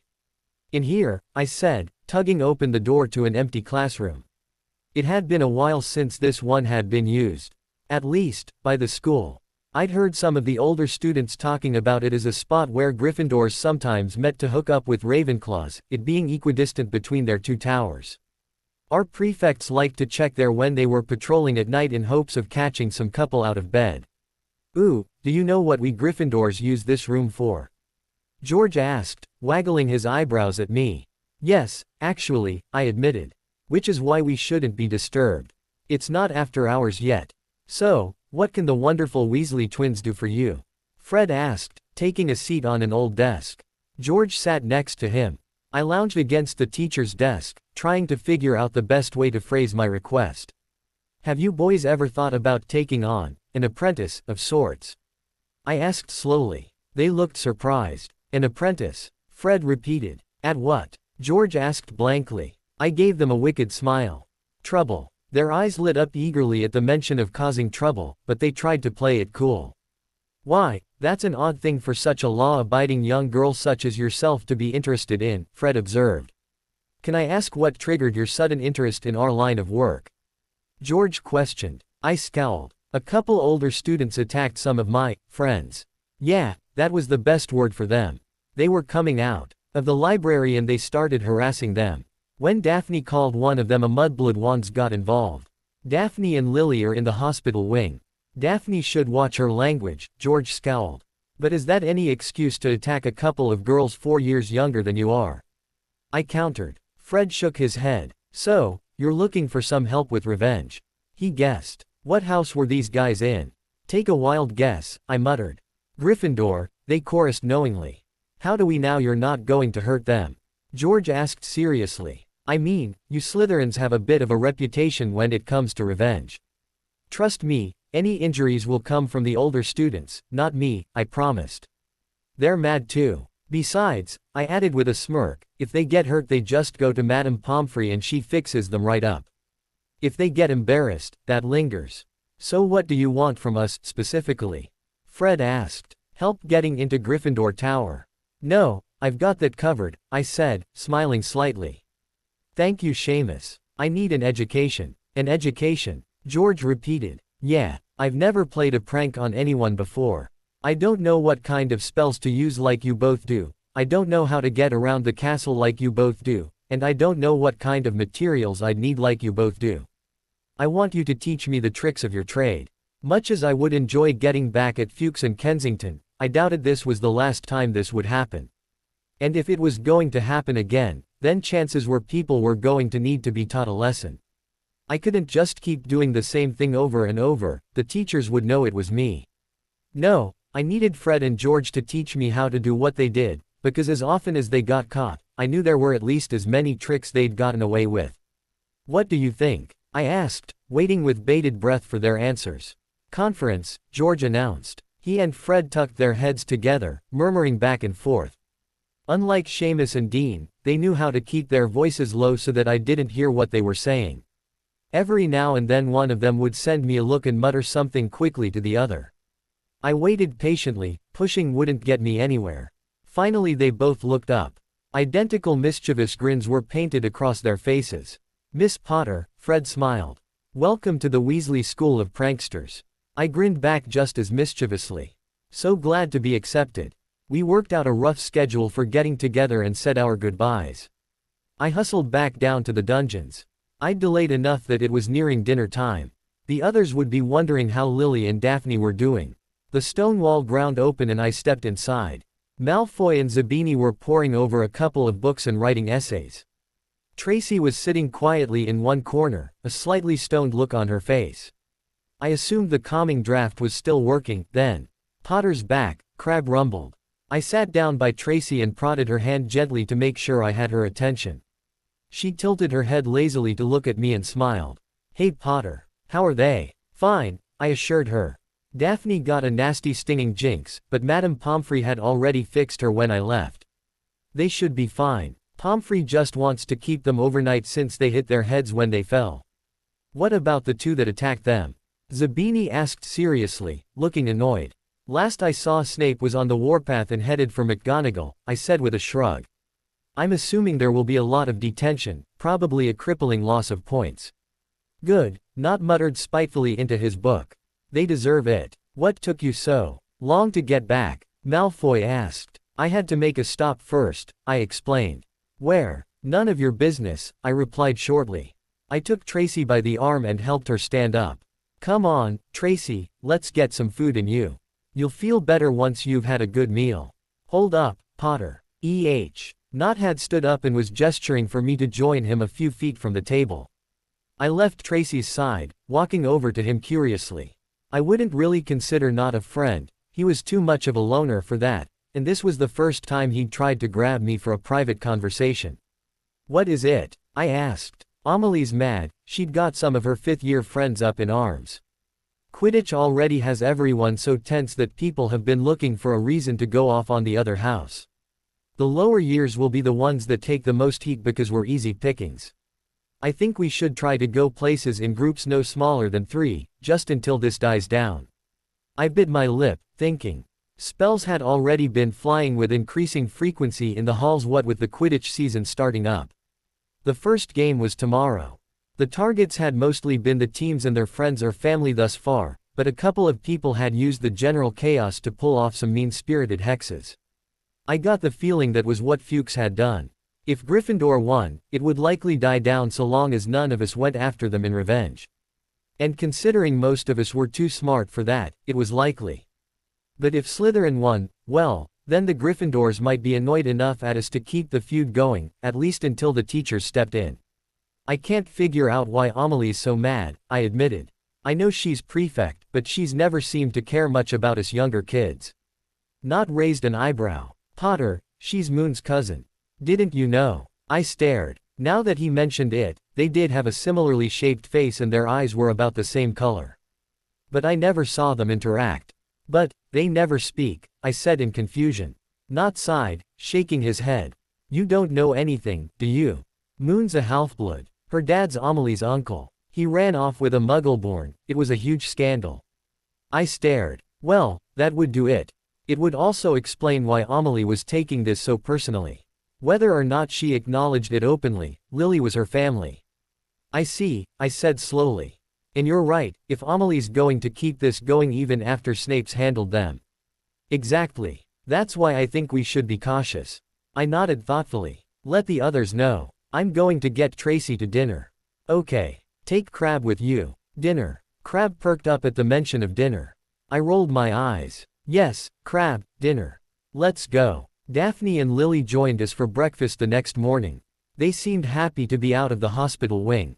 Both of them had already decked themselves out in silver and green for the opening game of the season, as had most of the house. I was only wearing a green and silver scarf, considering my brother played for the opposite team.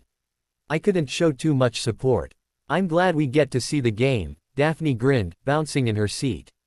How are you feeling? Parkinson asked. Good, Lily smiled, shoving a bite of cereal into her mouth. Madame Pomfrey fixed us up in no time. And those jerks who came after us have detention with Snape for the next 3 days, Daphne said with a mean little smile, casting a glare in the direction of the only 2 people at Gryffindor table not looking quite so happy. Males here, Bulstrode grunted as the owls began to swoop in. As usual, Malfoy's eagle owl swooped in with a letter from his mother and a box of treats. Daphne and Lily both got letters. Potter, you've actually got mail, Parkinson said with a sneer. That oaf again. I smirked as I plucked the letter from Artemisia's leg. I opened it up, grinning when I saw the heading. Spells for Practical Pranksters, it read, by Fred and George Weasley. Better, I said. From the Weasley twins. The Weasels. Malfoy demanded incredulously. What are they writing you for? Never you mind, Dragon Breath, I replied airily, folding the letter up and sliding it into my pocket, making sure it was secure. You'll find out soon, I expect. How soon? Zabini asked curiously. I cast a glance to the Gryffindor. Oh, probably about 4 days from now, I imagine. Depending on how things go. How what things go? Malfoy pressed. Never you mind, I repeated, smiling mysteriously. If you'll excuse me, I have to go wish my brother luck. As I stood up and headed for the Gryffindor table I heard Zabini mutter, was anyone else a little creeped out by how excited Potter looks this morning? I snorted into my scarf as I crept up behind Harry. I held a finger to my lips, warning them to be quiet. The Gryffindors around him looked mildly amused as they got the message, continuing their conversations like nothing was happening. I swooped down on Harry, wrapping my arms around his neck and yanking him over so I could plant a big, wet key on his cheek. He yelped in surprise and then groaned when he realized it was me. Moi, I announced as I separated from him, planting myself backwards on the bench next to him. Morning Rena, he muttered, giving me an annoyed look. Was that strictly necessary? I pretended to pout. I come over here to wish my beloved brother good luck on his first Quidditch match. Against my own house, may I add, and this is what I get. Well, I can see how much I mean to you. Yeah Harry, grinned George, who was sitting to his right and who I had squished up against to sit by my brother. Be nice to your poor sister. See, George cares about me, I said, but Harry didn't smile. In fact, he looked vaguely ill. I noticed that his plate was completely bare, not even some crumbs to show that breakfast used to be there. I scowled at him. Have you eaten anything? He won't, we've tried, Hermione jumped in. I turned to stare at her, narrowing my eyes. I still wasn't terribly fond of her, considering my brother had risked his life for her. Harry, if you don't at least eat a piece of toast I will steal your glasses and hide them somewhere before the game, I threatened. See how well you can find the snitch then. I'll just steal yours, he countered. My hand moved towards the plate of toast. Let's keep it civil here kids, Fred said nervously. We need him, Lorena. Right, we have the same prescription, I muttered bleakly. That won't do. Fine, I'll steal your broomstick. Already down in the changing room. Curses. Alright, then I'll hex you from the stands if you fly close to me. And what purpose would that mph? I shoved a piece of toast between his teeth. He glared at me reproachfully. I just smiled. Bite, I cooed. Harry bit. I tugged the toast away. Chew and swallow, please. He chewed up the bite of toast and swallowed, still giving me that reproachful look. I almost felt a little bad, but he was sort of adorable when he pouted like that. Not that I'd ever tell him. Good boy, I said, tossing the toast onto his plate and patting his head patronizingly. That wasn't so bad, was it? Sometimes I don't like you, Harry muttered. I'm your sister, that's expected. I nodded in understanding. Try and eat some more of that toast, would you? I requested as I stood up. Thank for the help, I added to Fred and George. They grinned and gave me simultaneous thumbs up. You're very welcome, they chorused. I ventured back towards the Slytherin table and sat back down. That was disgusting, Daphne observed. I blinked at her. What? You hand-feeding Potter, Malfoy sneered. You're not his mother. Ah, you want me to feed you too, Malfoy. I cooed. He scoffed. He wasn't eating. I fixed that, I explained with a shrug. All in a day's work. You looked awfully comfortable with those Gryffindors, Parkinson sneered. Will you be cheering for them today? Yes, can't you see my blatant Gryffindor pride? I said slowly, lifting up one end of my green and silver scarf. I pulled off my glasses and offered them to her. Here Parkinson, I think you need these more than I do. Parkinson turned up her nose. I'm going down to the pitch, she announced snootily, standing up. Who's coming? Bulstrode, ever her eager follower, agreed to join her. Yeah, I'm ready too, Daphne said, dabbing her lips with a napkin. Shall we all go? I asked Lily and Tracy. Most of us first years stood and moved down towards the Quidditch pitch together. We climbed the steps into the Slytherin stands, huddled together against the chilly wind that was blowing through the grounds. We claimed seats as close to the middle of the stands as possible. I sat between Tracy and Lily, the others scattered around us. I looked around at the stands. The Gryffindor section was a mass of red and gold. In fact, red and gold dominated the stadium, aside from our block of silver and green. Most of the Ravenclaws and Hufflepuffs seemed to be siding with Gryffindor, which wasn't terribly surprising. I noticed a few people in other houses had donned green and silver, but some particularly equality-minded people were wearing green and red, so that they looked like walking Christmas decorations. Madame Hooch stepped out onto the field then, clad in black and white striped robes. She was refereeing. And here we are folks, the first game of the season is about to begin, Gryffindor versus Slytherin. And here come our teams. From one side of the stadium came the Gryffindor team, clad in robes. From the other side came Slytherin in emerald green. I saw Harry looking incredibly small among the other players, clutching his broom nervously. The teams gathered around Madame Hooch. She said something to them that couldn't be heard from as far away as we were sitting. I watched as Wood stepped forwards to shake hands with the Slytherin captain. Madame Hooch gave a loud blast on her silver whistle. 15 brooms rose up, high into the air. They were off. And the quaffle is taken immediately by Angelina Johnson of Gryffindor. What an excellent chaser that girl is, and rather attractive, too. Jordan. Sorry, Professor. The Weasley twins' friend, Lee Jordan, was doing the commentary for the match, closely watched by Professor McGonagall. And she's really belting along up there. A neat pass to Alicia Spinnet, a good find of Oliver Woods, last year only a reserve. Back to Johnson and, no, the Slytherins have taken the quaffle. Slytherin captain Marcus Flint gains the quaffle and off he goes. Flint flying like an eagle up there. He's going to SC no. Stopped by an excellent move by Gryffindor keeper Wood and the Gryffindors take the quaffle. That's chaser Katie Bell of Gryffindor there. Nice dive around Flint, off up the field and, ouch.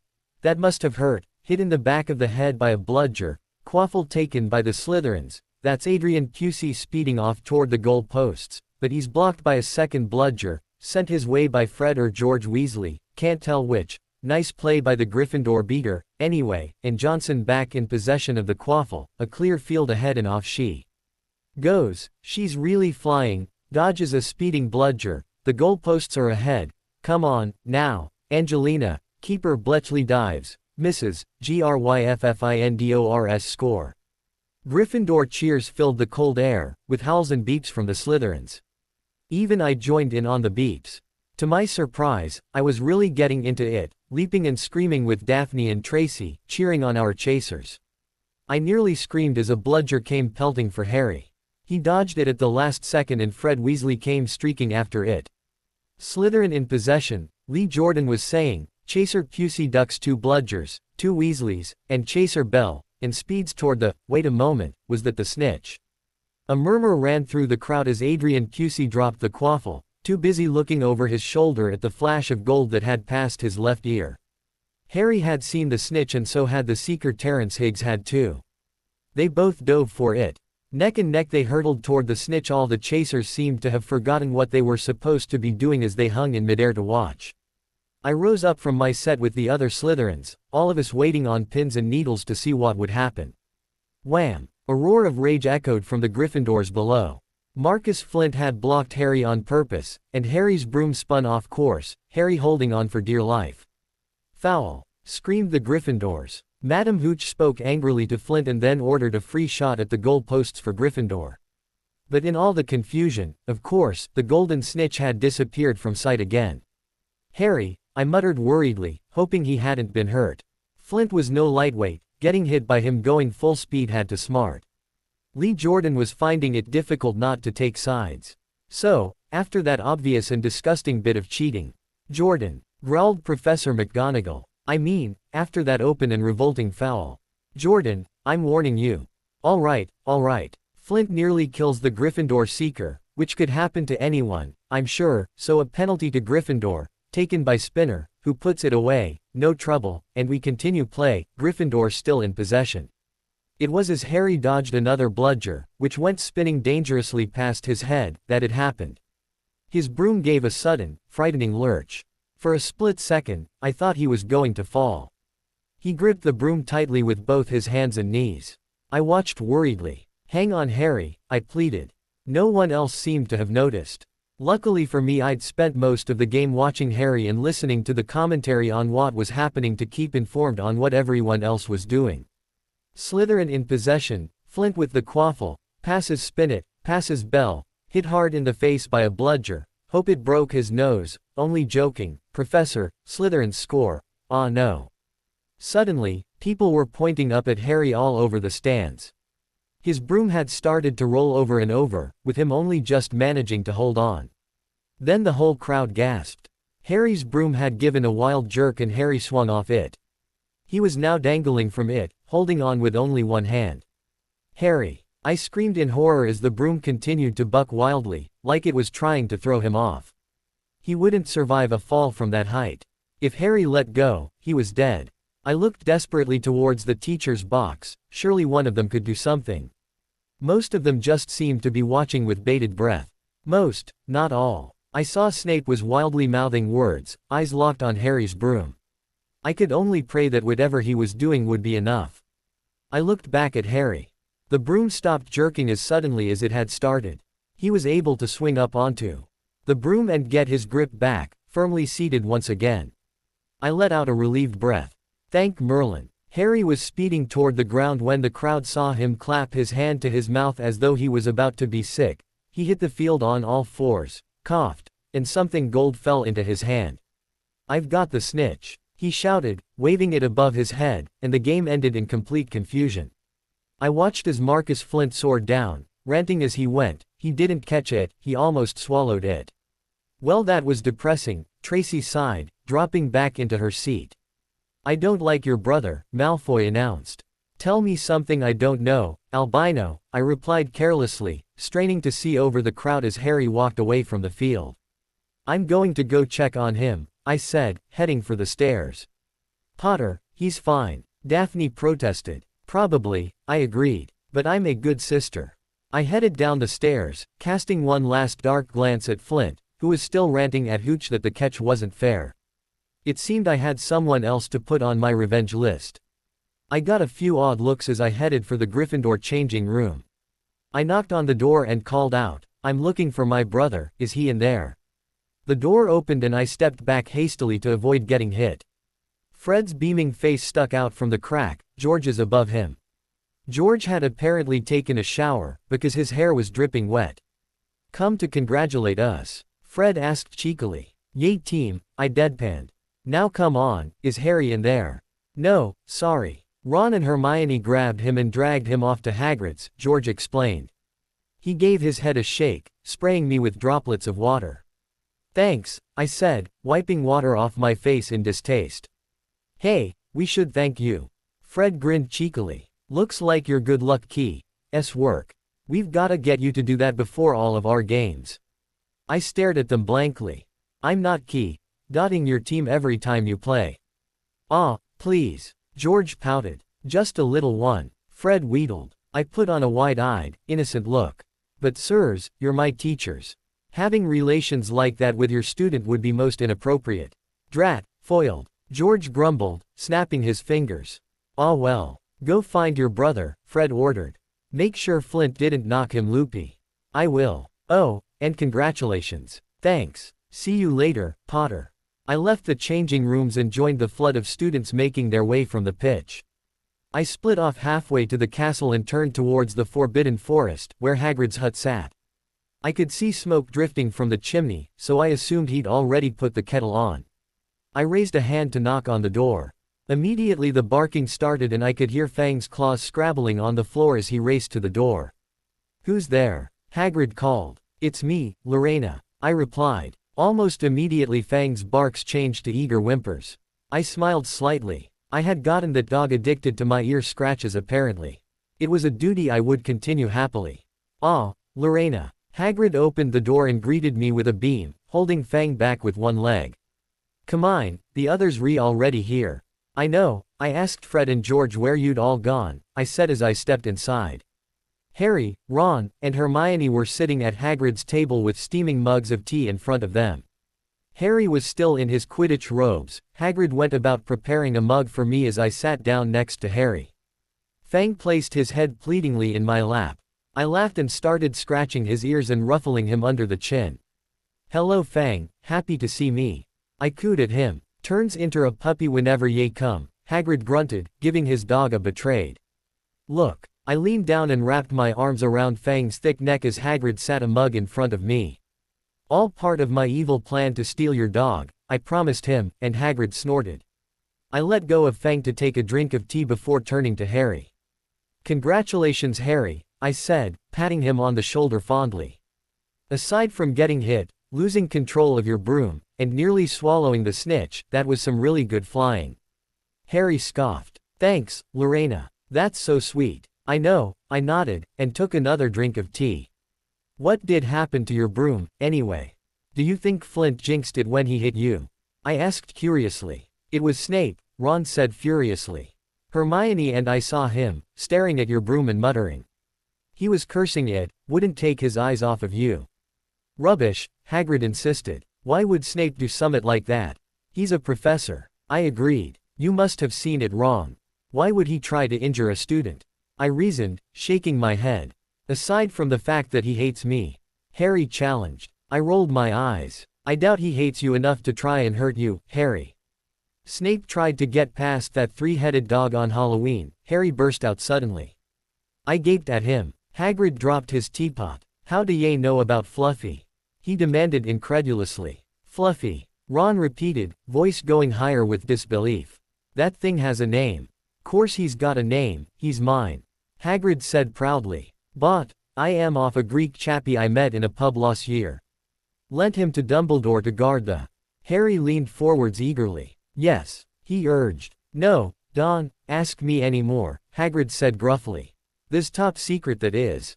But Snape's trying to steal it. Harry insisted. Rubbish, Hagrid insisted. Like her sister said, Snape's a teacher. Why would he do a thing like that? Wait, I cut in. Harry, what makes you think Snape was trying to steal it? I saw his leg, Harry said triumphantly. He's been limping since Halloween, haven't you noticed? I went to ask for a book back that he'd confiscated and I saw him in his office with his robes lifted up. Filch was helping him bandage claw marks on his leg. He said something about, how are you supposed to watch all three heads at once?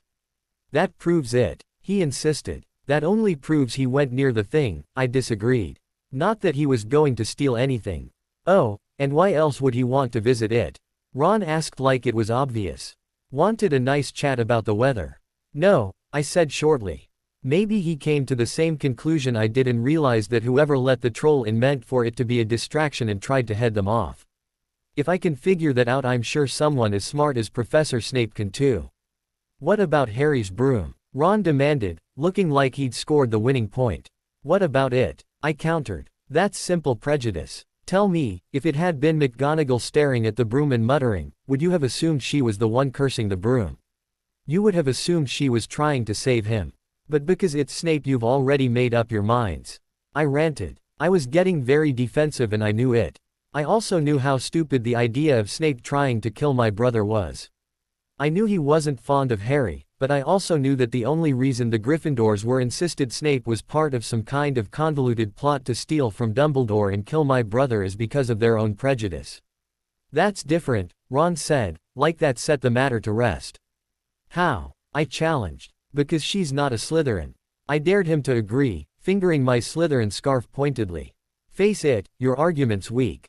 Even if Snape did loathe Harry, and I'm not denying he does, I doubt he hates you enough to risk his job and his freedom on some half-arsed plot to hurt you, in front of an entire box of teachers who would immediately rush to your aid the moment you fell, may I add.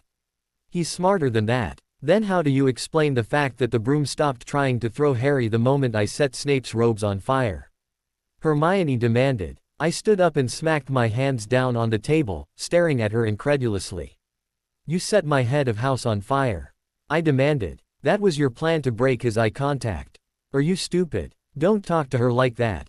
Ron said sharply. I'll talk to her however I like if she's going to go around setting people on fire, I retorted. Did it ever occur to you that a man on fire would distract most people? I'd imagine half the box looked away from the match to try and put him out. That's still no guarantee that it was Snape who did anything. Lorena, calm down, Hagrid said, reaching out to pat me on the shoulder comfortingly. He nearly knocked it out of joint. I am calm, I insisted, letting out a long breath through my teeth. Thanks for the tea, Hagrid, it was lovely. Sorry I ruined the visit, I grumbled, tossing back the last of my tea and wrapping my scarf tighter around my throat. I've got things to do. See you later. I stomped for the door and yanked it open. I was about to storm through when something made me stop. I grit my teeth and mumbled, I'm glad you're not hurt, Harry. Then I was gone, slamming the door behind me and striding back up the hill towards the school. It wasn't time for me to meet Fred and George yet, and I knew trying to start on my homework for Monday would just end in frustrated page flipping and ripping holes in my parchment with the tip of my quill. I headed down to the Slytherin common room and went inside. The mood was, in a word, depressed. The team was already back, slumped around the fire looking disappointed. Some of the older students were patting them on the shoulder and offering condolences. It's not fair, I heard Flint mutter spitefully. Potter didn't catch the snitch. I rolled my eyes and mentally added him to the tally of people on my to-hit list. As far as people in my year, I saw Nott curled up in an armchair in one corner. I wandered over to him and sat down on the arm of his chair, looking over at his book. What are you reading? Nothing, Nott said, shutting the book sharply. I stared at the back and realized that it was a novel of some sort. I hid my smirk, never thought Nott would go in for that stuff, and shrugged. All right, fine. Touchy. I stuck my tongue out at him. Hey, you didn't go to the game, did you? At least I didn't see you in the stands. Nott shook his head. No, I didn't. I stayed here. The common room's quiet when everyone's gone. Good environment for reading, I guessed, gesturing to his book. Something like that, he agreed. I'll leave you to it, I said, standing up and heading to my dorm. If nothing else, I could grab a quick nap while I waited for my appointment with the Weasleys. Potter, come here. I scowled and turned around. I'm not a dog, Snowflake, don't order me around, I ground out, glaring at Malfoy. He was sitting in one of a pair of armchairs, a table set up in front of him. Once again his chess set was out, and it looked like he was playing himself. Just come here, he said, rolling his eyes. I rolled mine back but walked over, dropping into the chair across from him. Well, I demanded. What? Play with me, Malfoy ordered, reaching out to move the pieces back into their starting positions. Didn't we just talk about not ordering me around? I scowled. Yeah, but I'm in a foul mood so I don't really care about your feelings right now. You say the sweetest things, Malfoy, I simpered. Really, makes me feel all warm and fuzzy. Well, it's your brother's fault I'm in a foul mood to start with. I scoffed and made my first move.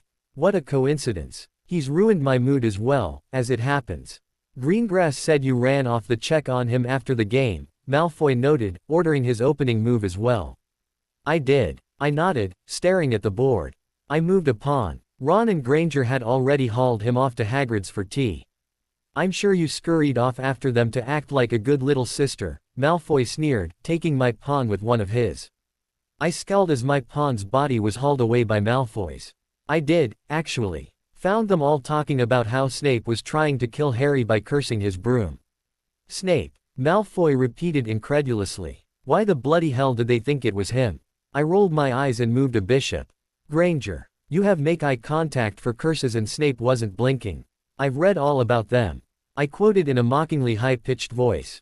That filthy know-it-all mudblood, Malfoy seethed, pushing forward another pawn to claim one of mine. Like Snape would do something that stupid. Language, I warned absently, claiming one of his pawns. That's what I said, but they wouldn't hear a word about it. Your brother's friends are idiots, Malfoy scoffed. I shrugged. I suppose like most people they have their areas. But yes, on the whole I agree with you. Your brother isn't much better, Malfoy added, glaring at the chessboard. I could tell he was one of the ones who was very frustrated by how Gryffindor had won. He ordered a knight with a little more force than necessary. Watch it, I threatened, taking his knight with a bishop. It was a careless move from him. He's my brother and I'll beat you with this knight. I scooped up the remains of the knight and pulled my arm back warningly, as if to throw. Whatever, Malfoy huffed, taking my bishop with one of his own. You know, you're not terrible at this now that you know how to play. I sneered. What, worried I'm going to beat you? Malfoy rolled his eyes. Hardly. I've been playing for years. He took my other bishop with a pawn and I winced in embarrassment. He smiled smugly. Why do you like chess so much? I asked curiously. Malfoy seemed to have an actual interest in very few things. Most of the time he acted like classes were beneath him in some way. The only things I'd ever seen him be passionate about were his love of Quidditch, chess, and potions, and his hatred for my brother. My dad taught me how to play, he said with a shrug. We used to play every night before bed. Used to, I noticed. Why don't you anymore? He's busy, Malfoy said shortly, casting me a dark look that, in conjunction with his vicious destruction of my knight, I took to mean he wasn't keen on the subject of his relationship with his father. Still, must be nice, I mused, directing a pawn forward without really thinking. To have your parents teach you things. Didn't your muggle aunt teach you to cook or something? He recalled vaguely. I couldn't help it. I let out a mad little giggle. Malfoy looked up at me in surprise. Aunt Petunia. I snickered. Teach me to cook. Hardly. She gave me a cookbook, pointed to a recipe, and told me not to burn anything or I wouldn't get any supper. That's how I learned to cook. Malfoy looked me up and down. I had gained some weight since coming to Hogwarts and getting real, consistent meals, but I was still painfully skinny and small for my age. You burned things a lot, did you? He observed. No, not really, I admitted. I gestured to my torso. Most of this was finally snapping and saying what was on my mind. Turns out my uncle didn't. Like being called an idiot. He was the one that usually said no food. My cousin just hit me if he was mad. Malfoy looked incredulous. And you stick up for muggles and mudbloods like Granger. I shrugged. Muggles are just like wizards in that some of them are alright and some of them, like my family, were only alive because I couldn't figure out how to get away with their murder. Malfoy scoffed. And there's the Slytherin in you. You were sounding like a Hufflepuff for a minute there, Potter. The horror, I deadpanned, then smirked as I took one of his castles. We stayed quiet for a minute, playing seriously and contemplating our moves instead of talking. Malfoy took two more of my pawns and I managed to get one of his before he spoke again. If I'd been playing Seeker I wouldn't have let Potter get the snitch, he mumbled. I let out an annoyed sigh. Are you still on that? It bothers you so much, just try out for the team next year, I said irritably. Oh, I'm going to, Malfoy said immediately. Really? I smirked. Even though you've been flying wrong for years. Malfoy glared. Shut up, Potter. You're not funny. Agree to disagree. Are you going to? I stared at him blankly. Am I going to what? Try out for the team, Malfoy said as thought it was obvious. You're not a bad flyer, and you'd make a decent chaser. He rubbed the back of his head, scowling. Hadn't considered it, I said honestly.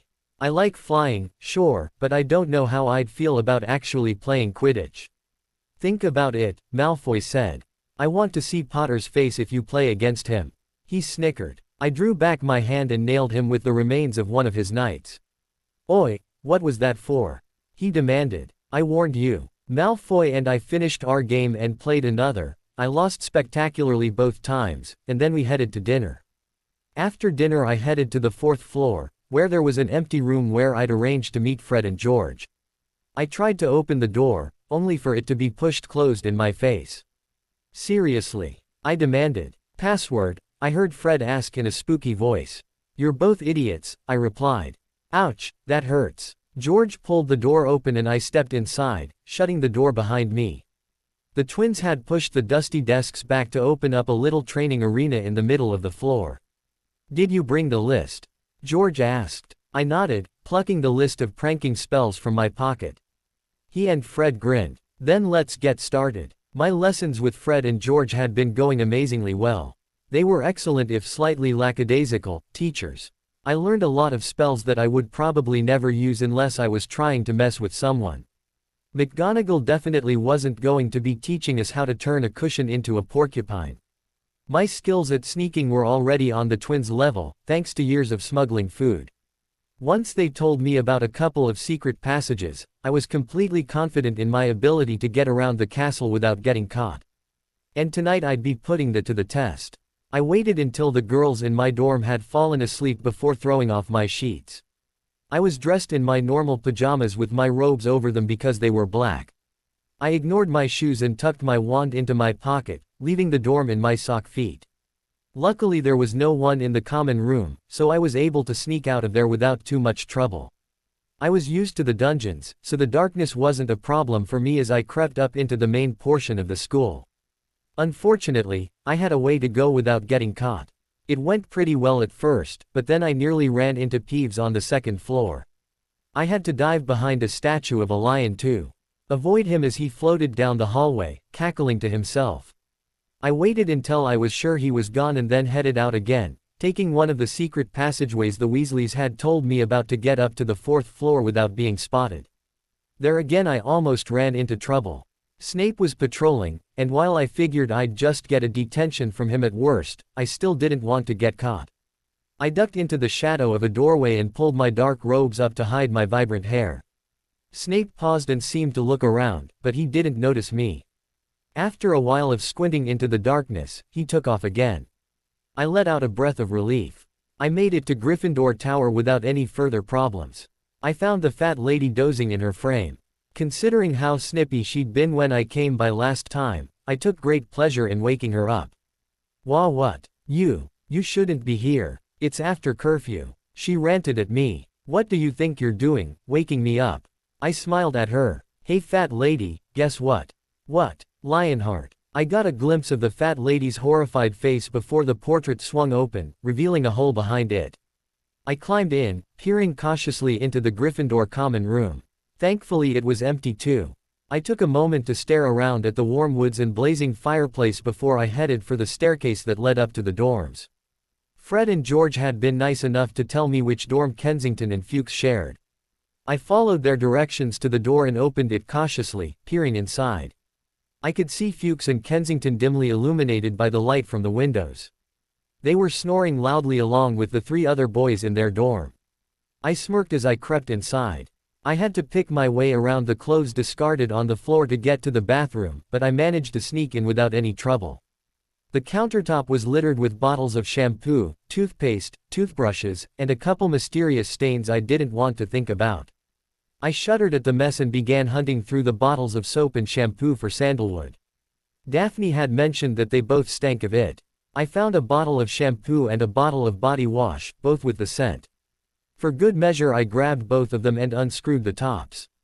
I pointed my wand inside and whispered an incantation. Smiling maliciously to myself I quickly screwed the lids back on and set the bottles back where they'd come from. Satisfied with my small revenge, I crept from the bathroom. But then I saw that Fuchs and Kensington had both laid out their clothes for the next day and I couldn't resist. I did Fuchs first, sneaking his robe from the pile and spreading it on the floor, crouching over it and moving my wand in different shapes, whispering softly. Work complete, I folded the robe again and put it back where it came from. I crawled across the floor towards Kensington's bed and snuck his robe away as well, spreading it out like I had with Fuchs. I was almost finished when I heard a snuffle and a grunt. I froze as I heard bed springs creak. Someone pushed their covers back and stood up, I couldn't tell who. I laid on my side and pressed as close to the bed frame as I could, trying to make myself as flat as possible. Whoever it was wandered past me, sleeping, kicking a pair of boxers out of the way, and went into the bathroom. I sighed in relief when he shut the door behind him. Quickly I finished the spell, folded the robe, and put it back. I didn't waste time trying to be quiet, I just ran on my tiptoes for the door and slipped out. I fled the Gryffindor common room without any more trouble, despite the fat lady protesting that I had to come back and tell her how I'd gotten the password. I ignored her and crept down the halls. I took a passageway down to the 5th floor, but the moment I'd stepped out, I heard a meow. I turned and stared in horror at Mrs. Norris, who was sitting there staring at me with her lamp-like eyes. "What is it, my lovely?" A student out of bed. I could hear Filch shuffling his way towards me from around the corner. I knew I couldn't just duck back into the passage. Fred and George had warned me that Filch knew about that one. I didn't know any other tricks that I could use on this floor, but if I made it down one I could take the same passage I'd used down to the second and hopefully gain some time. I sprinted on my tiptoes for the stairs, leaping down them. My socks slipped and slid a little, but I managed to stay upright as I hit the 4th floor. I exited the stairwell at a run, braking for the passageway. At least, that was the plan. Instead I smacked into a wall of black fabric. I heard a grunt and then vice-like hands gripped my shoulders. I winced, looking up to see who had caught me. I found Professor Snape staring back down at me, looking faintly surprised. "Potter," he said slowly. "Professor," I replied. I plastered a breezy smile on my face and met his gaze. "What brings you out this lovely evening?" "Patrolling for students out of bed after hours, quite like yourself." "What are you doing out, Miss Potter?" I bit my lip. I could tell him, but I'd get in even more trouble for breaking into Gryffindor Tower. Then McGonagall would get involved and I'd end up worse off than if I'd tried to lie. But I'd never lied to Snape before and I wasn't keen to start. I figured whatever sort of odd understanding we had would be shot the moment I tried. You'll find out tomorrow, sir," I tried. "I will," Snape repeated slowly. "And what does that mean?" "You'll see," I repeated a little more forcefully. "Trust me, Professor, it'll be worth the wait." "There you are, you little brat. Think you're above the rules, Well, I caught you." I whipped around and saw Filch puffing his way down the stairs with Mrs. Norris following him, tail thrust smugly into the air. "Actually, Mr. Filch, I believe I caught her," Snape corrected.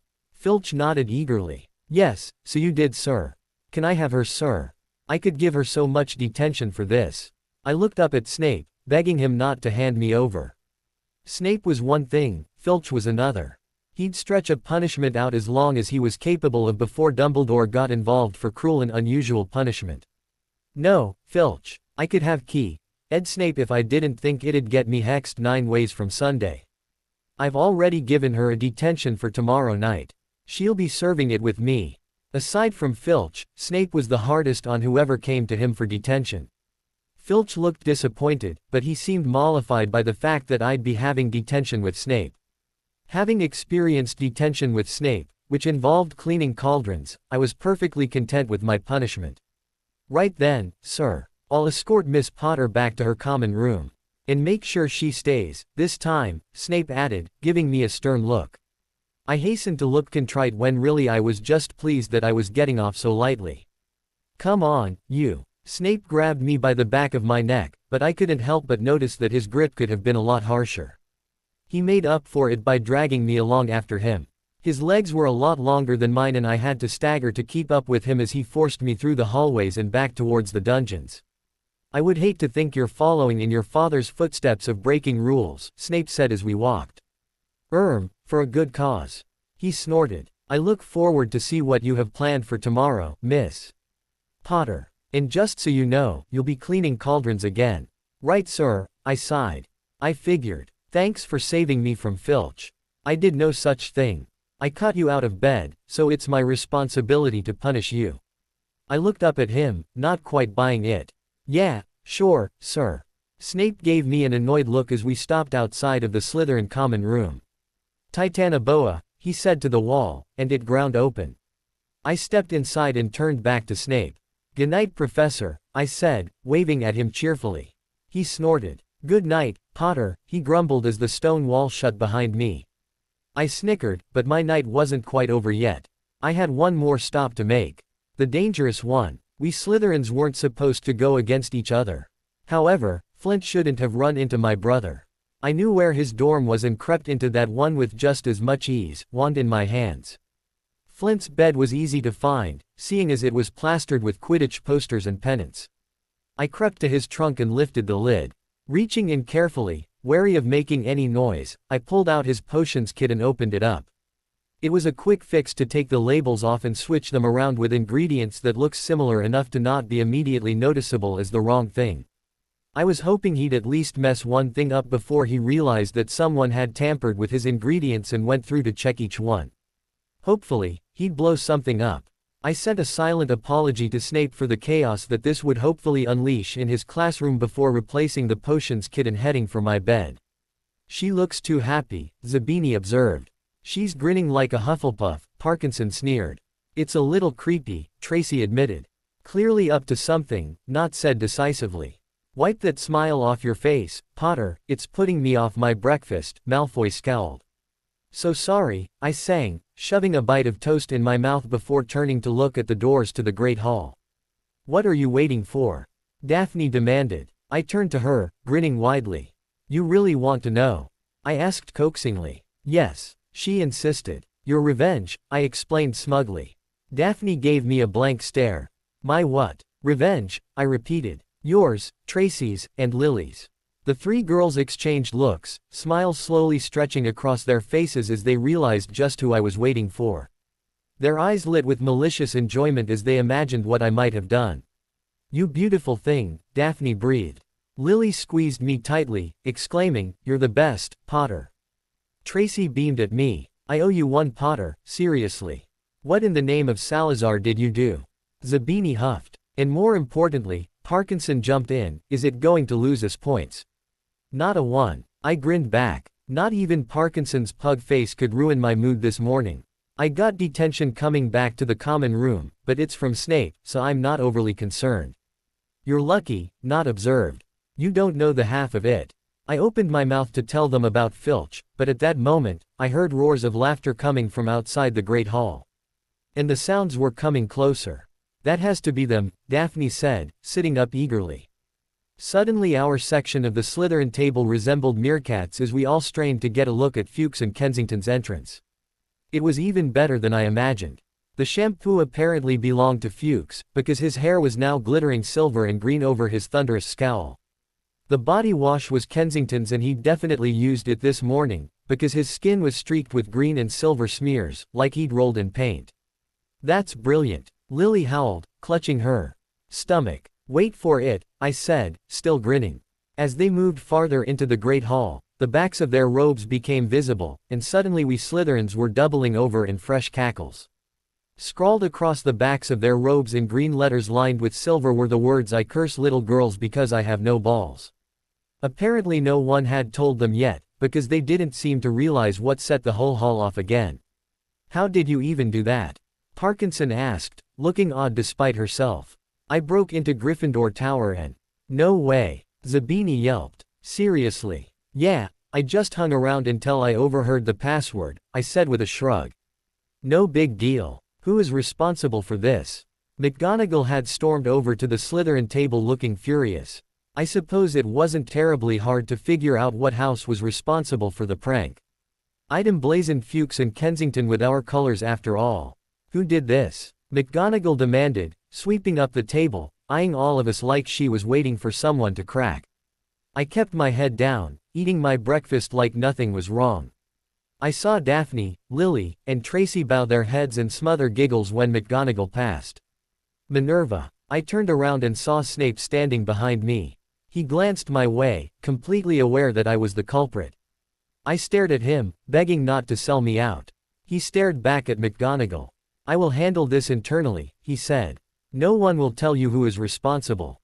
McGonagall threw up her hands in frustration. "I know that. But the matter remains that one of your students got into Gryffindor Tower somehow. That's my concern." Snape's eyes very carefully stayed away from mine. "I'm certain whoever did this won't share what they know." McGonagall looked like she knew she wasn't going to win this fight. They were both the most defensive heads of houses, and neither would allow the other to mess around within their own house. She turned away and returned to the head table, watching his Slytherins carefully. I turned back to my breakfast, only to feel a dark shadow looming over me. I straightened up and tilted my head back, greeted by the sight of an upside-down Snape. "Professor," I asked, "your detention will be held tonight after dinner in my classroom," he said coolly. "And well done, Potter." I beamed. "Thanks, sir." I rode high on my triumph the rest of the day, and my mood was only bolstered when Fred and George smuggled a letter of congratulations into my bag when we passed in the hallway. I grinned to myself as I touched the parchment, which was still tucked away in my pocket. I was on my way to the potions classroom to serve my detention, and unlike most people who made their way into the depths of Snape's domain, I was actually pretty chipper. I knocked on the door politely, and heard Snape call, "Enter." "You have some cauldrons for me, sir?" I asked jovially as I stepped inside and shut the door. Snape was at his desk grading papers, and I saw a half-depleted bottle of red ink next to him. The tip of his quill was dyed a menacing red. I felt bad whoever's essay he was grading, because I could see a fairly substantial amount of red on the paper, and he was only halfway done. Snape pointed to the pile in one corner with the point of his quill. I saw burned bits of potion congealed to the bottom and sides of some. Resting on the desk was a bucket, a scrub brush, and a vial of vibrantly green liquid. I recognized it as Caldwell's cauldron cleaner. I'd used it last time. "You will stay until they are all clean," Snape said. I examined the pile and guessed it would take about 2.5 hours, maybe 3. "All right," I said, and rolled up my sleeve. I grabbed the bucket off the table and dragged it over to the faucet in the corner. I filled the bucket and lugged it back to the pile of cauldrons. I poured in some of the vial and reached back to tie up my hair. I reached for my scrub brush, settled my first cauldron between my knees, and got down to work. I really didn't mind cleaning. I actually kind of liked it, in a way. It was a mindless task, which meant my thoughts could wander to whatever they wanted to. First, my thoughts settled on Harry. I was missing him a lot these days. We never saw each other because the school was smart enough to keep Slytherin and Gryffindor separated most of the time. I could only hope that would change after third year, when we got to pick some of our own classes. Maybe then we'd be able to wrangle more classes together. I could do without some of his friends though. Actually, I could do without Hermione, specifically. Ron was alright, he was the first person to talk to Harry and I on the train, and after a bit of staring, he'd calmed down enough to actually have some decent conversations with. He might not have been the smartest person I'd ever met, but he was able to make me laugh, which didn't happen a whole lot, at least not genuinely. I also really liked his brothers. I was a little sad that my lessons with Fred and George would be ending within a couple of weeks. They'd agreed to a month of tutoring and then they were going to turn me loose on the world. I'd learned a lot from them, fascinating spells, out-of-the-box thinking, some manipulation skills, and a few dirty jokes I would probably never admit to knowing. They made me laugh even harder than Ron did and they got me to loosen up enough to joke around with them. My main problem with Hermione was what everyone's main problem with her was, she was a know-it-all. Now, in all fairness, I could be too. If I knew something for certain, I had no qualms about letting someone know precisely how wrong they were. However, Hermione took it to the point of pedantry, to where one slightly misordered comment would trigger an entire rant on the subject. I also didn't like how close-minded she was. The incident with Snape came to mind. She had seen 2 and 2 and put it together to make what she thought was 4. However, she missed the one hiding over in the shadows that made the answer 5. She was unwilling to accept new information once she'd reached her conclusion, and that annoyed me to no end. She was also quite boring. I could only imagine what she would say if she knew I was responsible for the scene at breakfast this morning. Daphne, Lily, and Tracy were still quite pleased with me for that. They'd been hugging me and thanking me on and off all day. I was completely glad to have done it, not just for their sakes, but because of the way Fuchs and Kensington slunk away whenever they saw a Slytherin. They'd definitely learned their lesson, which had been compounded when Amelie and her friends nailed them with no less than 6 separate jinxes in the hall after lunch. They were currently in the hospital wing, and I was satisfied justice had been served. I wondered vaguely if Malfoy would be waiting up for me when I went back to the common room. Somehow our chess matches had turned into a fairly regular thing. We usually played before bed about 4 or 5 times a week. On his part, one thing he missed the routine of playing with his dad, and I was a suitable replacement. For my part, I loved the teasing I got to do more than the actual playing, although the smugness when I made a move that surprised him in how well planned it was came in a close second in terms of enjoyable feelings. We'd sort of come to a truce. Sort of, because we still weren't exactly friendly. More of a friendly rivalry, actually. We competed in potions class. To see who could come up with the best potion. I nearly always won. We competed at chess to see who would win. I nearly always lost. And then of course there was our near constant verbal digs that were fun to test against each other. However, the friendliness of the rivalry depended solely on how he was treating my brother. When he backed off for a few days, things were civil, bordering on camaraderie. When Malfoy had come out with something particularly vicious, things got tense. I took to sabotaging his potions when I could, and he crushed melee at chess in retaliation. I remembered Malfoy mentioning that I should try out for the Quidditch team and began to ponder on that. Certainly, I loved flying. Not as much as Harry, but quite a bit.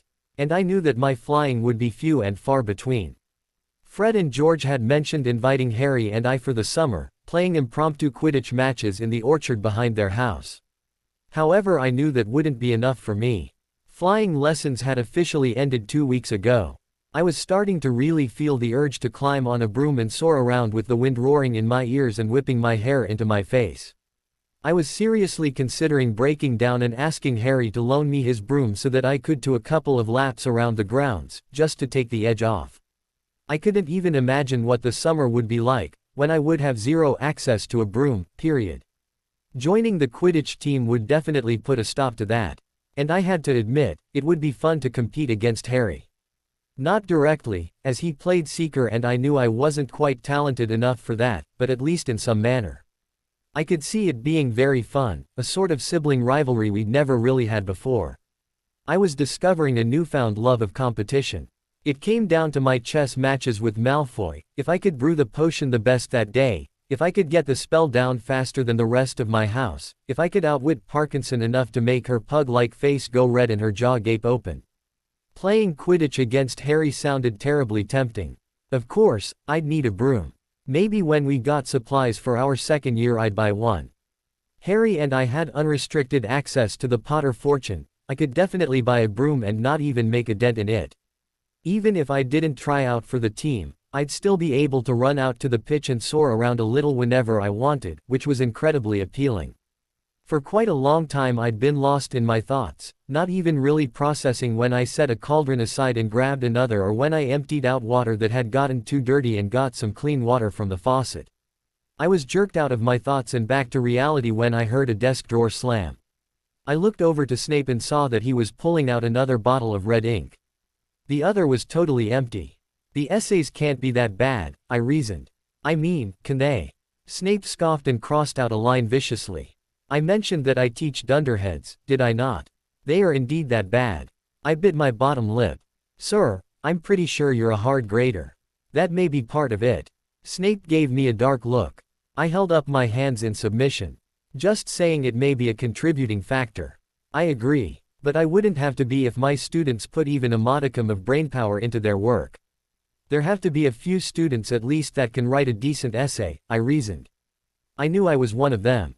My essays came back with red. No one escaped the wrath of Snape's grading, no matter how much he liked them, but they weren't drenched in it like these essays seemed to be. Distressingly few, Snape allowed. I rolled my eyes. The Ravenclaws have to be doing pretty well. I mean, that's what they do, isn't it? Eat, sleep, and breathe essays. Snape scoffed and lifted up the essay he was reading. Oh really? Valerian root was known as all heal several centuries ago because it was believed to heal all. Because it healed so much stuff, it was very popular in medicine. I was incredulous. You're kidding. You have to be kidding, sir. Snape offered the essay to me. I'm pretty sure there were rules against that, but I wasn't overly concerned.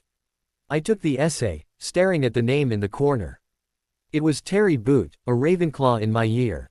I scanned through and quickly found the part Snape had read aloud. What followed was nearly as pointless as that. This is ridiculous. I ranted. It was known as all heal in the Middle Ages, yeah, but it's not like they just slapped it on everything. Mostly it was used as a sleep and nerve remedy, it's not like they were stuffing it up people's noses when they got the sniffles. Then it was used for epilepsy, but really. It healed so much stuff. Valerian has a long history, show the poor plant some respect. I looked up. Professor Snape looked mildly amused by my rant. I smiled sheepishly and passed the essay back. And what grade would you give this essay? Snape asked curiously. A dreadful, I said bluntly. Aside from, it used to be used in medicine, there's not much else to the paper. And that's a fine topic, if he'd gotten more specific. Snape reached into his drawer once more and plucked out a slightly ragged quill, passing it over to me. I took it, confused. Snape lifted off the top half of his essay pile and thrust it toward me. The less of this idiocy I have to read the better, he groused. I took the essays in surprise. I'd love to help grade, but that wasn't why I was here. I cast a glance over my shoulder. But the cauldrons. Snape rolled his eyes and flicked his wand. The scrub brush and cloth sprang to life, cleaning the cauldrons by themselves. With another flick of his wand there was a straight-backed wooden chair in front of his desk for me to sit in. I eagerly took a seat and started grading. Snape's system was easy. No more than 5 O's in all the essays. Slytherins passed. Didn't matter if the essay was terrible, so long as there was an essay there, they passed. Whatever I thought a Gryffindor deserved, I lowered it by a grade. Corrections were to be made often and in red ink. I spent the rest of my night helping Snape grade the essays, which was actually a surprisingly enjoyable way to spend my time. I'd have to get detention more often if this was how it was going to be. Every now and then when one of us found a particularly moronic line we read it aloud for the other to sneer at. When the essays were all graded and set aside, I took my leave, giving Snape a cheery, "Good-night, sir." As the door shut behind me, I made my way back to the common room. It was full of older students gearing up for practice owls and newts. I was glad I wouldn't have to worry about those for several years. I stayed as quiet as possible, because some of the older students had been known to throw hexes if you talked too loudly or breathed near them. I knew for a fact that we currently had a third year in the hospital wing with a pair of antlers and his hands transfigured into hooves. I strolled into the dorm to find all the other girls were already in their pajamas. Bulstrode seemed to have already passed out, but Lily and Tracy were lying in bed writing essays, Daphne was reading, and Parkinson was writing a letter. "You look cheerful for a girl that just got out of detention," Parkinson observed suspiciously. "What happened?" "Snape let me grade essays," I said as I ducked behind my curtains to pull on my own pajamas. "Well, I hope you gave me a good grade," Daphne grumbled. "I'll need the cushioning. I can't for the life of me figure out how to say another 3 inches about mistletoe berries." "You got an E," I recalled. "Aside from a few misspelled words yours was okay." Daphne let out a sigh of relief. "Thank God. I'll just ramble about some Muggle Celtic beliefs for a while and call it a night then." "He passes all the Slytherins, don't worry," I assured her. "He wouldn't even let me give Crabbe and Goyle anything less than an A, and trust me, they deserved it." "That's a shock," Tracy snorted. "Well, we are his house," Parkinson sniffed. "He should pass us." I scoffed as I tugged out my own potions essay. It was due tomorrow. "That's not how school's supposed to work, Parkinson." "Hey Potter, what's another part of a unicorn that can be used for potions?" Lily asked, scratching her temple with the nib of her quill and leaving a little black line. "I've got horn and tail hair, but I'm having trouble with a third one." "Blood," I said, flicking through a potions book I'd gotten for help with my essay. I found the right page and shoved it at her. "See, here. Unicorn blood can be used in potions to lengthen life, but at a cost," Lily read aloud. "Ooh, scary," Tracy giggled, wiggling her fingers at us mockingly. "Too bad Halloween was last month. And Christmas is next month," Lily said happily. "I can't wait. My parents and I are going skiing in France." "That's what we did last year," Parkinson smirked. "This year we're going to our island in the Caribbean. A whole holiday of sun and the sea. When I come back I'll have such a tan."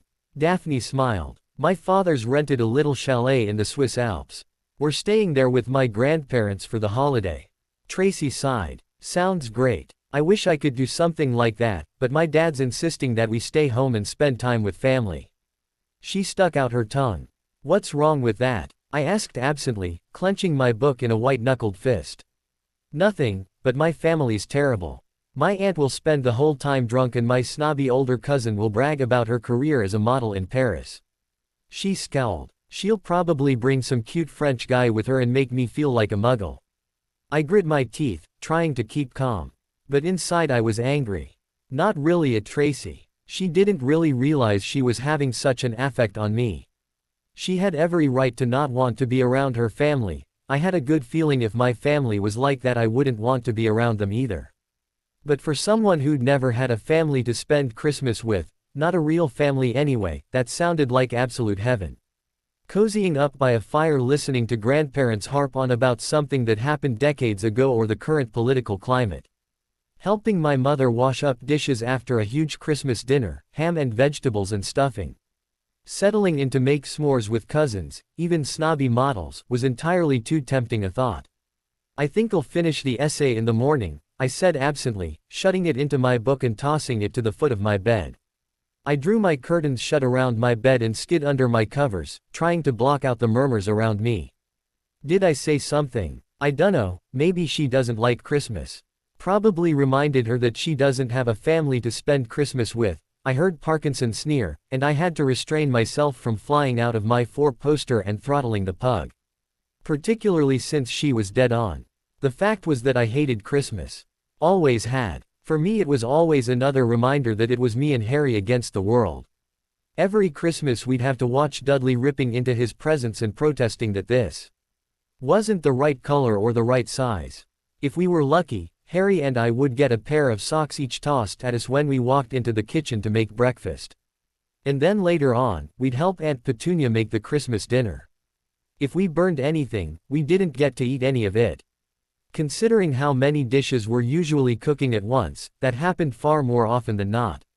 Dudley, of course, would eat enough ham to make himself sick, because he knew that was my favorite. He would then choke down as much custard as humanly possible, because he knew that was Harry's favorite. Afterwards the Dursleys would sit around the tree and watch Christmas specials on television until the wee hours. Harry and I would, of course, be in the kitchen scrubbing dishes until our hands were raw. Only then would we be allowed to join the rest of the household in the living room. That would usually last about half an hour before Uncle Vernon found some excuse to send us to our cupboard. He'd used everything from we were breathing too loud to the faint concern of, growing children need sleep, while Dudley smiled meanly at us. All in all, Christmas was actually worse than a regular day for us. It had always been my least favorite holiday. For me it was a vibrant reminder that while the rest of the world was happily celebrating with family and embracing each other, Harry and I were trapped in a family that hated us and shoved away into a dark cupboard under some stairs. At least here at Hogwarts the Dursleys couldn't control us. We wouldn't have to make meals, we wouldn't have to watch Dudley rub his presents in our faces. We might even get presents of our own. Actual presents that had been bought for us and not dug out of the back of a drawer or a coat pocket. Maybe we'd get to play in the snow or stay up late and stare at the tree. I realized how sad it was that I didn't have any idea how I would be spending my Christmas. Would I hang out with Harry and his friends? Harry sounded appealing, his friends I could do with or without. I still hadn't quite forgiven them for being so paranoid about Snape. Maybe I could play a friendly game of chess with Harry, I heard Ron had been teaching him. I wished I had something to give him, but I couldn't think of anything. Unlike the older kids, I couldn't get something on a Hogsmeade weekend. It was a little depressing thinking that now that we actually had access to funds we still couldn't do simple things like give each other Christmas gifts. I'd think of something, I supposed, but as far as it being terribly impressive, I didn't have high hopes. I burrowed my head under my covers and tried to go to sleep. As Christmas grew closer and closer my temper got shorter and shorter. My dorm mates were all chattering excitedly about their Christmas plans. I couldn't blame them really. Skiing, private islands, and rented chalets all sounded like amazing ways to spend the holidays. But that didn't stop me from hating them a little for it. I'd taken to spending most of my free time either holed up in the library between the shelves of books on potions or, surprisingly, down at Hagrid's, drinking tea and learning quite a bit about magical creatures as we chatted. I knew I'd be safe from Slytherins there. Malfoy had become another huge problem as well. Our chess matches, while they still continued, were downright vicious on my part and almost patronizing on his. I was angry and making rash moves, desperately trying to smash his pieces to bits. He responded by smugly decimating my side of the board. The problem really wasn't even what he was saying to me, it was what he was saying to Harry. It usually applied to me as well though, so I usually took offense no matter who he meant to insult. I do feel so sorry for all those people who will be staying at Hogwarts for Christmas because they're not wanted at home, Malfoy drawled one potion's lesson. I saw Harry spill a little too much powdered spine of lionfish into his measure, making it overflow. Malfoy snorted. I scowled, set a mistletoe berry on my table, curled my finger, and flicked. The berry flew through the air and landed neatly in Malfoy's cauldron. The moment it broke the surface, the potion exploded, spattering him with globs of congealed purple potion. Potter. I winced. Apparently I hadn't been as subtle as I'd hoped. Malfoy whipped around to glare at me, blobs of potion falling from his stupid pointed chin to splat against the ground. I waved at him sweetly as Ron and Harry cracked up at the table across the room. Detention, Snape said shortly, vanishing the potion from Malfoy's face and cauldron with a flick of his wand. That was completely unnecessary. Of course, sir, I replied, turning back to my potion dutifully. I wasn't overly concerned about detention with Snape. Ever since that time in November I'd had detention with him no less than 4 times. Every time he let me grade essays with him instead of doing anything too strenuous, and we shared a few sneers at what my fellow first-years called essays. What's your problem, Potter? Malfoy hissed at me. Your mouth, at the moment, I replied, pouring my perfectly measured spine of lionfish with the addition of a mint leaf into my cauldron and watching in pleasure as the potion turned to glimmering gold. It's been saying some terrible things about my brother. I've been taking them rather personally, to be honest. I've been spending my free time designing a potion that will glue your lips together. When we left the dungeons at the end of potions, we found a large fir tree blocking the corridor ahead. 2 enormous feet sticking out at the bottom, and a loud puffing sound told us that Hagrid was behind it. Hi, Hagrid, want any help? Ron asked, sticking his head through the branches. Nah, I'm all right, thanks, Ron. Would you mind moving out of the way? Malfoy drawled. Are you trying to earn some extra money, Weasley? Hoping to be gamekeeper yourself when you leave Hogwarts, I suppose. That hut of Hagrid's must seem like a palace compared to what your family's used to. Ron made the mistake of lunging for Malfoy just as Snape came up the stairs. Otherwise I would have cheered for him to kick Malfoy's butt. As it was, I just shrank back and let Snape stride past, robes whipping as he yelled, Weasley. Ron let go of the front of Malfoy's robes, paling slightly. He was provoked, Professor Snape, said Hagrid, emerging from behind the tree. Malfoy was insulting his family. Be that as it may, fighting is against Hogwarts rules, Hagrid, said Snape silkily. 5 points from Gryffindor, Weasley, and be grateful it isn't more. Move along, all of you. Malfoy, Crabbe, and Goyle pushed roughly past the tree, scattering needles everywhere and smirking. In my pocket I fingered my wand, wondering if I could possibly hit them with some jinx without Snape seeing. I decided blowing up a potion in Malfoy's face was enough revenge for one day. After all, it was Ron he'd insulted this time, not Harry. Ron could defend himself, he had his own siblings to back him up. I'll get him, said Ron, grinding his teeth at Malfoy's back. One of these days, I'll get him. Wouldn't recommend it, I said absently, pausing by Harry's side. Shame about that detention, Harry observed. I don't know what you were thinking. Hermione exclaimed. Throwing a random ingredient into the potion was really dangerous. You could have blown up half the potion's lab and... No, I wouldn't have, I said shortly. I knew exactly what would happen if I tossed in that mistletoe berry. Why do you think I waited until Malfoy leaned over the cauldron to toss it in? Why do you think Malfoy was the only one affected? I challenged. Hermione's mouth opened to respond, but I wasn't in the mood to fight with someone who didn't have an argument. I'll see you at dinner, I said to Harry, and stalked down the halls. Ah, the holidays, I mumbled to myself. Happiest time of the year my butt. My fuse was noticeably shorter, which was why I was feeling less that gracious when I graded essays with Snape that night. I poked holes in parchment and scribbled more vicious remarks onto the papers than Snape on a bad day. Needless to say, the professor noted. While I do agree with your assessment that Miss Jones might want to bother cracking a book, you idiot, and learn to spell like an adult, I'm fairly certain you're annoyed with something besides her poor spelling. You would be correct, I growled out, scrawling an angry D at the top of the Hufflepuff's paper and smacking it down onto my pile of finished essays. Like a mind reader you are, sir. Snape scoffed. Only muggles speak of reading minds. The human consciousness is far more complex than a book. But if you're going to continue in this vein, I'll have to set you scrubbing cauldrons. You're scratching my desk. I lifted up the essay I had started on to see that I had in fact been writing so hard that I'd left a couple of faint scratches in the varnish on Snape's desk. I hastily buffed them out with my sleeve, blushing at just how childish I was behaving. Sorry, sir, I said sheepishly. What has you so angry, Miss Potter?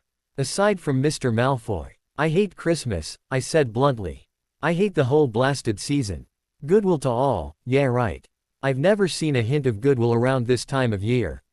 Snape raised an eyebrow. Really? I was under the impression children were supposed to enjoy greedily collecting as many toys as they could. I scoffed. Yeah, they are. Hard to do though, when the nicest Christmas gift I've ever gotten was a new toothbrush.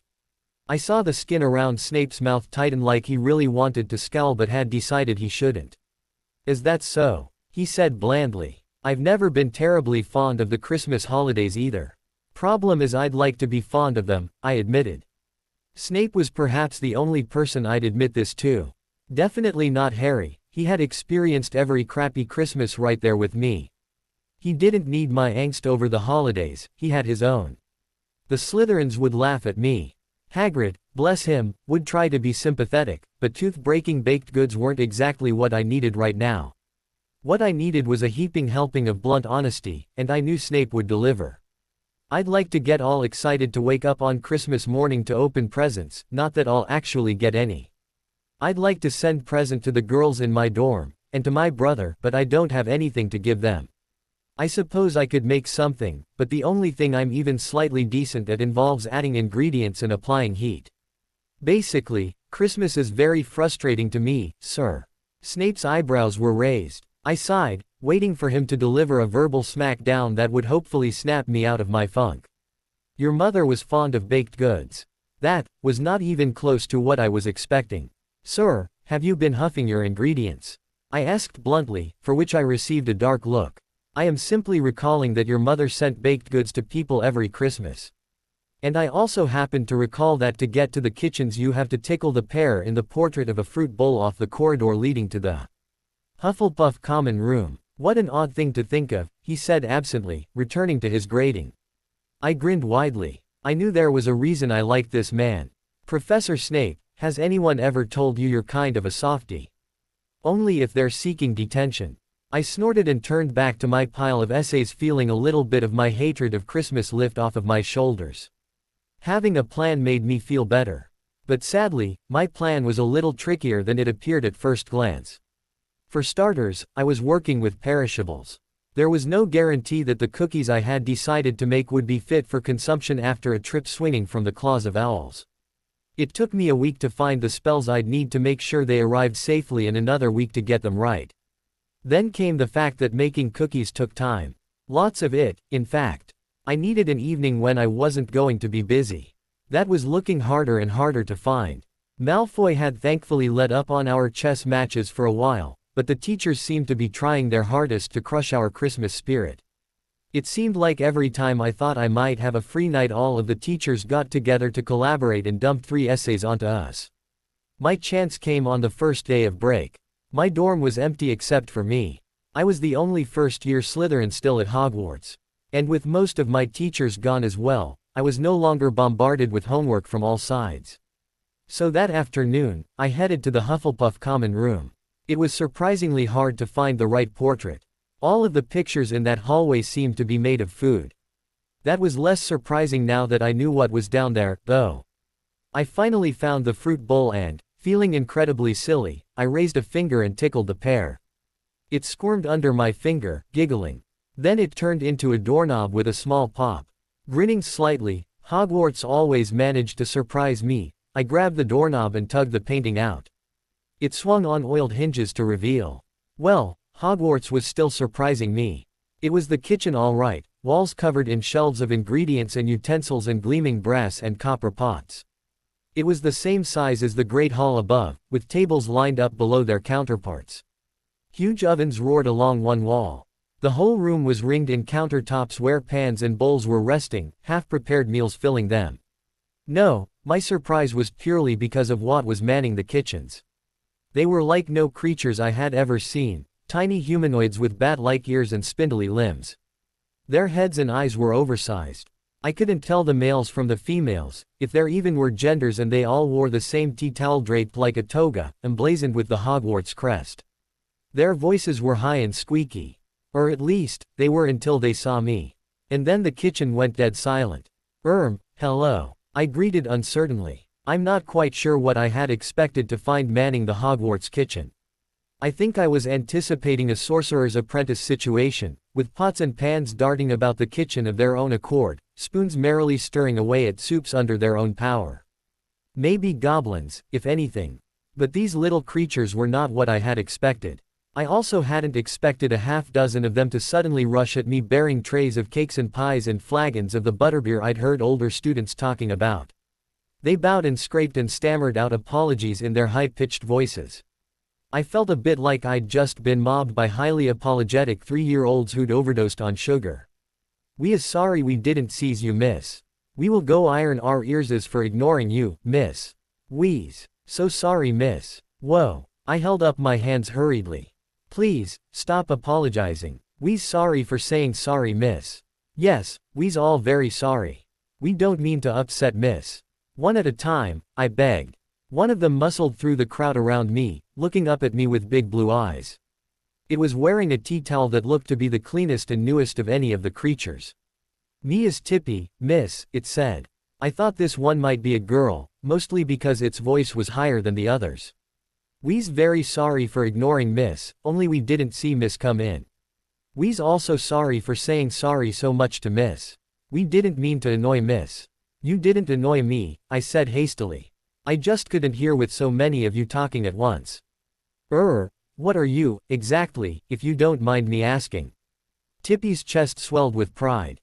"We is the house elves of Hogwarts School. We love working in the kitchens here. Professor Dumbledore don't beat us or make us iron our earses or shut our noses in the ovens. Personally, I couldn't imagine what kind of monster would make them do something like that.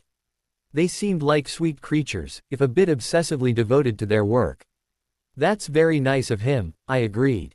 "Yes it is. Professor Dumbledore is the bestest master ever," Tippy exclaimed energetically. "He lets us elfses help all the students and teachers. What can we help you with, miss?" "My name is Lorena Potter," I told her. "You can just call me Lorena, or Potter. Whichever you prefer." Tippy's eyes immediately swelled with tears. I wasn't sure if I'd just committed some sort of major breach in house elf etiquette or if she was having some sort of attack. "How wonderful Miss Potter is," Tippy wailed. "Miss Potter talks to Tippy like Tippy is her equal." I blinked uncertainly. "Are you not?" I asked, not quite sure how to take all this. It was absolutely dizzying. Clearly, house elves didn't lead the best of lives. I guessed that a lot of wizards treated them like SLAS and punished them with self-inflicted injuries when they did something wrong. It seemed like Hogwarts was a sort of haven for them, where they could work in decent conditions and not have to hurt themselves. Tippy, I said hastily, trying to stop the house elf's sobs. She was making me a little uncomfortable, to be honest. I'd never moved someone to tears before. "Listen, I need your help." Tippy gasped in pleasure. Tippy is happy to help Miss Potter however she can. "Thanks," I said. Tippy burst into a fresh wave of sobs. I could have face-palmed. No, Tippy, please stop crying," I begged. "Tippy can't help it, miss." Tippy sobbed. "Miss Potter is just so nice to Tippy." Okay. Would Tippy, sorry, would you mind to help me with something?" "Anything, Miss Potter, anything," Tippy said eagerly. "Okay, well, I'd like to give my friends cookies for Christmas," I began. Tippy turned around and yelled, "Cookies," with so much force that her tiny little frame doubled over and her face went red. Immediately I was surrounded by house elves holding trays of cookies over their heads on silver platters. I saw sugar cookies, gingerbread, shortbread, snickerdoodles, peanut butter, and chocolate chip cookies. No, I corrected hastily. I mean, I'd like to make them myself. Tippy's eyes went wide with horror. You mean, Miss Potter doesn't like our cookies? Before she could start sobbing again, I hastened to correct her. No, no, your cookies all look delicious, I assured her. But these are Christmas gifts, and if I give my friends cookies that something else made, it's like cheating, you understand. So, Miss Potter would like to make her own cookies for her friends, because they means more that way. Tippy said slowly. Yes, exactly. I beamed. That's it. Miss Potter is such a good friend. Tippy said, clapping her hands together and jumping in place happily. What does Miss Potter need? The only recipe I could remember by heart was the one for chocolate chip cookies. That was the one Dudley ordered me to make the most often.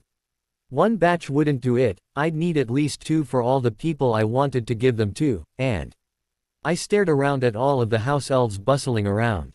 I did a little mental math, and listed them all off for Tippy, who sent off a whole squadron of house elves to gather ingredients.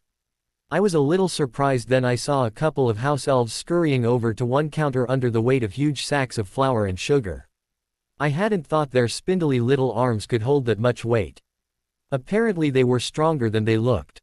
Tippy, I asked as the house elf ushered me over to where the ingredients lay. Would you like to help me make them all? Tippy looked up at me, wide-eyed. Isn't that cheating, Miss Potter? Not so long as I do most of the work, I assured her. Tippy was delighted to help. I had her sift together the dry ingredients while I creamed the butter and sugar.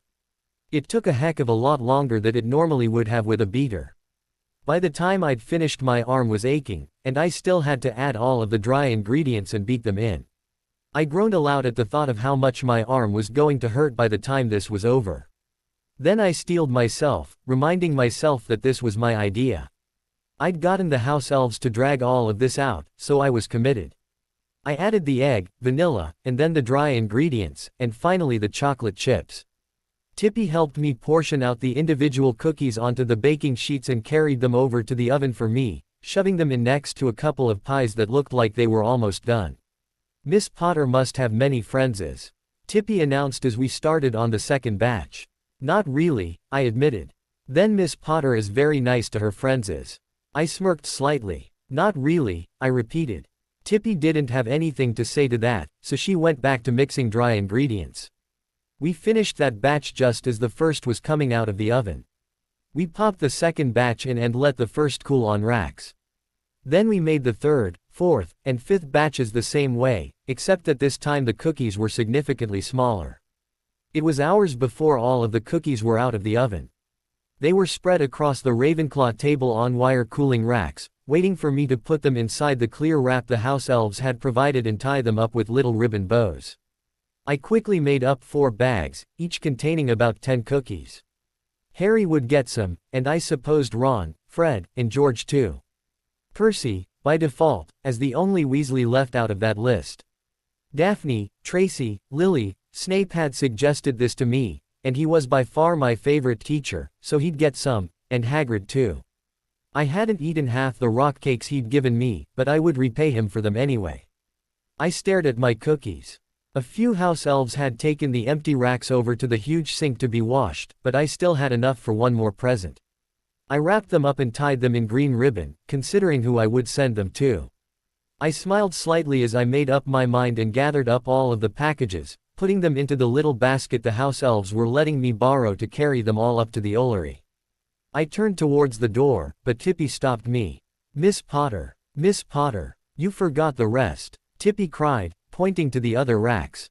I smiled at her kindly and shook my head. No, I didn't, I corrected. Those are for all of you. Merry Christmas. The house elves around the kitchen froze, staring at me. Again I wondered if I had committed some kind of insult. But then about half of the house elves burst into tears, a quarter of them passed out where they stood, and another quarter ran at me, hugging any part of me that they could reach. Over all of it I could hear Tippy wailing, Miss Potter is so good to us elfses. Miss Potter makes cookies for her friendses, and she gives them to us elfses. Miss Potter is our friend. That wasn't quite how I'd meant it, but I didn't feel like correcting her and stomping on her dreams. It took me about 10 minutes to detach myself from the thankful elves holding cookies, but I finally managed it. Not without having an entire pie, a flagon of water, and 2 shiny red apples added to my basket. The elves wouldn't hear of me leaving without proper thanks, which for them meant food. That was the least I could get away with without offending them, it seemed. I ventured up to the olary, the basket cutting into the crook of my arm. I had to keep shifting it from side to side to keep my arm from falling off. My shoulders ached from all the stirring I'd done and the weight of the basket wasn't helping, but it had to be done. The long trek up to the olary nearly killed me, I swear. When I got there, Artemisia flew down to meet me. She perched on my shoulder and pecked my ear affectionately. I reached down and tugged a bit of crust off of my pie, passing it to her. She took it with a hoot of thanks and devoured it as I stroked her feathers.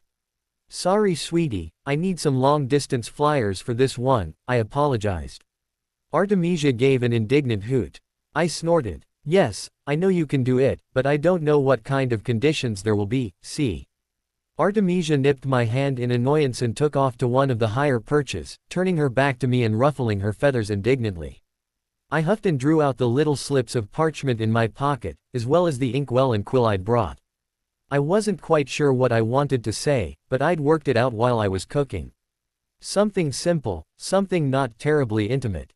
Something to say, "I'm thinking about you over the holidays," without being maudlin. I quickly scrawled "Merry Christmas" from LP on 4 slips of parchment, each of them headed with a name. There was one for Lily, Tracy, and Daphne. The last package was, surprisingly, for Malfoy. I figured I should at least do something for him after he took the time to teach me how to play chess, even if he did it for selfish reasons. Harry's, the Wellesley's, Hagrid's and Snape's I kept in my pocket. I'd give them theirs in person on Christmas. I intended to spend the whole day with Harry, like I hadn't been able to in months. I was really missing him. I wasn't used to being apart from him for so long, and it got to me sometimes. I would see something or hear something and think, I should tell Harry, only to be reminded that I couldn't, not without raising eyebrows and making life for me in Slytherin House that much harder. I attached the notes to the packages and sent them off with 4 school owls. I sent one last glance up at Artemisia and called, "I'll let you give Harry his, all right. And Professor Snape and Hagrid, too." Artemisia gave a hoot of acknowledgement, but she still seemed annoyed. I sighed. Great. My owl was mad at me. Making a mental note to bring her up some owl treats later, I headed from the Olary. The next place I went was Hagrid's. I figured that was probably the place Harry was most likely to be aside from Gryffindor Tower. I shuddered and pulled my cloak tighter around myself as I crossed the grounds. I'd rather foolishly decided not to stop and grab my thicker cloak and mittens, and now I was paying for it. My fingers were numb as I raised a hand to knock on Hagrid's door. I heard the familiar booming bark of Fang and smiled as the door opened. "Ah, Lorena, what brings ye by?" Hagrid asked cheerfully, holding Fang back from lunging at me with an extended foot. "Is Harry here?" I asked curiously. "Nah, I haven't seen him or Ron or Hermione since before break." "I see," I said, slightly disappointed. I'd been hoping to spend the day with Harry, but I supposed he was probably up in Gryffindor Tower spending time with Ron. I immediately told myself not to be mad about it, but then I stopped. Why shouldn't I be mad? It was Christmas and Harry hadn't even attempted to find me. He spent most of every day with Ron, he only saw me when we had potions together or at meals. And his first reaction was to spend time not with his twin sister at the holidays, but the friend he saw daily. And I wasn't supposed to be a little hurt by that. Forget that, I was. My hands fisted at my sides. I'd hoped that once Harry and I were at Hogwarts we would be able to become closer, to talk openly without fear of the Dursleys overhearing us. Even when we were separated by our houses, I'd still kept that dream alive. Apparently it was a foolish dream. I could count on 2 hands the amount of real conversations we'd had that lasted longer than a few minutes. Ever since we'd come here, we seemed further apart, not closer. And it hurt. It hurt that the moment Harry had other options, other people to spend his time with, he left me in the dust and ran off to spend time with them. It made me wonder just how much of our childhood closeness was us and how much was the fact that Harry didn't have anyone else. If we had grown up in a normal house, would Harry and I have been as inseparable as we were? I'd thought we were equally fond of each other, but I was starting to wonder if maybe I was a little more attached than he was. It was certainly starting to seem that way. Is there anything else?" Hagrid asked. I was snapped out of my musings to realize that I'd been standing on his front stoop glaring irritably at his kitchen table for nearly 3 minutes. I quickly blinked away the last of my bitter thoughts and plastered on a polite smile. It came easier than it ever had as I turned annoyance into fake cheer. It unnerved me a little, in fact, how quickly I was able to shove the angry expression off my face and replace it with something friendly. It happened unnervingly quickly and without any real thought. "Yes, I was wondering how that issue you were having with the centaurs was going." I pressed. "The one you were telling me about last time." "Oh, Abu, there are land problems with the Acromantulas." "Sure. Come on in, just put on some tea." I stepped into the inviting warmth of Hagrid's cabin, ruffled Fang's ears, and sat down at the kitchen table like I normally would.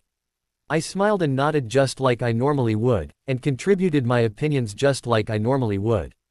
But inside, this little knot was pulling tighter inside of my stomach. That knot was still in my stomach as I lounged in the Gryffindor common, much to the horror of the fat lady. I'd met up with Ron and Harry in the halls earlier and they'd invited me up for a rousing game of wizard's chess. Apparently Ron was teaching Harry these days. The look on the fat lady's face when they dragged me inside. I snorted. Priceless. Ron and Harry had both assumed I knew nothing about the game.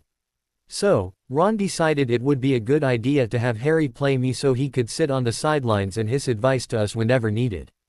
I let them think that I was completely helpless, allowing Harry to take a few pieces of mine while I followed Ron's advice to the letter. Then, 10 minutes in, I abruptly made one move and stomped all over Ron's game plan.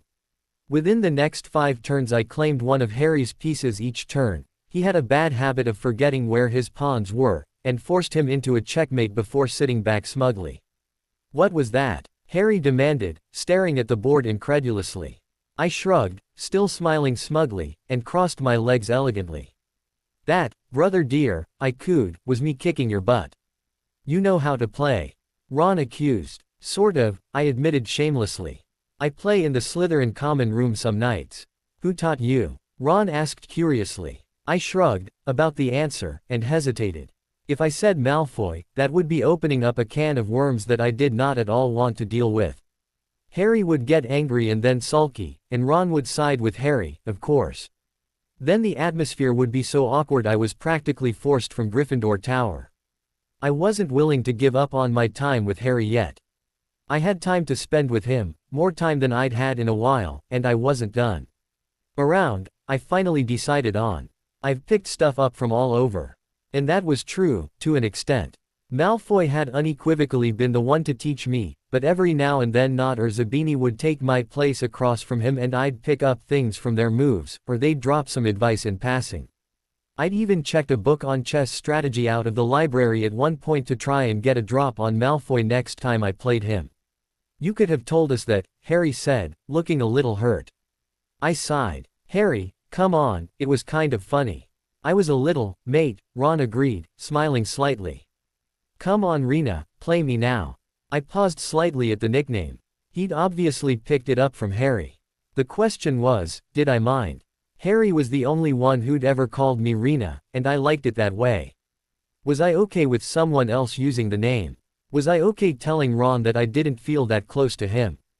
If I was going to do it I'd have to do it carefully, or Ron would immediately retreat back into sulking at Harry's side when I was around, and I was just now getting to know Harry's friends.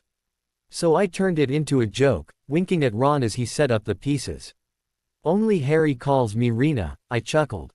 "He's the only one I can't beat up for it." I nudged Harry in the side with an elbow teasingly. I was relieved when Ron and Harry both laughed. Then Ron went about cheerfully destroying me. Christmas morning I woke up with a grunt and tried to roll out of my bed. The sheets tangled around my feet and I ended up barely catching myself before my face smacked into the ground. I huffed. Nothing like early morning gymnastics. I twisted to look over my shoulder, glaring at my sheets. My eyes went huge and I lunged back into my bed. At the foot, pinning my sheets in place, were a mound of Christmas presents. Most of them were wrapped in silver and green, but there were a few that looked professionally wrapped in delicate white paper. I couldn't believe it. I had never in my life gotten a Christmas present that was wrapped. Usually when Harry and I emerged from the cupboard on Christmas morning we had whatever we were given that year chucked at us on our way to fix breakfast. I still vividly remembered the year I had a half-used box of pencils tossed at me and only barely kept it from hitting me in the eye. This was not something I knew how to deal with. My hands were shaking slightly as I reached for the closest box. It was flat and wide, wrapped in white paper with some French words stamped into it in swirling silver letters. There was a tag tucked under the delicate white ribbon. I tugged it closer. To Potter from Moon. Making a mental note. To thank Lily on bended knee when she returned. At least in my head, I reached for the paper uncertainly.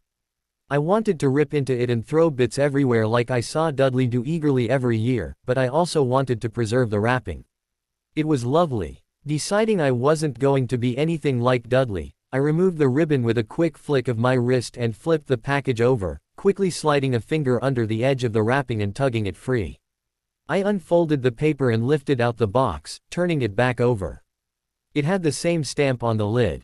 I took a deep breath, some part of me thinking that this might be an elaborate joke, and lifted up the lid. I gasped at the sight of light blue satin. There was a piece of parchment perched on top of the fabric. I scooped it up, flipping it over and staring at the words. I recognized Lily's writing. This should shut Parkinson up about your sleepwear. I giggled and set the note aside, reaching into the box. I luxuriated at the feeling of satin and pulled the nightgown out, stepping out of bed and holding it up. It was gorgeous, modest, and simple, coming down to just above my ankles with the collar edged in lace. I swayed a moment in front of the mirror. I was feeling incredibly elegant, I won't lie, and then hustled over to my trunk, tucking the nightgown away. I'd save it for when Parkinson got back. I could already imagine the look on her face when she got ready to insult my pajamas, only for me to drag out that. I grabbed at the next package eagerly. This one was far smaller, wrapped in silver paper with a green bow. Once again I stripped the ribbon off and unwrapped the paper carefully, setting it aside. I gaped at the jewelry box in my hands. I'd never in my life owned a piece of jewelry. Well, that wasn't exactly true, I reconsidered. Once I found a bracelet on the playground at school. It was shabby and made of threads woven together, obviously having come untied from whoever owned it. Instead of turning it into lost and found, I'd kept it until it fell off my own wrist a month later. I flipped the lid up on the box and gasped. Inside was a pair of earrings. They were little silver snakes, bodies waving, dangling down from a hook. And set into the head of each was a tiny diamond.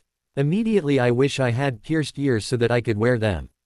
I'd even worked up the courage to ask Aunt Petunia once, saying that all of the other girls in my class had pierced ears and hoping that fitting N would convince her.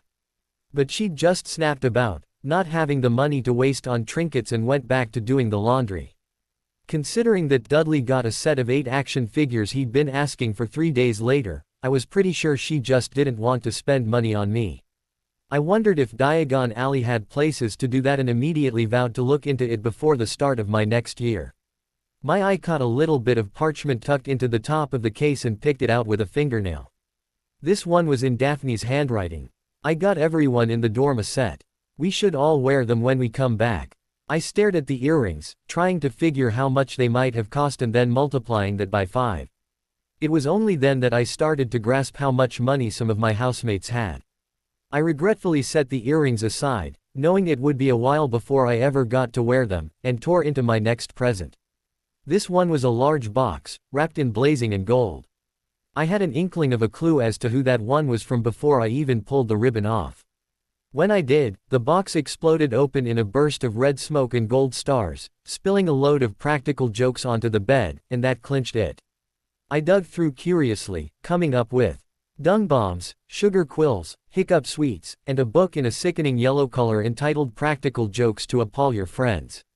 I got a book on potion development from Tracy, I hope this helps you help us, and, surprisingly, a carved wooden chess set from Malfoy, maybe you'll be decent enough to deserve this soon.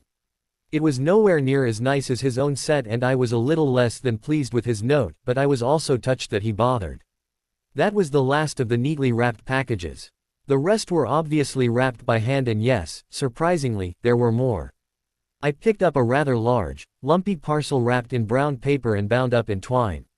I opened it up and out spilled a wool sweater and a box of fudge, along with a note. I picked it up. I don't know if you remember me, dear, but we met on the platform. Ron's mother. Well, you and Harry are now honorary Weasleys, and here are your Weasley gifts. I picked up the sweater. It was emerald green with a silver L on the front, and deliciously soft. I immediately yanked it on. It was freezing in the dungeons and common room in the winter, and the sweater was a welcomed extra layer. I tried a piece of the fudge, and it was delicious. I was more touched by Mrs. Weasley's gesture than by any of the other gifts. I knew that she hadn't just randomly decided to send two kids she met on the platform Christmas gifts. Ron had probably mentioned that he was friends with Harry and, to an extent, me too, and that we weren't exactly expecting much out of Christmas. But she'd gone out of her way, knitted 2 extra sweaters and made more fudge, in the hopes of brightening our day. I smiled softly and reached for a small envelope. I rolled my eyes when I realized it was from the Dursleys, a small note with a 50-pence piece taped to it.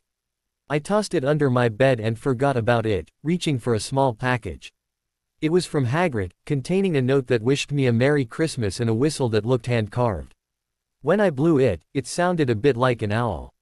I had one more present on the foot of my bed. It was wrapped in black paper and looked incredibly out of place in the midst of all the silver, green, and white on my bed. I tugged the paper off, revealing a book entitled Potion Masters and Their Achievements. I flipped through it eagerly, absorbing snippets like Damocles and his invention of the Wolfsbane potion and Zygmunt Budge's patented doxycide. There was no note on it, not even an inscription in the book. I looked from it to the black paper, smiling slightly and making an educated guess that it was from Snape. I was very glad I'd made him a gift too.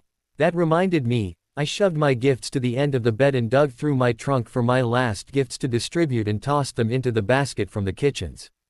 I traded my pajamas for a pair of jeans, socks, and trainers, and tugged on my Weasley sweater. I quickly brushed my teeth and hair and then headed for the Ollery. Artemisia was sent off with Hagrid and Snape's gifts. Hagrid probably wouldn't have objected to me giving it to him personally, but Snape definitely would have. I snickered to myself at the idea of myself bounding up to the Dower Potions professor with a grin and a flourish, announcing, "Merry Christmas, sir." I could only imagine how much detention that would earn me. I walked into the Great Hall. There were only a scant few Slytherins left at school for the break, mostly older students for whom the novelty of luxurious Christmas trips had worn off or those who simply wanted to spend Christmas with their friends. Hufflepuff and Ravenclaw had a few clusters of students laughing as they ate and pulled Christmas crackers that exploded in puff of sparks and smoke, letting out hats, toys, and, oddly, white mice. Definitely the loudest spot in the hall was a cluster of red heads at the Gryffindor table, one dark head right in the middle of them. Percy, funnily enough, seemed to be trapped by his sweater, his arms stuck to his sides instead of through the holes. Fred and George sat on either side of him, looking very smug as they mockingly held bits of food in front of his face, which Percy sniffed at and turned away from. I could guess the twins had something to do with his current state. Harry and Ron sat on the opposite side of the bench. I strode over and claimed the empty seat beside Harry, reaching out with one arm and wrapping it around his shoulders. I hauled him into a hug, leaning my head against his shoulder. "Happy Christmas," I murmured. Harry grinned and wrapped his arms around my waist, squeezing tightly. "Happy Christmas," he replied, then dropped his voice slightly. "Can you meet me by the trophy room after curfew?" I smirked, letting him go. "Of course, brother dear. But breaking the rules again." Harry shook his head. "I really want to show you something." "All right, I'll meet you there," I said with a shrug, and began eagerly spooning turkey, peas, and cranberry sauce onto my plate. I slathered the meat in gravy and then dug in eagerly. "Why, Miss Potter," Fred began. "What's in that basket of yours?" George pressed. "Gifts, perhaps. Presents. For Gryffindors like us. Is that allowed?" "Go on," I said, pushing the basket towards the center of the table. "All of you get one." Harry and the Weasleys eagerly reached in, all except Percy, who glared at the twins and took the chance to right his arms in the sleeves and adjust his glasses. "Very kind of you, Potter," he said stiffly, trying to get his composure back as he claimed his gift. "MFF'd, these are really good," Ron said around a mouthful of cookie. His bag was already open on the table. "Hey," Harry said, taking a bite. His eyes lit up as he recognized the taste. "These are the kind you make." Ron stared at me, awed. Did you get into the kitchens? Percy gave me a stern look. Potter, the kitchens are strictly off limits too. Oh, shove it, Percy. George said, shoving one of his own cookies into Percy's mouth. Percy choked and spluttered on crumbs as half of the cookie broke off and dropped into his mashed potatoes. It's Christmas. Fred agreed, sampling one of his own.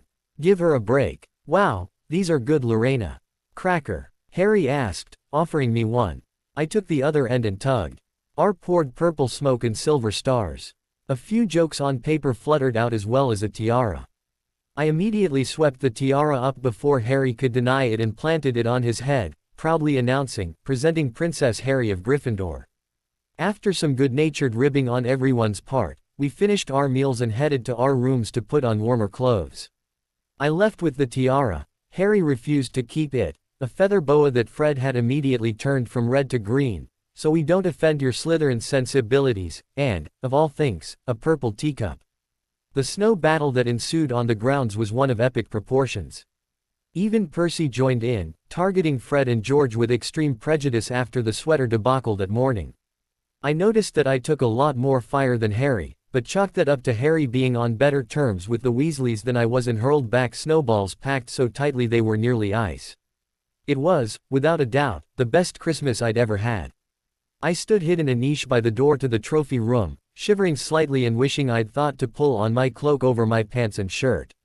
Curfew had come and gone several minutes ago and Harry had yet to show his face. Then again, he had to go a little farther than I did, but still, I'd been waiting for a while.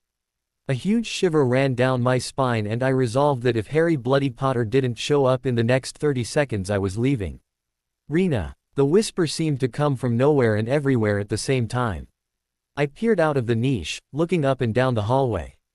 The torches burned lower than they did during the day, but Harry sounded close enough that I should have been able to see him, and yet. Harry. I called uncertainly. Here. Not 2 feet from me, Harry suddenly appeared out of thin air. I opened my mouth, about to scream on instinct, and clapped my own hand over my mouth to keep from giving us away. I bit the fleshy part of my palm instead to set off my feelings. When I was much calmer, and Harry was starting to look at me like he was concerned I'd gone into shock, I whipped my hand away and demanded, "Where the hell did you just come from?" Harry raised his hands, holding up a cloak. "This is what I wanted to show you," he said. He glanced up and down the hallway. "But not here," he decided, grabbing my hand and tugging me towards the trophy room. We slipped inside and moved to a corner that was partially concealed by a life-size cauldron-shaped trophy for some sort of potions competition. The corner was a little dusty, but we made do. "This was one of my Christmas presents," Harry explained, offering the cloak to me for inspection. I took it, marveling at the feel of it, smoother than silk, lighter than air, like it wasn't really all there. "It's an invisibility cloak." I looked up at him, shocked. Immediately I whipped it over my shoulders and watched in awe as my body faded away into nothingness. My eyes flicked from where my body should be to Harry and back again several times. He nodded in understanding. Yeah, that was my reaction too. But that's not all. He thrust a hand into his pocket and pulled out a slip of parchment, passing it to me. I took it curiously. I had to squint to make out the loopy handwriting in the dim light. "Your father left this in my possession before he died. It is time it was returned to you. Use it well. A very Merry Christmas to you." This, I choked out, poking my hands out of the cloak to run them up and down the edges. "This was Dad's." I bit my lip as my throat tightened and my eyes started to water. I ducked my head, curling into the cloak. Questions tumbled around my mind. Who had sent it? Why did they have it in the first place? How had Dad gotten it? What had he used it for? The faint scent of animal and forest seemed to cling to the fabric. Was that how my dad smelled? "I suppose so," Harry said, reaching out and tugging away one edge of the cloak. He scooted under it with me, both of our bodies vanishing. "Why would whoever sent it lie about that?" "That's true," I allowed. "But why be so secretive about giving it to us? I mean, you don't know who it was, right?" Harry shook his head. "And I don't recognize the handwriting," I mused, staring at the note again. "So who?" "I don't know," Harry said, running a frustrated hand through his hair and making it ever messier than it normally was. Do you think Dad ever did anything like this?" Ever snuck out of the dorm and wandered around the school after curfew? I'd imagine, I said immediately. Everyone said Harry looked just like our father, and I could easily see an older version of him traipsing through the halls with a small, cocky smile on his face, ducking into shadows and passageways when teachers walked by. It'd be too tempting, wouldn't it? I mean, theoretically we could go anywhere in the castle in this. I grinned slightly, a wonderful feeling of freedom sweeping over me as I realized that was true. We could go anywhere. Go where? Harry asked. Go someplace, I suggested. Someplace we're not allowed. Where? He mused though. I don't really fancy a nighttime stroll through the Forbidden Forest. It doesn't have to be the Forbidden Forest, I insisted. We could go, I thought for a minute, and a wicked grin spread over my face. I grabbed Harry's arm. Let's go to the restricted section. Harry snorted. Leave it to you to want to go look at books. He paused. But, he grabbed my arm eagerly. We can look for information on Flammel. I stared at him blankly. On who? Harry spun out a long story about Hagrid letting slip what Fluffy was guarding. Not any details, but who owned it, namely, this Flammel person. Apparently he, Ron, and Hermione had been coming books after book in the library trying to figure out who he was and what he might own that would be worth hiding under a three-headed dog in Hogwarts. Harry snatched the invisibility cloak from my shoulders as he stood, stepping out from behind the cauldron-shaped trophy. I flinched slightly as the warmth and soothing scent were gone in a puff. For a moment I wanted to wrench the cloak back and curl up in it for just a little longer. Harry owned it, certainly, but surely I could have another few minutes with the only thing we had of our father. And suddenly I was angry. Why did Harry deserve the cloak? Why not me? Was it because he was the one people always compared to Dad? All he'd done since he got here was break rules and get rewarded for it. He flies without permission and makes the team. He sneaks into a forbidden corridor and he gets something of our father's. What was fair about that? I quickly squashed that down, hoping that Harry hadn't noticed the momentary shift in my expression. Predictably he didn't, too caught up in the supposed genius of his new idea. This is perfect. Harry was rambling. We can get into the restricted section. And you're great at research, you'll be loads of help. Really? I asked icily. Then why didn't you tell me about this holy quest of yours earlier? Harry's jaw went slack and he blinked like I'd just suggested he walk up and give Dumbledore a trim. Well, I waved a hand absently. I knew very well why. Because he already had Ron and Hermione helping him, so he didn't need me. Never mind. The more important question, why do you need to know? What? Why do you need to know? I repeated slowly. It's a simple question. It's none of your business, not really. Like Hagrid said, it's between Dumbledore and this Flammel person. But, Harry floundered. But it's in danger. You said it yourself, whoever let that troll in during Halloween wanted to use it as a distraction. So someone's after it. I shook my head. Harry, there's no guarantee that whoever let the troll in was after Flammel's treasure. He opened his mouth to respond and held up a hand. I know it's likely, but it's not a certainty.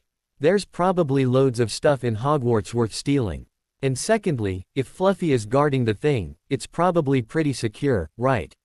I mean, the thing's got 3 heads. I burst out. So it's not your business, and poking your nose into places it doesn't belong is going to get you in loads of trouble. But Snape's trying to steal it. Harry protested loudly. I straightened my spine, glaring. That again? I demanded. No, he's not. Professor Snape is a teacher, there's no way he'd be trying to steal something. Harry shook his head defensively. You just don't see what he's like. Just because you're in his house and he favors you. I scoffed. He favors me, but it's not like I don't have eyes, brother mine. Harry scowled. I'm perfectly aware of the fact that he's an ass. In fact, I'd say I'm more aware of that than you are, considering I've spent more time with him than you have. But listen to me when I say that being prejudiced doesn't make you outright evil. Harry threw up his hands. Fine, I don't want to fight. Are you going to help me or not?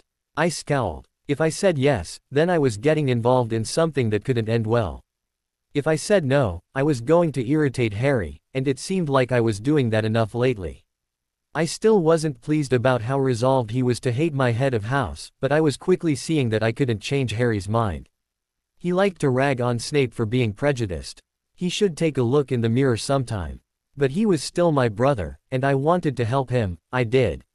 I saw him so little today, and if this little project gave me a few extra hours with him, then so be it. I'd take the consequences when they came. I was perfectly willing to do something I wasn't terribly fond of if it meant more time with him. Let's get to the library, I grunted, seizing an edge of the cloak and tugging it over my shoulders. I had a brief glance of Harry's bright smile before he ducked under too, and we took off. The castle was dark and eerie at night with the torches banked, but I was getting used to wandering around the halls in the dark. We crept along the corridors, keeping an eye out for teachers. Invisible didn't mean silent, after all. The library was one place I hadn't been after dark, and it was enough to stand my hair on end. The towering shelves blocked most of the moonlight from the windows, making it much darker than I'd expected. Almost dark enough to send me into a panic, but not quite.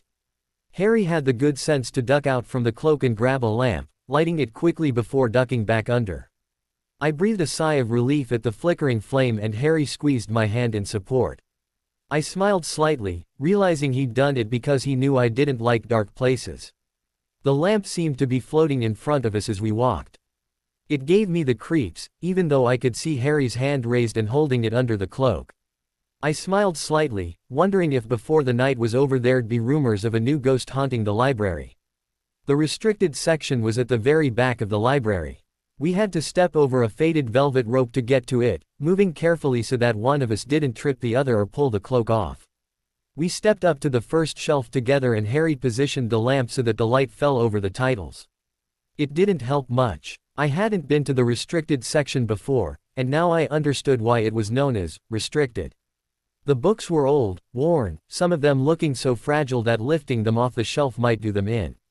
On top of that, some of them had odd stains on them. A few were probably old potion stains, but one had a thick, dark brown stain that looked alarmingly like dried blood. "Start at the bottom," Harry suggested. I nodded and we crouched down. Harry set the lamp on the ground, revealing the books on the lowest shelf. We both reached for one.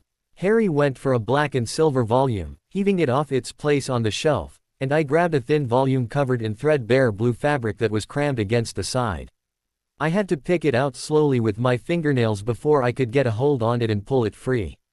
I had just opened it to the first page when Harry's book let out a blood-curdling scream. I yelped in shock and jerked away, losing my balancing and toppling out from under the cloak. I heard a muffled thump as Harry slammed the book shut, but the book kept on screaming. Footsteps sounded in the hallway, hurried and eager. I saw the book shoot out from under the cloak and back on the shelf and grabbed at empty air. I managed to get a handful of cloak and lifted it up, diving back under. My foot connected with the lamp and it toppled over, instantly doused.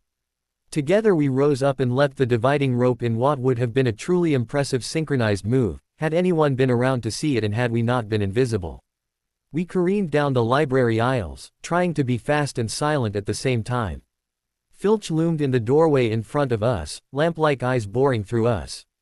Harry ducked under Filch's outstretched arm and grabbed my arm, dragging me along after him. That night I learned that it was possible to sprint on tiptoe, and it was quite a workout for the calves. But we got away scot-free, sliding to a clumsy stop near a tall suit of armor. "Where are we?" Harry hissed. I looked around for a landmark, but things looked different in the dim light, and I couldn't be sure.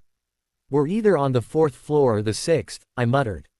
"I'm not sure." I raised a hand to wipe away the sweat that was collecting on my brow. That was quite the run we'd just gone on, and it was hot under the cloak. I was surprised to feel thin fabric under my fingers. I winced, realizing that I still had a tight hold on the book I'd pulled from the shelf in the restricted section. I could have cheerfully slapped myself. That was like keeping the murder weapon as a trophy in terms of stupid moves. Instead, I tucked the book into the waistband of my pants, resolved to find some way to sneak it back to the restricted section later. "You asked me to come directly to you, Professor, if anyone was wandering around at night, and someone's been in the restricted section." Filch must have known a shortcut, because it was his wheezy voice coming at us down the corridor. I looked at Harry, whose face was pale with horror. I was sure mine looked about the same. We both turned another few shades closer to the color of a piece of paper when a second voice replied. "The restricted section. Well, then they can't have gotten far, we'll find them." It was Snape. I could have groaned aloud at the idea of getting caught not only by Filch, but caught in front of my head of house, and with Harry no less. I couldn't imagine anything more embarrassing at that moment. My eyes started moving, darting around and looking for a niche, a tapestry, something we could slip into or behind and hide. My eyes landed on a classroom door that was to our left and slightly behind us. The door was hanging open just slightly.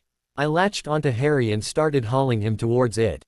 We squeezed through, and for the first time I was glad we were so thin. We managed to get through the gap without moving the door, sliding through into what seemed to be an abandoned classroom. Dark outlines of desks and chairs were piled against the wall, and a larger teacher's desk at the front covered in a white cloth dominated the front of the room, an upturned wastebasket next to it. But propped against the wall was something that definitely didn't look like it belonged there. It was an absolutely gorgeous mirror, as tall as the ceiling, with an elaborate golden frame and 2 clawed feet. Carved around the top was an inscription. Arised straw eru oytube kafru oyt on woshi. I struggled with that for a moment, trying to figure out what it might mean. It sure wasn't English, and it didn't quite sound like Latin, either. What is it? Harry whispered to me. The sounds of Filch and Snape had faded, but I almost didn't care, entranced by the mystery of the mirror. I don't know, I murmured. I grabbed his arm and tugged him closer to it. Let's see. I ducked out from under the cloak and moving closer, tracing my fingers over the details on the frame. It looked almost like stylized hearts, but I couldn't quite say for sure in the half-light of the moon coming through the window. I bent closer, narrowing my eyes, and ran my fingers over a section, trying to feel. Harry, come look at this, does it seem like? I paused. Harry. He was staring at the mirror, the cloak in a puddle by his feet, his hands clapped over his mouth. He was looking between the mirror and the classroom behind him frantically, eyes wide with confusion and a little fear. Instantly I rushed to his side. Harry. Harry, what's wrong? He slowly lowered his shaking hands, eyes fixed on the mirror suspiciously. Do you see them? He asked hoarsely. I looked all around, from the mirror to the spot behind him where he'd been staring. All I could see was us, reflected in the mirror. See who? I asked uncertainly. I was definitely concerned now. Them, Harry said, his tone insistent as he pointed accusingly at the mirror. They were just there. Who was just there? I pressed gently. About 10 people. They went away when your reflection appeared. Hang on. Harry was clearly getting himself back together. He gestured for me to step back, out of the mirror, and I did, watching him worriedly. He squinted at the mirror, muttering, they're back. There's a lady, she's pretty, and she's got red hair like yours. He reached out behind himself slightly. She should be right here, he muttered, frustrated. They're just in the mirror, I said slowly, working out that whatever the mirror showed was specific to the person in front of it. It wasn't really there. When I'd stepped in front of it, it hadn't known which one of us it should change for, so it had just showed us. Harry, what else? I asked again, now incredibly intrigued by the item. A magic mirror, a staple of Muggle fairy tales, and here was a real one, right in front of me. She's got eyes like ours, same shape, same color, he muttered, stepping closer. And she's crying. He frowned. But she's smiling, too. I think they're happy tears. There's a man next to her, he just put his arm around her. He's tall, and he's got glasses. His hair's dark and it's really messy, like mine. Harry had been stepping closer the whole time he was talking, and now his nose was nearly pressed to the glass. I don't know if he'd realized it or not, he seemed so entranced by the people in the mirror. So was I. Hair and eyes like us, a man who sounded like an older Harry, and a woman who was like an older version of me. Mum, Harry whispered to the mirror, echoing the feeling, the idea, the hope that was welling up in my chest. Dad, whatever happened in the reflection then, I didn't know, but Harry pressed his hands to the glass, staring hungrily, his eyes darting here and there. His expression was torn between sadness, joy, and longing, and I knew then that whatever the people in the mirror had done had confirmed it for him. It was our parents he was seeing there. Move, I said, suddenly desperate. Move, let me see. I darted to the mirror, shoving Harry aside roughly, and clutched the frame so tightly that the carvings I'd been so interested in before were cutting into my palms, but I couldn't bring myself to care, because now I could see them too. The woman was just like Harry had described. She looked like I imagined I would when I was older, and there next to her was our father. They both smiled at me, my father raising his hand in a wave. Slowly, I pulled one hand free and waved back cautiously. His mouth dropped open in a silent but full-hearted laugh, and Mum's shoulders shook as she chuckled too, one hand dropping to rest on his hand around her waist. My parents stepped up beside me, placing their hands on my shoulders. I shivered, trying to imagine the warmth of a hand really resting on me, but I couldn't. From behind my dad Harry stepped, keeping slightly behind him. The expression on his face was a normal smile, one he might give me now. I stared at the image desperately, trying to figure out what I was seeing. I could see my parents, myself, and Harry, obviously. I knew that. But what exactly was that image to me? What did this mirror show? Was it designed to make you happy? To torture you with things you knew you could never have? It could go either way, really. I remembered the near desperation and the half-strangled joy on Harry's face as he stared at the mirror, and it clicked suddenly. Possible or not, this mirror showed us what we wanted. What we really wanted, deep inside us, beneath trivial things like good grades or an easy class, beyond pipe dreams like being a millionaire or an astronaut. It showed the truth of our desires. And that was when, with a horrible sort of clarity, the truth of what I was seeing in the mirror washed over me. My desire was twofold. Harry saw only family, but I saw my family and something else. My parents stood beside me, their hands on my shoulders, their focus on me, while Harry stood almost in the background. I saw a scene in which I was the important one in our family, and Harry had taken my place as the extraneous Potter. I was horrified, wrenching myself away from the mirror and turning from it. Heart pounding, I burst out of the classroom and fled down a floor and into the safety of a passageway Fred and George had told me about. I collapsed against the wall and slid down onto the ground, clutching my upper arms and panting wildly. Was that me? Was that really what I wanted? Was I truly so jealous, so bitter, that Harry's fame had turned me into a twisted creature that would desire pride of place in her family so much that a mirror like that would show it? The truth of it slapped me in the face with my own selfishness, and I was horrified. I was not a good person. I wasn't, and I could be worse, I could certainly be worse, but I wasn't good. I was jealous and angry and bitter and sad and selfish and terrible things like that. I couldn't look through rose-colored glasses and tell myself it was just house prejudice or that it was just an outside perspective. No, that mirror showed only myself. I couldn't blame anyone but myself for what it showed. I slowly came to realize that I was curled into a ball, sobbing quietly and clutching myself. The cold stone had soaked into my bones and settled deep inside me. Or maybe that coldness had always been there with all those other bad things, and I was only just now realizing it was there, had always been there. The idea made me cry harder, and I clutched desperately at my mouth, trying to muffle the sobs.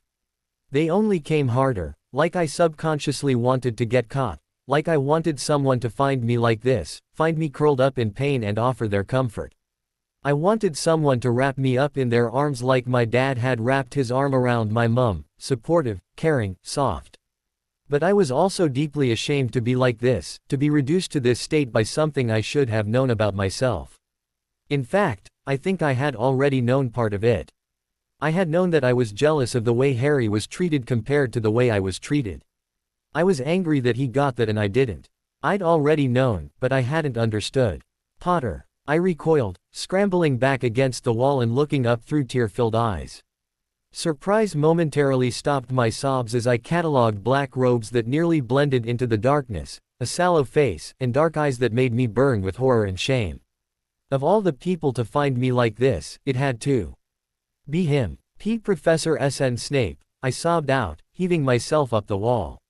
I staggered against it, swaying a little even with its support as I gasped for breath so hard I nearly threw myself off balance.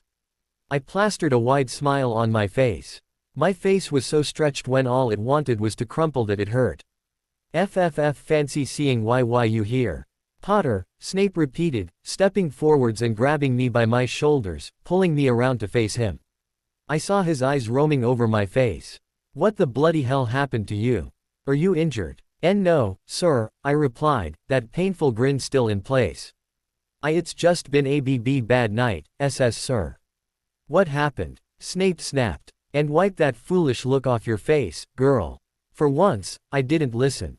Sorry sir, if I do, I think'll start sobbing again. Snape arched one eyebrow. And what has you sobbing like a heartbroken Hufflepuff? He asked slowly, daring me to defy him on this. I've just come to the rather horrible realization that I'm a terrible person, sir, I announced brightly. That smile didn't hurt quite so much anymore.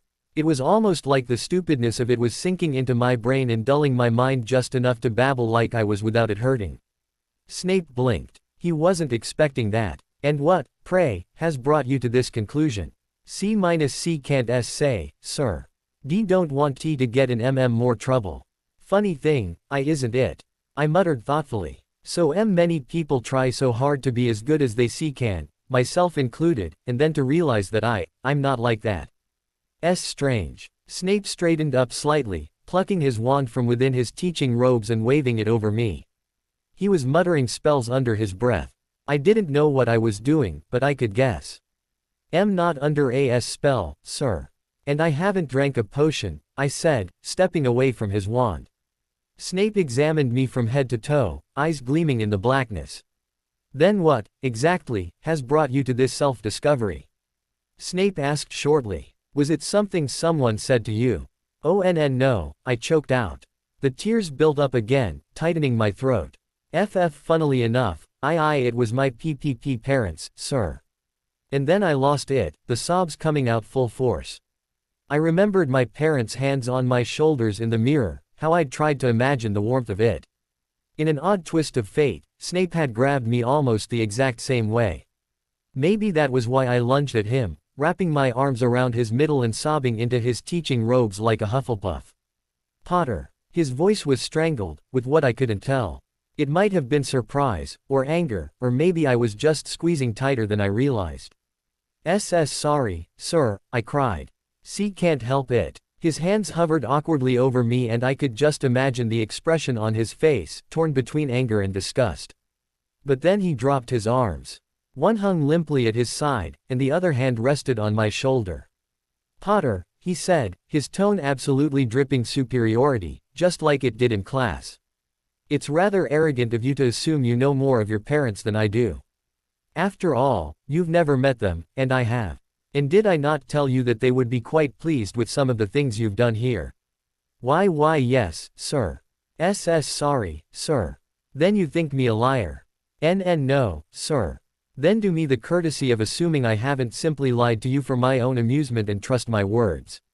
Would ever put the idea of your parents finding you to be a bad person, I can assure you, is less of an authority on the subject than I. Why yes, sir. Thanks, sir. Slowly, his words sinking in, I was able to pull away, wiping at my eyes.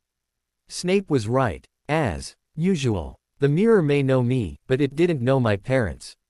No matter who I was or what I was, even if I was the way I was, even if I wasn't as good as they had been, they were my parents. They would love me if only because I was their daughter.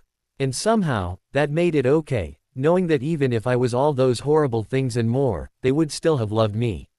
As the horror at myself faded, embarrassment and chagrin were quick to replace it.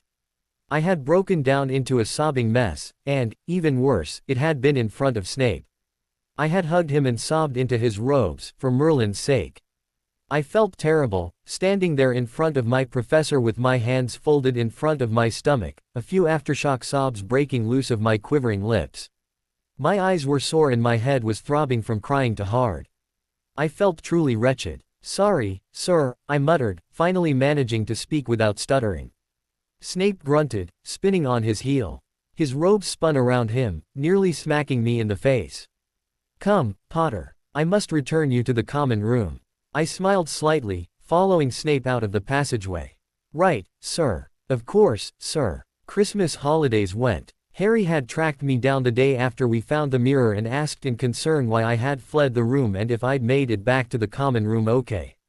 I just said it was too much, seeing our family like that, and yes, I got back to the common room without much trouble. Which was the truth, or at least, the answers to the questions he'd asked. When classes resumed and our housemates returned, that space between us that I used to hate was back, but now I was almost grateful for it. It kept Harry from asking any more questions about that messy night. The whole night really had been a disaster, from fleeing the restricted section with Filch on our heels and an incriminating book in my hand to finding that mirror and my getting caught by Snape. Who, unsurprisingly, hadn't said anything else about that night to me, and the book was safely hidden in the very bottom of my trunk. And nothing had changed, which was a relief. I went through my days as I had before. I talked to Daphne and Lily and Tracy down in the common room, played chess with Malfoy, fought with Pansy, and occasionally studied with Nott. Between classes and during meals I'd speak with Harry or one of the Weasleys for a few minutes. "Oi, Potter," Daphne called from across the common room. "What was that thing you did in potions today? With the nude eyes?" I called back on my way to the door, added an extra one and took away a sprig of the rosemary. "Thanks," Daphne said, and hastily made a note in her potions textbook. I shook my head, laughing slightly as I left the common room. I was headed up to the library to get a book Nott had recommended to me to help with the Transfiguration essay McGonagall had set us. Unfortunately it was pure theory, which meant I was lost. I trooped up to the library, remembering the absolute chaos that had reigned the first few days after everyone had come back. Teachers could barely keep order, people were more concerned with what they'd gotten and where they'd been over the holidays than whatever class they were in. In particular, I remembered my classmates being very impressed when they'd found out I'd baked the cookies myself. They were even more impressed that I knew where the kitchens were, a secret I refused to share. Now, thankfully, things were calming back down. Classes and lectures were back in place, and homework had to be done, which was why I was headed to the library in the first place. I paused at the end of the corridor, frowning slightly. Just outside the library, Malfoy had Crabbe and Goyle at his back, the trio having herded Neville into a corner, where he stood, trembling. "Longbottom, excellent," Malfoy announced. "I was just looking for someone to practice on." Neville paled. Practice, practice," Malfoy mocked, making his voice go high-pitched and quivery. He scoffed. "I haven't even done anything and you can barely talk. And that's a Gryffindor." He shook his head. I knew Gryffindor was really scraping the bottom of the barrel, but this is just sad. I almost feel sorry for them. Almost. Locomotor mortis. I recognized the spell as the leg locker curse. Neville's legs snapped together and he swayed, barely managing to catch himself on the wall and save himself from sprawling at Malfoy's place. Take it off, Malfoy," Neville stammered, trying to look fierce as he fumbled with his wand. It was shaking as he directed it at Malfoy. It had never seen anyone look so incredulous to have a wand directed at them before. "Seriously, Longbottom," Malfoy laughed. "You think you could actually take me? You're barely a wizard." Neville's eyes were darting every which way, looking for someone to help him. His eyes landed on me, widening in relief. I knew exactly what he was thinking. I had come to his defense when Malfoy took his remember all, maybe I'd help him now. "Lorena," he pleaded. "Lorena, get a teacher, please." Malfoy whipped around at Neville's shout. For a moment he'd looked concerned, but his face fell into a relaxed smirk as he saw me. "Potter," he greeted lazily. "Come to join the fun." "Fun," I repeated mildly, fingering the edge of my sleeve and letting my wand slide free into my hand. I suppose I could," I replied, a sly smile sliding across my face as I sashayed forwards, hips swishing. "What are we playing?" Malfoy was gaping, looking like he was honestly surprised I was joining him. But then his face broke into a wide grin. "I don't know, haven't thought of a name yet. Any suggestions?" he offered as he turned to Neville, who was looking up at me in horror. "I like Leglock the Loser, personally," I suggested, placing the tip of my wand under my chin and observing Neville thoughtfully. I tilted my head towards Malfoy, blinking innocently. "What do you think?" Malfoy laughed. "Not bad, Potter, not.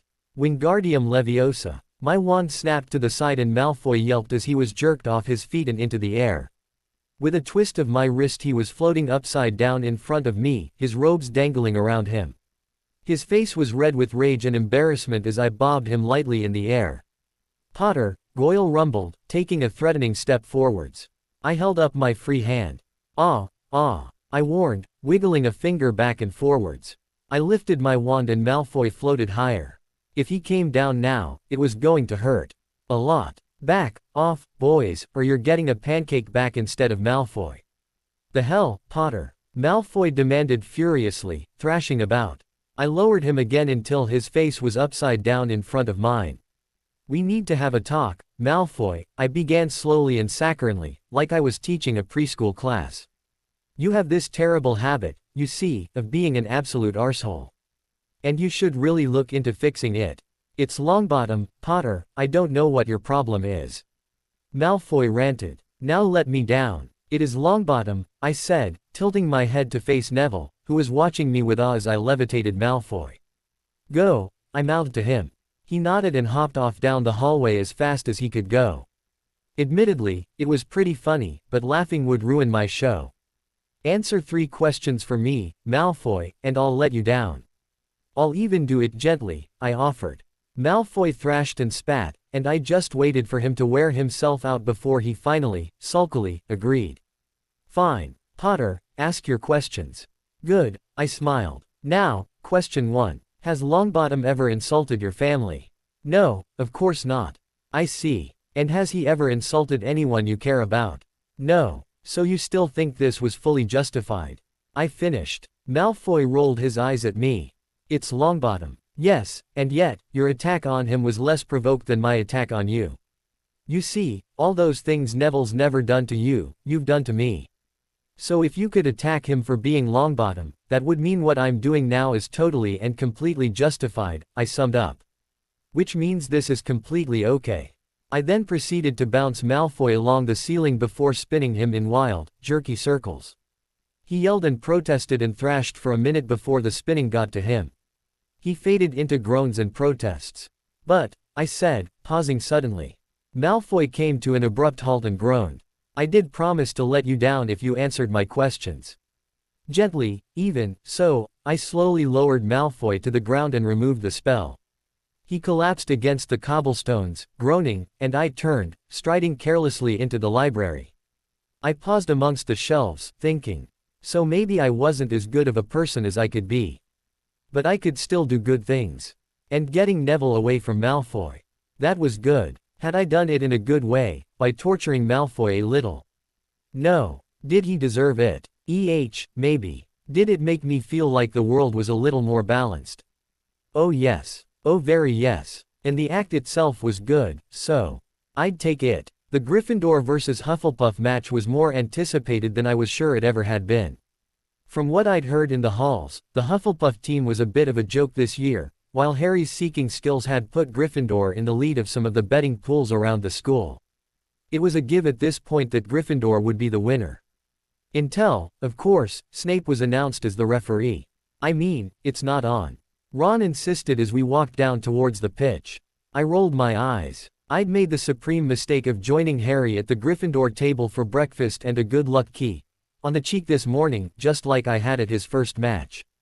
That somehow turned into me walking down to the stands with Ron and Hermione, the former of whom had done nothing but rant about Snape the whole time. Can they even allow him to referee? Hermione inquired. I mean, since he has invested interested in Slytherin winning. Surely there's some kind of conflict of interest. This is Quidditch, not a courtroom, I grunted. Snape can do whatever he likes, so long as he doesn't violate one of the rules. I wouldn't worry too much though. Why not? Ron demanded incredulously as we mounted the stairs up the stands. This is too perfect for him. He can knock Gryffindor out of the running, and they're the only ones who have a chance of breaking Slytherin's winning streak this year. Because of my dear brother, I muttered irritably under my breath. Whether he wants Slytherin to win or not. He does. Ron insisted. I narrowed my eyes at him. He can't just make up rules on the spot, I finished. Unless something happens, he can't do anything. He'll be in front of the whole school, and there's enough Quidditch fanatics in the crowd, I looked pointedly at Ron, that he won't be able to pull a fast one on any calls. I understand why you'd be defensive of him, Hermione said in a way that I supposed was supposed to be soothing. Mostly it sounded patronizing. He's your head of house after all. But don't you think he might try? No, I really don't, I snapped, and resolutely took a seat behind them instead of next to them. Lo Neville, I greeted as we sat down. Hello Lorena, Neville said, looking at me with something close to hero worship. Twice now I'd come to his aid when Malfoy was laying into him. Going against my own house for him, that was practically declaration of loyalty for the Gryffindors. Really, it was me trying to make myself feel better. But I'd let them believe what they wanted. It meant fewer spells coming my way in the hallways. The teams took to the fields just then, circling around Snape, who looked as annoyed as I'd ever seen him. I've never seen Snape look so mean, Ron observed.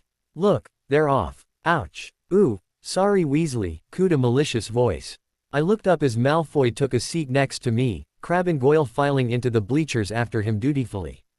Didn't see you there. Ron narrowed his eyes but turned back to the front of the game, hands clenched into fists on his knees. Malfoy nudged Crabbe and Goyle, grinning. Wonder how long Potter's going to stay on his broom this time. Malfoy asked loudly. Anyone want to bet? What about you, Weasley? Ron opened his mouth to respond, but jerked around as the crowd gave a mix of boos and cheers. He hadn't seen, but I was watching both the game and the confrontation with equal interest. Snape had awarded Hufflepuff a penalty because George Weasley had winged a bludger in his direction. He can't do that, Ron protested angrily. I gaped at the back of his head. Seriously, I muttered to myself. Hermione was watching the sky, back perfectly straight and straining upward, eyes pinned on Harry as he circled, looking for the snitch. Her fingers were crossed in her lap and her attentive expression was almost painful to look at. Even I had to admit Snape was getting nasty when, a few minutes later, he awarded Hufflepuff another penalty for nothing at all. Granted, he had another bludger come painfully close to him and one of the Gryffindor chasers had nearly unseated him a few minutes before. If Gryffindor was trying to get out of this game unscathed, they were idiots to keep antagonizing him. Then again, I figured I was one of the very few who noticed Snape's discomfort in the air. I'd seen Harry swooping around, gripping his broom with surety and the other players dodging and weaving expertly. In contrast, Snape flew jerkily, nearly strangling the handle of his broom in a death grip. He didn't look pleased to be in the air to begin with, let alone with balls and students hurtling at him. You know how I think they pick people for the Gryffindor team. Malfoy announced. It's the people they feel sorry for. There's Potter, who's got no parents, the Weasleys, who've got no money. You should be on the team Longbottom, you've got no brains. I smothered a chuckle at the well-set-up insult. Say what you like about Malfoy, he was a jerk, but he was a smart jerk. You could always count on him to find an interesting way to insult someone. Neville turned around, face bright red, and I quickly composed myself before he saw my small smile. I'm worth TT12 of you, M. Malfoy, he stammered. Malfoy stared at him incredulously for a moment before collapsing in laughter, Crabbe and Goyle howling along with him. Ron couldn't be bothered to look away from the game, mumbling, you tell him Neville. Longbottom. Malfoy crowed around his laughter. If brains were gold you'd be poorer than Weasley, and that's saying something. Ron's ears went bright red, hands fisting tighter. I'm warning you Malfoy, one more word. Ron. Hermione screeched. Harry. What? Where? Harry had gone into a dive, drawing gasps and cheers from the crowd. I shot to my feet, screaming encouragement at the top of my lungs as Harry shot towards the ground. You're in luck, Weasley, Potter's obviously spotted some money on the ground. Malfoy smirked, but his face was tense. He did not want Gryffindor to win. Ron snapped and lunged over the back of the bleachers, flinging himself at Malfoy. He was on top of him, wrestling him to the ground. Neville hesitated, then clambered over to help him, inadvertently shouldering me aside. I yelped as I pitched forwards on top of Ron and the writhing Malfoy. Ron shoved me off, no doubt assuming I was Crabbe or Goyle come to Malfoy's rescue, and I rolled across the filthy floor of the stands. Cursing, I threw myself into the pile, trying to break the fight up before someone did enough damage to end up in the hospital wing, where questions would get us all in trouble. Neville, get your foot out of Ron's side. Malfoy, get your hands off Ron. Merlin, Crabbe, that's not helping. What is wrong with you four? I shrieked as I shoved Neville out of the way and seized Ron around the middle. He jerked, elbowing me in the nose.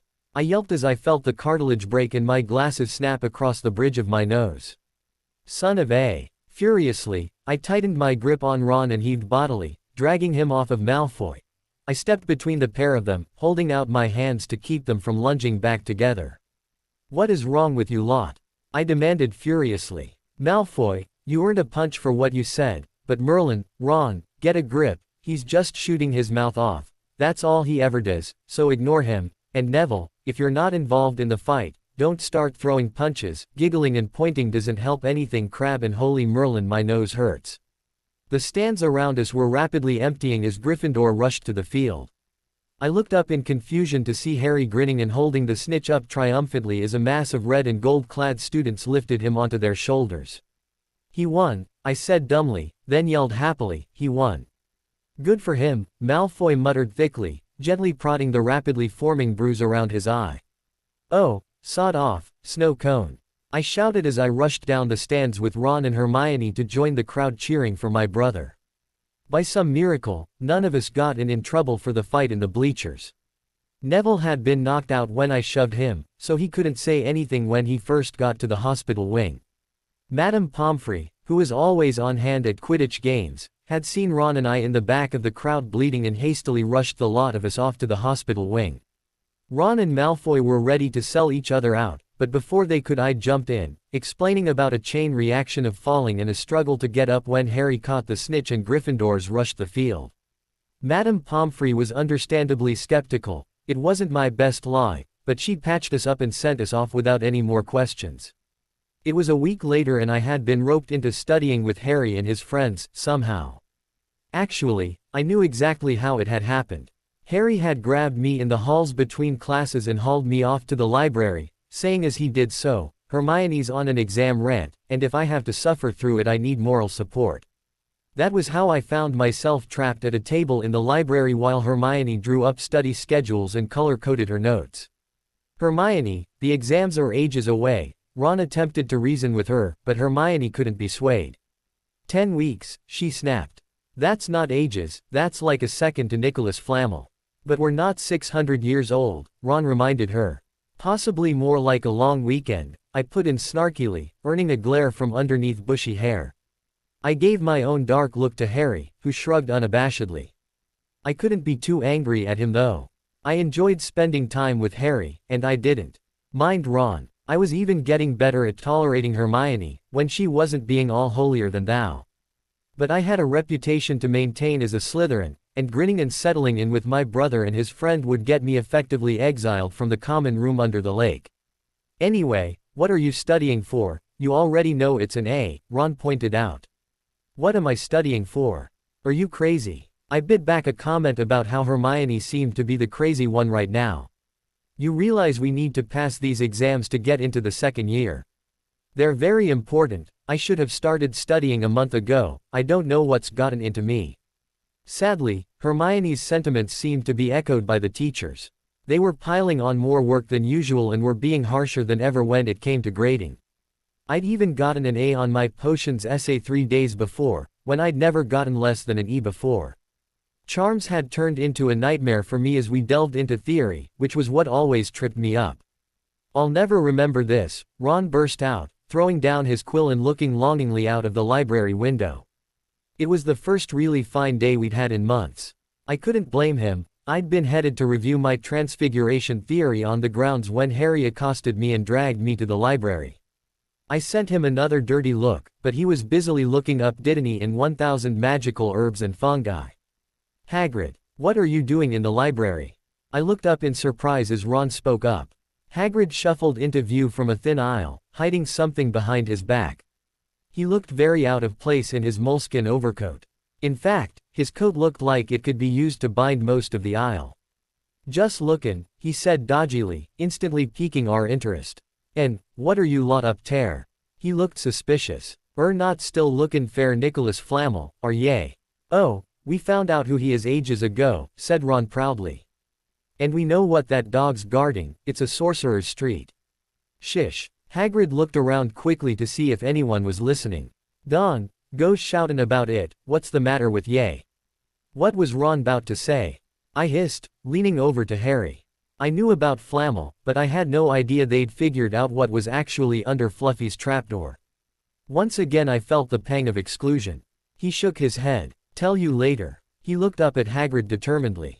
There are a few things we wanted to ask you, as a matter of fact, he continued, about what's guarding the stone apart from Fluffy. Shish. Hagrid hissed again. Listen, come in, See me later. I'm not promisin' I'll tell ye anythin', mind, but Don, go rabbitin' about it in here, students errin', s'posed tear no. They'll think I've told ye. See you later, then, said Harry, and Hagrid shuffled off. What was he hiding behind his back? Hermione mused thoughtfully. Do you think it had anything to do with the stone? I'm going to see what section he was in, said Ron, leaping up.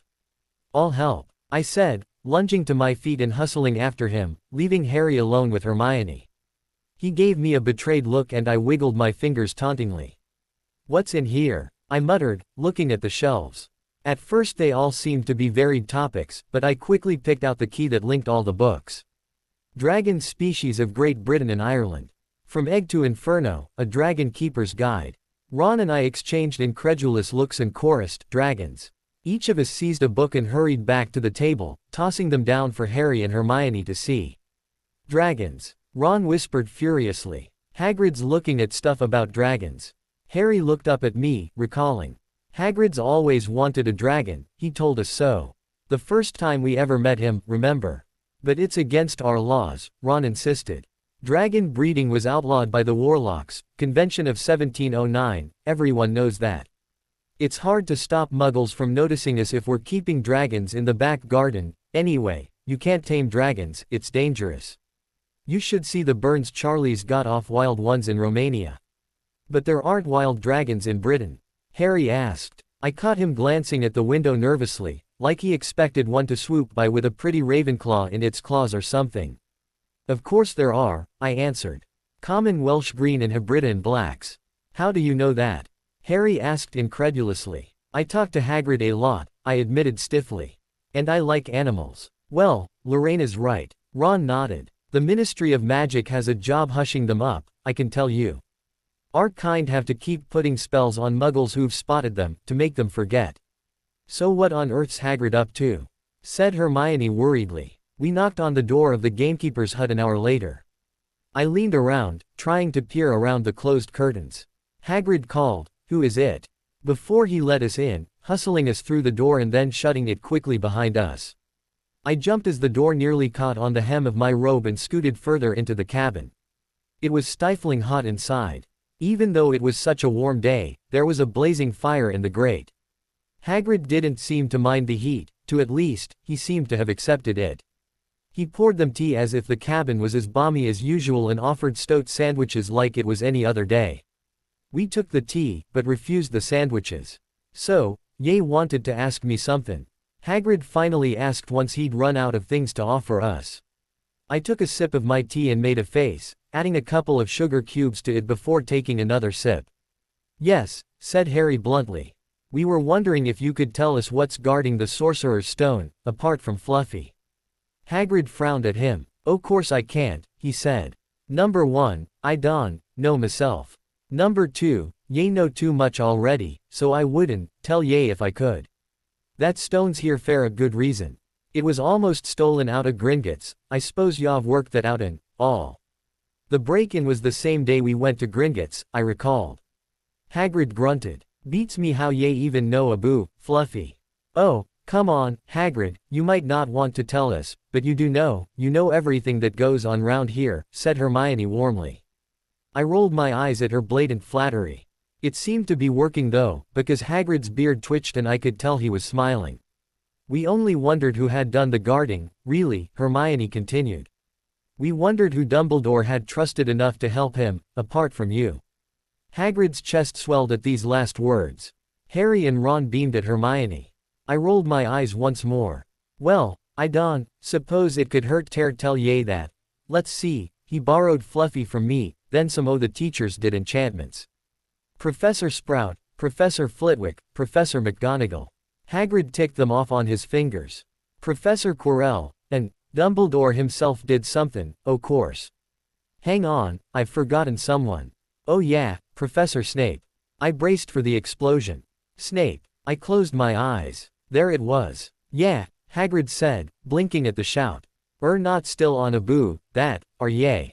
Look, Snape helped protect the stone, he's not about to steal it.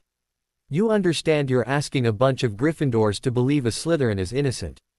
I asked him, pointed as Harry, Ron, and Hermione exchanged meaningful, excited looks, like something huge had just been proved. You're the only one who knows how to get past Fluffy. Aren't you, Hagrid? Pressed Harry anxiously. And you wouldn't tell anyone, would you? Not even one of the teachers. Not a soul knows except me and Dumbledore, said Hagrid proudly. Well, that's something, Harry muttered to the others. I rolled my eyes for a third time in half an hour and took a sip of my tea. I quickly said as a side though. Normally I liked Hagrid's herbal teas a lot, but it was entirely too hot for a hot drink. Hagrid, can we have a window open? I requested, fanning myself pointedly. I'm boiling. Can't, Lorena, sorry, said Hagrid. He glanced nervously at the fire. I glanced that way too and saw something heavy and dark sitting amongst the flames.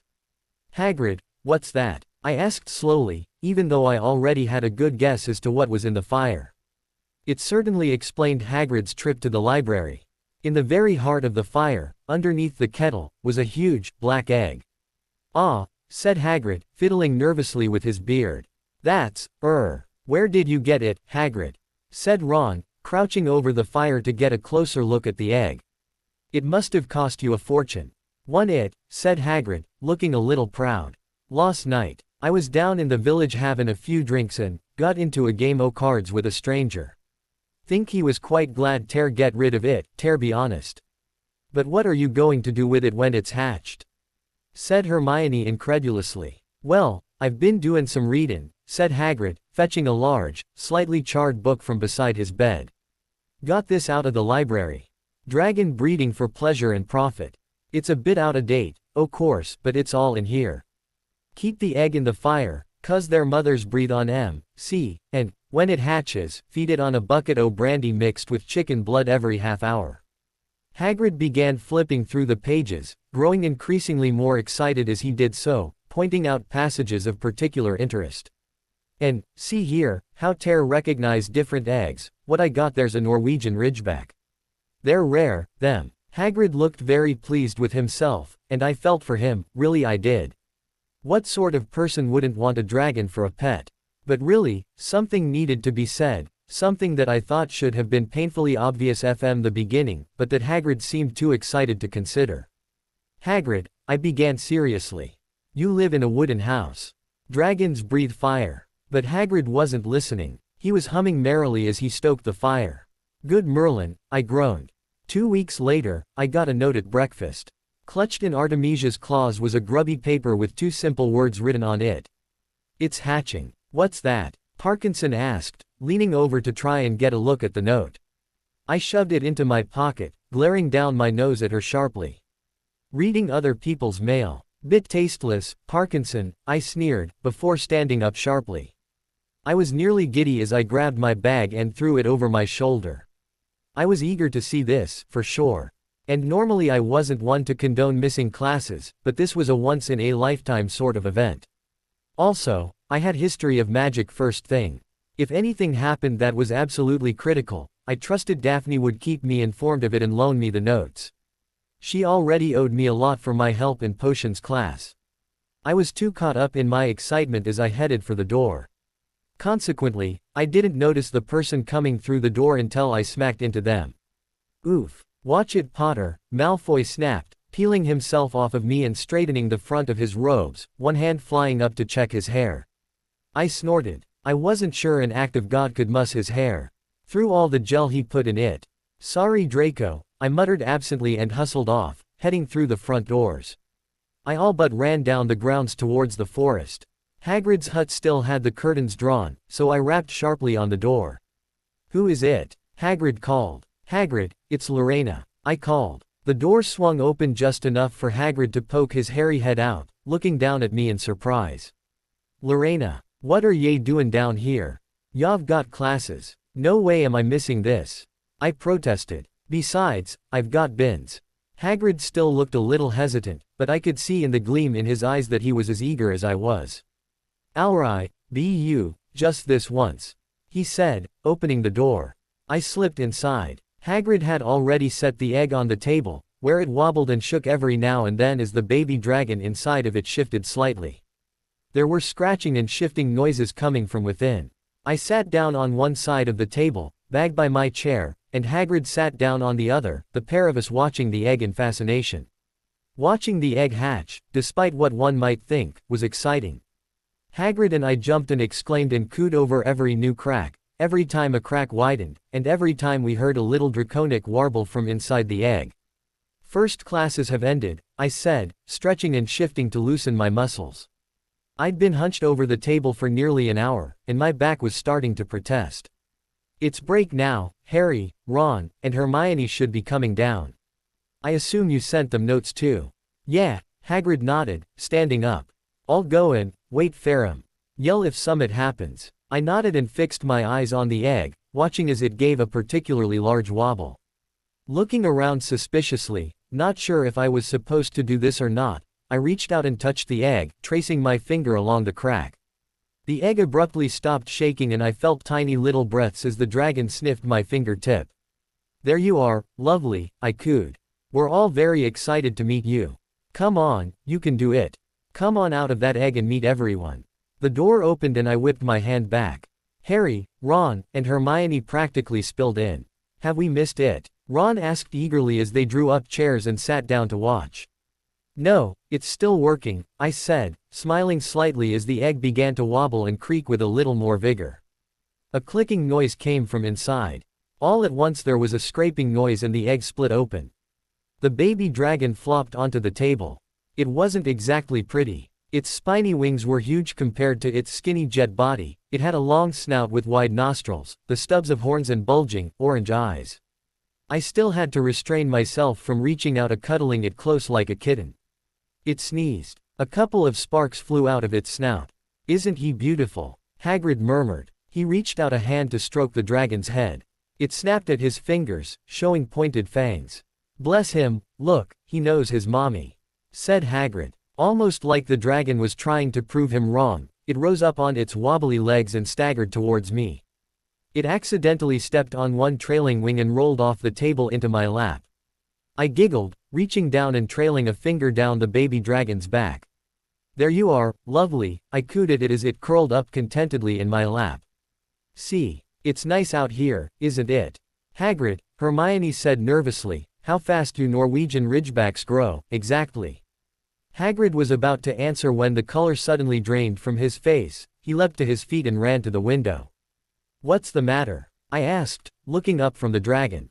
He yelled and flapped his wings when I stopped petting him. Remembering his fangs, I quickly resumed. Someone was looking through the gap in the curtains. It's a kid, he's running back up to the school. Harry bolted to the door and looked out. Malfoy, he said grimly. I darted to the door, peering out. I recognized him too, from the platinum hair to the swagger in his walk. It was definitely Malfoy, and he'd seen the dragon. This is not good, I muttered, watching as he vanished through the front door. He'll go straight to Snape, or worse, he'll get to Dumbledore. I'm going, I said, heading to grab my bag. No, Rena, Harry protested. Malfoy probably won't say anything against you, just stay out of it and. I snorted, throwing my bag over my shoulder. I crossed my arms, raising an eyebrow at my brother and smirking. Harry Potter, I said innocently. When have I ever done that? Adjusting the strap of my bag I headed to the door and sprinted up to the castle, hair flying. There were only a few places Malfoy would go. He might have gone straight to Snape, in which case it was already over. He might be standing outside of Dumbledore's office, waiting for the headmaster to appear, but Malfoy wasn't the type to wait for others. No, far more likely he'd retreated to the common room to sit and preen about his new knowledge and work out how best to use it. Taking my chances, I headed for the dungeons. Corylus Caninus, I said to the wall, which ground back out of the way. I calmed my breathing, it wouldn't do to look as stressed as I was, and quickly fixed my hair, combing the flyaway that had been raised by my sprint to the castle. Satisfied, I strode into the common room. Jackpot. Malfoy was sitting on the couch by the fire in one of the leather chairs, legs crossed and looking sickeningly smug. I strode forwards quickly, but not fast enough to raise any eyebrows from the handful of third years playing cards in the corner or the seventh years huddled over notes. Malfoy, I greeted, perching myself on the arm of his chair. I draped an arm across the back of the chair and leaned down. We need to talk. Do we? Malfoy asked, looking up at me smugly. His face was split into a wide smirk. Something going on that I should know about, Potter. Cut the crap, I barked. I know what you saw. I saw you, your brother, the idiot Ginger, the Muggleborn, and that oaf huddled around a baby dragon. A highly illegal baby dragon, he added with relish. So who are you going to tell? I challenged. Snape, Dumbledore. Or will you write your dad and have him take it directly to the Ministry?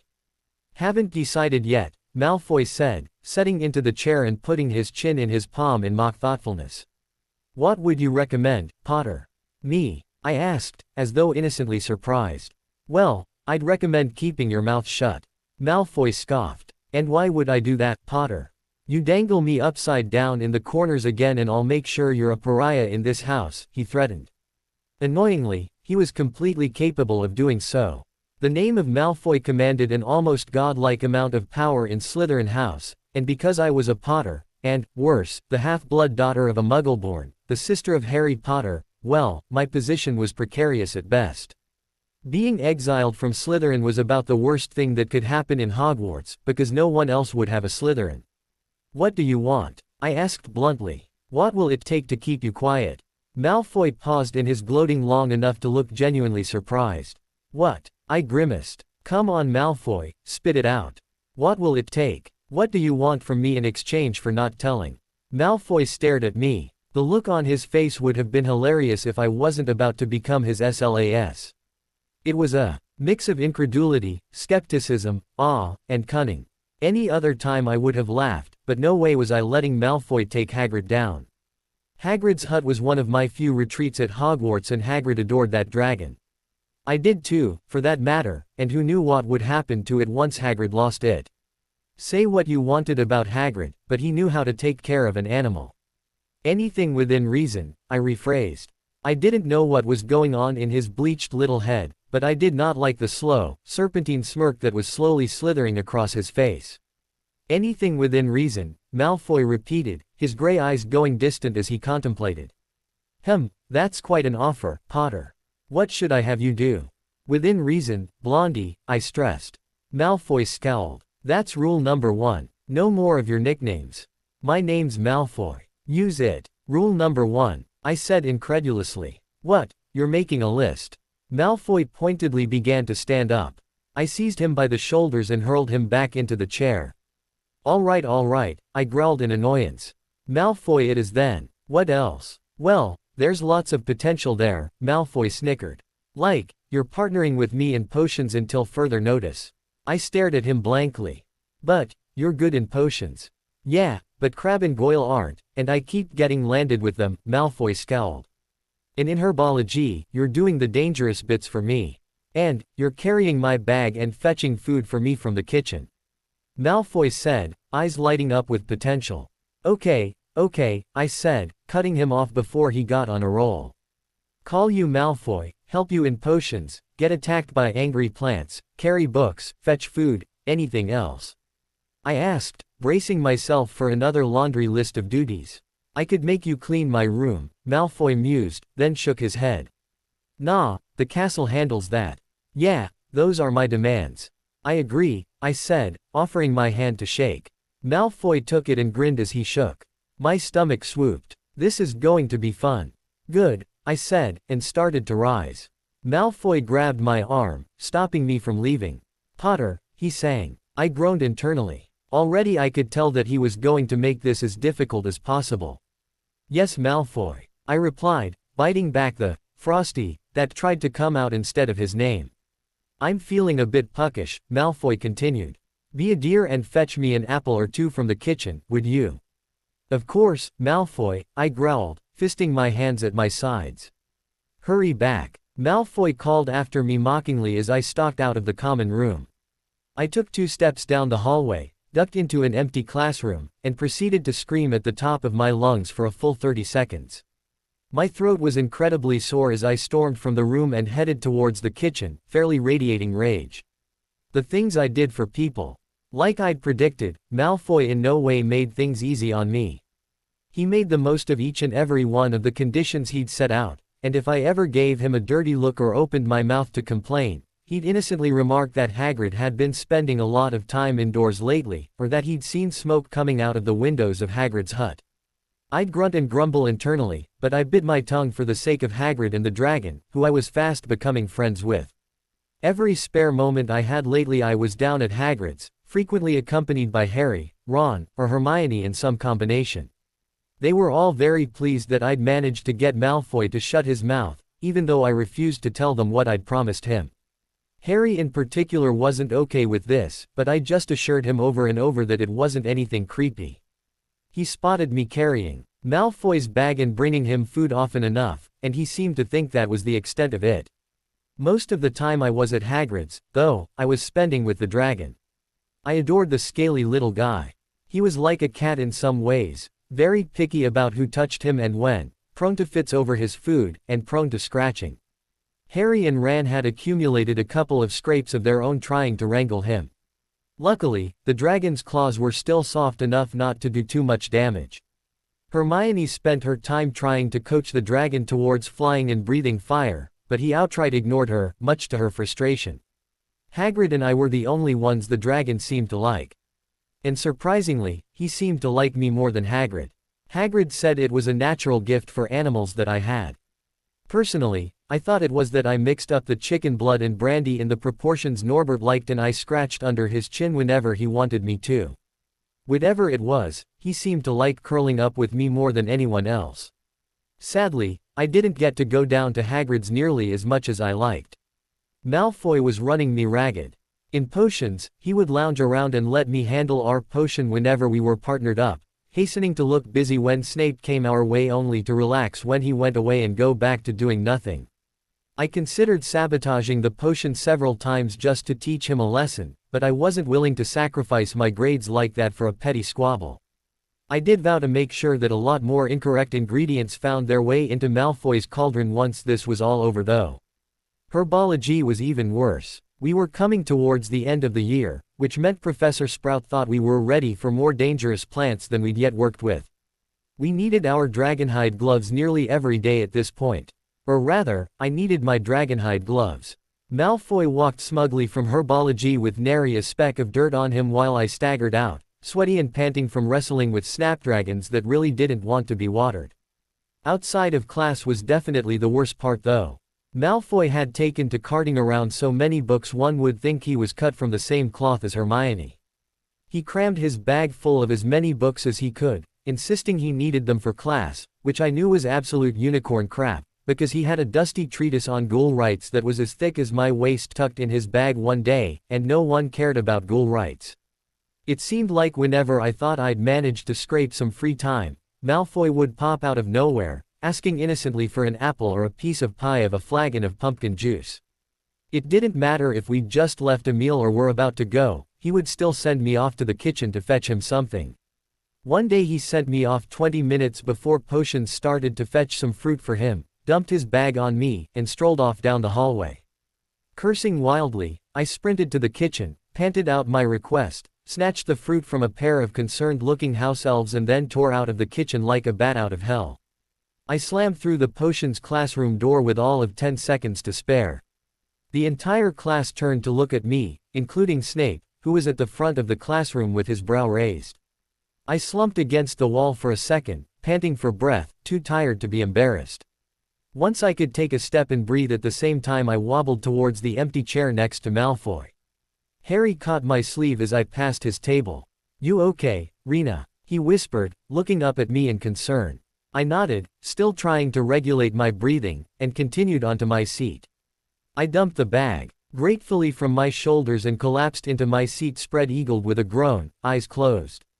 "Now that Miss Potter has been kind enough to grace us with her presence," Snape said tartly, beginning the lesson. "Where's my apple?" Malfoy asked, leaning over and nudging me. Wearily I plucked it from my pocket and placed it in front of him. He made a face. "Yellow." I asked for. I glared at him. "You rat bah." "What?" Malfoy grinned, blinking at me innocently. "What am I, Potter?" I gritted my teeth. "Nothing, Malfoy," I hissed, and yanked out my textbooks, slamming it onto the table and flicking through the pages so fast they were on the edge of tearing. I found the potion for the day and scanned through it, relieved that it wasn't anything too complicated. Malfoy leaned his chair back onto its rear legs as he took a crunchy bite of his apple, looking completely relaxed. I glared at him from under a chunk of hair that had fallen loose from my ponytail. I wore my hair back quite a lot now, not just in potions. Giving a huff of annoyance and wishing I could tip Malfoy those last few inches onto the floor without getting myself or Hagrid in trouble, I started on the potion, skinning my dirigible plums with a little more vigor than was strictly necessary and imagining I was slicing off chunks of perfect platinum hair. I kept up a steady internal monologue of threats of bodily harm. I was just finishing up a particularly vivid threat of gutting when the knife slipped and cut open the fleshy part of my palm. I yelped in pain and dropped the plum and knife to clutch my wrist, staring at the long line of blood gushing from my palm. Son of a banshee, I hissed under my breath. I bit my lip to fight down tears. Oi, Potter, why aren't you skinning plums? Malfoy asked arrogantly. I whipped around to face him, a snarl on my face. At first he was leaning back just like I'd left him, a cocky expression in place and a half-eaten apple in hand. Then he saw my face and saw the blood dripping from my hand. Abruptly his chair smacked down to the ground on all fours as he sat forwards. Merlin, he breathed. Professor. Yes, Malfoy, what have you done, you silly girl? Snape demanded as he snatched my hand and dragged it closer to his face for inspection. My knife slipped, I grunted, giving Malfoy a baleful look. If I hadn't been as mad at him as I was, I wouldn't have been distracted and I wouldn't be bleeding all over the floor right now. Quick footsteps made me look up. Harry had hustled over to my desk, concern written all over his face. Lorena, are you okay? He asked worriedly, placing a hand on my shoulder. Do I need to take you to the hospital wing? Snape sniffed. I am perfectly capable of repairing a small cut like this, Mr. Potter. Now return to your seat and finish your potion. It's not a small cut. Harry protested hotly. She's bleeding all over. Harry, I muttered, flushing slightly. I'm fine, really, I promised, taking his hand and squeezing. Go do your assignment, I'm okay. Harry squeezed my hand back and refused to leave as Snape drew his wand along the cut on my hand, mumbling a spell under his breath. The cut healed over as the tip of his wand passed. With another flick of his wand, Snape cleared away the blood on my palm and the table. See, I said, offering my hand to Harry. He squinted and looked it over for any sign of a cut, but there was none. Snape had done well, there wasn't even a line of lighter skin to show it had healed. Okay, he said, returning to his desk. See me after class, Miss Potter, Snape said as he breezed off to critique Neville's cauldron. Yes, sir, I sighed, slamming my head on the desk and groaning. But then I smiled as I realized, this was my last class for the day. Once it was over I was free, and since Malfoy would be leaving earlier, he wouldn't be able to have me fetch something for him. I was free to have an uninterrupted few hours down at Hagrid's. Oi, Potter. What? I snapped at Malfoy furiously. I'm working on the potion, Malfoy, so just forget. I looked up and was surprised to see something like concern lingering in his eyes. But it was immediately washed away by a wave of annoyance.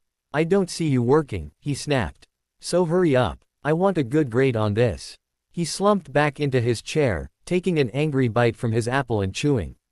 Snarling, I made myself turn away before I lost my temper and blew up at him. I was scowling thunderously for the rest of class, but I made sure to pay attention. I had no desire to chop something off next time, and once had apparently been enough to make Snape touchy. I had no idea what he wanted to see me about. I couldn't think of any reason why he'd get mad at me for hurting myself. It wasn't like I'd cut myself up for the heck of it. When the class was finished I bottled a bit of my potion. I refused to call it mine and Malfoy's considered he hadn't so much as touched a stirring rod the whole time, and took it up to Snape's desk for grading. The Slytherins had learned their lesson about trying to stay behind and eavesdrop the first time, so none of them lingered after they cleared their tables. Sir, I asked holding my breath as I approached Snape's desk. Look, I know I was careless with the knife, but in my defense, I didn't mean to. What is going on with you and Mr. Malfoy? Snape cut me off sharply. I blinked. What? Snape rolled his eyes. Potter, I am neither blind nor stupid. I noticed that you have been consistently partnering with Malfoy for the past 3 weeks when normally the two of you only interact with the barest amount of civility. On top of that, you always show up carrying his bag, and many of the teachers have seen you passing him food. So I'll ask again, Snape said in a tone that made it clear this was also the last time that he would ask. What is going on with you and Malfoy? I bit my lip. I debated lying, sheepishly admitting to having lost a bet. I could say I owed Malfoy for something. Lots of options spun through my mind, some more believable.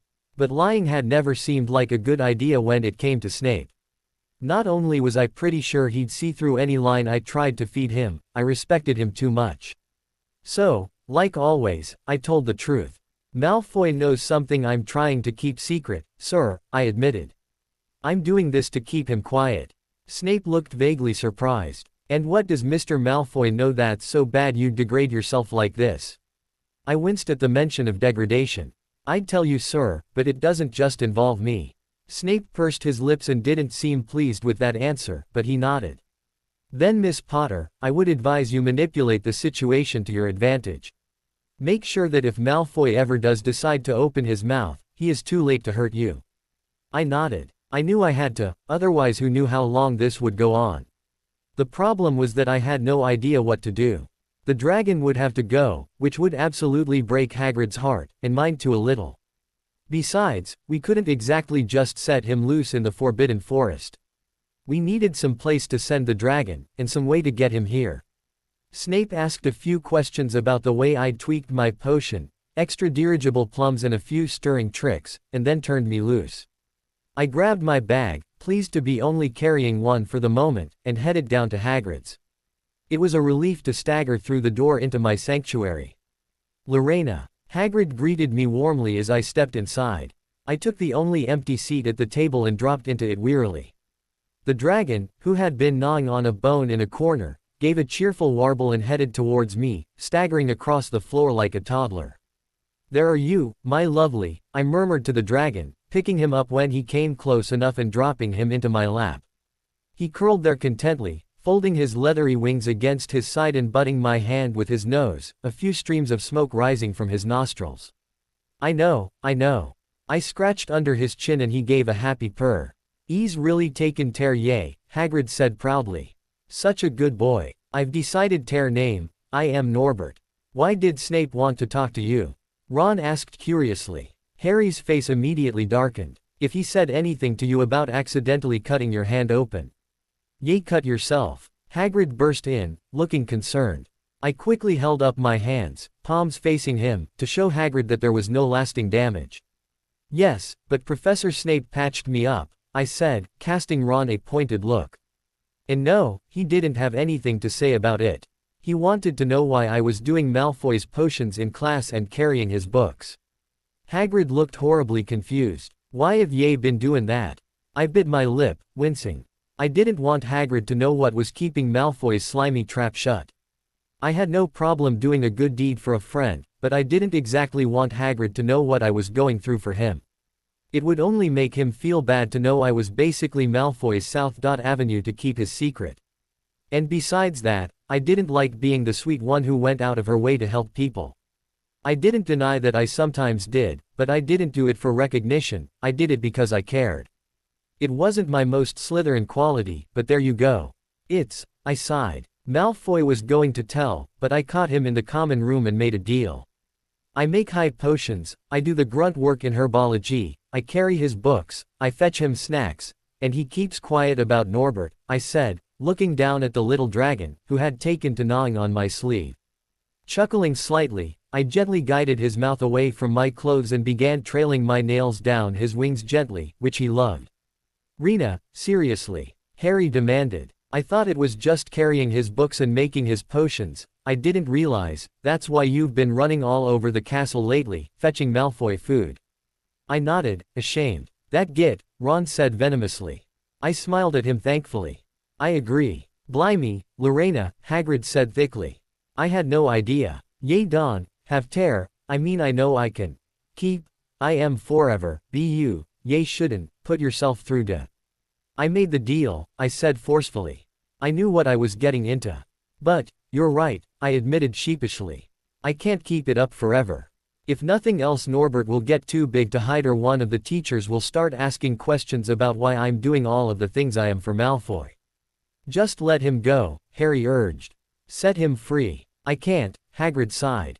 He's too little. He'd die. Hagrid, Harry insisted, give it 2 weeks and Norbert's going to be as long as your house. Malfoy could go to Dumbledore at any moment. Hagrid bit his lip. I know I can keep him forever, but I can just dump him, I can. And I wouldn't let you, I agreed with him, tickling Norbert's nose with the end of his tail gently. We need to find some way to get him off the grounds without anyone knowing he was ever here. Harry suddenly turned to Ron. Charlie, he announced, grinning excitedly. You're losing it, said Ron blankly. I'm Ron, remember. But I understood. Harry, that's great. You're a genius. I grinned, reaching over and yanking him into a one-armed hug. Norbert made a sound of protest as my lap shifted under him. Sorry, I apologized, shifting back to my original position. Norbert blew smoke at me balefully. Oi, what am I missing? Ron exclaimed, looking annoyed. No, Charlie, your brother, Charlie.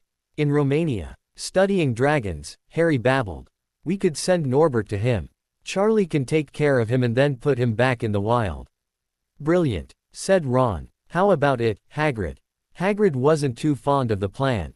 To be honest, if Hagrid didn't know Charlie from when he was a student and know how Charlie loved animals, I don't think he would have gone for it. But Charlie was our best option, so, regretfully, Hagrid agreed to let us send him a letter asking for help. In the meantime, things were particularly stressful. Charlie replied, making arrangements for us to pass Norbert off to Charlie's friends from the top of the astronomy tower on Saturday night. That would have been fine, except Norbert bit Ron the same day we got the letter. He insisted he was fine. I insisted he go to Madame Pomfrey. He refused. By the next day his hand was swollen and oozing greenish pus. I'd been reading up on Norwegian ridgebacks, and as it turned out, their bite was toxic. Not poisonous, just toxic, kind of like a Komodo dragon. They didn't have actual venom, but their mouths were hotbeds for bacteria to grow, and unless bites were properly treated, they were almost guaranteed to get infected. People had lost limbs and lives to untreated ridgeback bites. I kept all of this to myself when I visited Ron in the hospital wing with Harry and Hermione, having snagged a moment away from Malfoy by the less than noble expedient of sprinting past him in the common room with my fingers jammed in my ears. It's not just my hand, Ron whispered, although that feels like it's about to fall off. It shouldn't, Norbert's not actually poisonous, his mouth just isn't very clean. You got to Madame Pomfrey quick enough, so you should be fine, I assured him. Ron scoffed. Fine, right, yeah. Listen, Malfoy told Madame Pomfrey he wanted to borrow one of my books so he could come and have a good laugh at me. He kept threatening to tell her what really bit me. I've told her it was a dog, but I don't think she believes me. I knew I wouldn't. I shouldn't have hit him at the Quidditch match, that's why he's doing this. He's doing this because he's a git, I said shortly. It's got nothing to do with you. It'll all be over at midnight on Saturday, soothed Hermione. Ron shot bolt upright in bed and went pale and clammy. His eyes were blown wide in horror. Midnight on Saturday, he said in a hoarse voice. Oh no, oh no. I've just remembered, Charlie's letter was in that book Malfoy took. He's going to know we're getting rid of Norbert. I resisted the urge to swear violently and instead just clapped a palm to my face, letting out a groan. Madame Pomfrey bustled over. Off you go, Weasley needs his sleep, she said, waving her apron at us as she shooed us off. You can come visit tomorrow, he should be feeling much better by then. The three of us said our goodbyes to Ron and left the hospital wing, ducking into a niche down the hall to discuss. It's too late to change the plan now. Harry sighed. We haven't got time to send Charlie another owl, and this could be our only chance to get rid of Norbert. We'll have to risk it. And we have got the invisibility cloak, Malfoy doesn't know about that. What if he takes the letter to a professor? Hermione fretted, but I shook my head. No, he won't. What makes you so sure? She protested. He has the evidence, all he'd have to do is. He won't, I insisted. Malfoy's a drama queen, he'll go for maximum impact. He'll want to get you lot caught in the act. If he catches you transporting the dragon he can get all of us. With the letter he's just got Ron nailed, and much as Ron might like to think he's Malfoy's target, he's not. Harry is. Me? Harry asked blankly. I'll admit, I hate him and I know the feeling's mutual, but why go after me with this when he's already got Ron? Ron's the one that hit him, he reminded us. I scoffed. Why go after you? Because you're famous, Harry, and he's not. Malfoy's a drama queen, like I said. Worse, he's a spoiled one. He's used to getting all the attention. I bet he came to Hogwarts expecting to rule the school and instead he ends up with Harry Potter showing him up at every turn. You're on the Quidditch team, people are fascinated by you, he tried to share some of that and get to you on the train, but you turned him down. I was a classic Slytherin tactic. Keep your friends close and your enemies closer. Harry could have been either one to Malfoy in the beginning, so Malfoy went for friends, which was more convenient. But Harry had turned him down flat, insulting him and depriving him of either sharing Harry's spotlight or tearing him down from the inside, whichever course he chose. What about you? Harry pointed out. I scoffed. Malfoy's not overly concerned about me.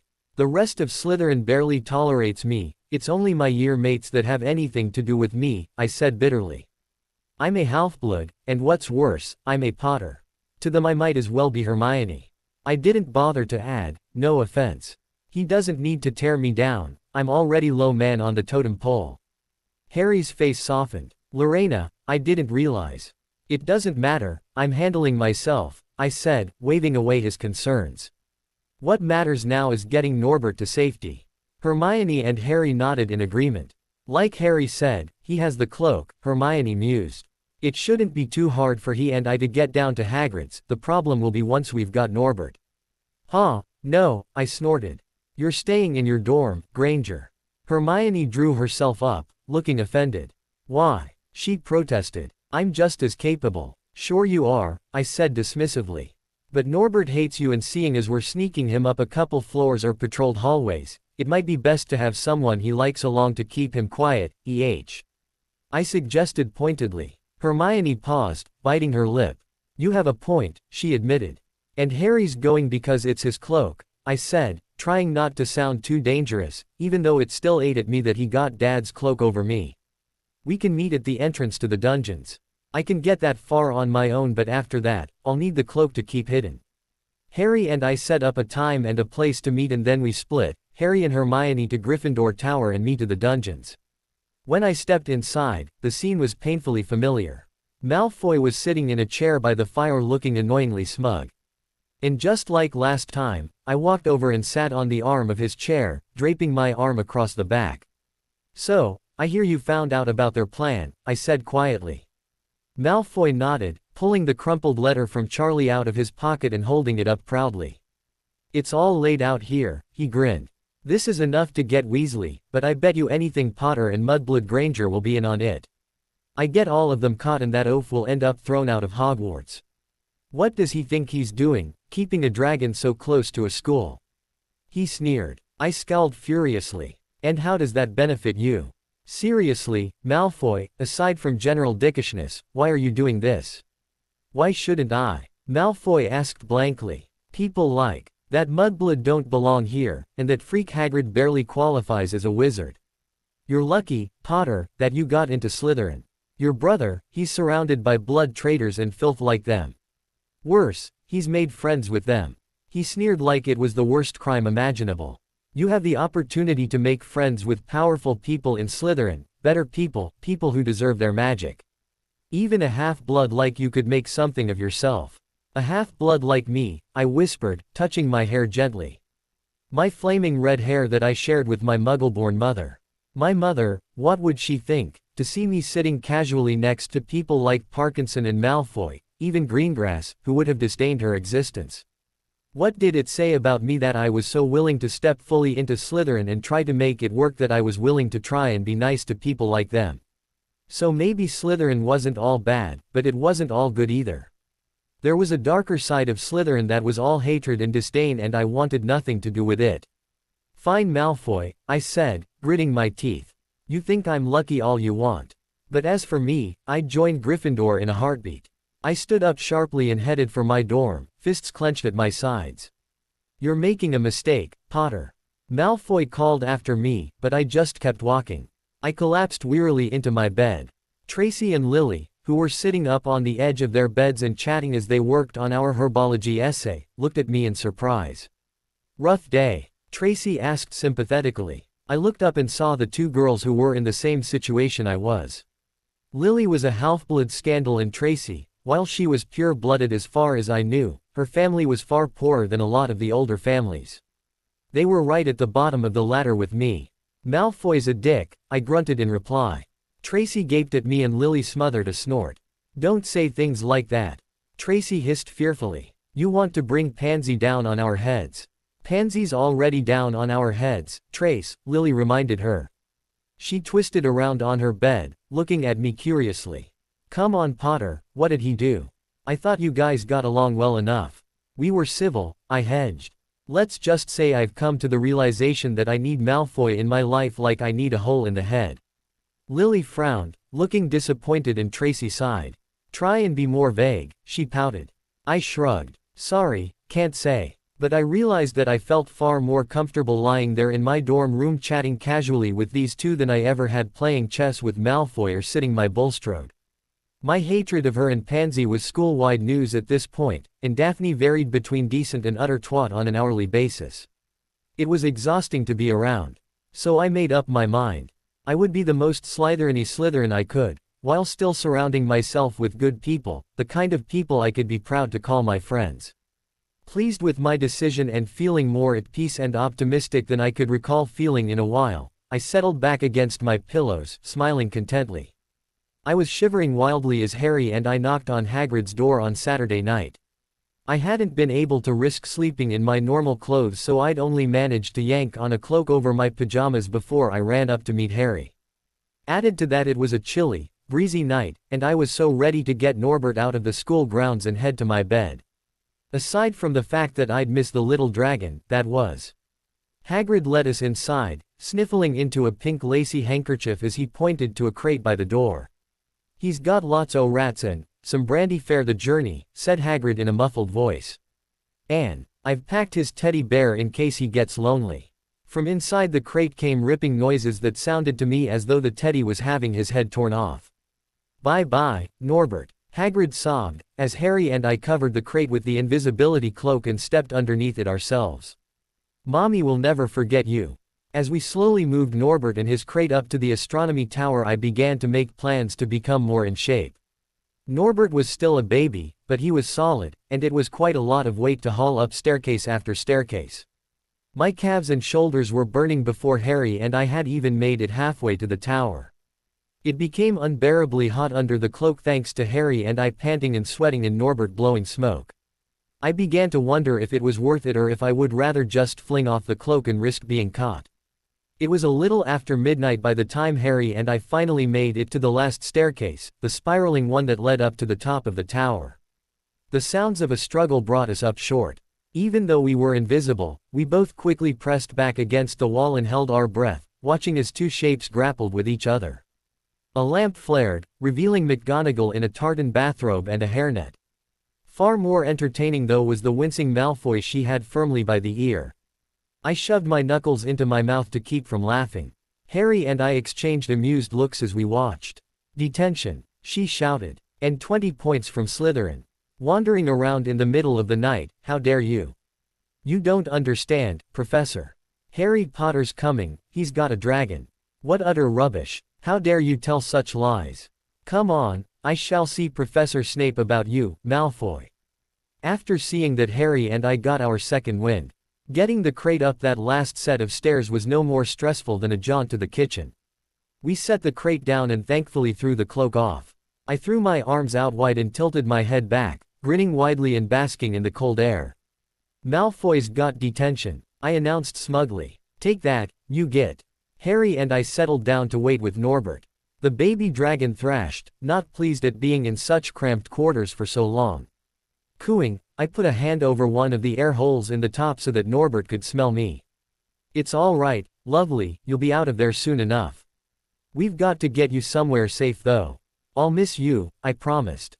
Harry rolled his eyes and muttered something that sounded very much like, "Nutter." I smacked him, pouting, and went back to cooing at Norbert and trying to keep him calm. 10 minutes later, 4 broomsticks swooped down from the north. Charlie's friends dismounted with grins and greetings. They all seemed giddy about helping to move the illegal dragon, and were quite pleased to help us buckle Norbert's crate into the harness fixed between their brooms. It took barely 5 minutes with their help. 5 minutes later they were in the air again, getting smaller and smaller. I felt myself getting slightly teary-eyed and swiftly shoved it down. Harry and I turned, exchanging high fives, one-armed hugs, and grins as we made our way down from the tower. I was completely ready to collapse into bed and have a lie-in the next morning.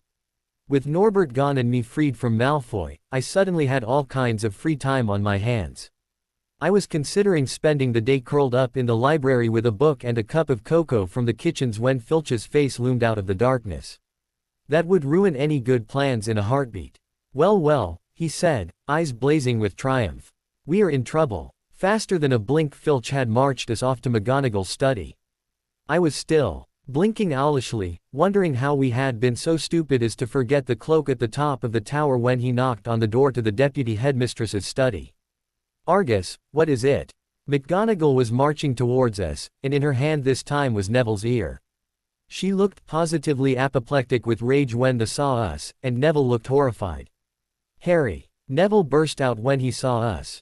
"Lorena! I was trying to warn you. Malfoy said he was going to get you caught, said you had a draw." "Clearly you failed," I said shortly. I didn't feel the slightest bit bad about cutting him off, either.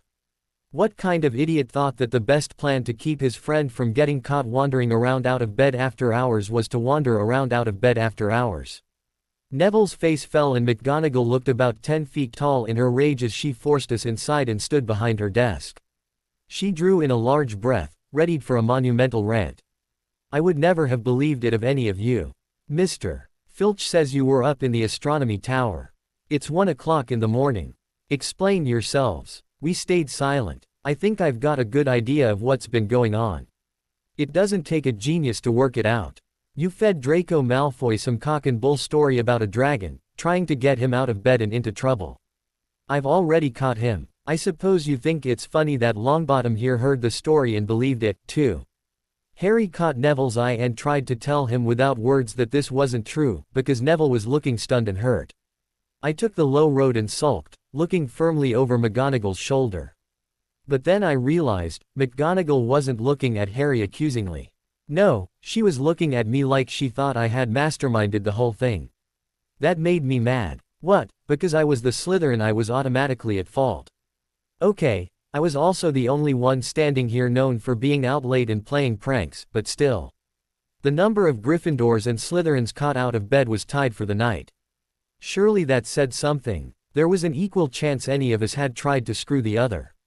I gave McGonagall my best, most Snape-ish sneer in response. "I'm disgusted," Professor McGonagall continued. 4 students out of bed in one night. I've never heard of such a thing before. Mr. Longbottom, I know your grandmother would be severely disappointed in you. And you, Mr. Potter, I thought Gryffindor meant more to you than this.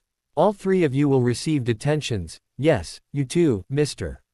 Longbottom. Nothing gives you the right to walk around school at night, especially these days. It's very dangerous, and 50 points will be taken from Gryffindor and Slytherin." 50. Harry gasped. 50 points each, Professor McGonagall said sharply. "Professor, please. You can't." I stayed quiet, glaring at McGonagall.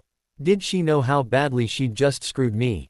Not only would Malfoy be on the warpath for Harry and I getting Norbert out past his plan to catch us, but I'd lost Slytherin 50 points when we were already behind. The whole house would want my head. Don't tell me what I can and can't do, Potter. Now get back to bed, all of you. I've never been more ashamed of Gryffindor students. I snorted. But she'd been more ashamed of Slytherin students, had she? Not surprising. The 3 of us left McGonagall's study. Neville took off running to Gryffindor Tower, wanting to get back to safety. Harry hesitated, looking at me. "Look, Rena, I'm sorry, I know the Slytherins. They don't love me no matter what," I said shortly. "It's not your fault. I could have been smart enough to remember the cloak too, but I didn't. We both dropped the ball, and we're both going to have to pay for it." "Still," Harry said, face crumpled in disappointment. 50 points and detention. McGonagall was really harsh. I stared at him incredulously. Detention was par for the course if you were caught out of bed. As for being caught out of bed and in an off-limits area of the castle, I thought adding 50 points to the usual punishment was pretty easy. I couldn't believe how Harry was. Well, pouting. There was no other word for it. I realized this was the first time he'd actually been punished for breaking the rules. Had to be hard for him, not being above it all, I thought snidely, and gave myself a hearty mental smack. Angry at myself now, I turned and headed for the dungeons, ready to face my fate. Slytherins were champion grudge holders. Not that it was entirely surprising, considering how seriously they took their pride. But needless to say, the rest of my house wasn't thrilled with me when it finally got around that I was the one who'd lost us 50 points. This was hardly the first time I'd made trouble, but in the past if I'd been caught it was always by Snape. That meant I got punished, but the house at large didn't suffer, so they were free to just be amused by whatever I'd done. This time though, the house itself had suffered. We weren't in dead last, that honor went to Gryffindor, but we were only just above them. The common room had suddenly gotten very unfriendly. I couldn't step inside without getting glared at hatefully from all corners of the room. Malfoy had made it known that the reason I'd lost points was because I was helping a Gryffindor and Hagrid. As if the loss of points wasn't bad enough, I'd lost it helping half-breeds. That was the icing on the insult cake for my housemates. I wasn't dumb enough to linger in the common room these days. Most of my free time I spent down at Hagrid's, particularly right after Norbert left, comforting him on the loss of his dragon. I did my homework down there and I took to grabbing food from the kitchens instead of going to meals. Nighttime was definitely the worst. I couldn't just pass out in a hallway, so I was stuck in my dorms listening to Parkinson and Bulstrode rant and rave about what an idiot I was and what was I thinking and didn't I have any pride and I should be ashamed of myself. It wasn't exactly the most soothing sound in the world to go to sleep to, which led to me spending more time hidden in the library researching noise-canceling charms. I was spending a lot of time in the library lately anyway with exams coming up. Potions I anticipated getting full marks on, but I still made sure to review one potion each night to make sure to keep it fresh. Defense against the dark arts was a matter of remembering Dark Wizard and dates they were defeated. For that, astronomy, and history of magic I resorted to flashcards that I would sit up at night and quiz myself on when I couldn't sleep. I took to filling out diagrams on plants we'd studied in herbology and listing their properties under my breath when I had free time. I reviewed charms spells hidden in an empty classroom, making things float and dance through the air. Transfiguration had been the bane of my existence, so I was pretty proud of myself that I'd finally figured out how to learn theory. I had to associate the theory with the feelings I had when I cast the spell. Before, theory had only complicated things for me, but now I was able to work it into the casting of a spell with far less trouble. I was glad to finally be doing better in Transfiguration, and it certainly lessened McGonagall's dark looks in my direction since the Astronomy Tower incident. All in all, I was turning into a slightly more reclusive version of Granger with the exams coming closer, which horrified me when I realized it. I wanted to get good grades, certainly. At Hogwarts, I didn't have Dudley's cheerful destruction of my homework and stealing of my textbooks holding me back. But being a Granger is where I drew the line. That's why I was almost glad when the letter about our detention came. At 11 o'clock the night of our detentions I left the library, making a brief stop to drop my bag in my dorm room. I'd taken to keeping a hand firmly on my wand whenever I had to cross the common room. Thankfully, the furor over the lost points was starting to die down and the Slytherins seemed slightly mollified that I was serving detention. Granted, Malfoy wasn't thrilled that we'd gotten him detention. I staggered as something tripped me when I left the common room. Looking up, I glared when I saw Malfoy calmly pulling his foot back and glaring. "I hope you're happy," he snapped. "I've got detention tonight because of you." "Boo-hoo," I said shortly, taking off down the corridor. Unfortunately but unsurprisingly, Malfoy hustled after me, still glaring. "How'd you do it?" he demanded. "How'd you get that dragon up to the Astronomy Tower without being caught?" "Haven't you noticed?" I asked sweetly. "I did get caught. That's why we're both going to detention, genius." "You know what I mean," Malfoy said hotly. "How'd you do it?" "Fine," I burst out, stopping in the middle of the hall and glaring. Malfoy paused, looking at me angrily. "You really want to know?" "Yes." Can you keep a secret? Yes, so can I. I turned, sweeping my robes behind me in a move Snape had mastered and heading off. Potter, Malfoy shouted, catching up to me. Seriously, you're being ridiculous. You don't have to bother with them, you know. I paused, confused. Don't have to bother with who? Your brother and that oaf he's friends with, Malfoy said like it was obviously. He rolled his eyes. Like I said, your brother's made his bed, but you have options. You don't have to stick to his side like glue, not when there are better people around. I raised an eyebrow slowly, floored with disbelief. By better people you mean, you? I asked uncertainly. Malfoy preened. Well, yes. The Malfoy name is very highly respected. My father has the ear of the minister himself. I doubled over laughing. Malfoy looked down at me indignantly. Why are you laughing? He demanded. What's funny? You. I giggled, unable to stop myself. You actually think you're better than my brother.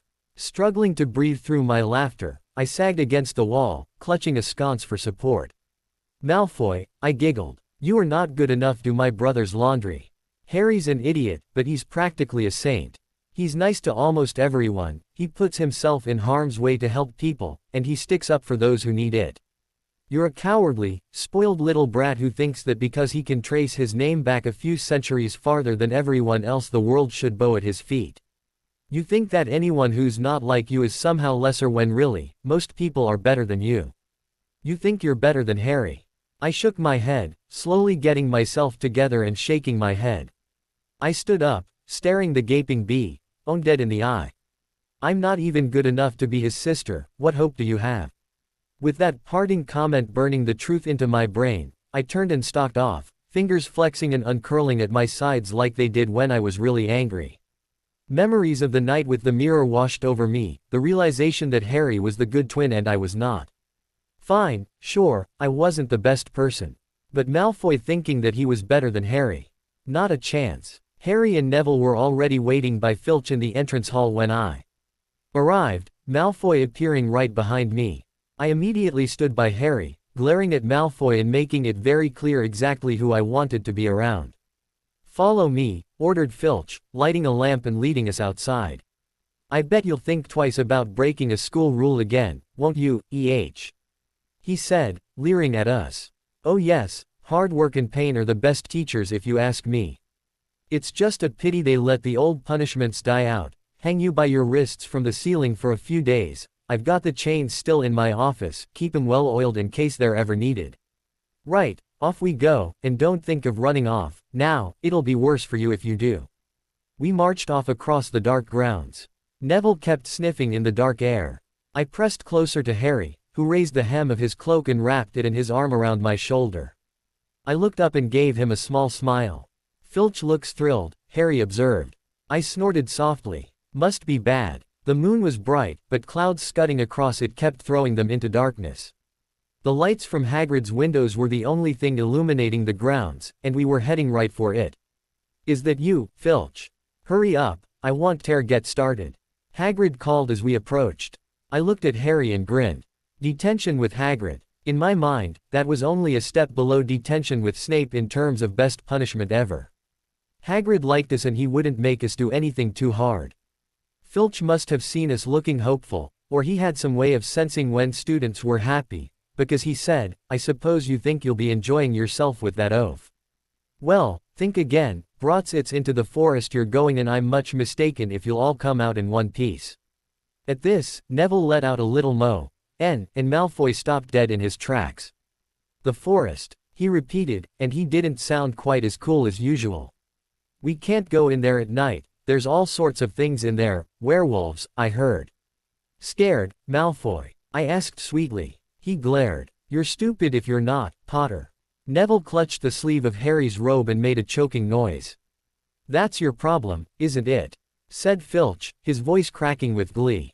He was wheezing from the walk down to the hut, and if he wasn't such a jerk, I might have even felt a little bad for him. Should have thought of them werewolves before you got in trouble, shouldn't you? I was probably one of the very few people at Hogwarts that didn't have a problem going into the forest.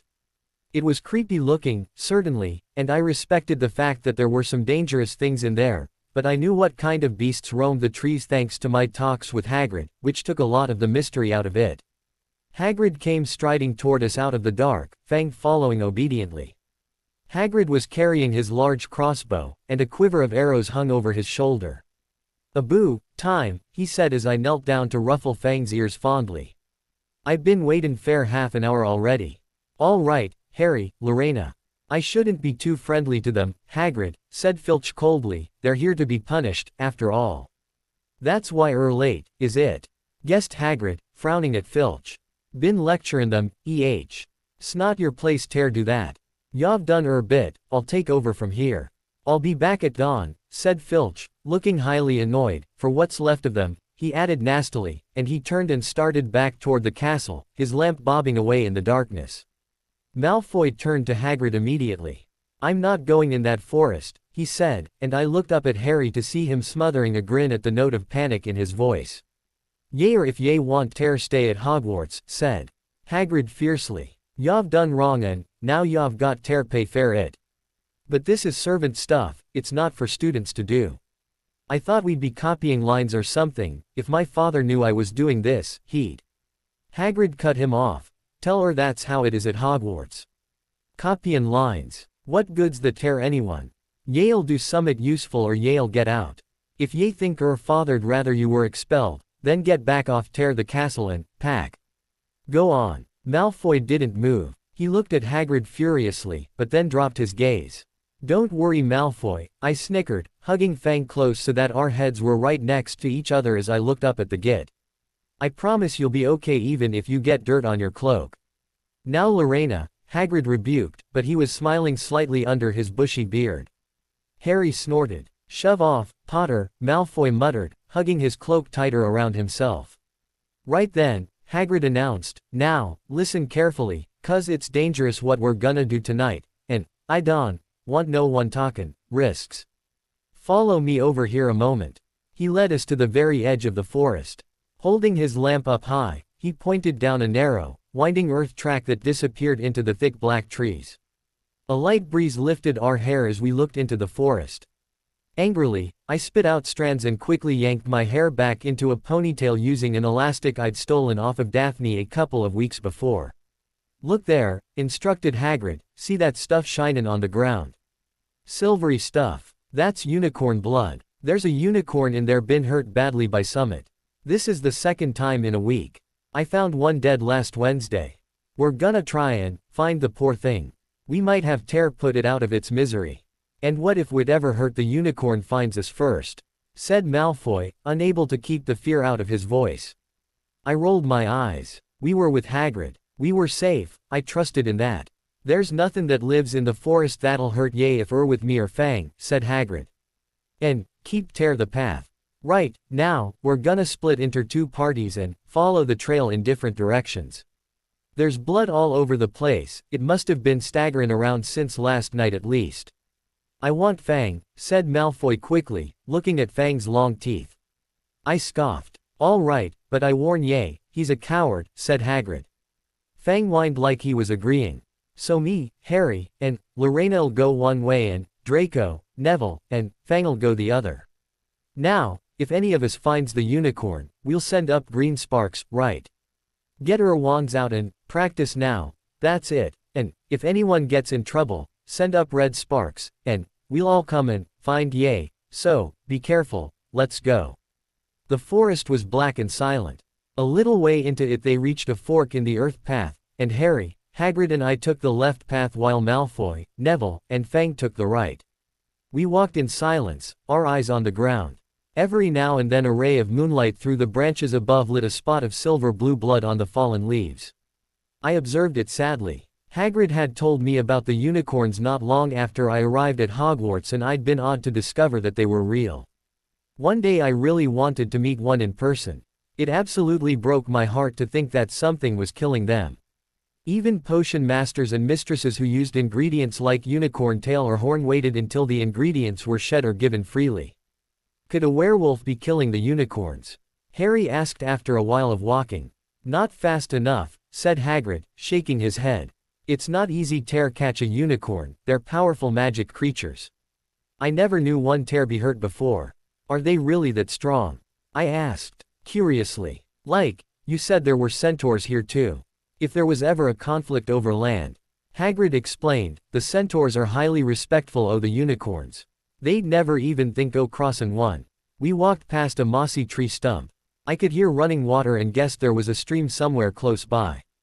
There were still spots of unicorn blood here and there along the winding path.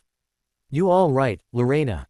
Hagrid whispered. Don't worry, it can't have gone far if it's this badly hurt, and then we'll be able to get behind that tree. Hagrid seized Harry and I and hoisted us bodily off the path behind a towering oak. He pulled out an arrow and fitted it into his crossbow, raising it, ready to fire. The three of us froze, listening. Something was slithering over dead leaves nearby. It sounded like a cloak trailing along the ground. Hagrid was squinting up the dark path, but after a few seconds, the sound faded away. I knew it, he murmured. There's summit in here that shouldn't be. A werewolf, Harry suggested. That wasn't no werewolf and it wasn't no unicorn, neither, said Hagrid grimly. Right, follow me, but careful, now. That sounded like a cloak, I said, concerned. Hagrid, could it be a person, doing this? Like I've read, centuries ago, people used to hunt unicorns for their horns and tail hair to use in potions and wands, but that's been illegal for years. I don't think so, Hagrid said slowly, like he was working it out. If it was a person, the centaurs would have done something about it by now. We walked more slowly, ears straining for the faintest sound. Suddenly, in a clearing ahead, something definitely moved, a large black blob that seemed to come closer. Who's there? Hagrid called. Show yourself, I'm armed. And into the clearing came, my jaw dropped. I was awed by the centaur. He had reddish hair and a long beard, and his horse half was a gleaming chestnut color with a long reddish tail not too far off from my own hair color. His exposed chest was well muscled and I blushed a little. Oh, it's you, Ronan, sighed Hagrid in relief. How are ye? He walked forward and shook the centaur's hand like they were two old friends who'd run into each other while out shopping, not like Hagrid had just pointed a crossbow at him. Good evening to you, Hagrid, said Ronan. He had a deep, sorrowful voice. Were you going to shoot me? Can't be too careful, Ronan, Hagrid chuckled, patting his crossbow. There's summit bad loose in this forest. This is Harry and Lorena Potter, by the way. Students up at the school. And this is Ronan, you too. He's a centaur. We'd noticed, said Harry faintly. It's nice to meet you, sir, I said respectfully. Good evening, said Ronan blandly. Students, are you? And do you learn much, up at the school?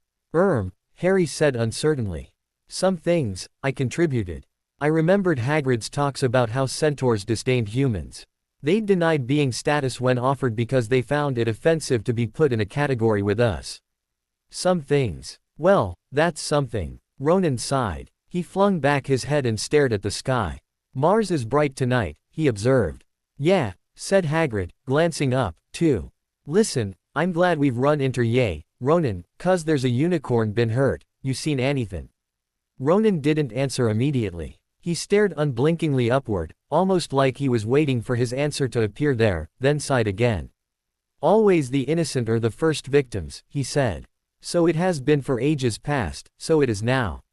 Yeah, said Hagrid, but have ye seen anything, Ronan? Anything unusual? Mars is bright tonight, Ronan repeated, while Hagrid watched him impatiently. Unusually bright. Yeah, but I was meanin' anything unusual a bit nearer home, Hagrid said pointedly. So ye haven't noticed anything strange? Yet again, Ronan took a while to answer. At last, he said, the forest hides many secrets. A movement in the trees behind Ronan made Hagrid raise his bow again, but it was only a second centaur, black-haired and bodied and wilder looking than Ronan. He looked down his nose at Harry and I. Hello, Bane, greeted Hagrid. All right. Good evening, Hagrid, I hope you are well. Well enough. Look, I've just been askin', Ronan, you seen anything odd in here lately? There's a unicorn been injured, would ye know anything about it? Bane walked over to stand next to Ronan. He looked skyward. Mars is bright tonight, he said bluntly. We've heard, Hagrid groused. Well, if either of you do see anything, let me know, won't ye? We'll be off, then. Harry and I followed him out of the clearing. Both of us stared over our shoulders at Ronan and Bane until the trees blocked our view. They just stood there, idly flicking their tails and staring up. Never, said Hagrid irritably, try and get a straight answer out of a centaur. Ruddy stargazers. Not interested in anything closer in the moon. Are there many of them in here? Asked Harry. Oh, a fair few. Keep themselves to themselves mostly, but they're good enough about turnin' up if ever I want a word. They're deep, mind, centaurs, they know things, just let on much. Do you think that was a centaur we heard earlier? Harry wondered. Did that sound like hooves to you? Nah, if ye ask me, that was what's been killin' the unicorns, never heard anything like it before. We walked on through the dense, dark trees. Harry kept looking nervously over his shoulder. I took his hand and glanced back as well. What are you looking for? I asked him quietly. Nothing, Harry said slowly, narrowing his eyes at the blackness. Just, can't you feel it? Feel what? But just as I asked, I realized. A feeling like I was being watched. We're being followed, I murmured, and Harry nodded, squeezing my hand tighter. I looked around, staring into the treetops and trying to see if there was something crouching on a branch. I grabbed Hagrid's arm. Hagrid, look. Red sparks, the others are in trouble. You two wait here, Hagrid shouted. Stay on the path, I'll come back for ye. Hagrid charged off. We heard him crashing away through the undergrowth and stood looking at each other, until we couldn't hear anything but the rustling of leaves around us. This place is creepy, Harry said, hugging himself. It's not so bad, I said honestly. In the dark when it was hard to see, anything was creepy. And I wasn't too fond of the dark, but I actually felt a little better surrounded by trees, oddly enough. Like, there were several places to hide if anything did happen to pop out of the shadows. You don't think they've been hurt, do you?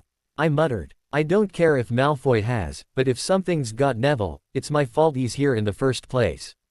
The minutes dragged by. My ears seemed sharper than usual. Mine picked up every sigh of the wind, every cracking twig.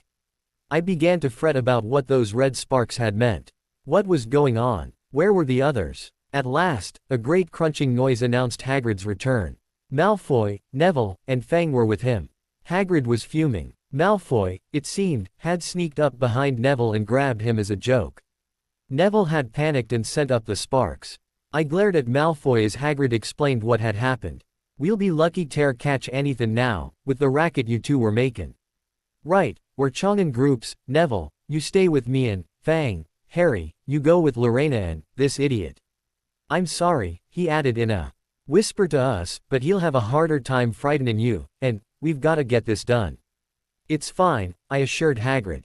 If Malfoy tried to pull the same stunt on me or Harry as he pulled on Neville, I didn't care, I'd punch him right in his pointed face. We set off into the heart of the forest with Malfoy.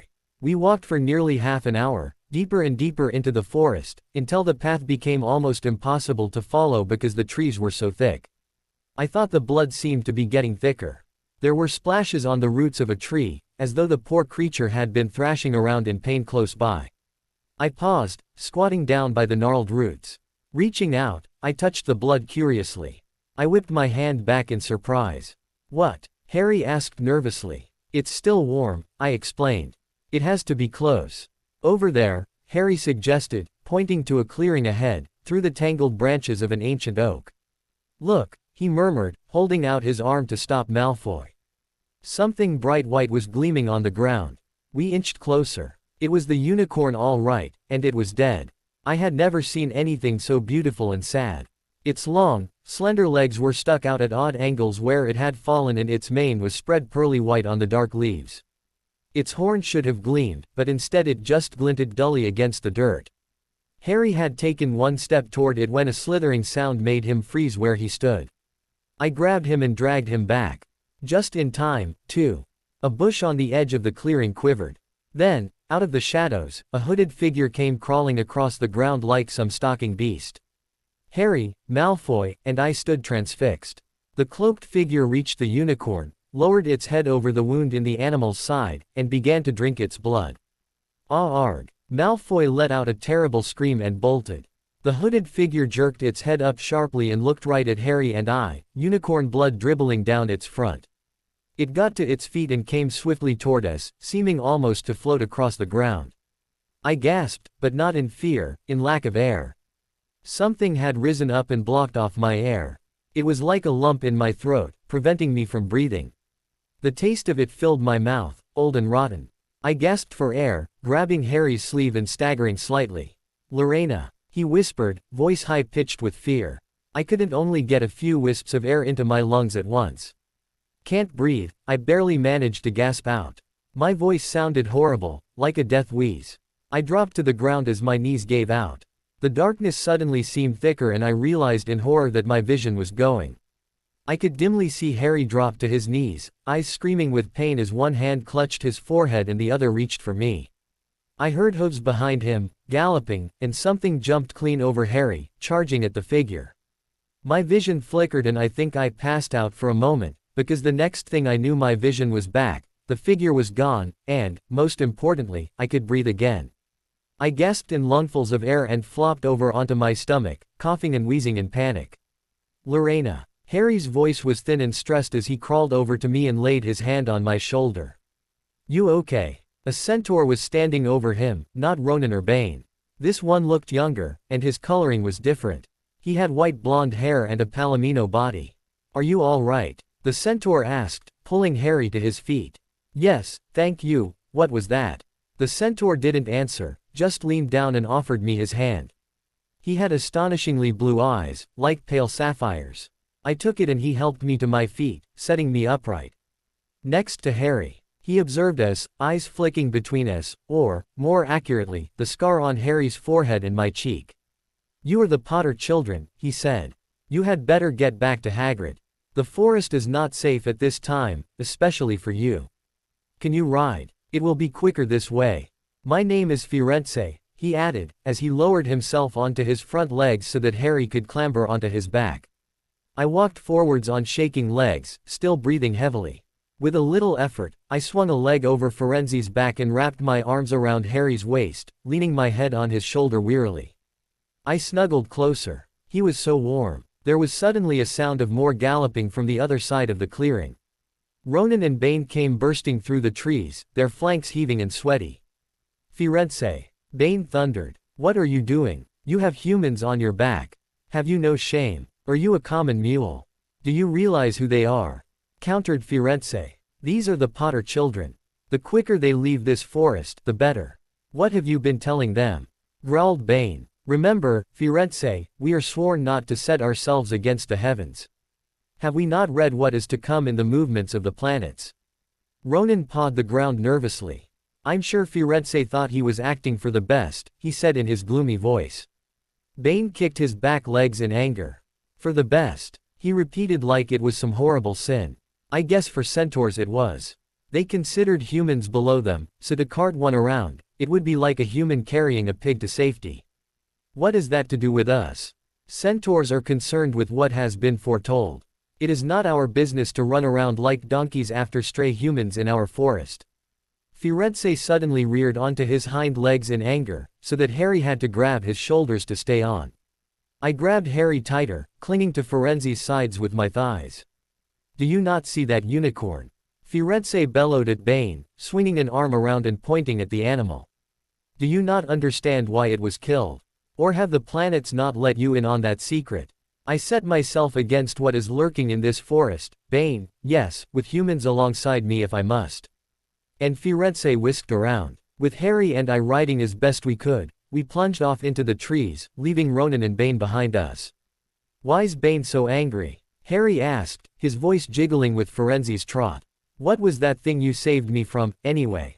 Firenze slowed to a walk, warned us to keep our heads bowed in case of low-hanging branches, but did not answer Harry's question. I tried again. "Firenze, that thing that attacked the unicorn, when it came at us I couldn't breathe. Did it do something to me?" It felt like Firenze's flank shuddered in surprise underneath me, but he still didn't reply. We made our way through the trees in silence for so long that I thought Firenze didn't want to deal with us anymore. We were passing through a particularly dense patch of trees, however, when Firenze suddenly stopped. "Harry Potter, do you know what unicorn blood is used for?" he asked quietly. "No," said Harry, visibly startled. We've only used the horn and tail hair in potions. I do, I said softly. Harry turned to look at me in surprise, and Firenze nodded for me to go on. It'll keep you alive, far past the time you should have died, I said softly. I read about it once, in one of the books in the Slytherin common room. But it's not something you want to do. I shuddered, remembering the book's description of the things that had happened to people who used unicorn blood to keep themselves alive. I had shut it and put it aside after reading that. Firenze nodded. You were right. It is a monstrous thing to slay a unicorn. Only one who has nothing to lose, and everything to gain, would commit such a crime. The blood of a unicorn will keep you alive, even if you are an inch from death, but at a terrible price. You have slain something pure and defenseless to save yourself, and you will have but a half-life, a cursed life, from the moment the blood touches your lips. Harry stared at the back of Firenze's head while I nuzzled my chilled nose into his neck to warm it. But who'd be that desperate? Harry wondered aloud. If you're going to be cursed forever, death's better, isn't it? It is, Firenze agreed, unless all you need is to stay alive long enough to drink something else. Something that will bring you back to full strength and power. Something that will mean you can never die.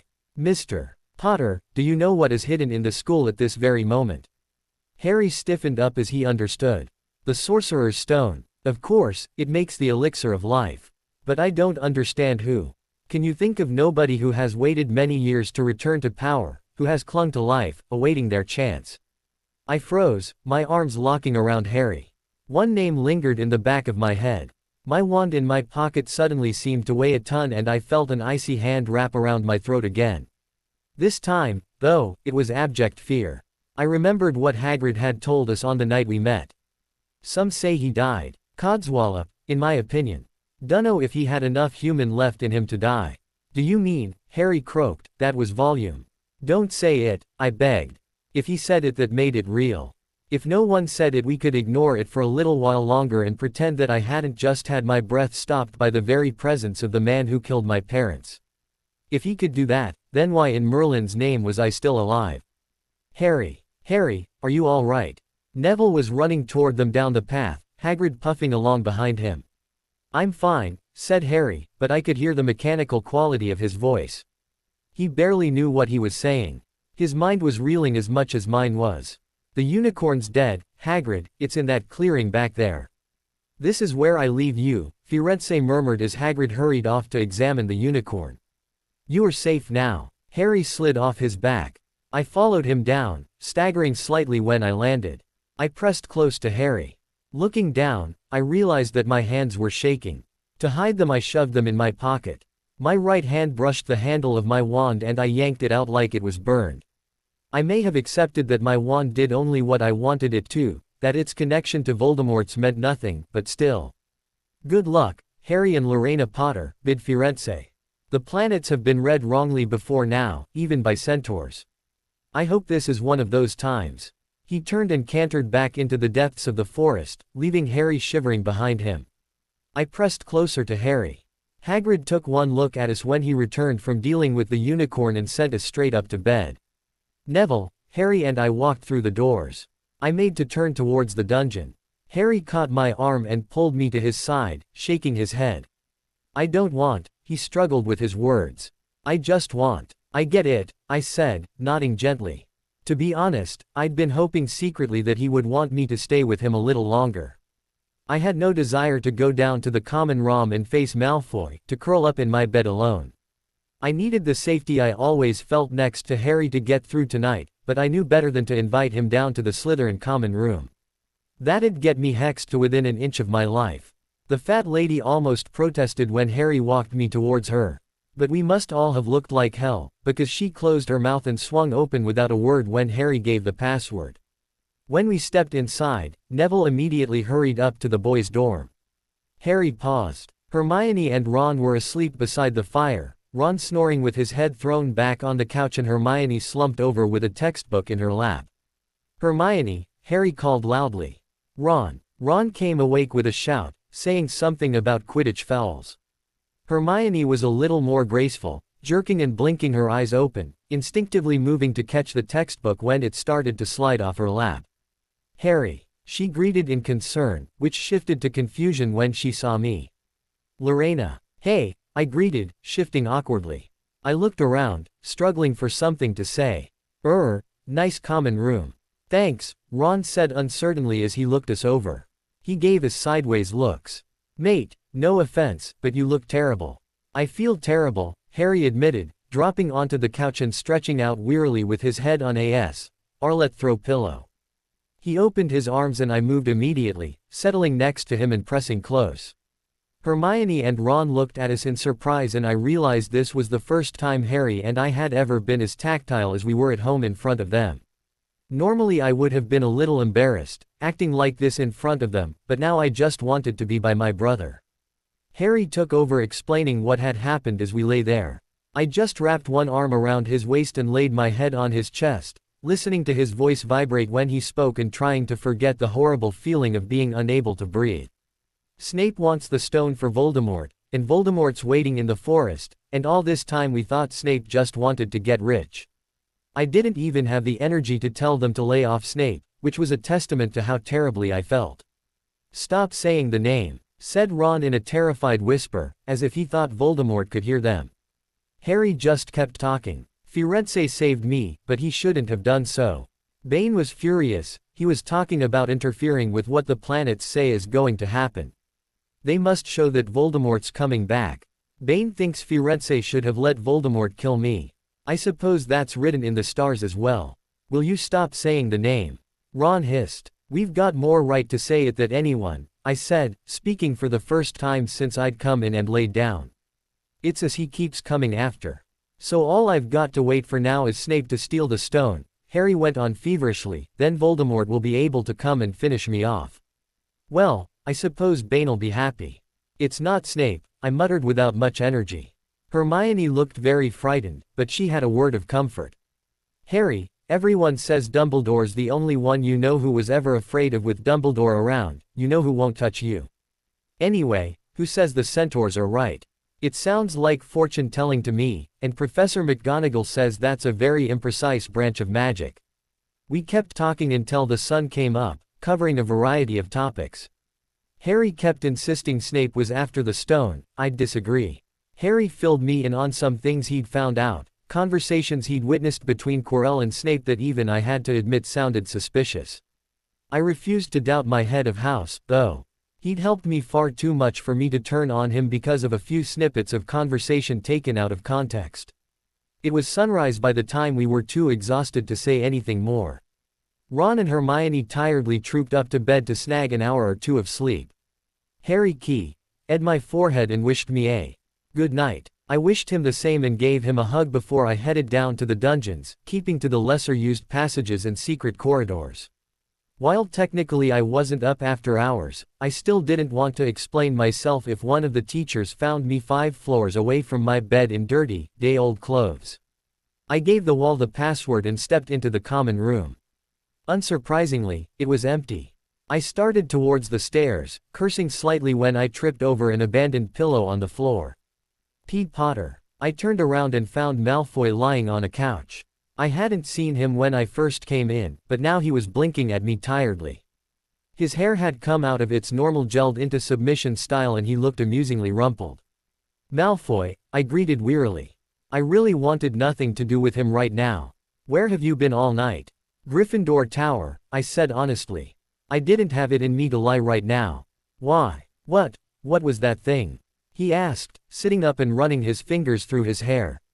Did you find out? I froze. The dim light of the common room reminded me of the filtered moonlight that illuminated the clearing, the dead unicorn splayed on the ground, the figure swooping closer and closer, my breath stolen, gasping for air, vision going dark. Potter. I blinked away the image. Whatever I looked like when I was reliving it, Malfoy actually looked concerned. Seriously, Potter, what was that thing? Did it attack you or something? I opened my mouth, closed it, swallowed, and thickly said, it was evil, Malfoy, that's what it was. And I gasped in a breath, turned and yelled, I have to go. I bolted to my dorm room, careful to open the door quietly. As quickly and quietly as possible, I made my way to my bed and wrapped the curtains around it, flinging myself onto the sheets.